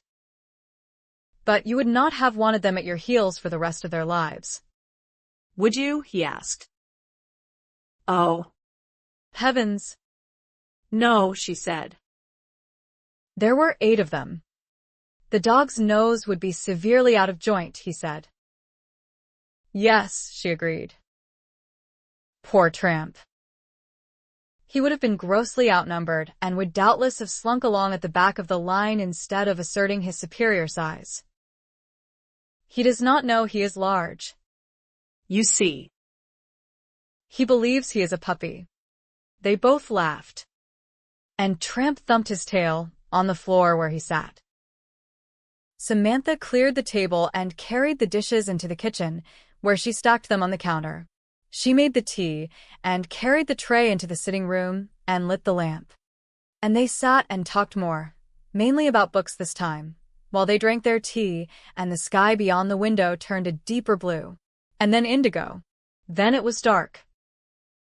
She got up to close the curtains. And suddenly, there was no way of reviving the conversation. The very fact she had moved had acknowledged the fact that night had fallen and they were here together in her cottage. Quite unchaperoned.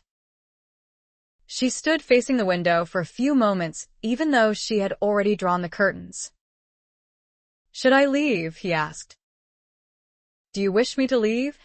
Perhaps she should simply say yes. Nothing much had happened between them so far, despite a rather lengthy journey that had thrown them into proximity. In another few days he would be gone, and it had to be that way. There could be no future together, for any number of reasons. Perhaps it would be better not to take that extra step into the unknown, the unpredictable. Perhaps it would be disappointing if they did proceed. No, that was not what made her hesitate. Perhaps it would be painful, not the act itself, but its aftermath. For he would leave. There would be a goodbye, which would be more painful. Not to have slept with him and forever regret it? Or to have slept with him and forever regret it? He had asked her a question. 2. Actually. She shook her head as she turned. No. Don't leave. And so she committed herself. She watched as he got to his feet, using his canes, and she moved toward him until she was standing in front of him. Don't leave, she said again, and she lifted her hands to cup his face. He had even shaved. She realized. He must have brought his razor with him. He must have expected to stay. Are you sure you will not regret it? He asked her. I cannot take you with me, Samantha. I am, at least for the present, a nomad. And I cannot stay. There is nothing for me here. Besides, it is too soon for you to remarry. And I cannot ever marry. I do not have wholeness to offer. Because he was half crippled? Strangely, she would have agreed with him just a few weeks ago. She had wanted nothing more to do with wounds and disfigurement. But, slow as he was in his movements, it was hard to think of him as disabled. Except that he could not hold her now because he needed his hands for his canes. I was once promised a lifetime, she said, and was given 4 months. Not even that. Actually, as it was all illusion from the start. It was all a lie. This afternoon you promised me a week. Let us make it a week to remember. An affair to remember, he said. With pleasure and affection, she said. And no regrets. Will you regret it? Would you rather go back to the inn? For a few moments, she thought he was going to say yes. Then he dipped his head closer to hers, closed his eyes, and set his forehead against hers. I am afraid, he said, that I will be inadequate. Did he mean impotent? Did he fear that? I am afraid I will disappoint you, he said. She stepped back from him and smiled as she went to fetch the lamp. Come upstairs, she said. Even if you do no more than hold me, I will not be disappointed. One of my loveliest recent memories is of waking at that inn where we were forced to share a room, to find you holding me against you, one arm about me. It was so very long before that since anyone had so much as touched me, except you. When you kissed me at Bramble Hall. Tramp padded off to the bed Mrs. Price had made him in a corner of the kitchen, next to the stove and his water bowl, and Samantha led the way upstairs, holding the lamp aloft so that he could see his way. She closed the curtains in her bedchamber and watched him remove his coat and waistcoat and neckcloth. She watched him pull off his shirt to reveal his muscled, suntanned, scarred chest. Only then did she move toward the dressing table. Allow me, he said, and he crossed the room, propped his canes against the side of the dressing table, sat on the bench, spread his legs wide, and drew her down to sit between them, her back against his chest. His fingers worked at her hair, and she tipped her head downward, watching his hand as it came forward to deposit pins until her hair fell about her shoulders. He took up her brush and began to draw it through the curls Gladys had so carefully created. 200 strokes, he asked, his voice low against her ear. She shivered slightly. 100 will do. In a rush. Are you? He asked. No, she sighed and closed her eyes. Time does not exist. I do not want it to exist. Then it does not, he said, and drew the brush through her hair until she could feel that all the tangles had gone, and all the curls too. She did not count, but after a while he tossed the brush back onto the dressing table and undid the clasp of her pearls. He unclipped her earrings. and his fingers worked down the line of fasteners at the back of her dress until he could fold back the edges and set his lips against her shoulder blades, one at a time. She was holding the dress against her bosom, but he reached around and removed her hands and drew the dress down over her arms and down over her breasts until she was bare above her shift and her stays. His hands cupped her breasts, pushed high by her stays. His fingers were warm as they played lightly over her flesh until she could feel a stabbing of sensation down through her womb and along her inner thighs. He caught her nipples between a finger and thumb of each hand and rolled them before rubbing his thumbs over the tips. She pressed her head back against his shoulder and opened her eyes and met his gaze in the glass in the flickering light of the lamp. She realized. Watch what he did. As he was doing it. Oh, dear God. She spread her hands over his clad thighs on either side of her body, but lightly lest she hurt him. And he unlaced her stays and stood her up in front of him and stripped her clothes down her body until they were pooled at her feet. Then he drew her down to sit in front of him again. She was still wearing her silk stockings and her pink garters, she thought as she watched his hands move over her, and felt them too. Her arms and shoulders, and a deep half-circle above her breasts were bronzed from this afternoon's exposure to the sun. The rest of her was pale in comparison. His hands too were bronzed. He had been celibate as long as she, but he obviously knew a great deal more than she ever had. And as with swimming, it seemed it was not something he had forgotten. He knew just where to touch her, and just how with his palms, with his fingers, fingertips, and thumbs with his fingernails. And finally the fingers of one hand slid lightly through the triangle of hair at the apex of her thighs and pushed downward and inward, cupping her heat, pressing into her most private place, lightly probing and stroking there. His thumbs circled lightly a little higher until she felt such a raw ache of longing that she cried out and shuddered against him and would have doubled over if his free arm had not held her firmly back against his chest. Oh, she was panting for breath. She felt hot and damp and suddenly drained of energy in a thoroughly pleasurable way. I am so sorry. His laughter and his voice were low against her ear. Sorry? I certainly hope not. And she knew that she was the merest novice. That he had made love to her with his hand and given her that exquisite pleasure, quite deliberately with the skill of his fingers. But I am not able to give you any pleasure, she protested. Are you sure? He laughed against her ear again. And she looked at him in the mirror and saw his eyes. Heavy with what? Desire? Passion? Sheer enjoyment? He was, she thought, incredibly handsome. You are almost fully clothed, she complained. That can be remedied.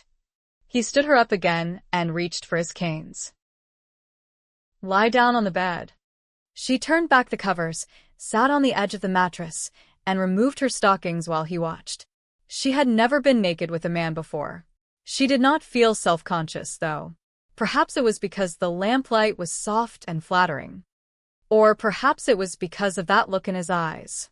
Or because he had made love to her with his hand, and she was still warm with pleasure.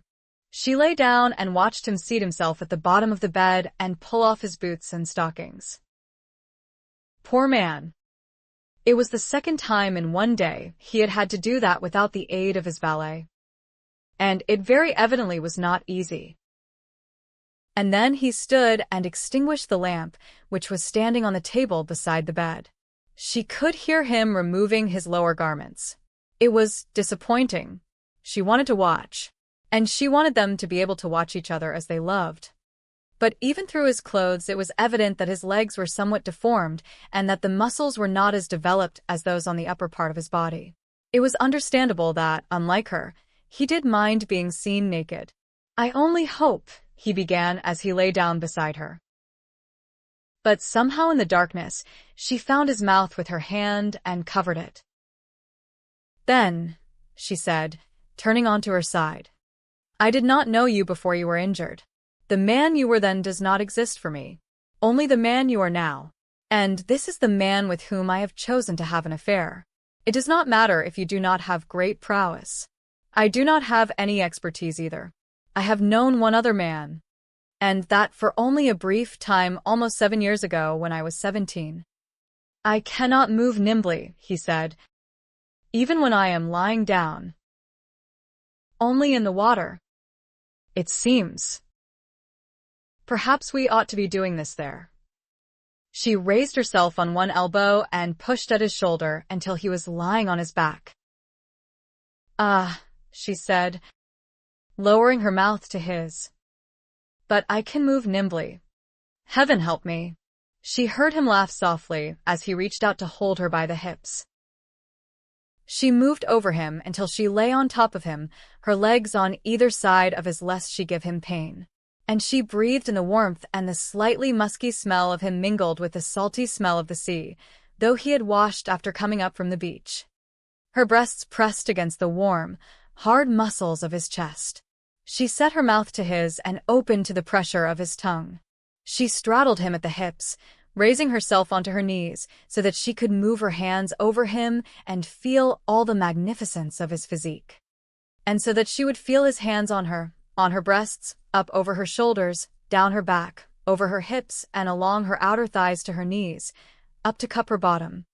She lowered her head to kiss his chest, to lick his nipples and nip them between her teeth, and with her hands she felt the narrowness of his waist and hips, the warmth between his thighs, the hard thickness of his arousal. She took it in her hands and both felt and heard him inhale slowly. She caressed him with her palms and with her fingertips while he grew harder. She lifted herself higher onto her knees, spread them wider, held him against the most tender part of herself, and lowered herself onto him as his hands came to her hips again and clasped them firmly. For a moment, when she was deeply penetrated, she tightened inner muscles and held still, her head bent forward, her eyes tightly closed. There was surely no lovelier feeling in the world. Ah, there could not possibly be. And he was Ben. He was her lover. It was a word she spoke consciously in her mind, savoring it. He was her lover. Better than husband. Ah. Far better. There was freedom in being a lover. Pleasure freely given and freely received. His hands lifted her slightly by the hips, and suddenly he was in command, moving in her, withdrawing and thrusting with firm, deep strokes that had her reaching for his chest with her fingertips to steady herself and tipping back her head so that she could feel. He was working fast and hard, but with a steady rhythm that invited a slight turning of her hips to circle his thrusts and a contracting and relaxing of inner muscles to gather him deeper and release him. And she braced her knees and rode while his hips flexed and relaxed against her inner thighs, and his breathing became labored, and his chest and her hands on it became hot and slick with sweat, and always, unrelentingly, he demanded entrance to where? Where else was there to go? He was already deeper than deep. But then something opened up anyway. Something deep within. Something soft. Near painful. Beyond words to describe. And he came in hard and deep and thrusting, and she closed around him and spilled out all the inner wonder of that unknown place and whispered his name. He came 2, 3, 4 more times into that soft, lovely place, thrusting his demand, and then finding his own place. She felt heat, heard him sigh, felt him gradually relax, and went down into his waiting arms until she was lying along his body again, her legs straight beside his own. They were still joined. Was it impotence he had feared? Perhaps she had feared it too for his sake. She almost laughed with delight. A few moments later, she felt the bedcovers come up over her back and shoulders. His arms held them in place. and they lay still and relaxed in each other's arms for several minutes. "We forgot something," he said at last, his voice soft against her ear. She was more than half asleep. "I spilled my seed in you," he said. She was awake now. The fingers of one of his hands were playing through her hair. "We will have to make arrangements before I leave," he said. She opened her eyes to stare at the lighter square of the window. "I must see to it that you have somewhere to write," he said. "If I need to come back." She had thought of it but had deliberately ignored the thought, which was extremely foolish and irresponsible of her. "I did not conceive during my marriage," she said. "Which does not mean you are barren," he told her. Did this mean their affair was over? Almost before it had begun? Would they not risk it again? "I would not trap you into marriage," she told him. "I do not doubt it," he said. Though trapped would not be a pleasant word to use if there really were a child. Would it? She did not answer him. But she did move off him to lie beside him. He reached for her hand, and they laced their fingers. Must it end? Then she asked him. He did not answer immediately. "Would it be a terrible disaster to you?" he asked her. "To be with child? To have to marry me?" "Not a disaster," she said. For a long time, while she had been living at Leland Abbey, she had thought her life might be bearable if only she had a baby. Though after Matthew was injured and came home, she had been deeply thankful that there was none. "Would it be a disaster to you?" "If there were a child," he said, "I would not want to have to remember for the rest of my life that I had once called the possibility of his or her conception a disaster. Neither of us wants marriage, and the circumstances would make it difficult for us to marry even if we did want it. However, the needs of any child of mine will always come first in my life, and a child needs father and mother if it is humanly possible, married to each other and loving each other." He spoke in a soft voice, obviously choosing his words with care. Samantha felt a deep welling of grief. No, it was not grief. But it was something that made her ache with a nameless longing and brought tears to her eyes and the soreness of unshed tears to her throat. Married to each other and loving each other. How wonderful it would be to be loved by Benedict Harper and to share a child with him. If only the circumstances were different. She rested her temple against his shoulder. It was not supposed to be like this. They were supposed to be having a brief affair. Entirely for pleasure. "What are we going to do?" she asked him. "We promised each other a week of lovemaking," he said, "before we pick up the threads of our own separate lives. Shall we keep that promise and deal with any consequences that may arise if and when they do arise?"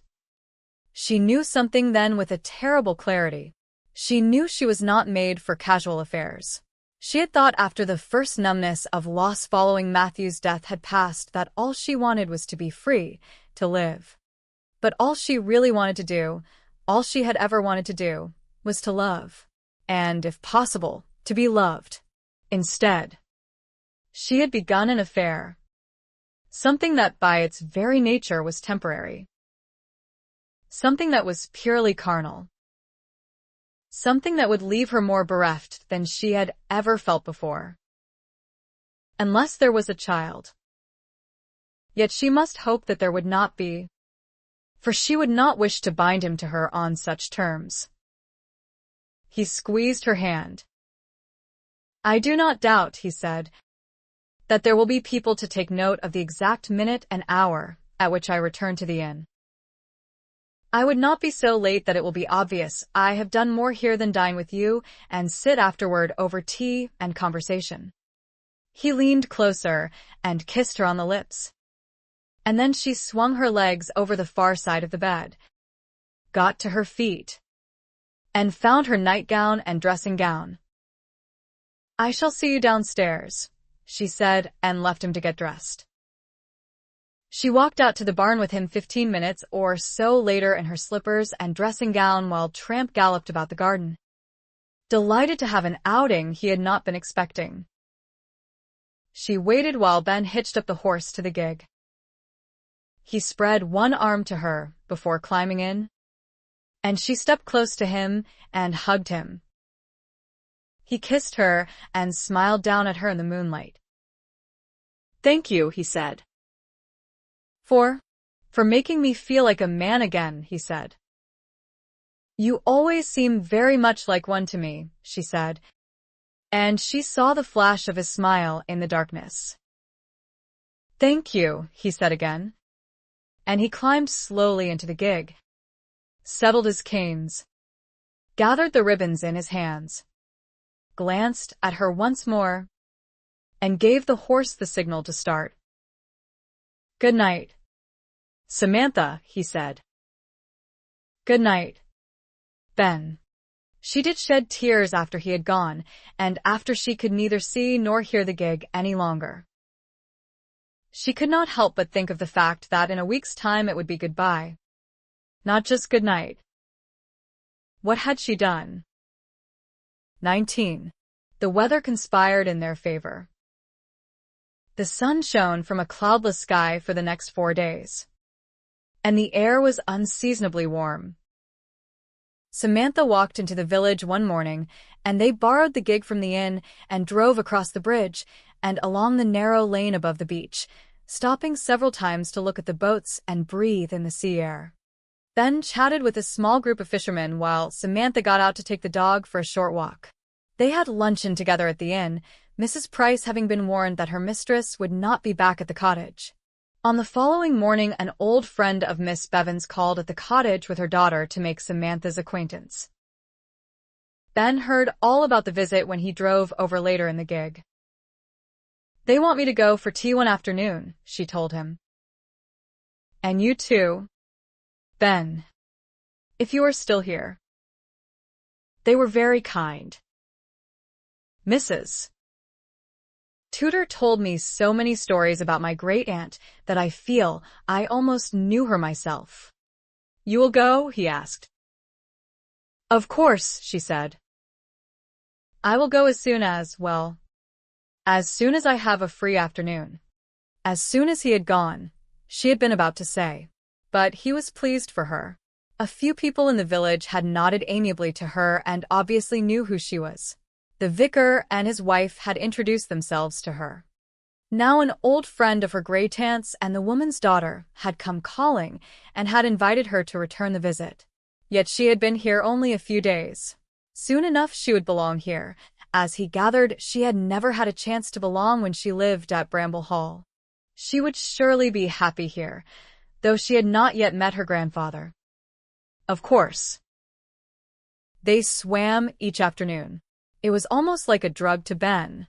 He was going to have to spend the rest of the summer after he left here close to the sea, perhaps at Brighton, though that was rather too fashionable a resort for his tastes.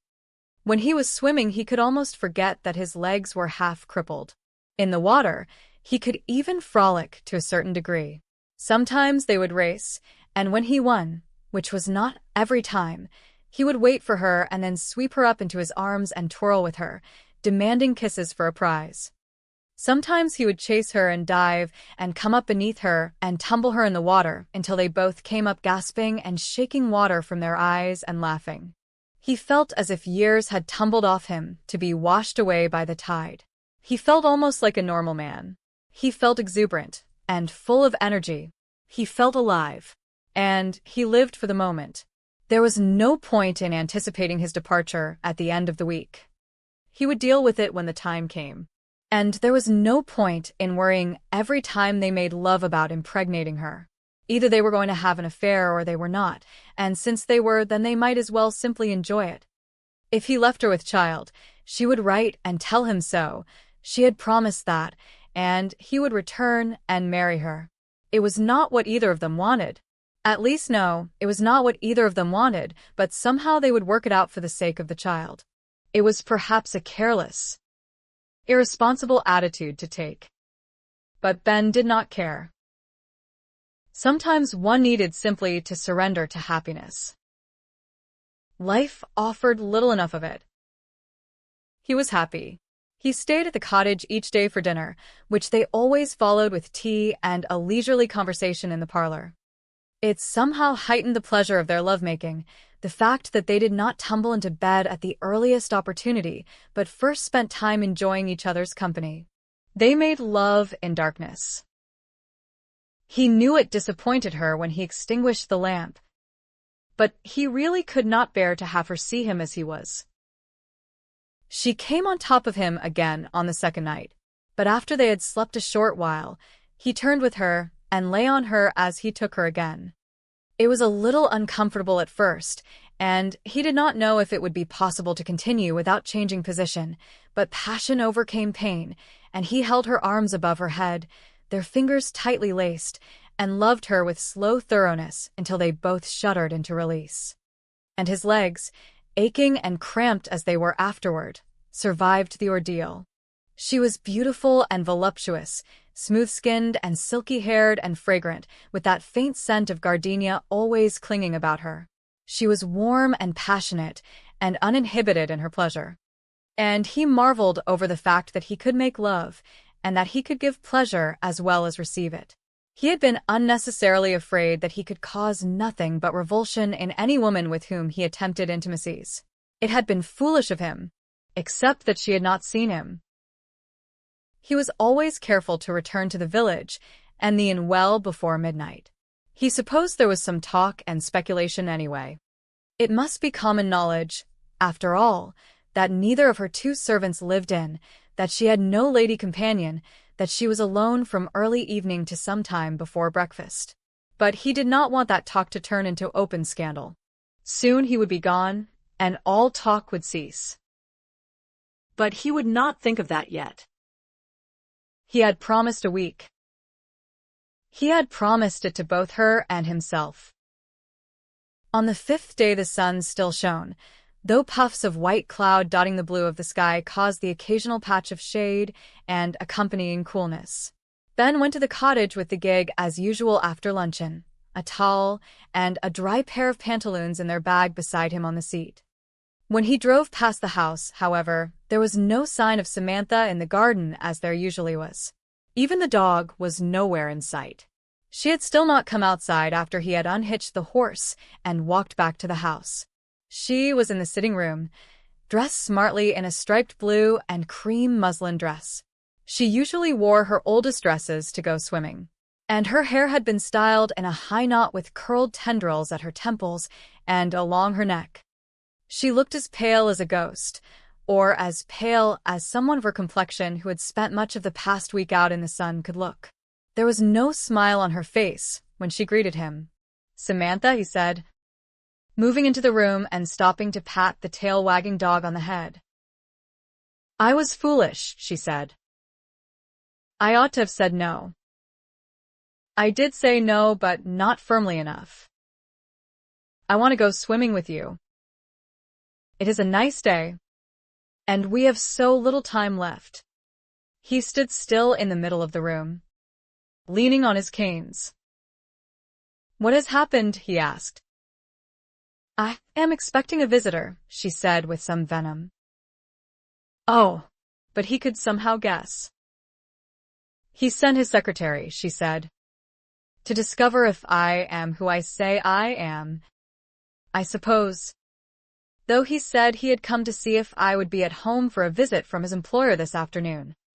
"Your grandfather?" "Mr. Bevan," she said. "Did he think to impress me by sending his secretary?" He sat down and propped his canes beside his chair.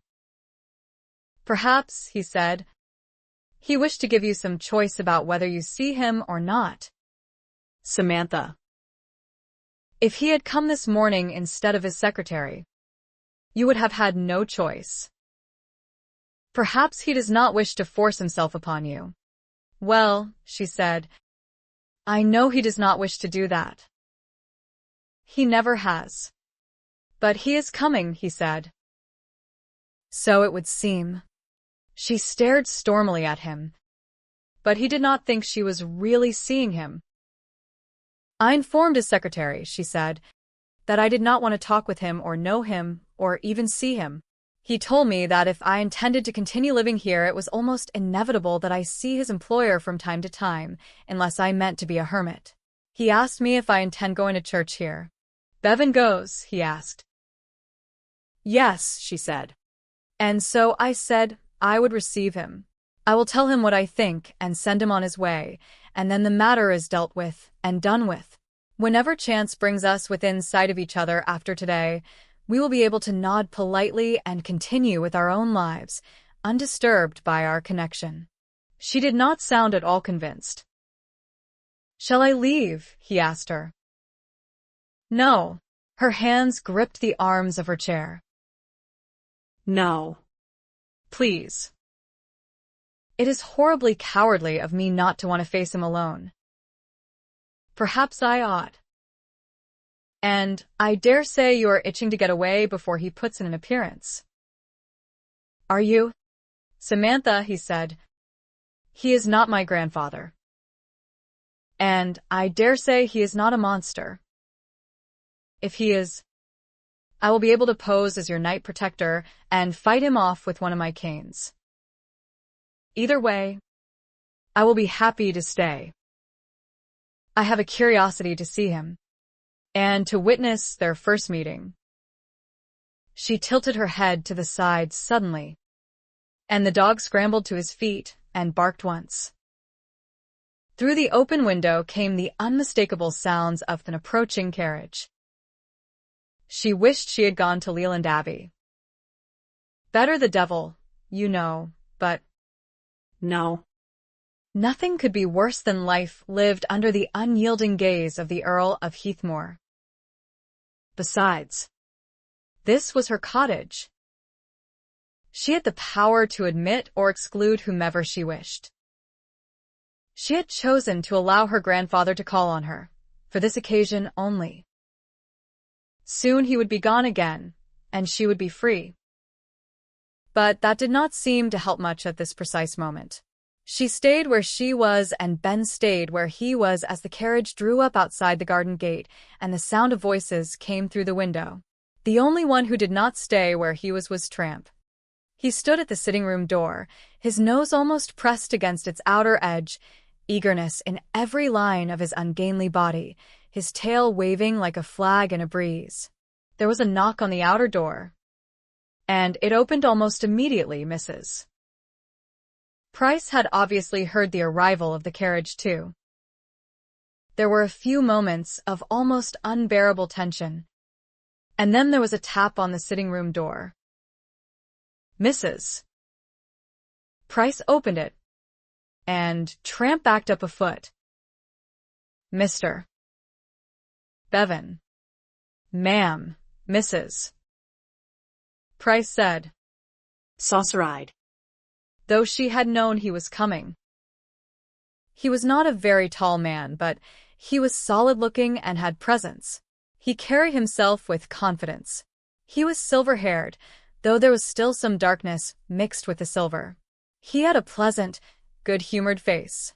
He must have been a handsome man in his younger years. Indeed, he still was distinguished-looking. He was expensively, fashionably dressed. Samantha was on her feet without having been aware of rising. He looked at her and then down at Tramp, who was barking and prancing and generally behaving in an undisciplined manner. A gentleman does not make himself deliberately conspicuous in company, Mr. Bevan said with a lovely soft Welsh accent. Sit. And Tramp, the traitor, sat and gazed up at his new friend with intelligent eyes and lolling tongue and lightly thumping tail. Mrs. McKay, Mr. Bevan said. Samantha? He fixed his eyes upon her and advanced across the room with confident strides, his right hand extended. He was almost of a height with her. She realized. She had no choice. short of being deliberately ill-mannered. But to set her hand in his. He held it in a warm clasp and set his other hand on top of it, all the while gazing at her face. "You are not very like your mother," he said, "except in coloring. But, oh, girl, you do look like your grandmother." He raised her hand to his lips before relinquishing it. "Mr. Bevan," she said. "May I present Major Sir Benedict Harper?" Ben had also got to his feet. "Sir." He inclined his head. "I am pleased to make your acquaintance, Mr. Bevan's eyes swept over him. "Wounded in the wars. Were you, Major?" he asked. "Yes," Ben said. "And a friend of the late Captain Mackay's." "I have heard, Mr. Bevan said. There is not much local news and gossip that does not reach my ears at Cartreff. You know, I could muzzle my servants, I suppose. But why should I? I like a bit of gossip." He was looking keenly at Ben as he said it, and Samantha felt anger well inside her. To what gossip in particular was he referring? And what business was it of his? "I never had the privilege of knowing Captain Mackay," Ben said, and Samantha's eyes flew to his. "My acquaintance with his widow began after his death. When she decided to come here, goaded to it by circumstances she found intolerable, she had no one to accompany her. I offered my services. It was a less than satisfactory arrangement, sir, but it was the best that could be done." Was he apologizing to her grandfather? Samantha raised her chin and glared at them both. "I did not need the protection of any man," she said, but Sir Benedict insisted. They both looked at her, Ben a little sheepishly, her grandfather with a smile that revealed a fan of attractive lines at the outer corners of both eyes. "He must smile frequently." "That is my girl," he said, further incensing her. "Oh, do have a seat," she said ungraciously. "Both of you." But of course, they both waited for her to be seated first. They were being perfect gentlemen. "I have neglected you for the last 6 or 7 years. Samantha, Mr. Bevan said. He was smoothing one hand over Tramp's head while the dog's eyes closed in ecstasy. "For the last 6 or 7 years?" She raised her eyebrows. "After your father wrote to say you were married," he said, "I decided to stop writing to you. Captain Mackay was the son of an earl. Wasn't he? Very high class. I did not want you embarrassed by a family member who had made his fortune in coal and iron. I knew your husband had been wounded and that you were living in the north of England. I have kept myself informed, you see, even if only from a distance. I had not heard of his passing, though. I am sorry about that. And I am deeply sorry for you, girl." He had decided to stop writing? He had kept himself informed? He had known all about her? All her life? Samantha gazed at the hands she had clasped in her lap. She could see the whites of her knuckles. "Thank you," she murmured just for something to say into the silence. "I have been in Swansea for a week," he said. "When I got back yesterday and heard you were here, I thought you must be annoyed with me since you had not let me know you were coming. I sent Evans over this morning to test the waters, so to speak, and he reported back that you were indeed annoyed. Sometimes we are damned if we do and damned if we don't, if you will pardon my language, which is probably not the finest for the daughter-in-law of an earl. But would you not agree, Major? If I had kept writing, that might have been the trouble. I stopped, and it looks as if that was the wrong thing. Though you never wrote back, Samantha, except for the messages you sometimes sent." "Messages?" Samantha looked up at him. A suspicion was beginning to form in her mind. More than a suspicion. Her father had written to him at least once. How much had her father kept from her? "You abandoned my mother," she said, "when she was little more than an infant. You had nothing to do with her while she lived here with your sister. When she ran away to London, you did not follow. When she married and had me, you did not come. When she died, you did not come. There was never anything. There was nothing." She wanted to be right. She did not want her world turned suddenly upside down again. His face had turned pale. His hand was motionless on Tramp's head. "What did they tell you, girl?" he asked her. "What did they tell you about me?" "Nothing," she said, "except that early abandonment of my mother after her mother had gone back to her gypsy people." "Nothing at all. You disappeared from her life." Ah. His hand slid away from Tramp's head to rest on the arm of his chair. "It was not just that you were ashamed of me for my very middle-class wealth. Then, I did not know about your wealth," she cried. "I did not know anything. I assumed you were a laborer or a wanderer who had made a foolish marriage and was left with the encumbrance of a daughter, whom you then foisted upon your sister. I did not know anything about her, except that she had owned this cottage, which my mother described as a hovel. I assumed it was a hovel. I only hoped it would be somehow habitable while I made a new life for myself. I did not even know you were alive." Ben got to his feet again, crossed to her chair, set a large handkerchief in her hand, and then made his slow way over to the window. Samantha swiped at her eyes. She had not even realized she was crying. "Ah, my dear girl," her grandfather said.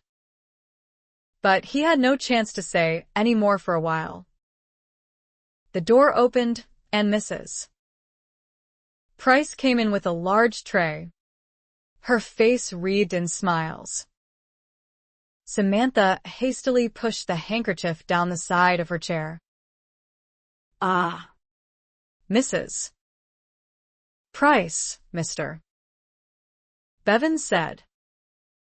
"Trying to fatten people up as always, are you?" "Just a few pieces of cake to go with your tea," she said, placing the tray on the table beside Samantha and proceeding to pour the tea herself. "What else am I to do with my time but cook?" Mrs. McKay is a very tidy lady, and she has Gladys Jones to look after her personal needs. "And how is your son, the blacksmith?" he asked her. "His hand has healed." "Has it?" "Hammers are always better used on anvils than on the backs of fingers, in my opinion. Anyway, they were swollen to 3 times their size," she told him. "And black and painful too, though he would never admit it. He is better now, though, Mr. Bevan. And thanks for asking. I'll tell him you did. And thank you for sending." But she broke off at a slight motion of his hand. "Well, it was greatly appreciated," she said. "He couldn't work much for a week." She handed around the tea and left the room. "I have been justly punished, it seems," he said with a sigh. "And poor Mrs. Price. The last thing I feel like doing is eating a piece of her cake, delicious as I am sure it is. I suppose you feel off your food too, Samantha. Perhaps we had better force some down anyway, had we? She will be hurt if we do not. Major, come and help us if you will." Ben looked over his shoulder and then came back to his chair. "I will tell you my story, Samantha, if you will listen," Mr. Bevan continued. "But not now, perhaps. And I want to hear your story. I want to know why you would come here, expecting only a hovel of a cottage, when presumably you have a noble family to look after you, as well as your father's family. But perhaps not now for that either. Major Harper, how long is it since you were wounded?" He was a man used to command, Samantha realized, and used to doing it without bombast. Here he was in her sitting room, directing the conversation, taking from it the heat of emotion that had been here just a few minutes ago. And he was feeding cake to Tramp, who was quite willing to make it seem to Mrs. Price that they had all eaten her tea with hearty appetites. Ben told him where and when he had been wounded and how, though he did not go into great detail. He told him about the years of his healing and convalescence at Pendarris Hall, and about leaving there 3 years ago. "You are never going to be able to walk without your canes?" Then her grandfather asked. "No," Ben said. "And what do you do to keep busy? Do you have a home of your own?" Ben told him about Kennelston, and, when asked, about his brother and wife and children, and his own reluctance to remove them from his home, and the charge his brother had of the running of his estate. "You are in a bit of an awkward position." Then her grandfather said. "Yes," Ben agreed. "But I will work something out." "Sir, I was not made for idleness. You were a military officer by choice." Then her grandfather asked. "Not just because your father had that career picked out for you as soon as you were born?" "I understand many noble families do that. One son to inherit, another to go into the church, another into the military. It was my own choice," Ben said. "I never wanted anything else." "You like an active life. Then you like being in charge of men and of events." "I will never be an officer again," Ben said tersely. Looking at him, Samantha realized fully just how that fact hurt him. Perhaps it even explained why he had not taken a firmer stand with his younger brother over his home. Running Kennelston would not be a big enough challenge for him. Perhaps nothing would ever again. "No," her grandfather agreed. "I can see that, lad." He talked a bit about the coal mines. He owned 2 of them in the Rhondda Valley, and about the ironworks in the Swansea Valley, where he had just spent a week. Ben asked a number of questions, which he answered with enthusiasm. And then he rose to take his leave. "How long do you plan to stay, Major?" he asked. Ben looked at Samantha. "Another 2 or 3 days," he said. "Then maybe you will come with my granddaughter to dine with me at Cartreff tomorrow," her grandfather said. He turned to look at her, a smile on his face, but some uncertainty in his eyes. "Will you come, Samantha? I have a cook as good as Mrs. Price, and I would like to hear your story and to tell you mine. After that you can live here in peace from me if you choose. Though I will hope you do not so choose. You are all I have, girl." She looked at him in some indignation until she remembered what he had said earlier. He had written to her before her marriage, and she had sent messages. What had her father done? And after her marriage, he had stopped writing for fear that she would be embarrassed by his humble origins and by the way his fortune had been made. She at least owed him one evening in which to plead his case. But he had still abandoned his own infant daughter. There could be no excuse for that. "Yes," she said. "I will come. And I would be delighted." "Sir," Ben said. The older man came toward Samantha, his hand extended again. But when she set her own in it, he smiled at her, that look of uncertainty still in his eyes. "Allow me," he said, and leaned forward to kiss her cheek. "She was very, very beautiful. You know, I had her for 4 years and have loved her forever." She did not follow him from the room. He had been talking about her grandmother. Yet he had been married to someone else after her. She and Ben sat in silence until they heard the carriage drive away.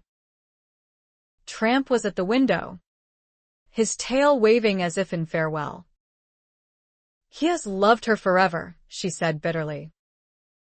Yet he abandoned the only child he had with her. Listen to his story tomorrow, Ben said.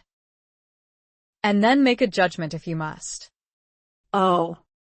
Ben, she said, turning her eyes on him. I wish I could wave a magic wand and make your legs all better so that you could resume your military career and be happy and fulfilled. He smiled. We are all dealt a hand of cards, he said. Some of the originals get discarded along the way, and new ones get picked up. Sometimes not the ones we hope for. That does not matter. It is how we play them that matters. Even if it is a losing hand, she asked him. Perhaps it never needs to be, he said. For life is not really a card game. Is it? 20. They went swimming after all. And they dined together after Mrs. Price and Samantha's maid had left for the day.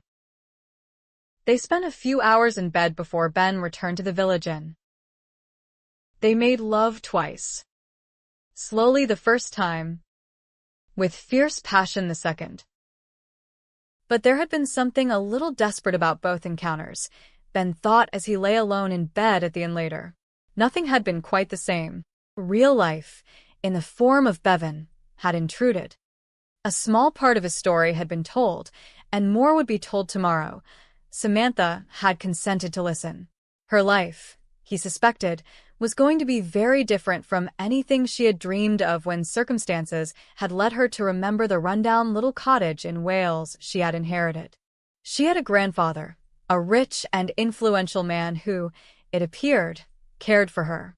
Whether she could care for him depended a great deal upon the story he would tell tomorrow, but she craved the closeness of some family tie, whether she fully realized it or not.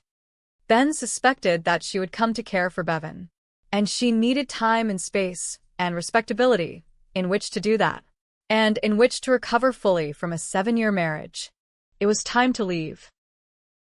Almost. He had promised 2 more days after today. Though they had not spoken of it, they had both been conscious tonight of the fact that their affair, their early summer idyll, was almost at an end. Ben laced his fingers behind his head and gazed upward at the ceiling. Part of him was longing to be gone, to be done with the whole business. He wished he could just click his fingers and find himself on the road back to England. He hated goodbyes at the best of times. He dreaded this particular one. Tomorrow was Sunday, the first day of a new week, very nearly the end of his week. He had no idea where he would be next Saturday night, except that it would be somewhere far from here. And he had no idea what he would do. No, that was not strictly true. He was going to go to London, though not in order to participate in the social whirl of the season or to allow Beatrice to matchmake for him. He was going to explore various ways of employing his time, perhaps in business, perhaps in diplomacy, perhaps in law. He would talk to Hugo, to Gramley, to various contacts he had in the Foreign Office. It did not matter that he did not need to work. He wanted to work, and he would work. His elder brother had done so, after all. But an obstacle stood between him and the rest of his life. There was the end of an affair to live through and goodbyes to be said. It was Sunday tomorrow. He had promised to go to church with Samantha. They were to dine at Carterf later in the day. And then, after tomorrow, goodbye. Surely the saddest, most painful word in the English language. Perhaps it had something to do with the fact that Ben walked with painstaking slowness and with the aid of 2 canes, but with evident courage and determination, Samantha thought. Or perhaps it was his lean good looks, enhanced now by suntan, and the indefinable air of command that always somehow clung about him. Or perhaps it was simply that everyone loved a hint of romance, even a touch of scandal. However it was, they were both greeted with smiles and friendly nods when they appeared at church together on Sunday morning. Samantha had been half expecting cold stares or frowns and turned shoulders. For obviously there had been talk. Her grandfather had heard it. And though Ben looked almost austere much of the time, he was quite capable of charm. He used it that morning on the people of Fisherman's Bridge and its environs. And Samantha smiled about her too, as she had not been allowed to do after Matthew's death, and shook the hands of those who extended their own to her. She was sure she would not remember the names of all who introduced themselves, and said so. "Don't worry about it, Mrs.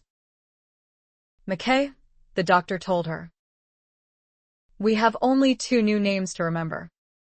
Yours and Major Harper's. While you have a few dozen."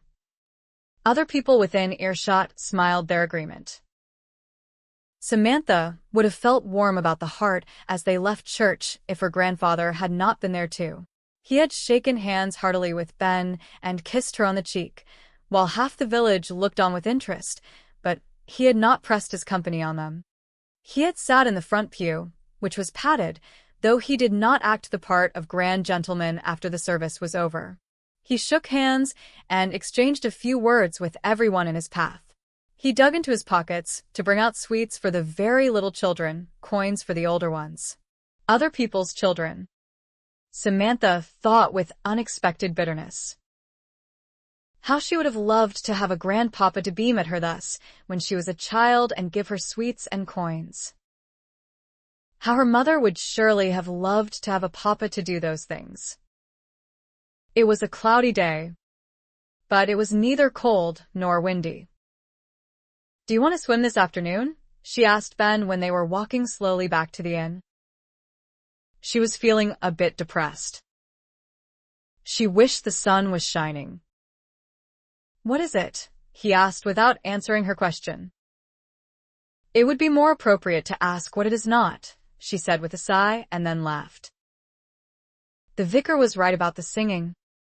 Was he not? "Well," he said, "I was disappointed not to see the roof lift off the building. I was watching for it." She laughed again. "But—" "Yes," he said. "That church really does not need the choir. Does it? The whole congregation is a choir. With harmony. In 4 parts," he added. "Yes. Let's swim. There will be time." She swallowed and heard a gurgle in her throat. There will be time. Time before they went to Cartreff for dinner. Time before the week of their affair was over. They went swimming. They raced and floated and talked, and they played silly games, the main object of which seemed to be to swim underwater and come up unexpectedly to submerge each other. It was not a very effective game, since there was never any real possibility of surprise, but it kept them helpless with laughter for a time. Laughter was better than tears. A week had seemed a long time when they began their affair, but this was the 6th day. The knowledge weighed upon Samantha as if it were a physical thing, and she could not keep at bay the thought that they would be going to Cartreff later. She wished she had not been weak enough to agree. And yet her grandfather had written, and Papa had written back to him. She ought to listen to his story, Ben had said. When they left the water, they went to their usual rock, where they were met by a tail-wagging, bottom-wiggling tramp, who had been guarding their belongings against seagulls. But instead of spreading her towel on the sand as she usually did, Samantha wrapped it about her shoulders. "I gave Mrs. Price and Gladys the day off," she said. "It is Sunday. Besides, I will be out for dinner today." He looked back at her.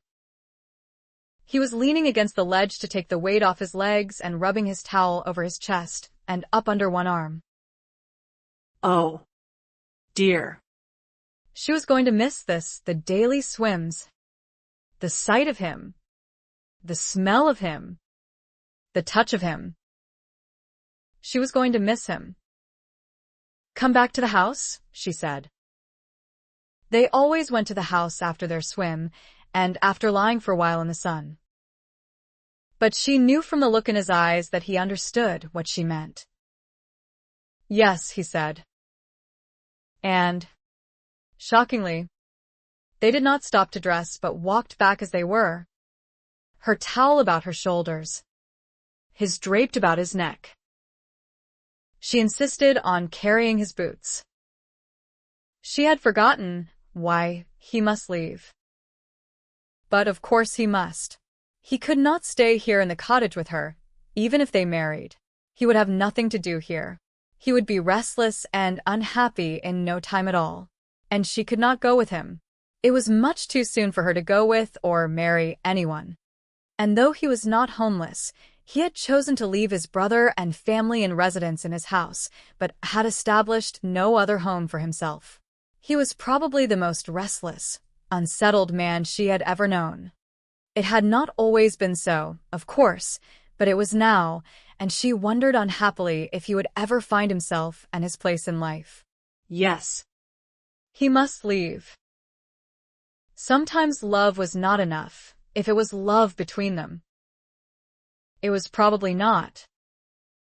She was lamentably naive about affairs. Perhaps this was not love, but mere physical attraction. That was undoubtedly all it was to him. Men did not fall in love as women did. Did they? They went upstairs as soon as they reached the cottage, while Tramp padded off to the kitchen in search of his food bowl. Samantha led the way into her bedchamber. She drew the curtains across the window, though they were not heavy and did not block out much light.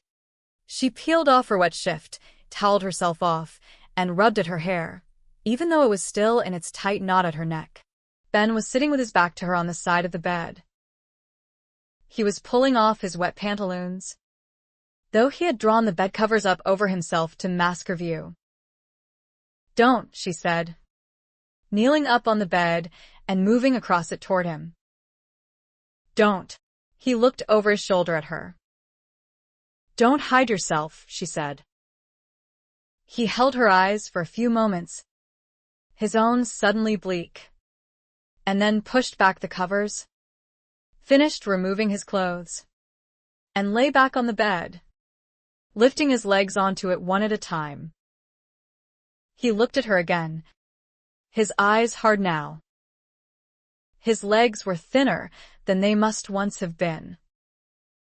The left one was slightly twisted, the right more noticeably so. They were horribly scarred. "Now tell me," he said, "that you want me to make love to you." His voice matched his eyes. She moved a little closer and set her hand on his upper right thigh. She stroked it lightly downward, feeling the deep gouges of his old wounds and the hard, raised ridges of the scars where the surgeons had tried to mend them. And the foolish, brave man had insisted upon walking again. She returned her hands to her own thighs as she kneeled naked beside him, and raised her eyes to his. "Ben," she said, "my dearest, I am so very sorry. I am sorry for the pain you suffered and still suffer. I am sorry that you cannot do what you most want to do in life. I am sorry you feel diminished as a man and inadequate as a lover. That you feel ugly and undesirable. What happened to you is ugly, but you are not. I think you are the toughest, most courageous man I have ever met. I know you are the loveliest. You must believe me. Oh, you must, Ben. And yes, I want you to make love to me." He gazed at her, his look still hard, though she had the curious feeling that he was fighting the welling of tears to his eyes. "You are not repulsed?" His voice was still hard too, though there was a suggestion of a tremor in it. "Idiot," she said, and smiled. "Do I look repulsed? You're Ben. My lover. For this week anyway. And I have had enormous pleasure with you. Give me more." She was remembering that she had called him my dearest, and she did not want him to believe she had fallen in love with him. And so she spoke of the pleasure she had had of him, which was no lie. He must be the most wonderful lover in the world. He reached for her, and she moved to straddle him.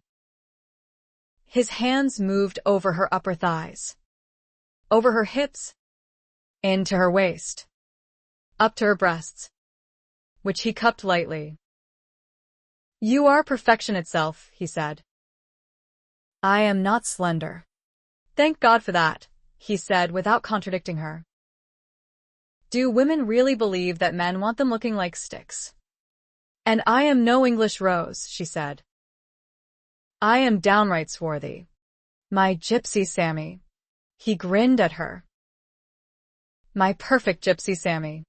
She laughed, set her hands on either side of his head, and leaned over him to kiss him.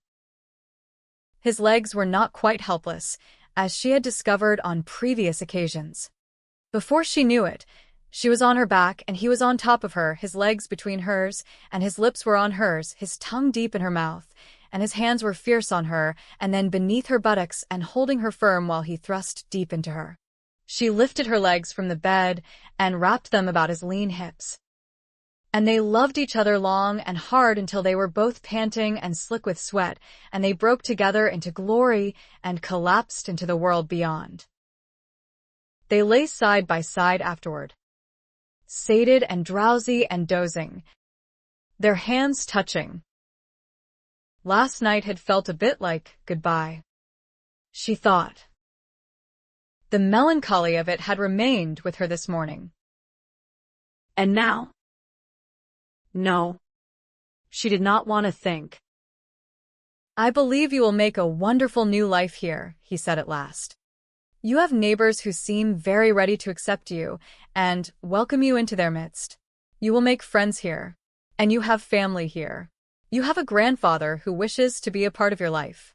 Listen to him this evening, Samantha, and think well before you reject him for all the apparent wrongs of the past." "I have agreed to listen," she reminded him. "I think you did the right thing," he said, "coming here. And I think it will be time for me to leave tomorrow, before speculation and a bit of gossip can blossom into scandal, as they surely would if I stayed longer." "I have delayed your travels for long enough," she said. He did not answer her, and they lay side by side, no longer either drowsy or dozing. Samantha fought tears. She fought the urge to beg him to stay just one more day, or perhaps two. For he was right. It was time for him to leave. It was time for him to go in search of his life, and for her to settle to her new one. It was time to let him go. After a while he turned and sat up, moving his legs over the side of the bed. "I had better return to the inn," he said. "I will bring the carriage later to take you to Cartwright." "Yes," she said. "Thank you." She felt about as bleak as it was possible to feel. Mr. Bevan had the good manners and easy address of a true gentleman, Ben thought, even if he was not one by birth. And he dressed with fashionable elegance, yet without any ostentation or grand display of wealth. The wealth was clearly there, however. He took them on a tour of the house. Everything was of the finest, but with not the merest suggestion of vulgarity. The room in which they lingered longest was the long gallery at the back of the house. It was filled with paintings and a few sculptures by the great masters, a few of them acquired by his father, he told them, but the majority by him. And he always purchased what he most liked, he explained to them, rather than what was most valuable. Though Ben guessed there was a fortune in that room alone. There were paintings in every other room, too, some of them by acclaimed masters, some by unknown artists Mr. Bevan had admired and wanted to encourage. And wherever he took them, there were views from the windows, over the rolling Welsh countryside, over the beach and the sea. He plied them with sherry and conversation in the drawing-room, and then with good wine and food and conversation in the dining-room. He told them about his travels and his reading. And he asked them about their own lives with skilled questions that would draw more than monosyllabic answers from them, and yet would not seem intrusive. When Ben asked him about his businesses, he answered thoroughly, but without monopolizing all their time and perhaps boring Samantha. He appeared totally at his ease and in perfect good humor with his guests. Samantha, Ben guessed, was troubled even as she admired the house and ate and drank and listened to her grandfather's conversation and Ben's and made her own contributions. She was looking extremely beautiful in a turquoise blue high-waisted dress he had not seen before. Her hair was elaborately styled considering the fact that she had not had the services of her maid today. It shone in the candlelight. While they drank tea in the drawing room after dinner, Mr. Bevan told them about the male voice choir made up of 80 or so of his minors. There is no finer choir in all of Wales, he told them. And that is saying something. I am not entirely impartial. Of course. But they did win at the Eisteddfod in Newport both last year and the year before. I always say that coal dust must do marvels for the vocal cords. Iced? Ben asked. Eisteddfod, Mr. Bevan said, pronouncing the word clearly. A Welsh arts festival. He turned his eyes on Samantha, who was swirling the dregs of her tea in her cup, and watched her in silence for a few moments. Your grandmother was dancing when I first set eyes on her, he said. The gypsies had camped down by the sea, as they sometimes did, and I went to have a look with some of the other lads from around here. I was 21 at the time. Her feet were bare, and her bright, full skirts were swirling about her ankles, and her dark hair was tumbled about her face and shoulders. And I had not seen anything as lovely or as full of life and grace in all my days. I didn't know anything at that time about not putting birds or butterflies or wild things in cages. I wooed her and I married her, all within 6 weeks, against everyone's advice, her own people's included. We were going to live happily ever after. She was 16. Samantha's cup, held between both her hands, was still. Her eyes had lifted briefly to her grandfather's and then returned to her cup. We were happy for a year or so, Bevan said, though we had to keep traveling about. She did not like to be in one place for very long. And then your mother was born. And only a few months after that my father died, my mother was already deceased. I had to take over the running of the businesses. I had been working in them, though not as much as I had before I met Esme. The baby needed a stable home. Esme did not like it. But she understood and she tried to settle. She tried hard. We went on for a few years, but then the gypsies came back, her own group. She spent some time with them while they were here, and she went to say goodbye to them on the last night. She never came home. I thought she had stayed the night. But when I went looking the next morning, they were gone, and she with them. I didn't go after them. What was the point? She had been withering away at Cartreff here. She died for years after that, but I did not know it for another 6. Samantha leaned forward and set her cup down carefully on its saucer before sitting back in her chair. Ben wished he were sitting beside her. I took to drink, Bevan said. I made sure your mother had a good nurse and everything she needed, and I made sure that I had a good manager who would look after running the mines, and I dedicated my life to forgetting and dulling the pain at the bottom of a glass of liquor. A year or so after Esme left, I was in the library one night drinking and feeling sorry for myself, as usual. Except it was worse than usual. It was the anniversary of our wedding. After a while, I hurled my glass against the wall beside a bookcase. And the glass shattered. And someone started to cry. Gwyneth had come downstairs without her nurses seeing her. And she had curled up under a table just below where the glass hit. Samantha spread both hands over her knees and pleated the fabric of her dress between her fingers. The next morning, Mr. Bevan said, I took her to Dilly's at the cottage where you now live. Samantha, we had never seen eye to eye. She had thought me wild and irresponsible as a boy. She had thought my marriage insanity. She was furious when she discovered that our father had left almost everything to me when she was the one with the business head. But I took your mother to her and asked her to take the child until I got myself properly sober. She told me I never would, that I would always be a worthless drunkard. She said she would take Gwyneth, but only on condition that she had the sole raising of her, that I would give her up and never see her again except by chance. Samantha was looking at him now. Ben was looking at her. I drank for 6 more months, Bevan said. And then I stopped. I did not drink at all for years. Now I do occasionally, but only in a social way. Never when I am alone. I applied myself to my work. I challenged myself by interesting myself in industries other than just coal. Hence the ironworks.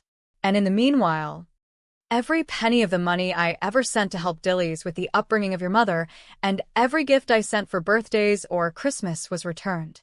Every time I glimpsed Gwyneth. She was whisked away by my sister when she was younger. She turned away of her own accord when she was older. I wanted her back. I wanted to get her a proper governess. I wanted to get her ready for the life she could have lived as my daughter. I wanted to be her father. But I had forfeited my chance with her.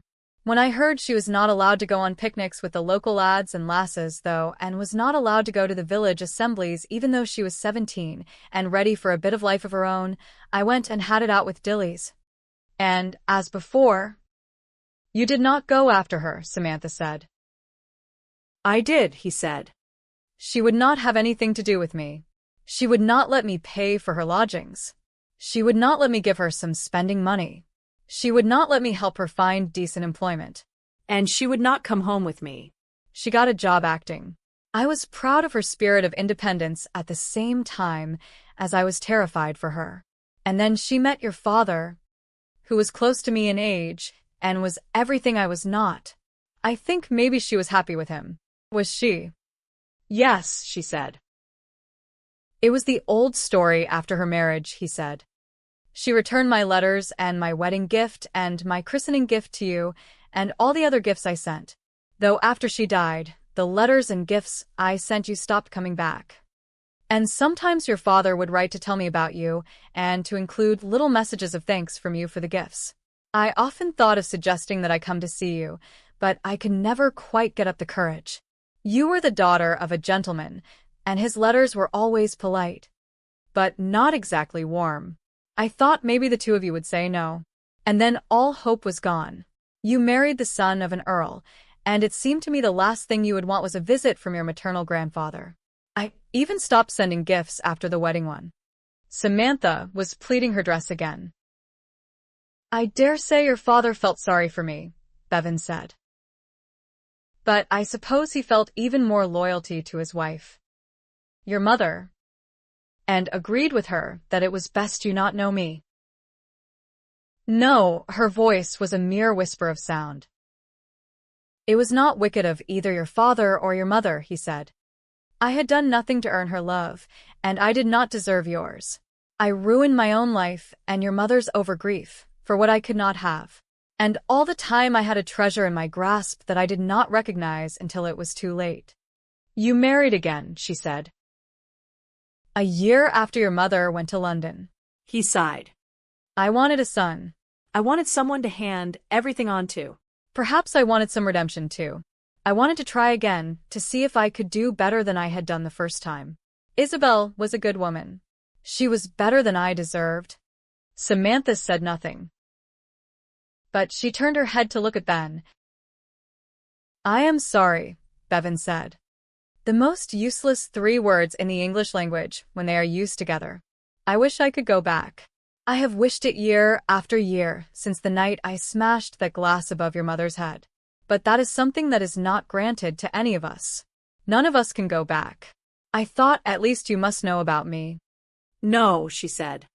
But she ought to have done. Ben said to me yesterday that we all have a story to tell. My mother had a story, but she never told it. Perhaps she meant to. Perhaps she thought I was too young. I was only 12 when she died. My father did not tell it either. You know now, he said, and he got to his feet to pull on the bell rope, and it is not a pretty story. I cannot think of anything to add that might make you think it worth your while to accept me as your grandfather, Samantha. I wish I could. I have no one, Samantha said. Your brother? No. Until a servant answered the summons of the bell. I want to live in peace at my cottage, she told him. I want to be alone. But perhaps one day I will tell you my story. Perhaps I will tell you everything that led up to my coming here. But not yet. Samantha, he said. The Major will see you safely there. Thank you. It has been a pleasant evening. Indeed. Kissed Samantha's cheek. And was again the smiling, genial host. 21.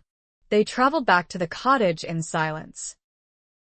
And when the carriage stopped and the coachman opened the door and set down the steps before withdrawing, neither of them spoke for a while. He took her gloved hand in his. Samantha, he said at last, would you like me to stay for a few more days? Until you have had time to digest what you have heard and made some decision. Ah. She was so tempted to say yes. To cling to him. To use him as an emotional prop. And to postpone the inevitable goodbye just a little longer. No, she said. I need to be alone for a while. Everything I have known about my life has been turned upside down. I need to do some thinking. Alone. She was going to be alone. Without him. Forever. He raised her hand to his lips and kissed her fingers. Shall we say goodbye now? He asked her. Or shall I call here before I leave in the morning? She almost panicked then. She almost threw herself against him. She almost begged him not to go. Never to go. And yet she had spoken truth. She needed to be alone. Would she be able to deal with goodbye better in the morning? No. She decided. There was never a good time for goodbye. And it would be unfair to him. He would want to be on his way. Now, she said. And she turned on her seat and took both his hands in hers and raised them to her cheeks. She closed her eyes and bowed her head. I do thank you, Ben, for all you have done for me. And I thank you for the past week. It has been a great pleasure. Has it not? She turned her face up to his and tried to smile. It has, he agreed. Samantha. If your travels ever bring you back to Wales, she said hastily. Perhaps no. That would not be a good idea. Would it? I will remember with pleasure. I hope you will too. I will, he said. And he leaned toward her and set his lips to hers in a long, lingering kiss while they clung to each other's hands. Goodbye. Samantha, he said. I will wait here until you are safely indoors with a lamp lit. He rapped on the front panel and the coachman appeared in the doorway to hand her down. Goodbye. She drew her hands from his. Goodbye, Ben. And then she was stepping down and dashing up the garden path and fumbling with the key in the lock and almost being bowled over by an exuberant tramp. She lit a lamp in the sitting room with a trembling hand and darted to the window, desperate for one last sight of him. But the carriage door had been closed, and the coachman was up on the box, and the carriage was moving away. She could not see through the darkness into the interior. Oh. Tramp.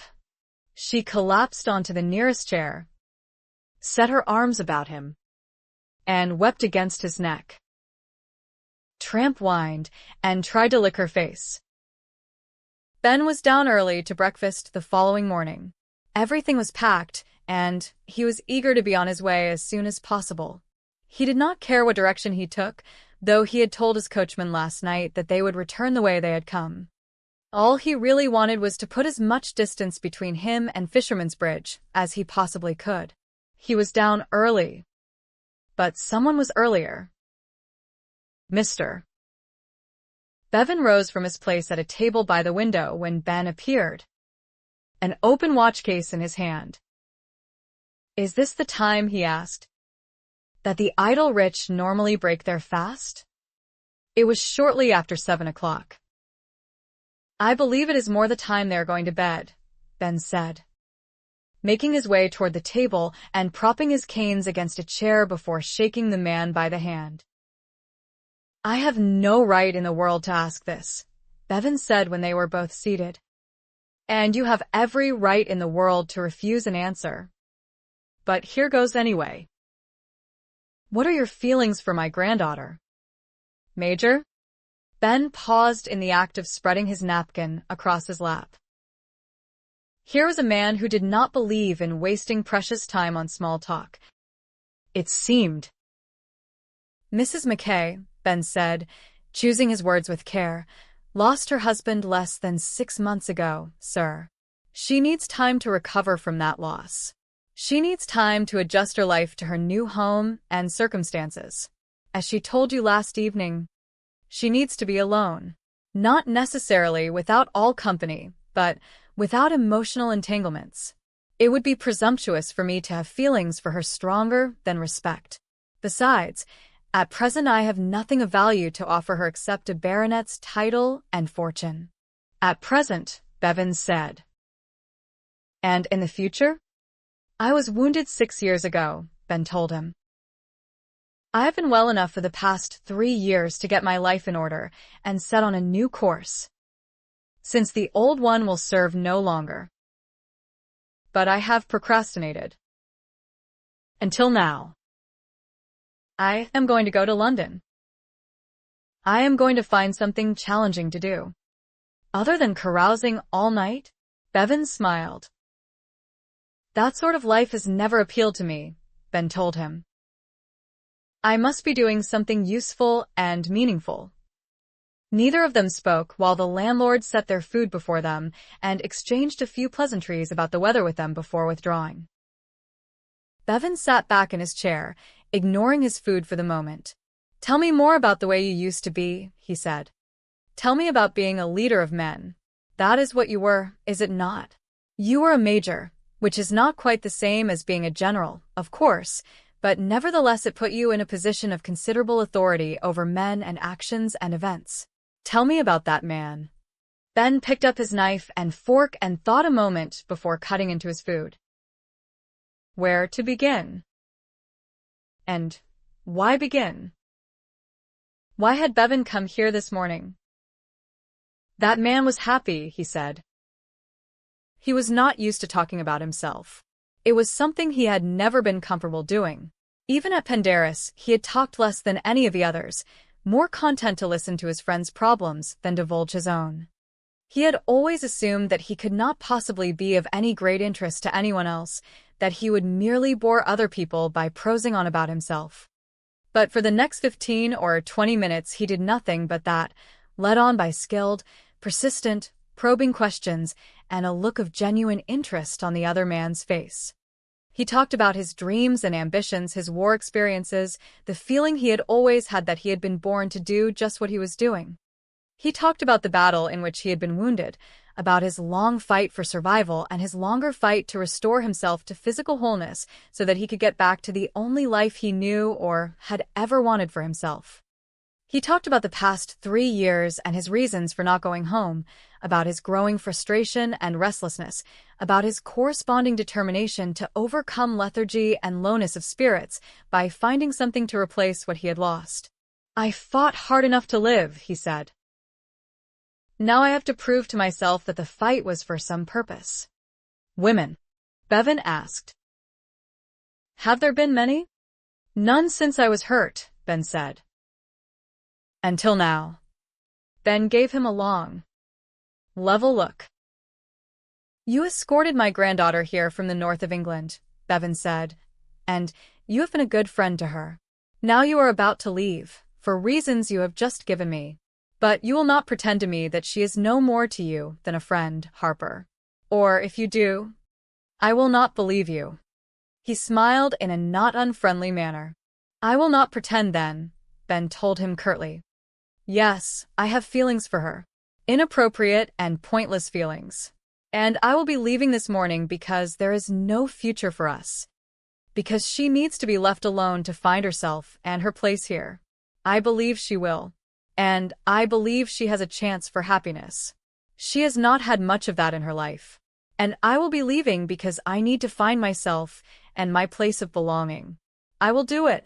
You need not fear that I will linger. And I would not believe Samantha, Bevan said, if she told me that you are no more to her than a friend. Pardon me, Ben said stiffly. But I am not sure you have the right to offer any opinion on this matter. Sir. The older man's eyebrows rose. And he picked up his knife and fork and tackled his breakfast. I like you. Major, he said. You are a man after my own heart. And you are quite correct. I have no right whatsoever. He paused to eat. And Ben did likewise. He would excuse himself as soon as his plate was empty and be on his way. He did not know why Bevan had come except, perhaps, to warn him to leave without delay and never to return. He did not need to say it. He really did not have the right. Anyway. I am 66 years old, Bevan said, picking up the conversation again. I am not an old man, at least I do not feel like one, but I am not young either. If I had a son, I would be gradually transferring my responsibilities to his younger shoulders, provided he showed the necessary interest and aptitude. Of course, it has been one of the enduring disappointments of my life that I have no son, but that cannot be helped now. I have able and trusted men in charge at the mines and at the ironworks. I have been fortunate in my employees. What I have longed for and actively searched for in the past 4 or 5 years, however, is an overseer, a supermanager, if you will. Someone with the interest and energy and ability to take charge of all my industrial concerns. Someone I can trust, and someone who trusts me. Someone who is as like a son to me as possible. Someone to replace me, in fact, after I retire and until my death. And to be well compensated afterward. He would have to be a special kind of man, for it is not enough just to understand facts or to have ideas, or even to have both together. It is not enough even to have organizational skills, though they are necessary. He would have to be someone who could get work done and ensure profits while not neglecting the safety and well-being of all the workers under him. He would have to inspire trust and loyalty and even liking while at the same time demanding the best efforts of his workers. He would have to take a personal interest in what he does as well as just a professional one. He would have to be someone rather like me. In fact, he has not been easy to find, Major. Or to find at all, in fact. Ben had stopped eating to look fixedly at the other man. Are you offering me a job? He asked. Bevan set down his knife and fork and poured them each another cup of coffee before answering. I pride myself upon being a good judge of character, he said. I think it is one reason for my success. I sensed something about you as soon as I met you, even though I was predisposed to dislike you, having listened to some of the local gossip, which was not particularly vicious, I must add. I sensed something about you both then and last evening, and you have confirmed that impression this morning. You liked your men, Major? You are not the sort of officer who commanded obedience with a whip. I never ordered or condoned the British Army's practice of whipping its soldiers, Ben said. Yes. I liked my men. Apart from a few irredeemable rogues. Most soldiers are the salt of the earth and will give their best, even their lives, when called upon to do so. He was being offered a job in Wales, overseeing coal mines and ironworks. Could anything be more bizarre? Employment for me has always been about more than just making money, the older man said. I could have lived in great luxury on what my father left me. I could have appointed managers for the mines and given them no further thought. Indeed, I did just that during the years when I was drinking and feeling sorry for myself. Fortunately, I was not cut out for idleness of either body or mind, and that fact was perhaps my salvation. I believe that in many ways we are similar, Major. You are offering me employment, Ben said. Knowing that you do not need the money, Bevan said, raising his coffee cup to his lips, and that some gentlemen, maybe most, would find it demeaning to work around industry. But you do need to use your gifts and your skills. And you will never again use them in the army. I would rather you than anyone else I have met. Ben shook his head and laughed softly. Was he actually tempted? More than tempted? Everything I have will be Samantha's one day, Bevan said. Ben sobered instantly.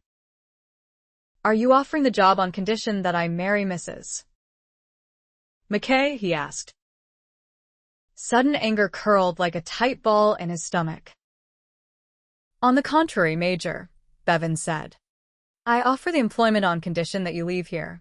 An empire is not run from a country estate or even from a seaside cottage.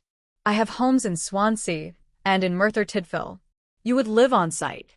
And I do not offer permanent employment. Not yet. I do not know that you are capable of doing the job well. I do not know that it would suit you. Or, if it would suit me to have you.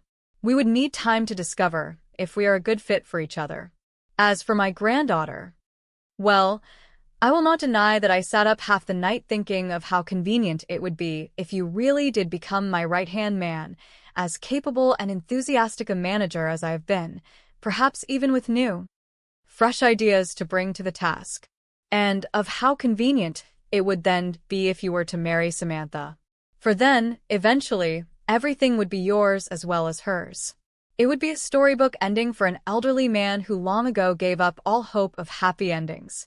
But I press nothing on you, Major Harper, or on her. Indeed, I would insist that you leave here immediately. Mrs. McKay might nevertheless feel that pressure was being brought to bear upon her if I were to accept your offer, Ben said. She might well believe that you and I were trying to manipulate her life and interfere with her newfound freedom. I have already taken my leave of her. I cannot speak with her, Bevan said.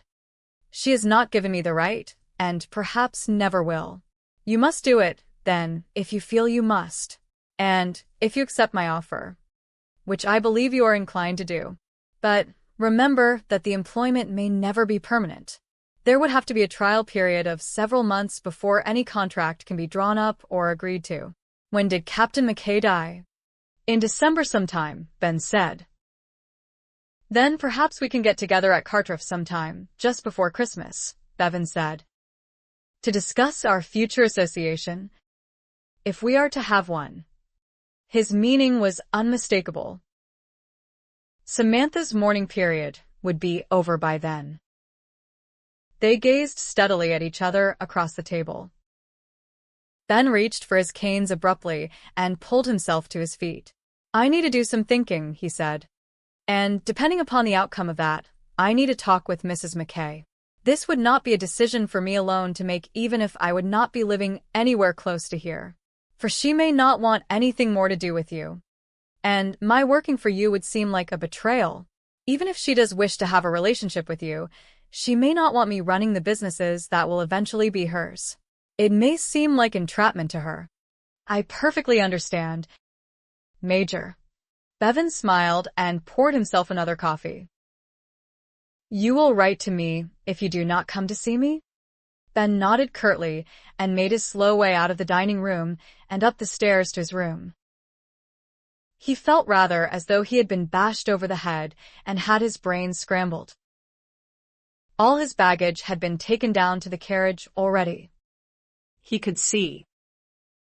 Samantha kept busy through the early part of the morning going through the linen closets with Mrs. Price, sorting out what was good, what was worth mending, and what was only good enough to be consigned to the rag bag. Tomorrow they would go through the china. Mrs. Price reported that all the cupboards were full to overflowing, but that some of the pieces were mismatched or chipped or altogether not worth keeping. She was going to go through simply everything. She decided. Until the cottage felt entirely her own. Until it felt like home. As Bramble Hall never had. She had not even realized that until now. She was going to return the call of Mrs. Tudor and her daughter, who had already visited her, and she was going to make an effort to become acquainted with more of her neighbors and to discover ways of becoming active and useful in village life. She was going to ask about the availability of a tutor to teach her Welsh. Not that it was spoken a great deal just here, but she wanted to be able to speak it anyway, or at least understand it, and perhaps read it. There were a few Welsh books in the book room, including a Welsh Bible. Perhaps she would even take music lessons. And perhaps. And every moment of the time, she thought of Ben driving away from the inn. But which direction would he have taken? She had not asked. That thought brought a moment of foolish panic. She did not even know where he was going. And where was he now, at this moment? How was he feeling? Was he thinking of her? Or had he turned his thoughts forward to the future, eager to begin something new, relieved to be away from here and away from her?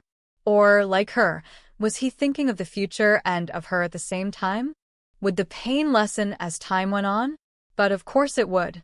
And why was she even feeling pain? They had had a brief affair. They had agreed before it began that it would last just a week. She did not want him to stay.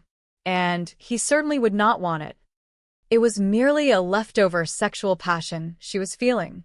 Of course it would go away after a few days. By the middle of the morning she could stay in the cottage no longer. She pulled on her old bonnet, called to Tramp, who was busy gnawing on an old soup bone in the kitchen, and went out. She hesitated only a moment at the garden gate before turning in the direction of the beach. There was no point in avoiding it unless she intended to do so for the rest of her life. Nevertheless, it felt painfully bleak to step through the gap between the rocks and onto the sand after removing her shoes. She found a piece of driftwood to throw for Tramp and strolled along the top of the beach, trying to keep her eyes off the rock she had come to think of as theirs. She was on her way back, not far from the gap, when Ben stepped through it. She stopped, wondering for a dizzying moment if she was imagining him. And then she was filled with an unreasoning surge of hope. "I thought you would have been long on your way by now," she cried, hurrying toward him. "I had breakfast with your grandfather," he said. "He came to the inn." She stopped abruptly while Tramp came tearing up without his driftwood and panted and wagged his tail in front of Ben. "Why?" she asked. "He has offered me employment," he said. "What?" "As manager of all his enterprises," he said. "As someone to oversee them as he withdraws gradually into retirement." She gazed at him as anger balled inside her. "You do not like the sound of it." He half smiled. "It is an insult," she said. "You are a gentleman. A baronet. You have property and fortune. He is a coal miner." "An owner," he said. "There is a difference." "He cannot be serious," she said. "Did you tell him how insulted you were? Did you give him the set-down of his life?" "It is time somebody did." "I did not feel insulted." "And why you?" she asked. "Does he believe that by offering you employment he will be currying favor with me?" She glared. He half smiled. And a thought struck her. "Why have you not set out on your journey?" she asked him. "Why did you come?" "To say goodbye," he said. "I had been delayed anyway, and thought another hour would make no great difference." "Goodbye, Samantha." Try not to think too hardly of him. She watched him turn and make his way back through the gap and move in the direction of the cottage. Tramp started to go after him, and then turned to stare at her, his tail waving, waiting for her to come to. "To say goodbye." "I had been delayed anyway, and thought another hour would make no great difference." She went hurrying after him and caught up with him just above the rock where she had left her shoes. "You came to tell me." "Did you not?" she said. "You have accepted his offer." "I have not," he said. "I will be leaving as planned within the hour." "Oh." "Then," she said, setting a hand on his arm, "come to the house and sit down." Mrs. Price will bring us some tea. You came to ask me what I thought. Then. You would not accept without my approval. Am I right? I will not accept without your approval, he said. And you do not approve. That is the end of the matter. No. It is not, she said with a sigh as they reached the garden gate, and she held it open for him. I was insulted for you. But you were not insulted. You must tell me why not. And you must tell me why on earth you would consider taking employment with the owner of a coal mine. Coal mines, he said. And ironworks. They went into the house, and Samantha went back to the kitchen to talk to Mrs. Price while he went on his way to the sitting room. It was only as she joined him there that it struck her fully. He was still here. She had thought never to see him again, but here he was seated in his usual chair, his canes propped beside it. Your grandfather claims to be a good judge of character, he told her. He believes I have the abilities and experience and qualities of character he has been looking for in an overseer. Apart from all the knowledge and experience I would have to acquire, being in charge of everything would have certain similarities to being a military officer. All you ever wanted to do in life, she said softly. And he said, it is something I could do despite my disability. Yes, she said. I would not be here to trouble you, he said. I would have to live and work in Swansea and the Rhondda Valley. I need never come here again. If I accept the offer, I will be leaving immediately, just as I planned anyway. Then why, she asked him, did you need my approval? I would be working for your grandfather, he said, from whom you may choose to remain estranged. And Samantha, you are his heir. If he were to die suddenly, I might be working for you until a replacement could be found. She sat back in her chair and gripped the arms. Her grandfather's heir? But she would think of that later. Oh. Then, she said, this is something you really want to do. Is it not? And now I can see why. It was blind of me not to realize it immediately. It is just the sort of thing for which you have been searching. I'll not do it, he said. If it will make you uncomfortable. Why did he offer you this? She asked, frowning. Was it just on this instinct he says he has to judge character? Or does it have something to do with me? He looked steadily back at her for a few silent moments. He wants me to do it on a trial basis for a few months, he said, so that we can both decide if I am the right man for the job. He wants me to come to Cartreff close to Christmas to discuss it and to draw up a contract if we both wish for it.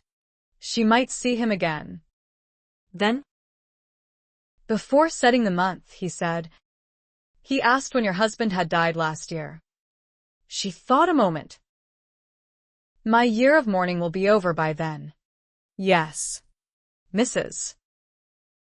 Price came in with the tray, and Samantha got to her feet to cross to the window. He is manipulating us, she said when the housekeeper had left. Yes, he said. I believe he is, though it is a benevolent type of manipulation. He wants me gone without delay. I dare say he is afraid of what gossip might do to you. At the same time, he believes we have feelings for each other, both of us. She turned her head to look back at him. And he genuinely believes I am the right man for the job, he said. Do we have feelings for each other? She asked. I cannot answer for you, he said.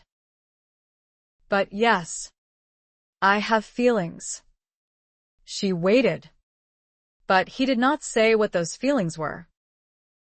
By Christmas, she said, everything will have changed for you and for me. Yes, he agreed. But nothing would work now, would it? Christmas was an eternity in the future.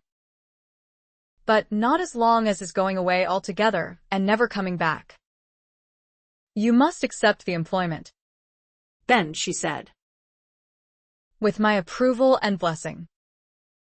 I believe it will work wonderfully for you, though your family will think you have taken leave of your senses when they know. Go and be happy. And we will let Christmas take care of itself. Shall we? Yes. No commitments. No obligations. He got to his feet, and she noticed that she had not even poured the tea. Then she hurried toward him, and he cast aside his canes in order to wrap his arms about her. Oh, Ben. Be happy. And you, he said, his breath warm against her ear, his arms like iron bands around her. They did not kiss. And then he took up his canes again and made his way to the door. Shall I come out to the barn to see you on your way? She asked. No, he did not turn to look at her, but he smoothed a hand over Tramp's head. Take care of her, you great wretch of a hound.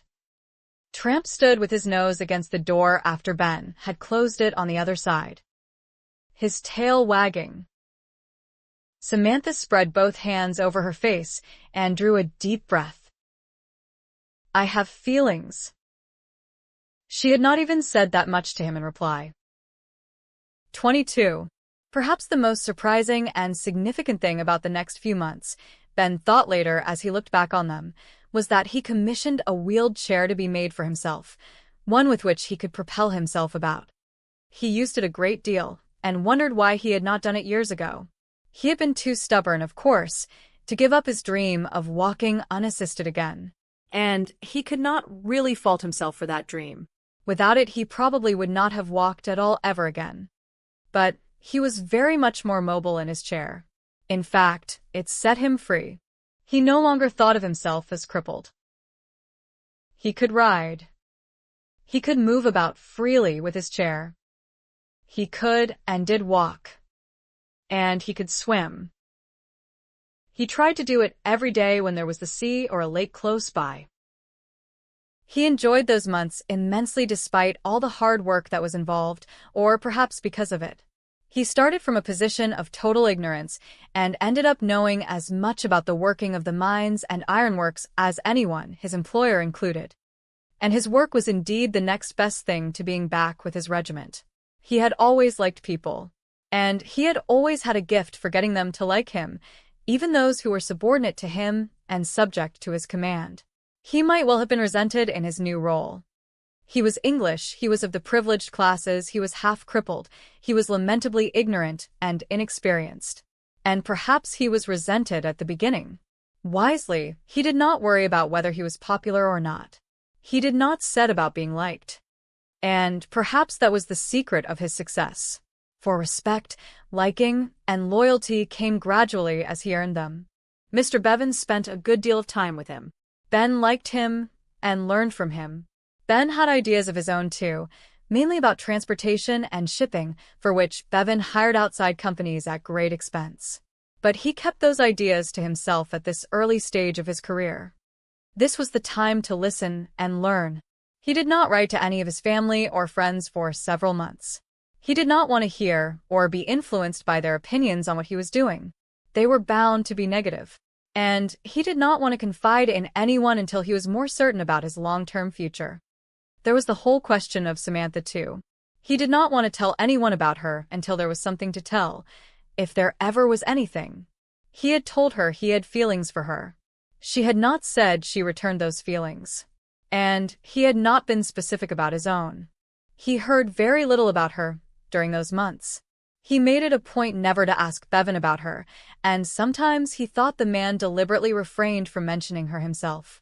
There were only a few stray snippets of information, tantalizing in their very brevity. She had had a pianoforte delivered to the cottage, Bevan mentioned on one occasion. How did he know? Had he seen the instrument? Or had someone told him about it? She had attended an assembly at the village and in celebration of the harvest, but she had worn lavender to indicate mourning and had refused to dance. But had Bevan seen her there? Or had he been told? Ben did not even know if she had a relationship with her grandfather. He did not know if time had erased him from her mind, or if she was glad he was gone. As for him, he had fallen in love during those brief weeks he had spent with her, and he remained in love, as he never had with any woman before. Finally, in early November, Ben wrote 3 letters, to Calvin, to Beatrice, and to George at Pendarus Hall. Calvin wrote back immediately, and with a warmth Ben found surprising and rather touching. He and Julia had been frantic with worry, Calvin had written. Beatrice had informed them that he had gone traveling in Scotland, but as time had gone on and no one heard from him, they had been sick with apprehension, for they would not know where to begin looking for him if he never returned, and Scotland was a large country. Yet all the time he had been in Wales, he gave no opinion of what Ben had been doing with his time. His letter was filled with obvious relief over his brother's safety and brief details of the harvest at Kennelston and other estate matters. It seemed, after all, Ben thought, that his brother loved him. Beatrice's letter was full of amazement and good-natured scolding for his long silence. Gramley, she reported, had given it as his opinion that his brother-in-law had taken leave of his senses, if it was true that he was working down a coal mine. Bea thought it was all vastly diverting and wondered when, and if her brother would recover from the novelty of actually working for a living. She went on to complain about Mr. and Mrs. Rudolph Mackay, whose presence at Bramble Hall was a severe trial to everyone else in the neighborhood, and to ask Ben if he had heard about Mrs. Samantha Mackay's fleeing back in the early summer, never to be heard from again. "I do hope she is kicking up her heels somewhere exotic, enjoying life," she wrote. Apparently, she was expected to go to Leland Abbey under heavy guard, there to live at the tender mercy of the Earl of Heathmore and that killjoy of a sister-in-law whom you met when you were here. George was delighted to hear about the new life Ben was making for himself, and believed it would suit his friend down to the ground even if he did get some coal dust beneath his fingernails. He had some startling news too. Hugo and Lady Muir had indeed married in London, at St. George's on Hanover Square as planned. All the survivors had been present except Ben and Vincent, who could not be found. However, he had arrived on Hugo's doorstep 2 days after the wedding, bringing with him Miss Sophia Fry, a young lady whom he intended to marry without delay. And marry her he did, by special license, 2 days later, also at St. George's, with all his friends around him except Ben. The new Lady Darley was in expectation of her first confinement just before March, when the Survivors' Club usually gathered for a few weeks at Pendarus Hall, and had suggested that they meet at Middlebury Park in Gloucestershire, Vincent's home, instead. Since Vincent had declared that he would not leave his wife and child so soon after the birth. Now Ben would be able to give his opinion on the matter. Everyone else was in agreement, the Duke reported. Life had gone on without him, Ben realized. And Vincent, the youngest of them, the blind one, was married too. It sounded as though there must be a story behind such hasty nuptials. Ben would hear it in time, he supposed. But he hoped it was a happy marriage. Those friends of his were like brothers, and one sister. He wrote again to George as well as to Hugo to explain why he had not replied to his wedding invitation. And he wrote to Vincent, knowing that someone, perhaps his wife, would read the letter to him. How strange to think of Vince with a wife. Mr. Bevan finally set a date for the planned meeting at Cartreff to discuss Ben's future as his overseer. It was to be 1 week before Christmas, and was to coincide with a ball he had planned for his friends and neighbors. They would spend a few days together, he said, relaxing and talking things over. There would be a few other guests too to make things more sociable. He did not say if Samantha would be at the ball. Samantha was almost entirely happy during those months. Sometimes she felt guilty about it, for poor Matthew was dead, and perhaps she ought to be far sadder than she was. But though she thought of him frequently and mourned the fact that his life had been cut off so early and so unhappily, she did not dwell upon what she could not change anyway. She and Mrs. Price and even Gladys worked hard at making her house into a home. She changed curtains and rugs and replaced some vases and ornaments with ones she liked better. She purchased some pieces from the village potter. The only actually new piece of furniture she added was a pianoforte, which she purchased when she knew there was a music teacher in the village who had time to take on another pupil. There had been a harpsichord in the house when she was a girl, and while her mother lived, she had taken lessons. But she had never enjoyed them and had abandoned them after her mother's death. Now she regretted having done so and was determined to learn to play again, at least well enough to amuse herself. More important, perhaps, the same teacher gave her voice lessons and taught her how to use her mezzo-soprano voice to best advantage. She took Welsh lessons from Mrs. Jenkins, the vicar's wife, and wondered if it really was the most difficult language in the world to learn, or if it just seemed that way because she had never tried learning anything else but French. She made numerous friendly acquaintances among her neighbors and one definite friend in Mary Pritchard, the schoolmaster's wife. She might have attracted the romantic interest of a number of men, but took to wearing gray and lavender on public occasions so that it would be known that she was still in mourning. Her grandfather did not come near her for a week after she and Ben had dined with him at Cartreff. Finally, Samantha went to see him and was fortunate to find him at home. The next day, he told her he would be going away and staying for a couple of weeks or so. She wondered if he would be seeing Ben, but he did not say so, and she did not ask. She sat with him in the main drawing room, from the window of which there was a magnificent view down across the park and the village beyond it to the sea. And she told him her story, ending with her decision to come to the cottage, which she had expected to be a mere rundown hovel, and Ben's decision to accompany her here. He nodded his head slowly. "And you knew nothing of me," he said. "And nothing of your heritage here?" "Nothing." She shook her head. "Drink is a terrible thing," he said. Or, "Rather, drink in the hands of a weak and foolish man is a terrible thing. You overcame it. For myself." "Yes," he said. "But that was no consolation to your mother." Was it? "I am glad she found a good man, and that she had you for a daughter. I would like," she said after a short silence, "to call you grandfather." She watched tears brighten his eyes, but he did not shed them, and after a moment or two, he went to stand by the window, his back to her. "I loved her with an all-consuming passion," he said after a while. "Your grandmother, I mean. Unfortunately, I was young, and I had no wisdom to balance out the passion. When she left, she took everything that was me with her and left behind an empty shell of raw pain. Love ought not to be like that, Samantha. One should love from a position of wholeness. One should have a firm and rich sense of self, no matter what.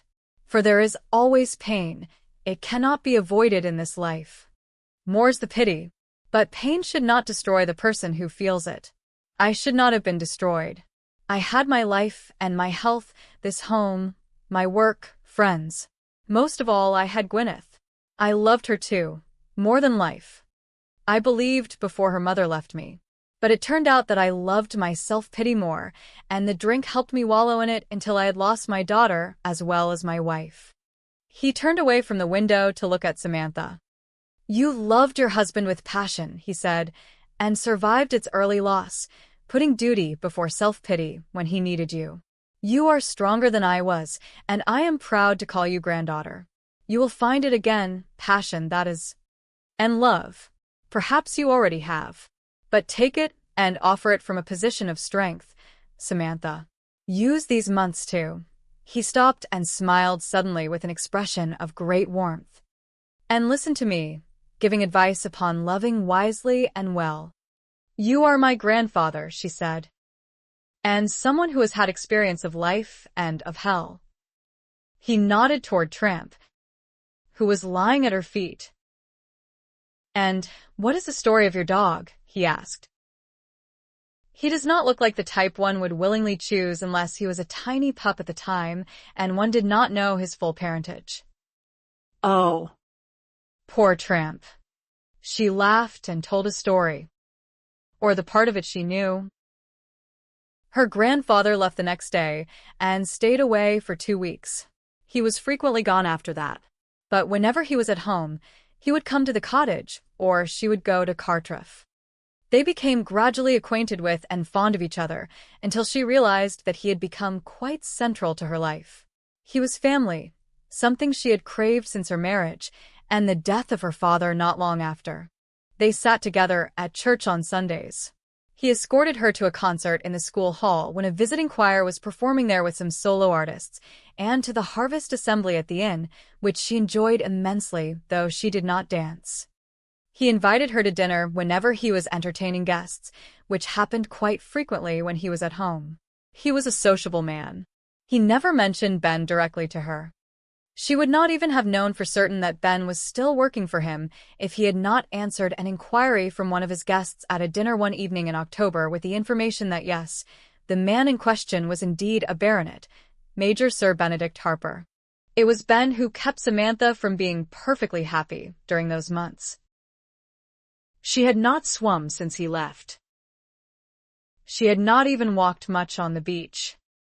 And when she had, usually at Tramp's insistence, she had found it desolate rather than magical. For she did not know for sure that he would come back. She had more or less forced him to accompany her on her journey here, after all. She had forced him to stay when she arrived, and he would have resumed his own travels. Perhaps she had even half forced him into their affair. Perhaps once he had left here, he had found that he was glad to be free of her. And what about her? For such a long time she had yearned to be free. Now she was free. Would it be wise to give up that freedom so soon after her bereavement? If she was asked to give it up, that was.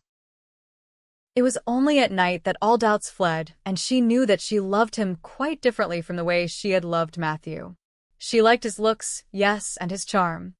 But whereas at the age of 17, she had not looked beyond outer appearance to wonder if Matthew had the character to match his looks, at the age of 24 she had looked.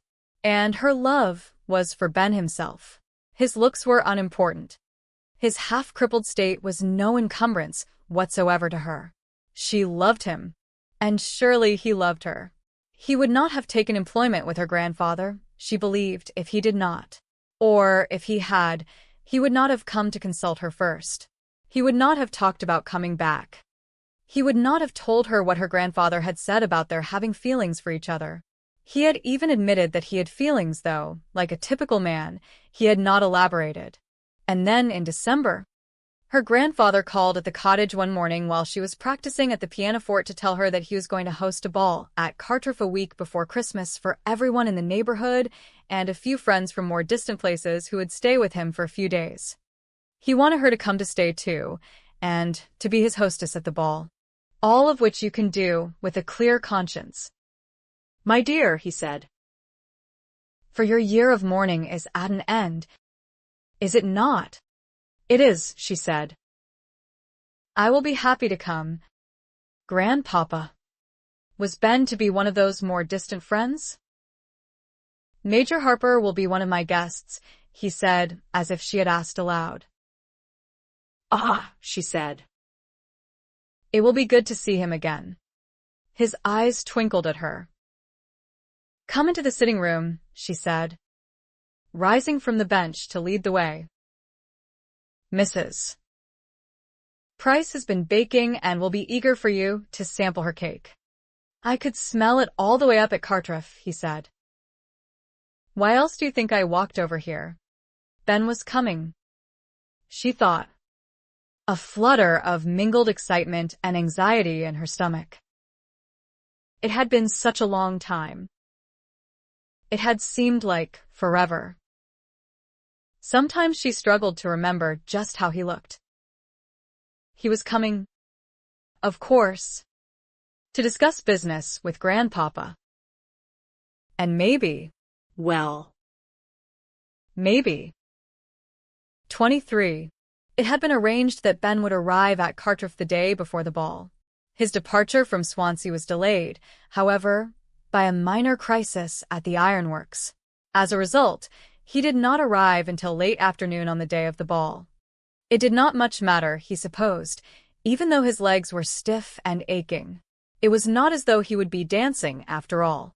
The journey had been a long one across bare, wind-swept countryside, never far from the sight of a leaden-gray, foam-flecked sea, under heavy lowering clouds.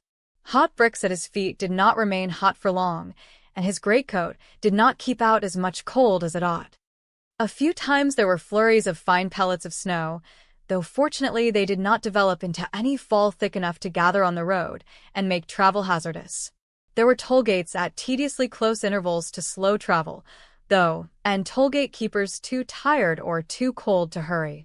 As he drew closer to the white house on the hill above Fisherman's Bridge, Ben could think only of the fact that he was within a couple of miles or so of Samantha, that he would see her again soon.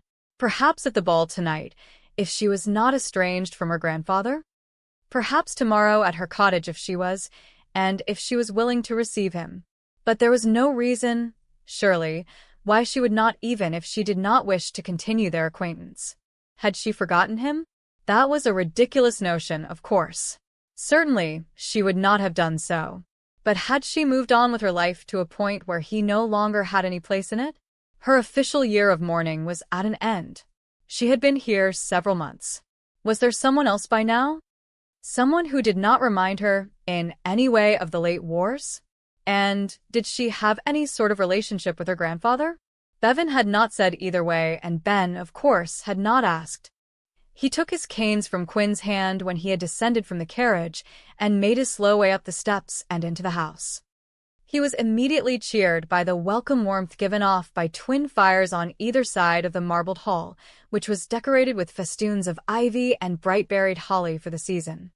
His host was waiting for him and came forward to greet him, right hand extended, a broad beam of a smile on his face. Major, he said. He always called Ben that, even though the rank was not really a part of his name any longer. You must be frozen and fatigued.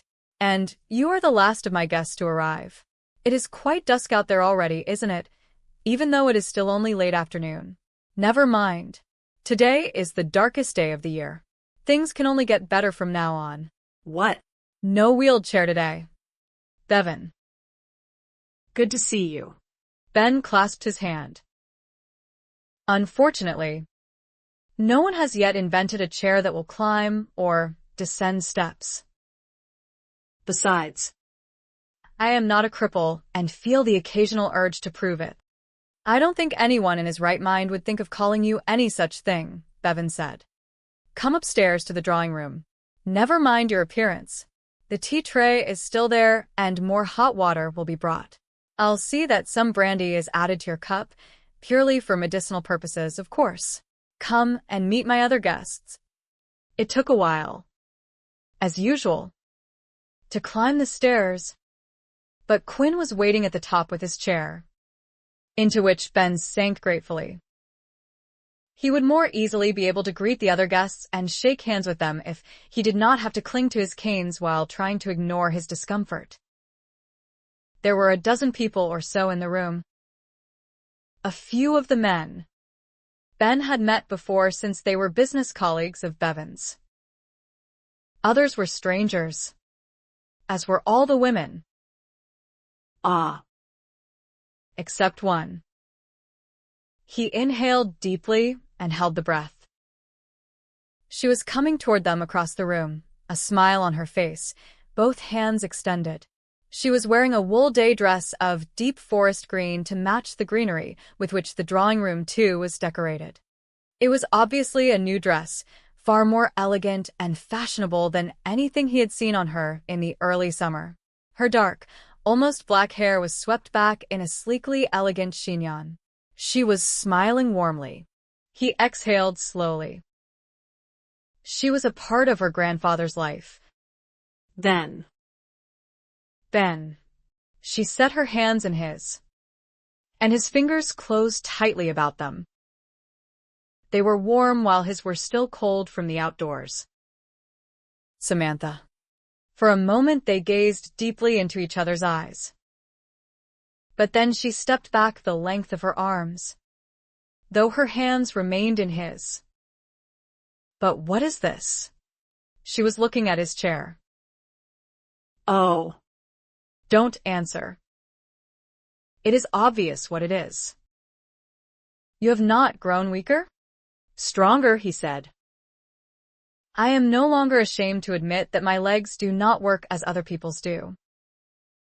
I am as I am. I still walk. But I can get around much faster and more efficiently with my chair. Her smile deepened, and she squeezed his hands before releasing them and looking up at Bevan. Grandpapa. Shall I introduce Ben to everyone else? Or will you? She had the faintest trace of a Welsh lilt to her voice. Ben noticed. It was very attractive. Indeed. It sent a slight shiver up his spine. I will. My dear, her grandfather said firmly. You look after the Major's needs. Call for more hot water if you will, and pour him some tea. And add a touch of brandy. He looks frozen. Yes, she agreed before turning away. The tip of his nose is red. Ben's hand went up to cover it as though he would be able to feel its redness. He was soon involved in a round of introductions to those he did not know, an exchange of greetings with those he did. Everyone was in a sociable, festive mood. Conversation was brisk and hearty, and Ben settled to enjoying himself despite his undeniable fatigue. And despite the fact that his head was spinning from seeing Samantha again. He had forgotten just how very vibrant her beauty was. Had her greeting been anything more than sociable? He had thought so. But he noticed now that she spoke as warmly and with just as bright a smile to everyone else during the minutes before she brought him his tea.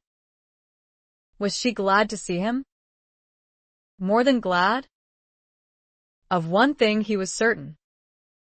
The months he had spent apart from her had not dimmed his feelings for her. Quite the opposite. If anything. Seeing her again now, he knew that he was more than just in love with her. He knew she was essential to his happiness. And then she did come with his tea and a piece of fruitcake on a tray. But she did not give them to him, or set them down beside him. Instead, she bent to speak quietly to him. I am going to have a servant carry the tray and show you the way to your room, she said. You are in pain, Ben. And you may not deny it. I recognize the signs. I suppose, he said. I am smiling too much. Not too much, she said, but in too wolf-like a way. With your teeth clenched. Quite frightening. In fact. He laughed at her as she straightened up and led the way to the door. He made his excuses to the group around him and followed her. She had not forgotten. Then, that travel did not agree too well with him. She had noticed that he was in pain, though he had made an effort to disguise the fact. Ah, Samantha. It should seem like a sign of defeat that he was propelling himself about in a wheeled chair instead of walking with his canes. Samantha thought as she dressed later for dinner and the grand ball. Yet it was not. Somehow it was quite the opposite. I am no longer ashamed to admit that my legs do not work as other people's do. I am as I am. Despite the fact that he had been in obvious pain, obvious to her, at least, she had been able to see a new confidence in him. He looked like a successful man who had found his place in the world and was at peace with it. And yet he was working for a salary for a man who was not even a gentleman by birth, while he was a titled gentleman with property and a fortune of his own. Sir Benedict Harper was a fascinating mixture of contradictions, with which he seemed quite happy. She had come to Cartwright yesterday, bringing a delighted Gladys with her as well as Tramp, of course, who had taken up happy residence in the kitchen, where he had become a favorite during the past months. Ben had been expected yesterday, but had not arrived even though she and her grandfather had waited up late for him. And today he had been the last of the guests to arrive. Each time someone else came, she had hidden her disappointment and growing sense of gloom behind smiles of welcome. He was just not going to come, she had concluded at last. Something had changed his mind. Perhaps it was the prospect of seeing her again. Perhaps he just could not face telling her that he had moved on since early summer, that he had no desire to renew or to further their acquaintance. And then, when the gloom of early evening was already settling in, he had come. She had forced herself to remain in the drawing room with everyone else while her grandfather went downstairs alone to greet him. It had been something of a shock to see him wheel himself into the room in a chair. She had sensed something different about him at the same time, as he had looked so achingly familiar that it had amazed her she had not always been able to bring his face into clear focus in her memory. His greeting had been warm despite his cool hands. Certainly, he had watched her with steady eyes as she approached across the room. But he had been in pain, and their journey from County Durham had rushed back to her memory. Of course he was in pain, and hiding the fact behind smiles and warm handshakes, the foolish man, and so there had been no chance for further conversation with him. Ah. But if she had ever doubted it during the last few months, she doubted no longer. She loved him utterly. Totally. Pain and lame legs notwithstanding. She loved him. But perhaps he had come here only to discuss business with Grandpapa. There, Mrs. McKay, Gladys said. I do like your hair with some curls and ringlets. And you look awfully good in royal blue. The color would swallow up most women, me included. But you can take it with your bold coloring. I wish I was dark like you. I bet all the single men will have an eye for you tonight, and some of the married ones too. I don't doubt, though I oughtn't to say it out loud. Ought I? My ma'am says it comes natural to men to look at women no matter if they are married or not. That Major is here, isn't he? I thought he was ever so gorgeous back in the summer there. I was disappointed when he went away and nothing happened. Disappointed for you, I mean. Not for me. That would be silly. But he has come back even if he was late and almost missed the ball. I bet he will have an eye for you. He did back then, but I suppose he knew you was in mourning for Mr. McKay, and it wouldn't be right to press his attentions on you, didn't he? You aren't now. Though. Are you glad to see him? I bet you are. It is very pleasant to see him again, Samantha said. Ho. I bet it's more than pleasant, Gladys said. Even more than very pleasant. There. Your necklace is done up. I always have trouble with that particular catch. You are ready to go. Oh. You look a treat. Thank you, Samantha said, laughing. And she wondered for a moment what Matilda would think of a maid like Gladys.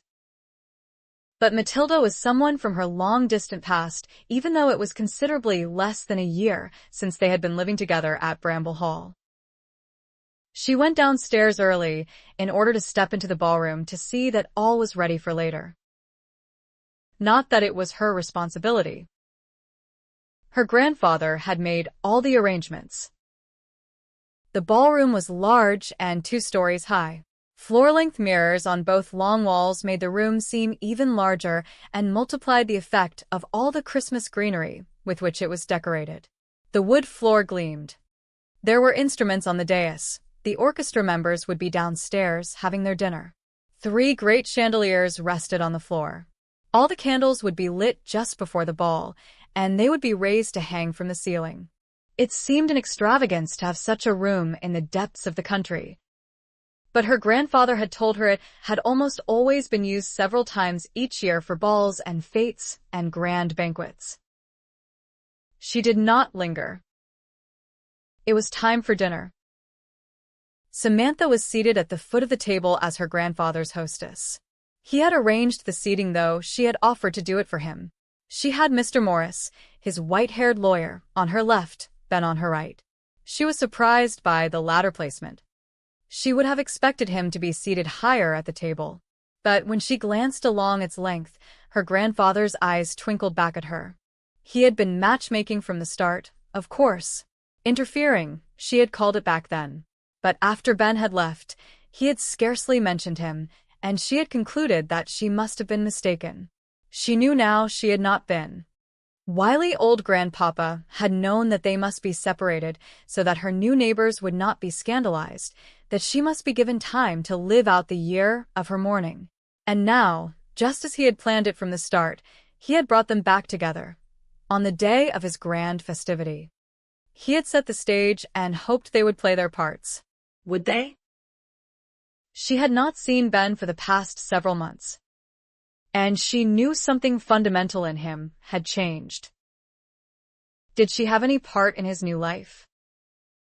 Samantha turned her attention to Mr. Morris while Ben conversed with Mrs. Davies, wife of one of Grandpapa's Swansea friends, on his other side.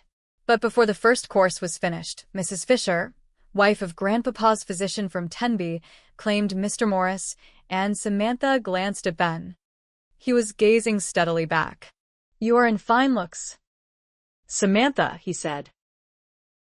"Finer than fine. In fact, even if you are looking a little less sun-bronzed than when I last saw you." He was looking very fine too in his black form-fitting evening coat, gold-embroidered waistcoat, and gleaming white linen.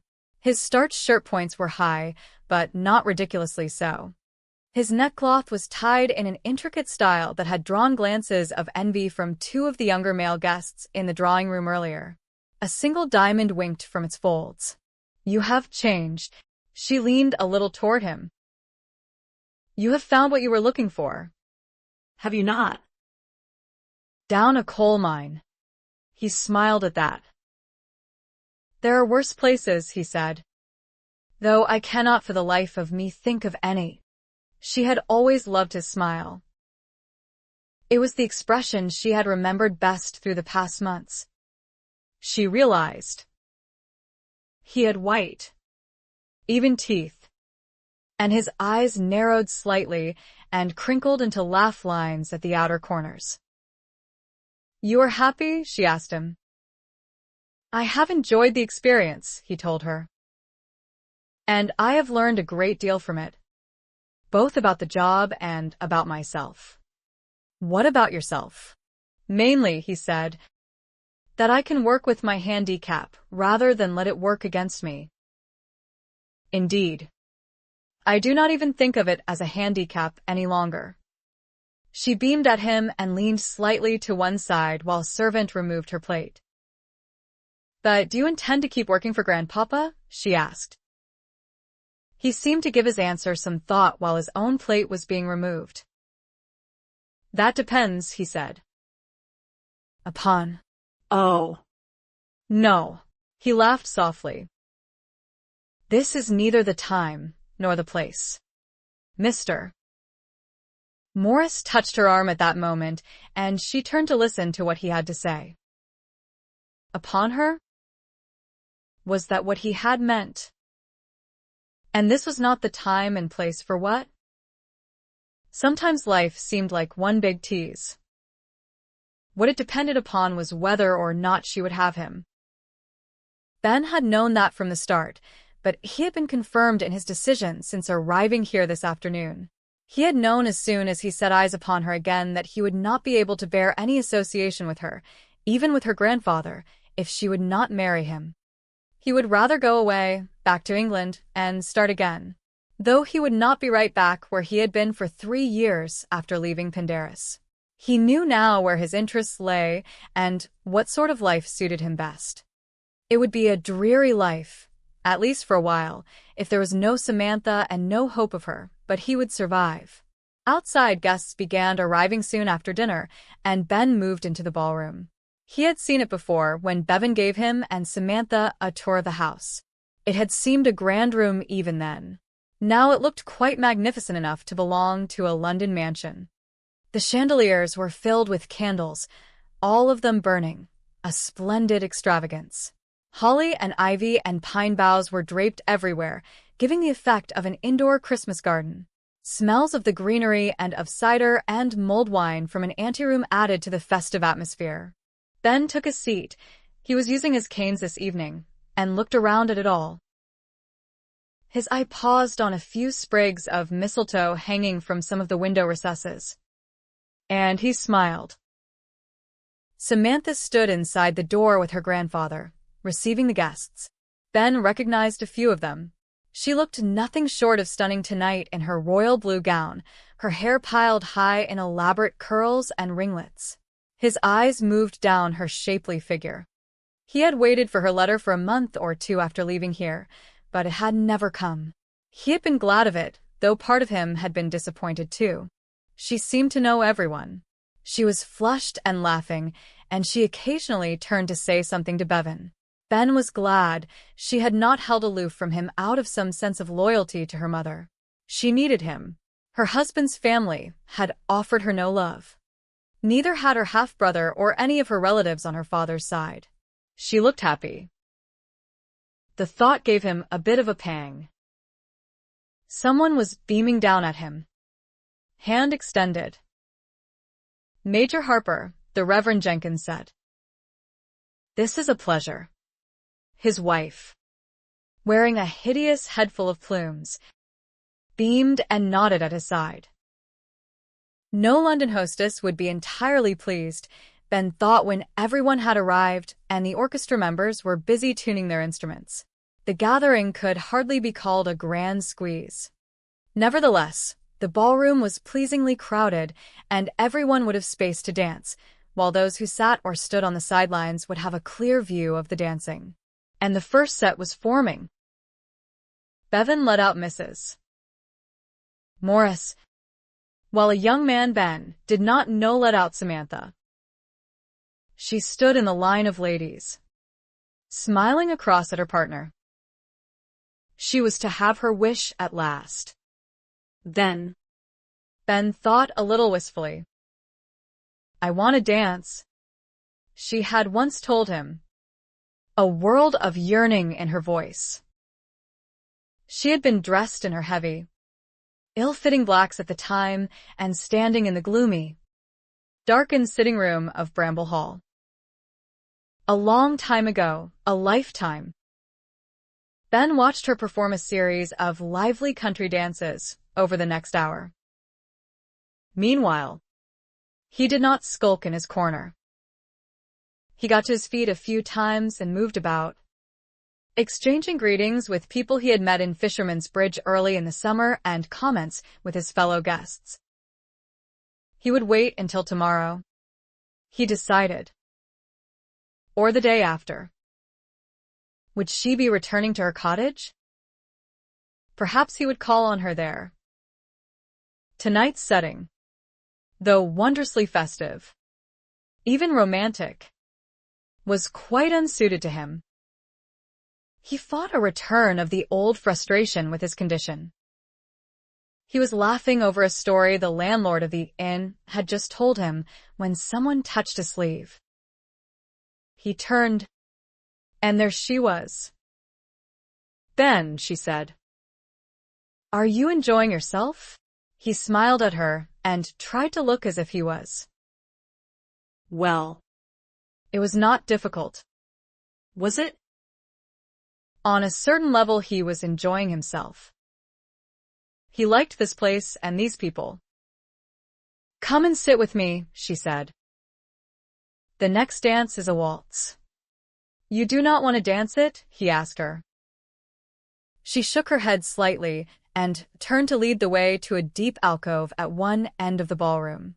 It was the mirror image of the orchestra alcove at the other end, though without the dais. Heavy velvet curtains had been pulled across it, though they had been looped back tonight, so that anyone sitting within, there was a long velvet couch there, could watch the dancing. But no one was there. She sat on the couch, and he seated himself beside her and propped his canes against the arm. Is this the first time you have danced? He asked. Yes, she said. Do you remember what you once said to me about dancing? He asked her. She nodded. And I remember what you said to me. Ah. He had told her he wanted to dance too. I meant, he said, that I wanted to run free. Now I ride free in my chair. She smiled at him. But you were talking about dancing, she said. The orchestra struck an opening chord, and the lilting music of the waltz filled the ballroom. Soon couples were twirling past the alcove. I always thought, she told him, that the waltz was the most romantic of dances. But you do not want to dance it tonight? Oh. I do, she said. I want to dance it with you. He laughed softly. Perhaps, he said, we can close our eyes and imagine it. Like rising above the rain clouds in our hot air balloon. She wanted to waltz with him. He thought. Stand up, Ben. She got to her feet.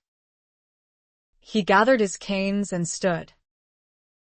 Did she imagine he could dance? She took the canes from him, just as she had done with one of them when he had stepped into the sea with her. He remembered, and set them aside. Put your right arm about me, she said. He set it about her waist, and took her hand in his. She did not set her other hand on his shoulder, but about his own waist to support him. And she gazed into his eyes. Laughter and perhaps anxiety in her own. Good Lord. She was serious. And they waltzed.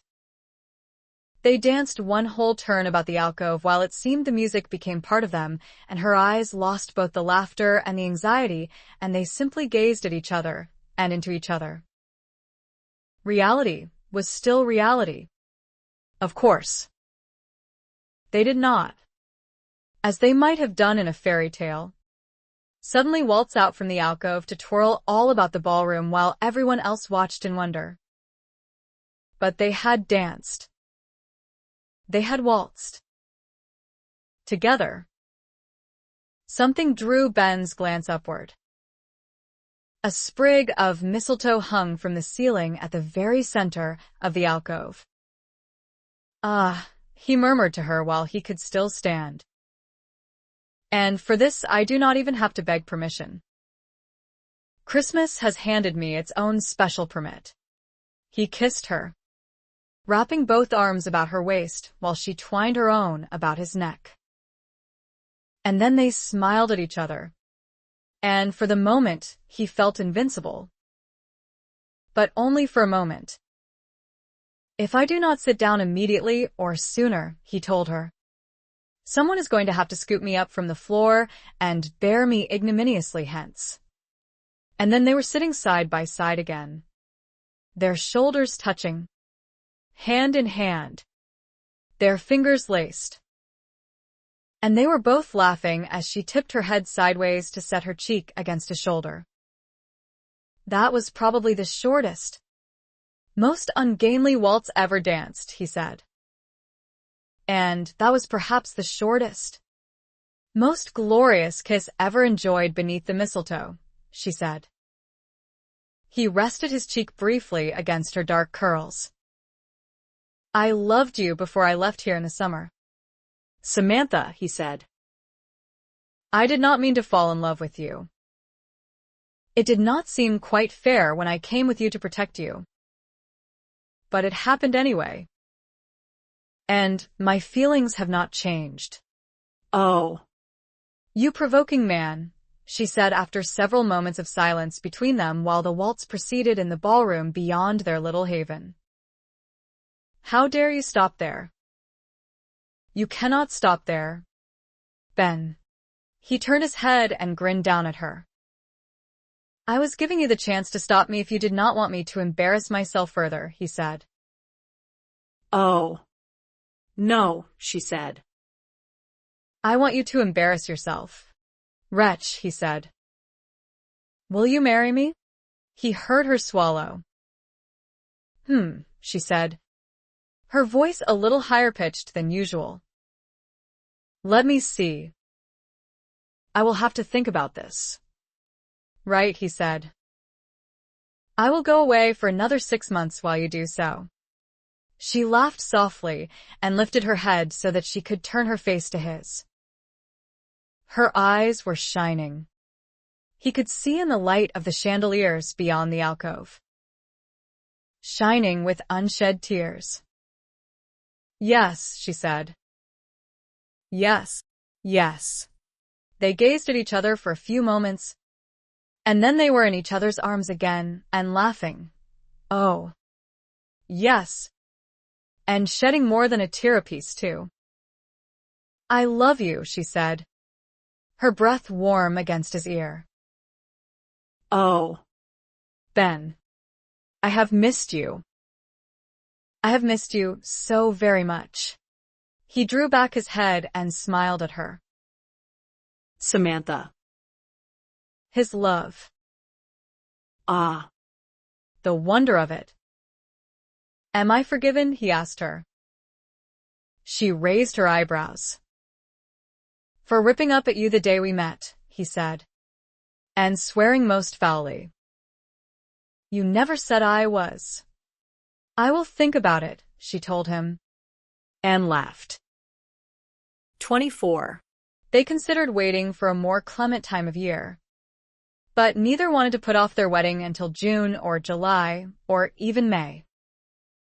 They considered Kennelston as a venue, but it had not really been Ben's home since childhood despite the fact that he owned it, and it never would be home now.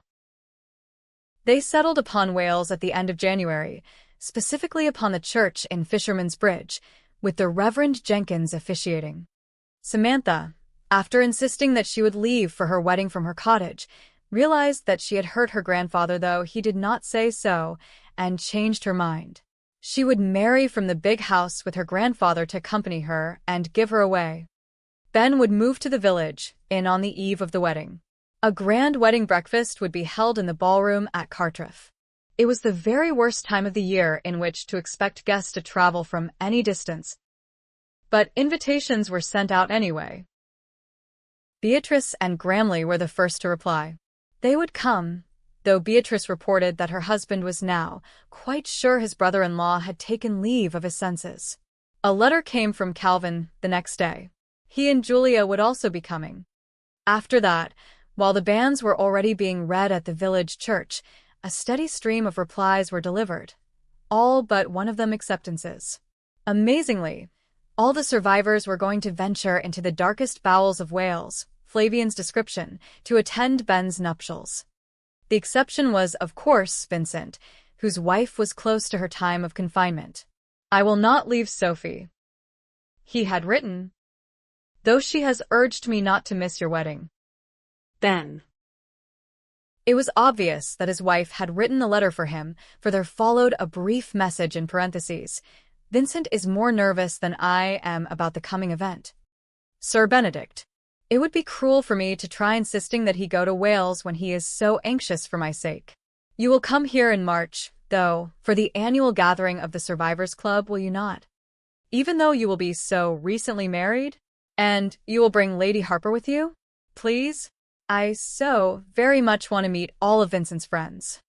On a separate sheet of paper, enclosed with the letter, was a charcoal drawing, a very fine caricature indeed, of a man who bore a remarkable resemblance to Vince, pacing with his head down and his hands clasped behind his back, droplets of sweat falling from his brow, and generally looking very worried indeed, while a little mouse in one corner gazed kindly up at him. I am so sorry, Ben said, taking Samantha's hand in his as they sat together on the couch in her sitting room at the cottage one afternoon a week before the wedding. All the outside guests will be mine. Ah, she said, but all the inside guests will be mine. You see. All my friends and neighbors will be about me on what I expect to be the happiest day of my life. And Grandpapa will be there to give me into your keeping. He squeezed her hand. Besides, she said, turning her head so that he could see that her eyes were twinkling, I had a very civil letter from Matilda today. You did? His eyebrows rose in some surprise. Indeed, she said. She congratulated me upon having snared a very eligible husband for the second time despite my origins. Your shady gypsy past. That, she said, and the fact that my grandfather is in coal. It does sound very murky and dusty. Does it not? She hopes no.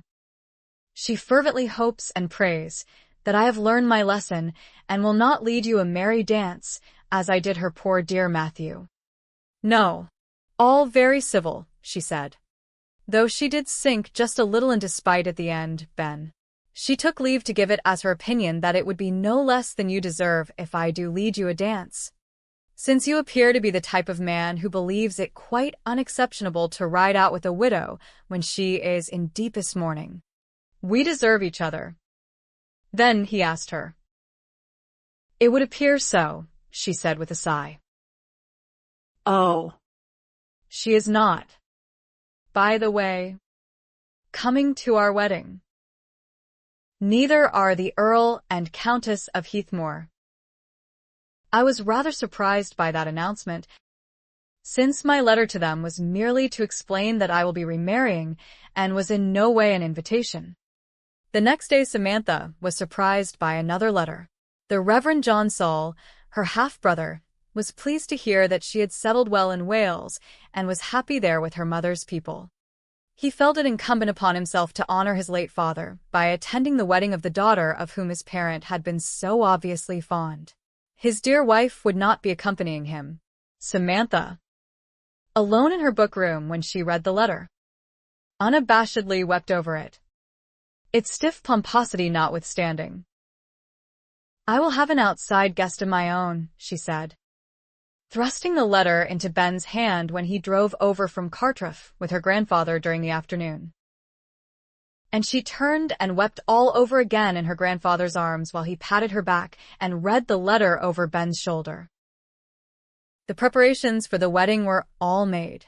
All that remained was to await the arrival of those who would be traveling from England during one of the potentially most inclement months of the year. They would all acquire cricked necks, Ben remarked on one occasion, if they gazed skyward much more than they did. It was a cold month, and the wind, which blew almost constantly, was what Mrs. Price called a lazy wind. It can't be bothered to swerve around you, she explained. It just blows straight through. But the sky remained blue much of the time, and when there were clouds, they were high and unthreatening. There was no snow. There rarely was in this part of Wales, but the key word was rarely. They would all have relaxed a bit more, perhaps, if it had been never. Snow was not the only threat, of course. Rain could be just as bad or worse. It did not take a great deal of it to turn the roads to mud and sometimes to quagmires.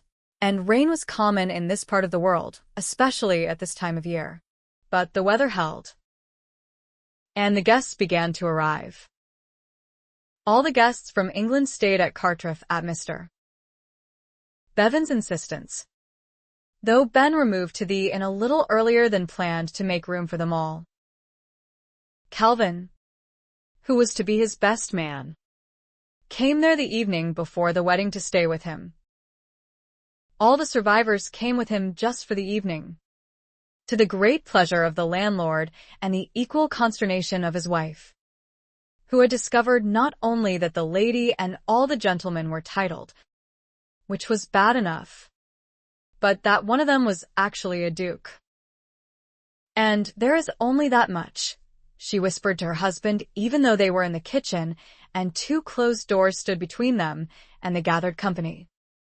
Between a duke and a king. She held her forefinger a quarter of an inch from her thumb. George Crabbe, Duke of Stanbrook, meanwhile was asking Ben about his wheelchair.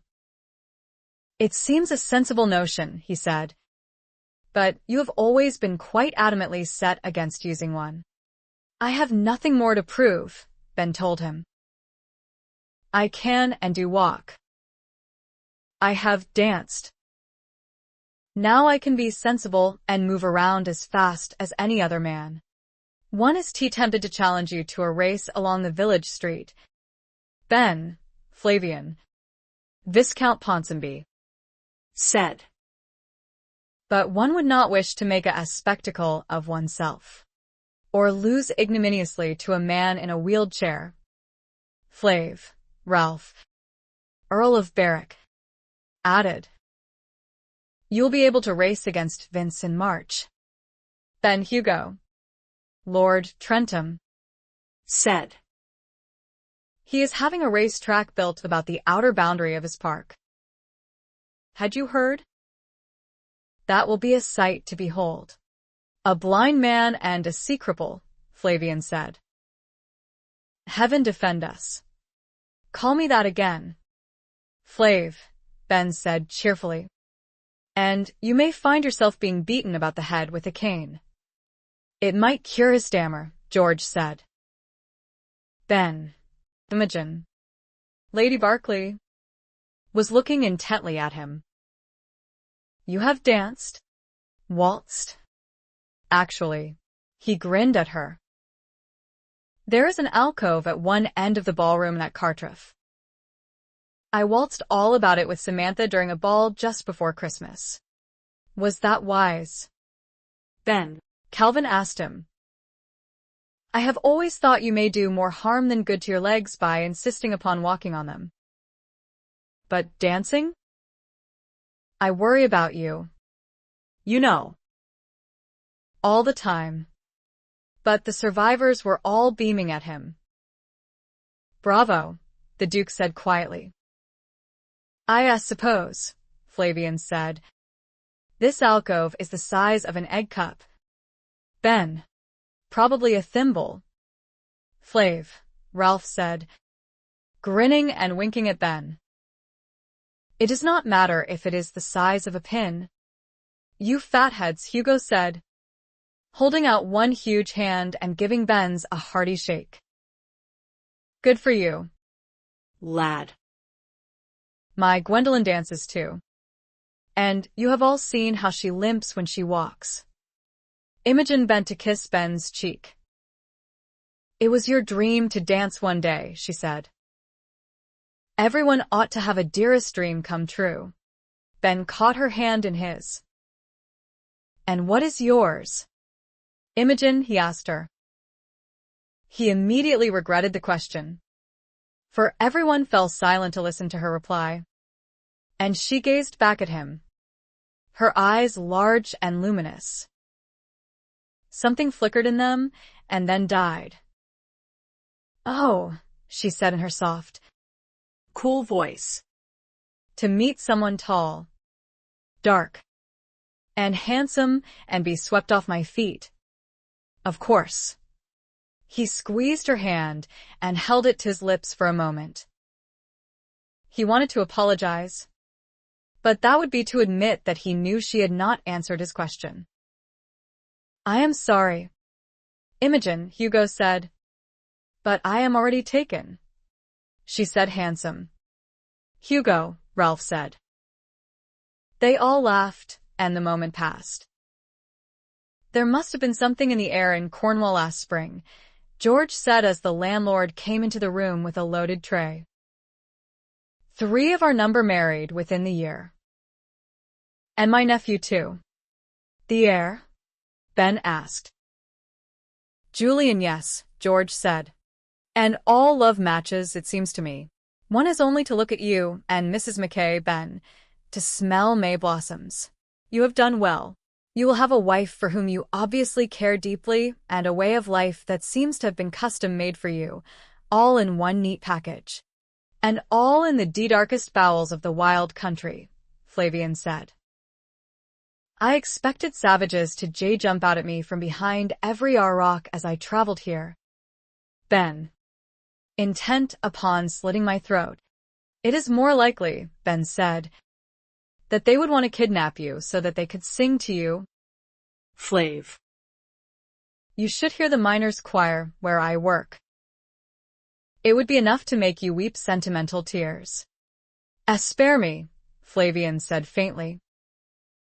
Hugo had a tankard of ale in his hand. We must not keep Ben from his beauty sleep tonight of all nights, he said. And we will not try to get him foxed. But we will drink a toast to you. Benedict. That all your life your heart will dance as your person did in that alcove before Christmas. Oh. The devil. Flavian said, getting to his feet and holding aloft his glass of port. Marriage is turning Hugo embarrassingly poetic. But he has the rights of it. Benedict. My boy. And may you be happy. It is all we have ever wanted for one another. To you? Benedict, Imogen said, lifting her glass of wine. And to Samantha. To your happiness. Ben, Ralph said, and Mrs. McKay's. To you, brother, Calvin said. I always admired you greatly. You knew what you wanted, and you went after it and did superbly well. It almost killed me when you were so badly hurt so soon after Wallace was killed. But then I learned to admire you more than I ever had. And I still do, even if you do cause me worry when you won't come home and let me look after you, and when you insist upon walking and even dancing. For the love of God. To you, brother. All the happiness in the world, and to Samantha too. Ben, smiling at him, felt rather as if he were seeing his brother for the first time. And may you always ride your wheels as fast as we can run. Benedict, the Duke said. They all drank. And Ben laughed. If you do not want to see me turn into a watering pot, he said. And if you do not want to find the doors of Cartreff locked against you, you had better leave. I will see you all in the morning. One word of advice. Ben, Hugo said as they were taking their leave. Get your valet to tie your neckcloth looser than usual tomorrow. There is something about being at the front of the church when you are a bridegroom waiting for your bride to arrive that makes the neck expand. And he is not lying. Ben, Calvin told him. Samantha's half-brother arrived the day before her wedding. She had already moved into the big house and greeted him there on his arrival. They shook hands and conversed politely. She asked about her sister-in-law and nephews and nieces. He asked her about her home and her connections in the village. He shook hands with Ben and conversed politely with him. But it was all done in company with others. Samantha was touched that he had come so far and at the worst time of the year for her sake. But he seemed more like a stranger she had once known than someone who was close to her. She hoped he would not regret coming, but she supposed he would not. He had come out of a sense of duty to their father, not out of any fondness for her. Ah. Life was difficult sometimes. It was not until the following morning that she finally saw him alone. She was dressed for her wedding. She had chosen a simply styled dress of warm white velvet with a gold chain and locket about her neck and gold earrings. A small gold-colored bonnet hugged her head. Her heavy cloak, which was flung over the back of a chair in her dressing room, was also of white velvet with gold frogged fasteners at the front and fur lining. She had considered various bright colors, but had rejected them all in favor of white. She wanted simplicity. She wanted just herself on display to her bridegroom, not the brightness of her clothes. Ooh, Gladys said when she had fitted the bonnet carefully over Samantha's curls and tied the ribbons in a bow to one side of her chin. You were right, and I was wrong, Mrs. McKay. White is your color. Every color is your color. But you look perfect today. The Major is going to eat you up, he is. When he sees you. Not that he'd better do it, mind, not when. But her monologue was interrupted by a knock on the dressing room door, and she went to see who was there. Thank you. Gladys, Samantha said. That will be all. She smiled at John. She had thought everyone had left for the church by now. You look very fine, he said, his eyes moving over her. He was frowning. I have always thought of you, you know, as your mother's daughter. I would never think of you as my father's too. But you are. You look like your mother, of course, well, a bit like her anyway. I was always thankful about that. For I am like my father. I can see it when I look in a glass. But you do too. Not in obvious ways. Just sometimes in a turn of the head or a fleeting expression, not anything I can put my finger on exactly. But you're his daughter.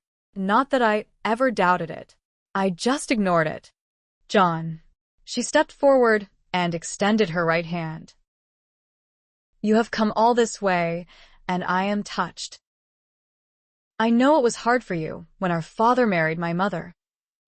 You are my sister, he said. I had to come and tell you that, Samantha. Not that you did not know it, but well, everyone needs family. And I know you have always been denied half of yours, and didn't know about the other half until recently. I am glad you have discovered that half. Bevan seems a decent sort as well as being as rich as Croesus. John, she said hesitantly, hoping she was not about to introduce a discordant note into their meeting. Why did you keep his letters from me, and all of Mr. Reese's, except the one you sent soon after Papa's death? Why did I not know about the money my aunt left me, or all the gifts my grandfather sent? He frowned. I knew nothing of any gifts or money, he told her. I do know that when our father was dying he had me find 2 bundles of letters and burn them while he watched. He told me your mother had not wanted you to have anything to do with her Welsh relatives, that they had treated her badly and must not be allowed to bother you. He wanted to honor her wishes, especially as you had made such an advantageous marriage. All I ever had was letters asking what you wanted to do about the cottage. Father had said it was just a rundown building, not worth anything. I sent the one letter on to you after answering it myself. I thought perhaps you ought to see it so that you could send an answer of your own if you wanted.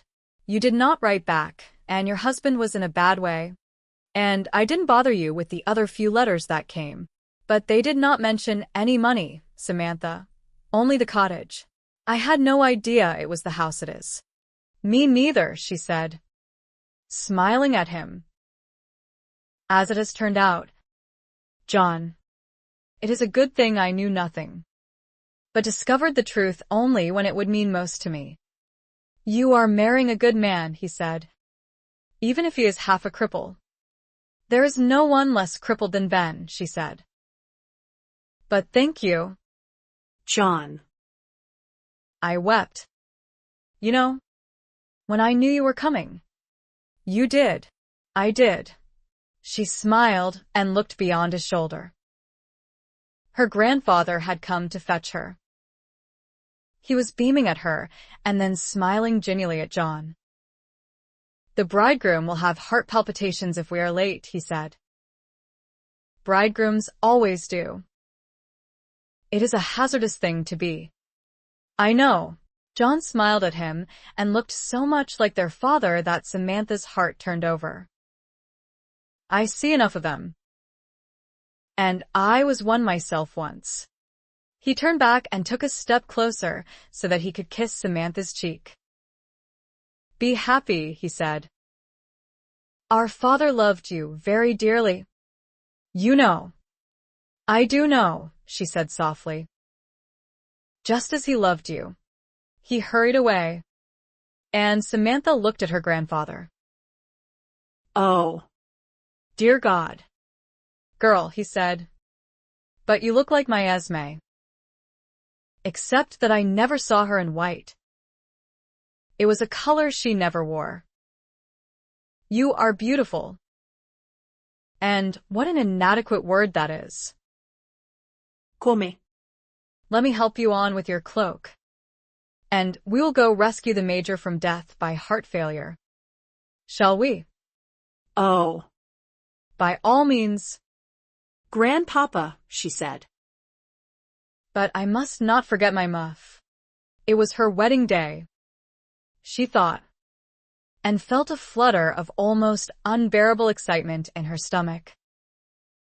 It had been decided at Christmas time that Ben would take 3 months during which to get married and enjoy a wedding trip and a stay with his fellow members of the Survivors Club. After that, as Mr. Bevan's grandson-in-law rather than simply as his employee, he would gradually take over the running of the mines and ironworks while Bevan himself relaxed into a semi-retirement. The newly wedded couple would live at the cottage, though the invitation to take up their residence at Cartruff was an open one. There would be homes in Swansea and the Rhondda Valley too. all of which was satisfying, even exciting to consider. Ben thought as he sat beside his brother at the front of the church in Fisherman's Bridge while his family and friends and Samantha's murmured in soft conversation behind him. But in the meanwhile there was today. His wedding day. He had not really expected to be nervous. How could one feel any anxieties when one was so entirely happy? But he knew what Hugo had meant about his neckcloth, and he could not stop himself from fearing that he would drop the wedding ring just when he was about to slide it onto Samantha's finger. Indeed, he had woken up more than once during the night with just that fear. He would have to let someone else crawl around on hands and knees to retrieve it, and then he would have to go through the ordeal all over again. "You are in pain, Ben?" Calvin asked, his voice full of concern. No, Ben looked at him in some surprise. But he realized he had been rubbing his hands over his upper thighs. "Make sure I have a good grip on the ring, Cal. before you let it go." His brother grinned at him. "No one ever does drop it," he said. Now he was in for it for sure. And then the Reverend Jenkins, gorgeously clad in his clerical robes, was telling the congregation to stand, and the pipe organ was striking a chord. It seemed to take Ben forever to push himself to his feet with his canes. But when he had done so, she was only just coming into sight at the end of the nave, on the arm of a proudly beaming Bevan.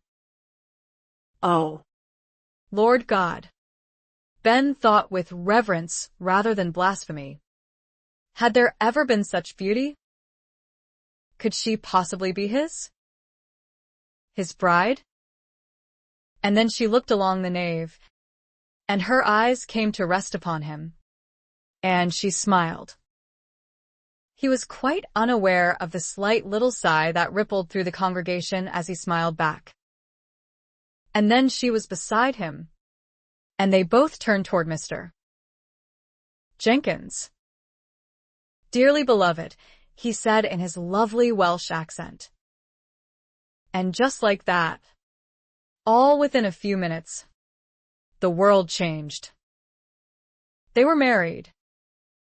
And not only did he not drop the ring, but he did not even think about the possibility as he took it in his hand and slid it over her finger while he spoke the words the clergyman recited ahead of him.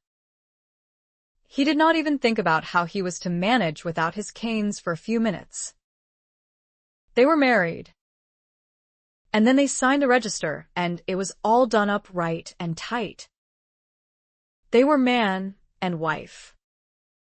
They made their slow way back up the nave. Ben did it with one cane. Samantha's hand was through his other arm, holding it firmly without appearing to do so.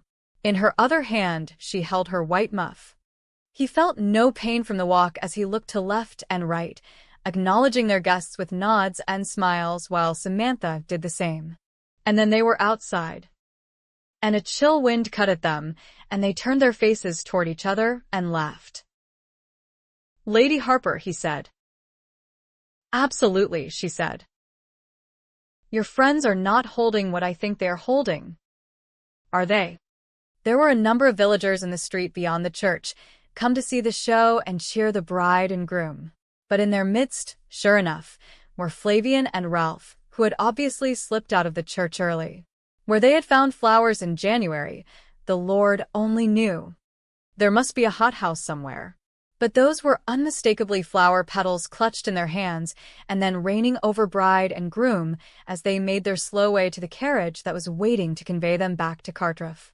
"I think the answer was yes," Ben said, laughing as he climbed in after Samantha. "And I think what is trailing behind the carriage is what I think it is too." The church bells were ringing. The crowd was cheering. The congregation was beginning to spill out of the church. "Here," Hugo said. "I'll close the carriage door for you." Which he did, after tossing another great handful of petals inside. Ben sat back on the seat and laughed. And he took Samantha's hand in his as he turned to her. "Happy?" he asked. She nodded. Words are ridiculous sometimes. Aren't they? He said. She nodded again. He dipped his head and kissed her while the crowd beyond the carriage cheered more loudly, and there were a few piercing whistles. The carriage lurched into motion. Noisy motion as it dragged numerous pieces of metal hardware behind it. Then, Samantha said, gazing into his eyes, I forgive you. For calling me woman, she said, and for uttering a whole arsenal of foul words in my hearing and tramps. He smiled slowly at her. I suppose, he said, I have just married that wretch of a hound too, haven't I? For better or worse, she assured him. Damned dog, he said and kissed his wife somewhat more ruthlessly than he had done a minute before.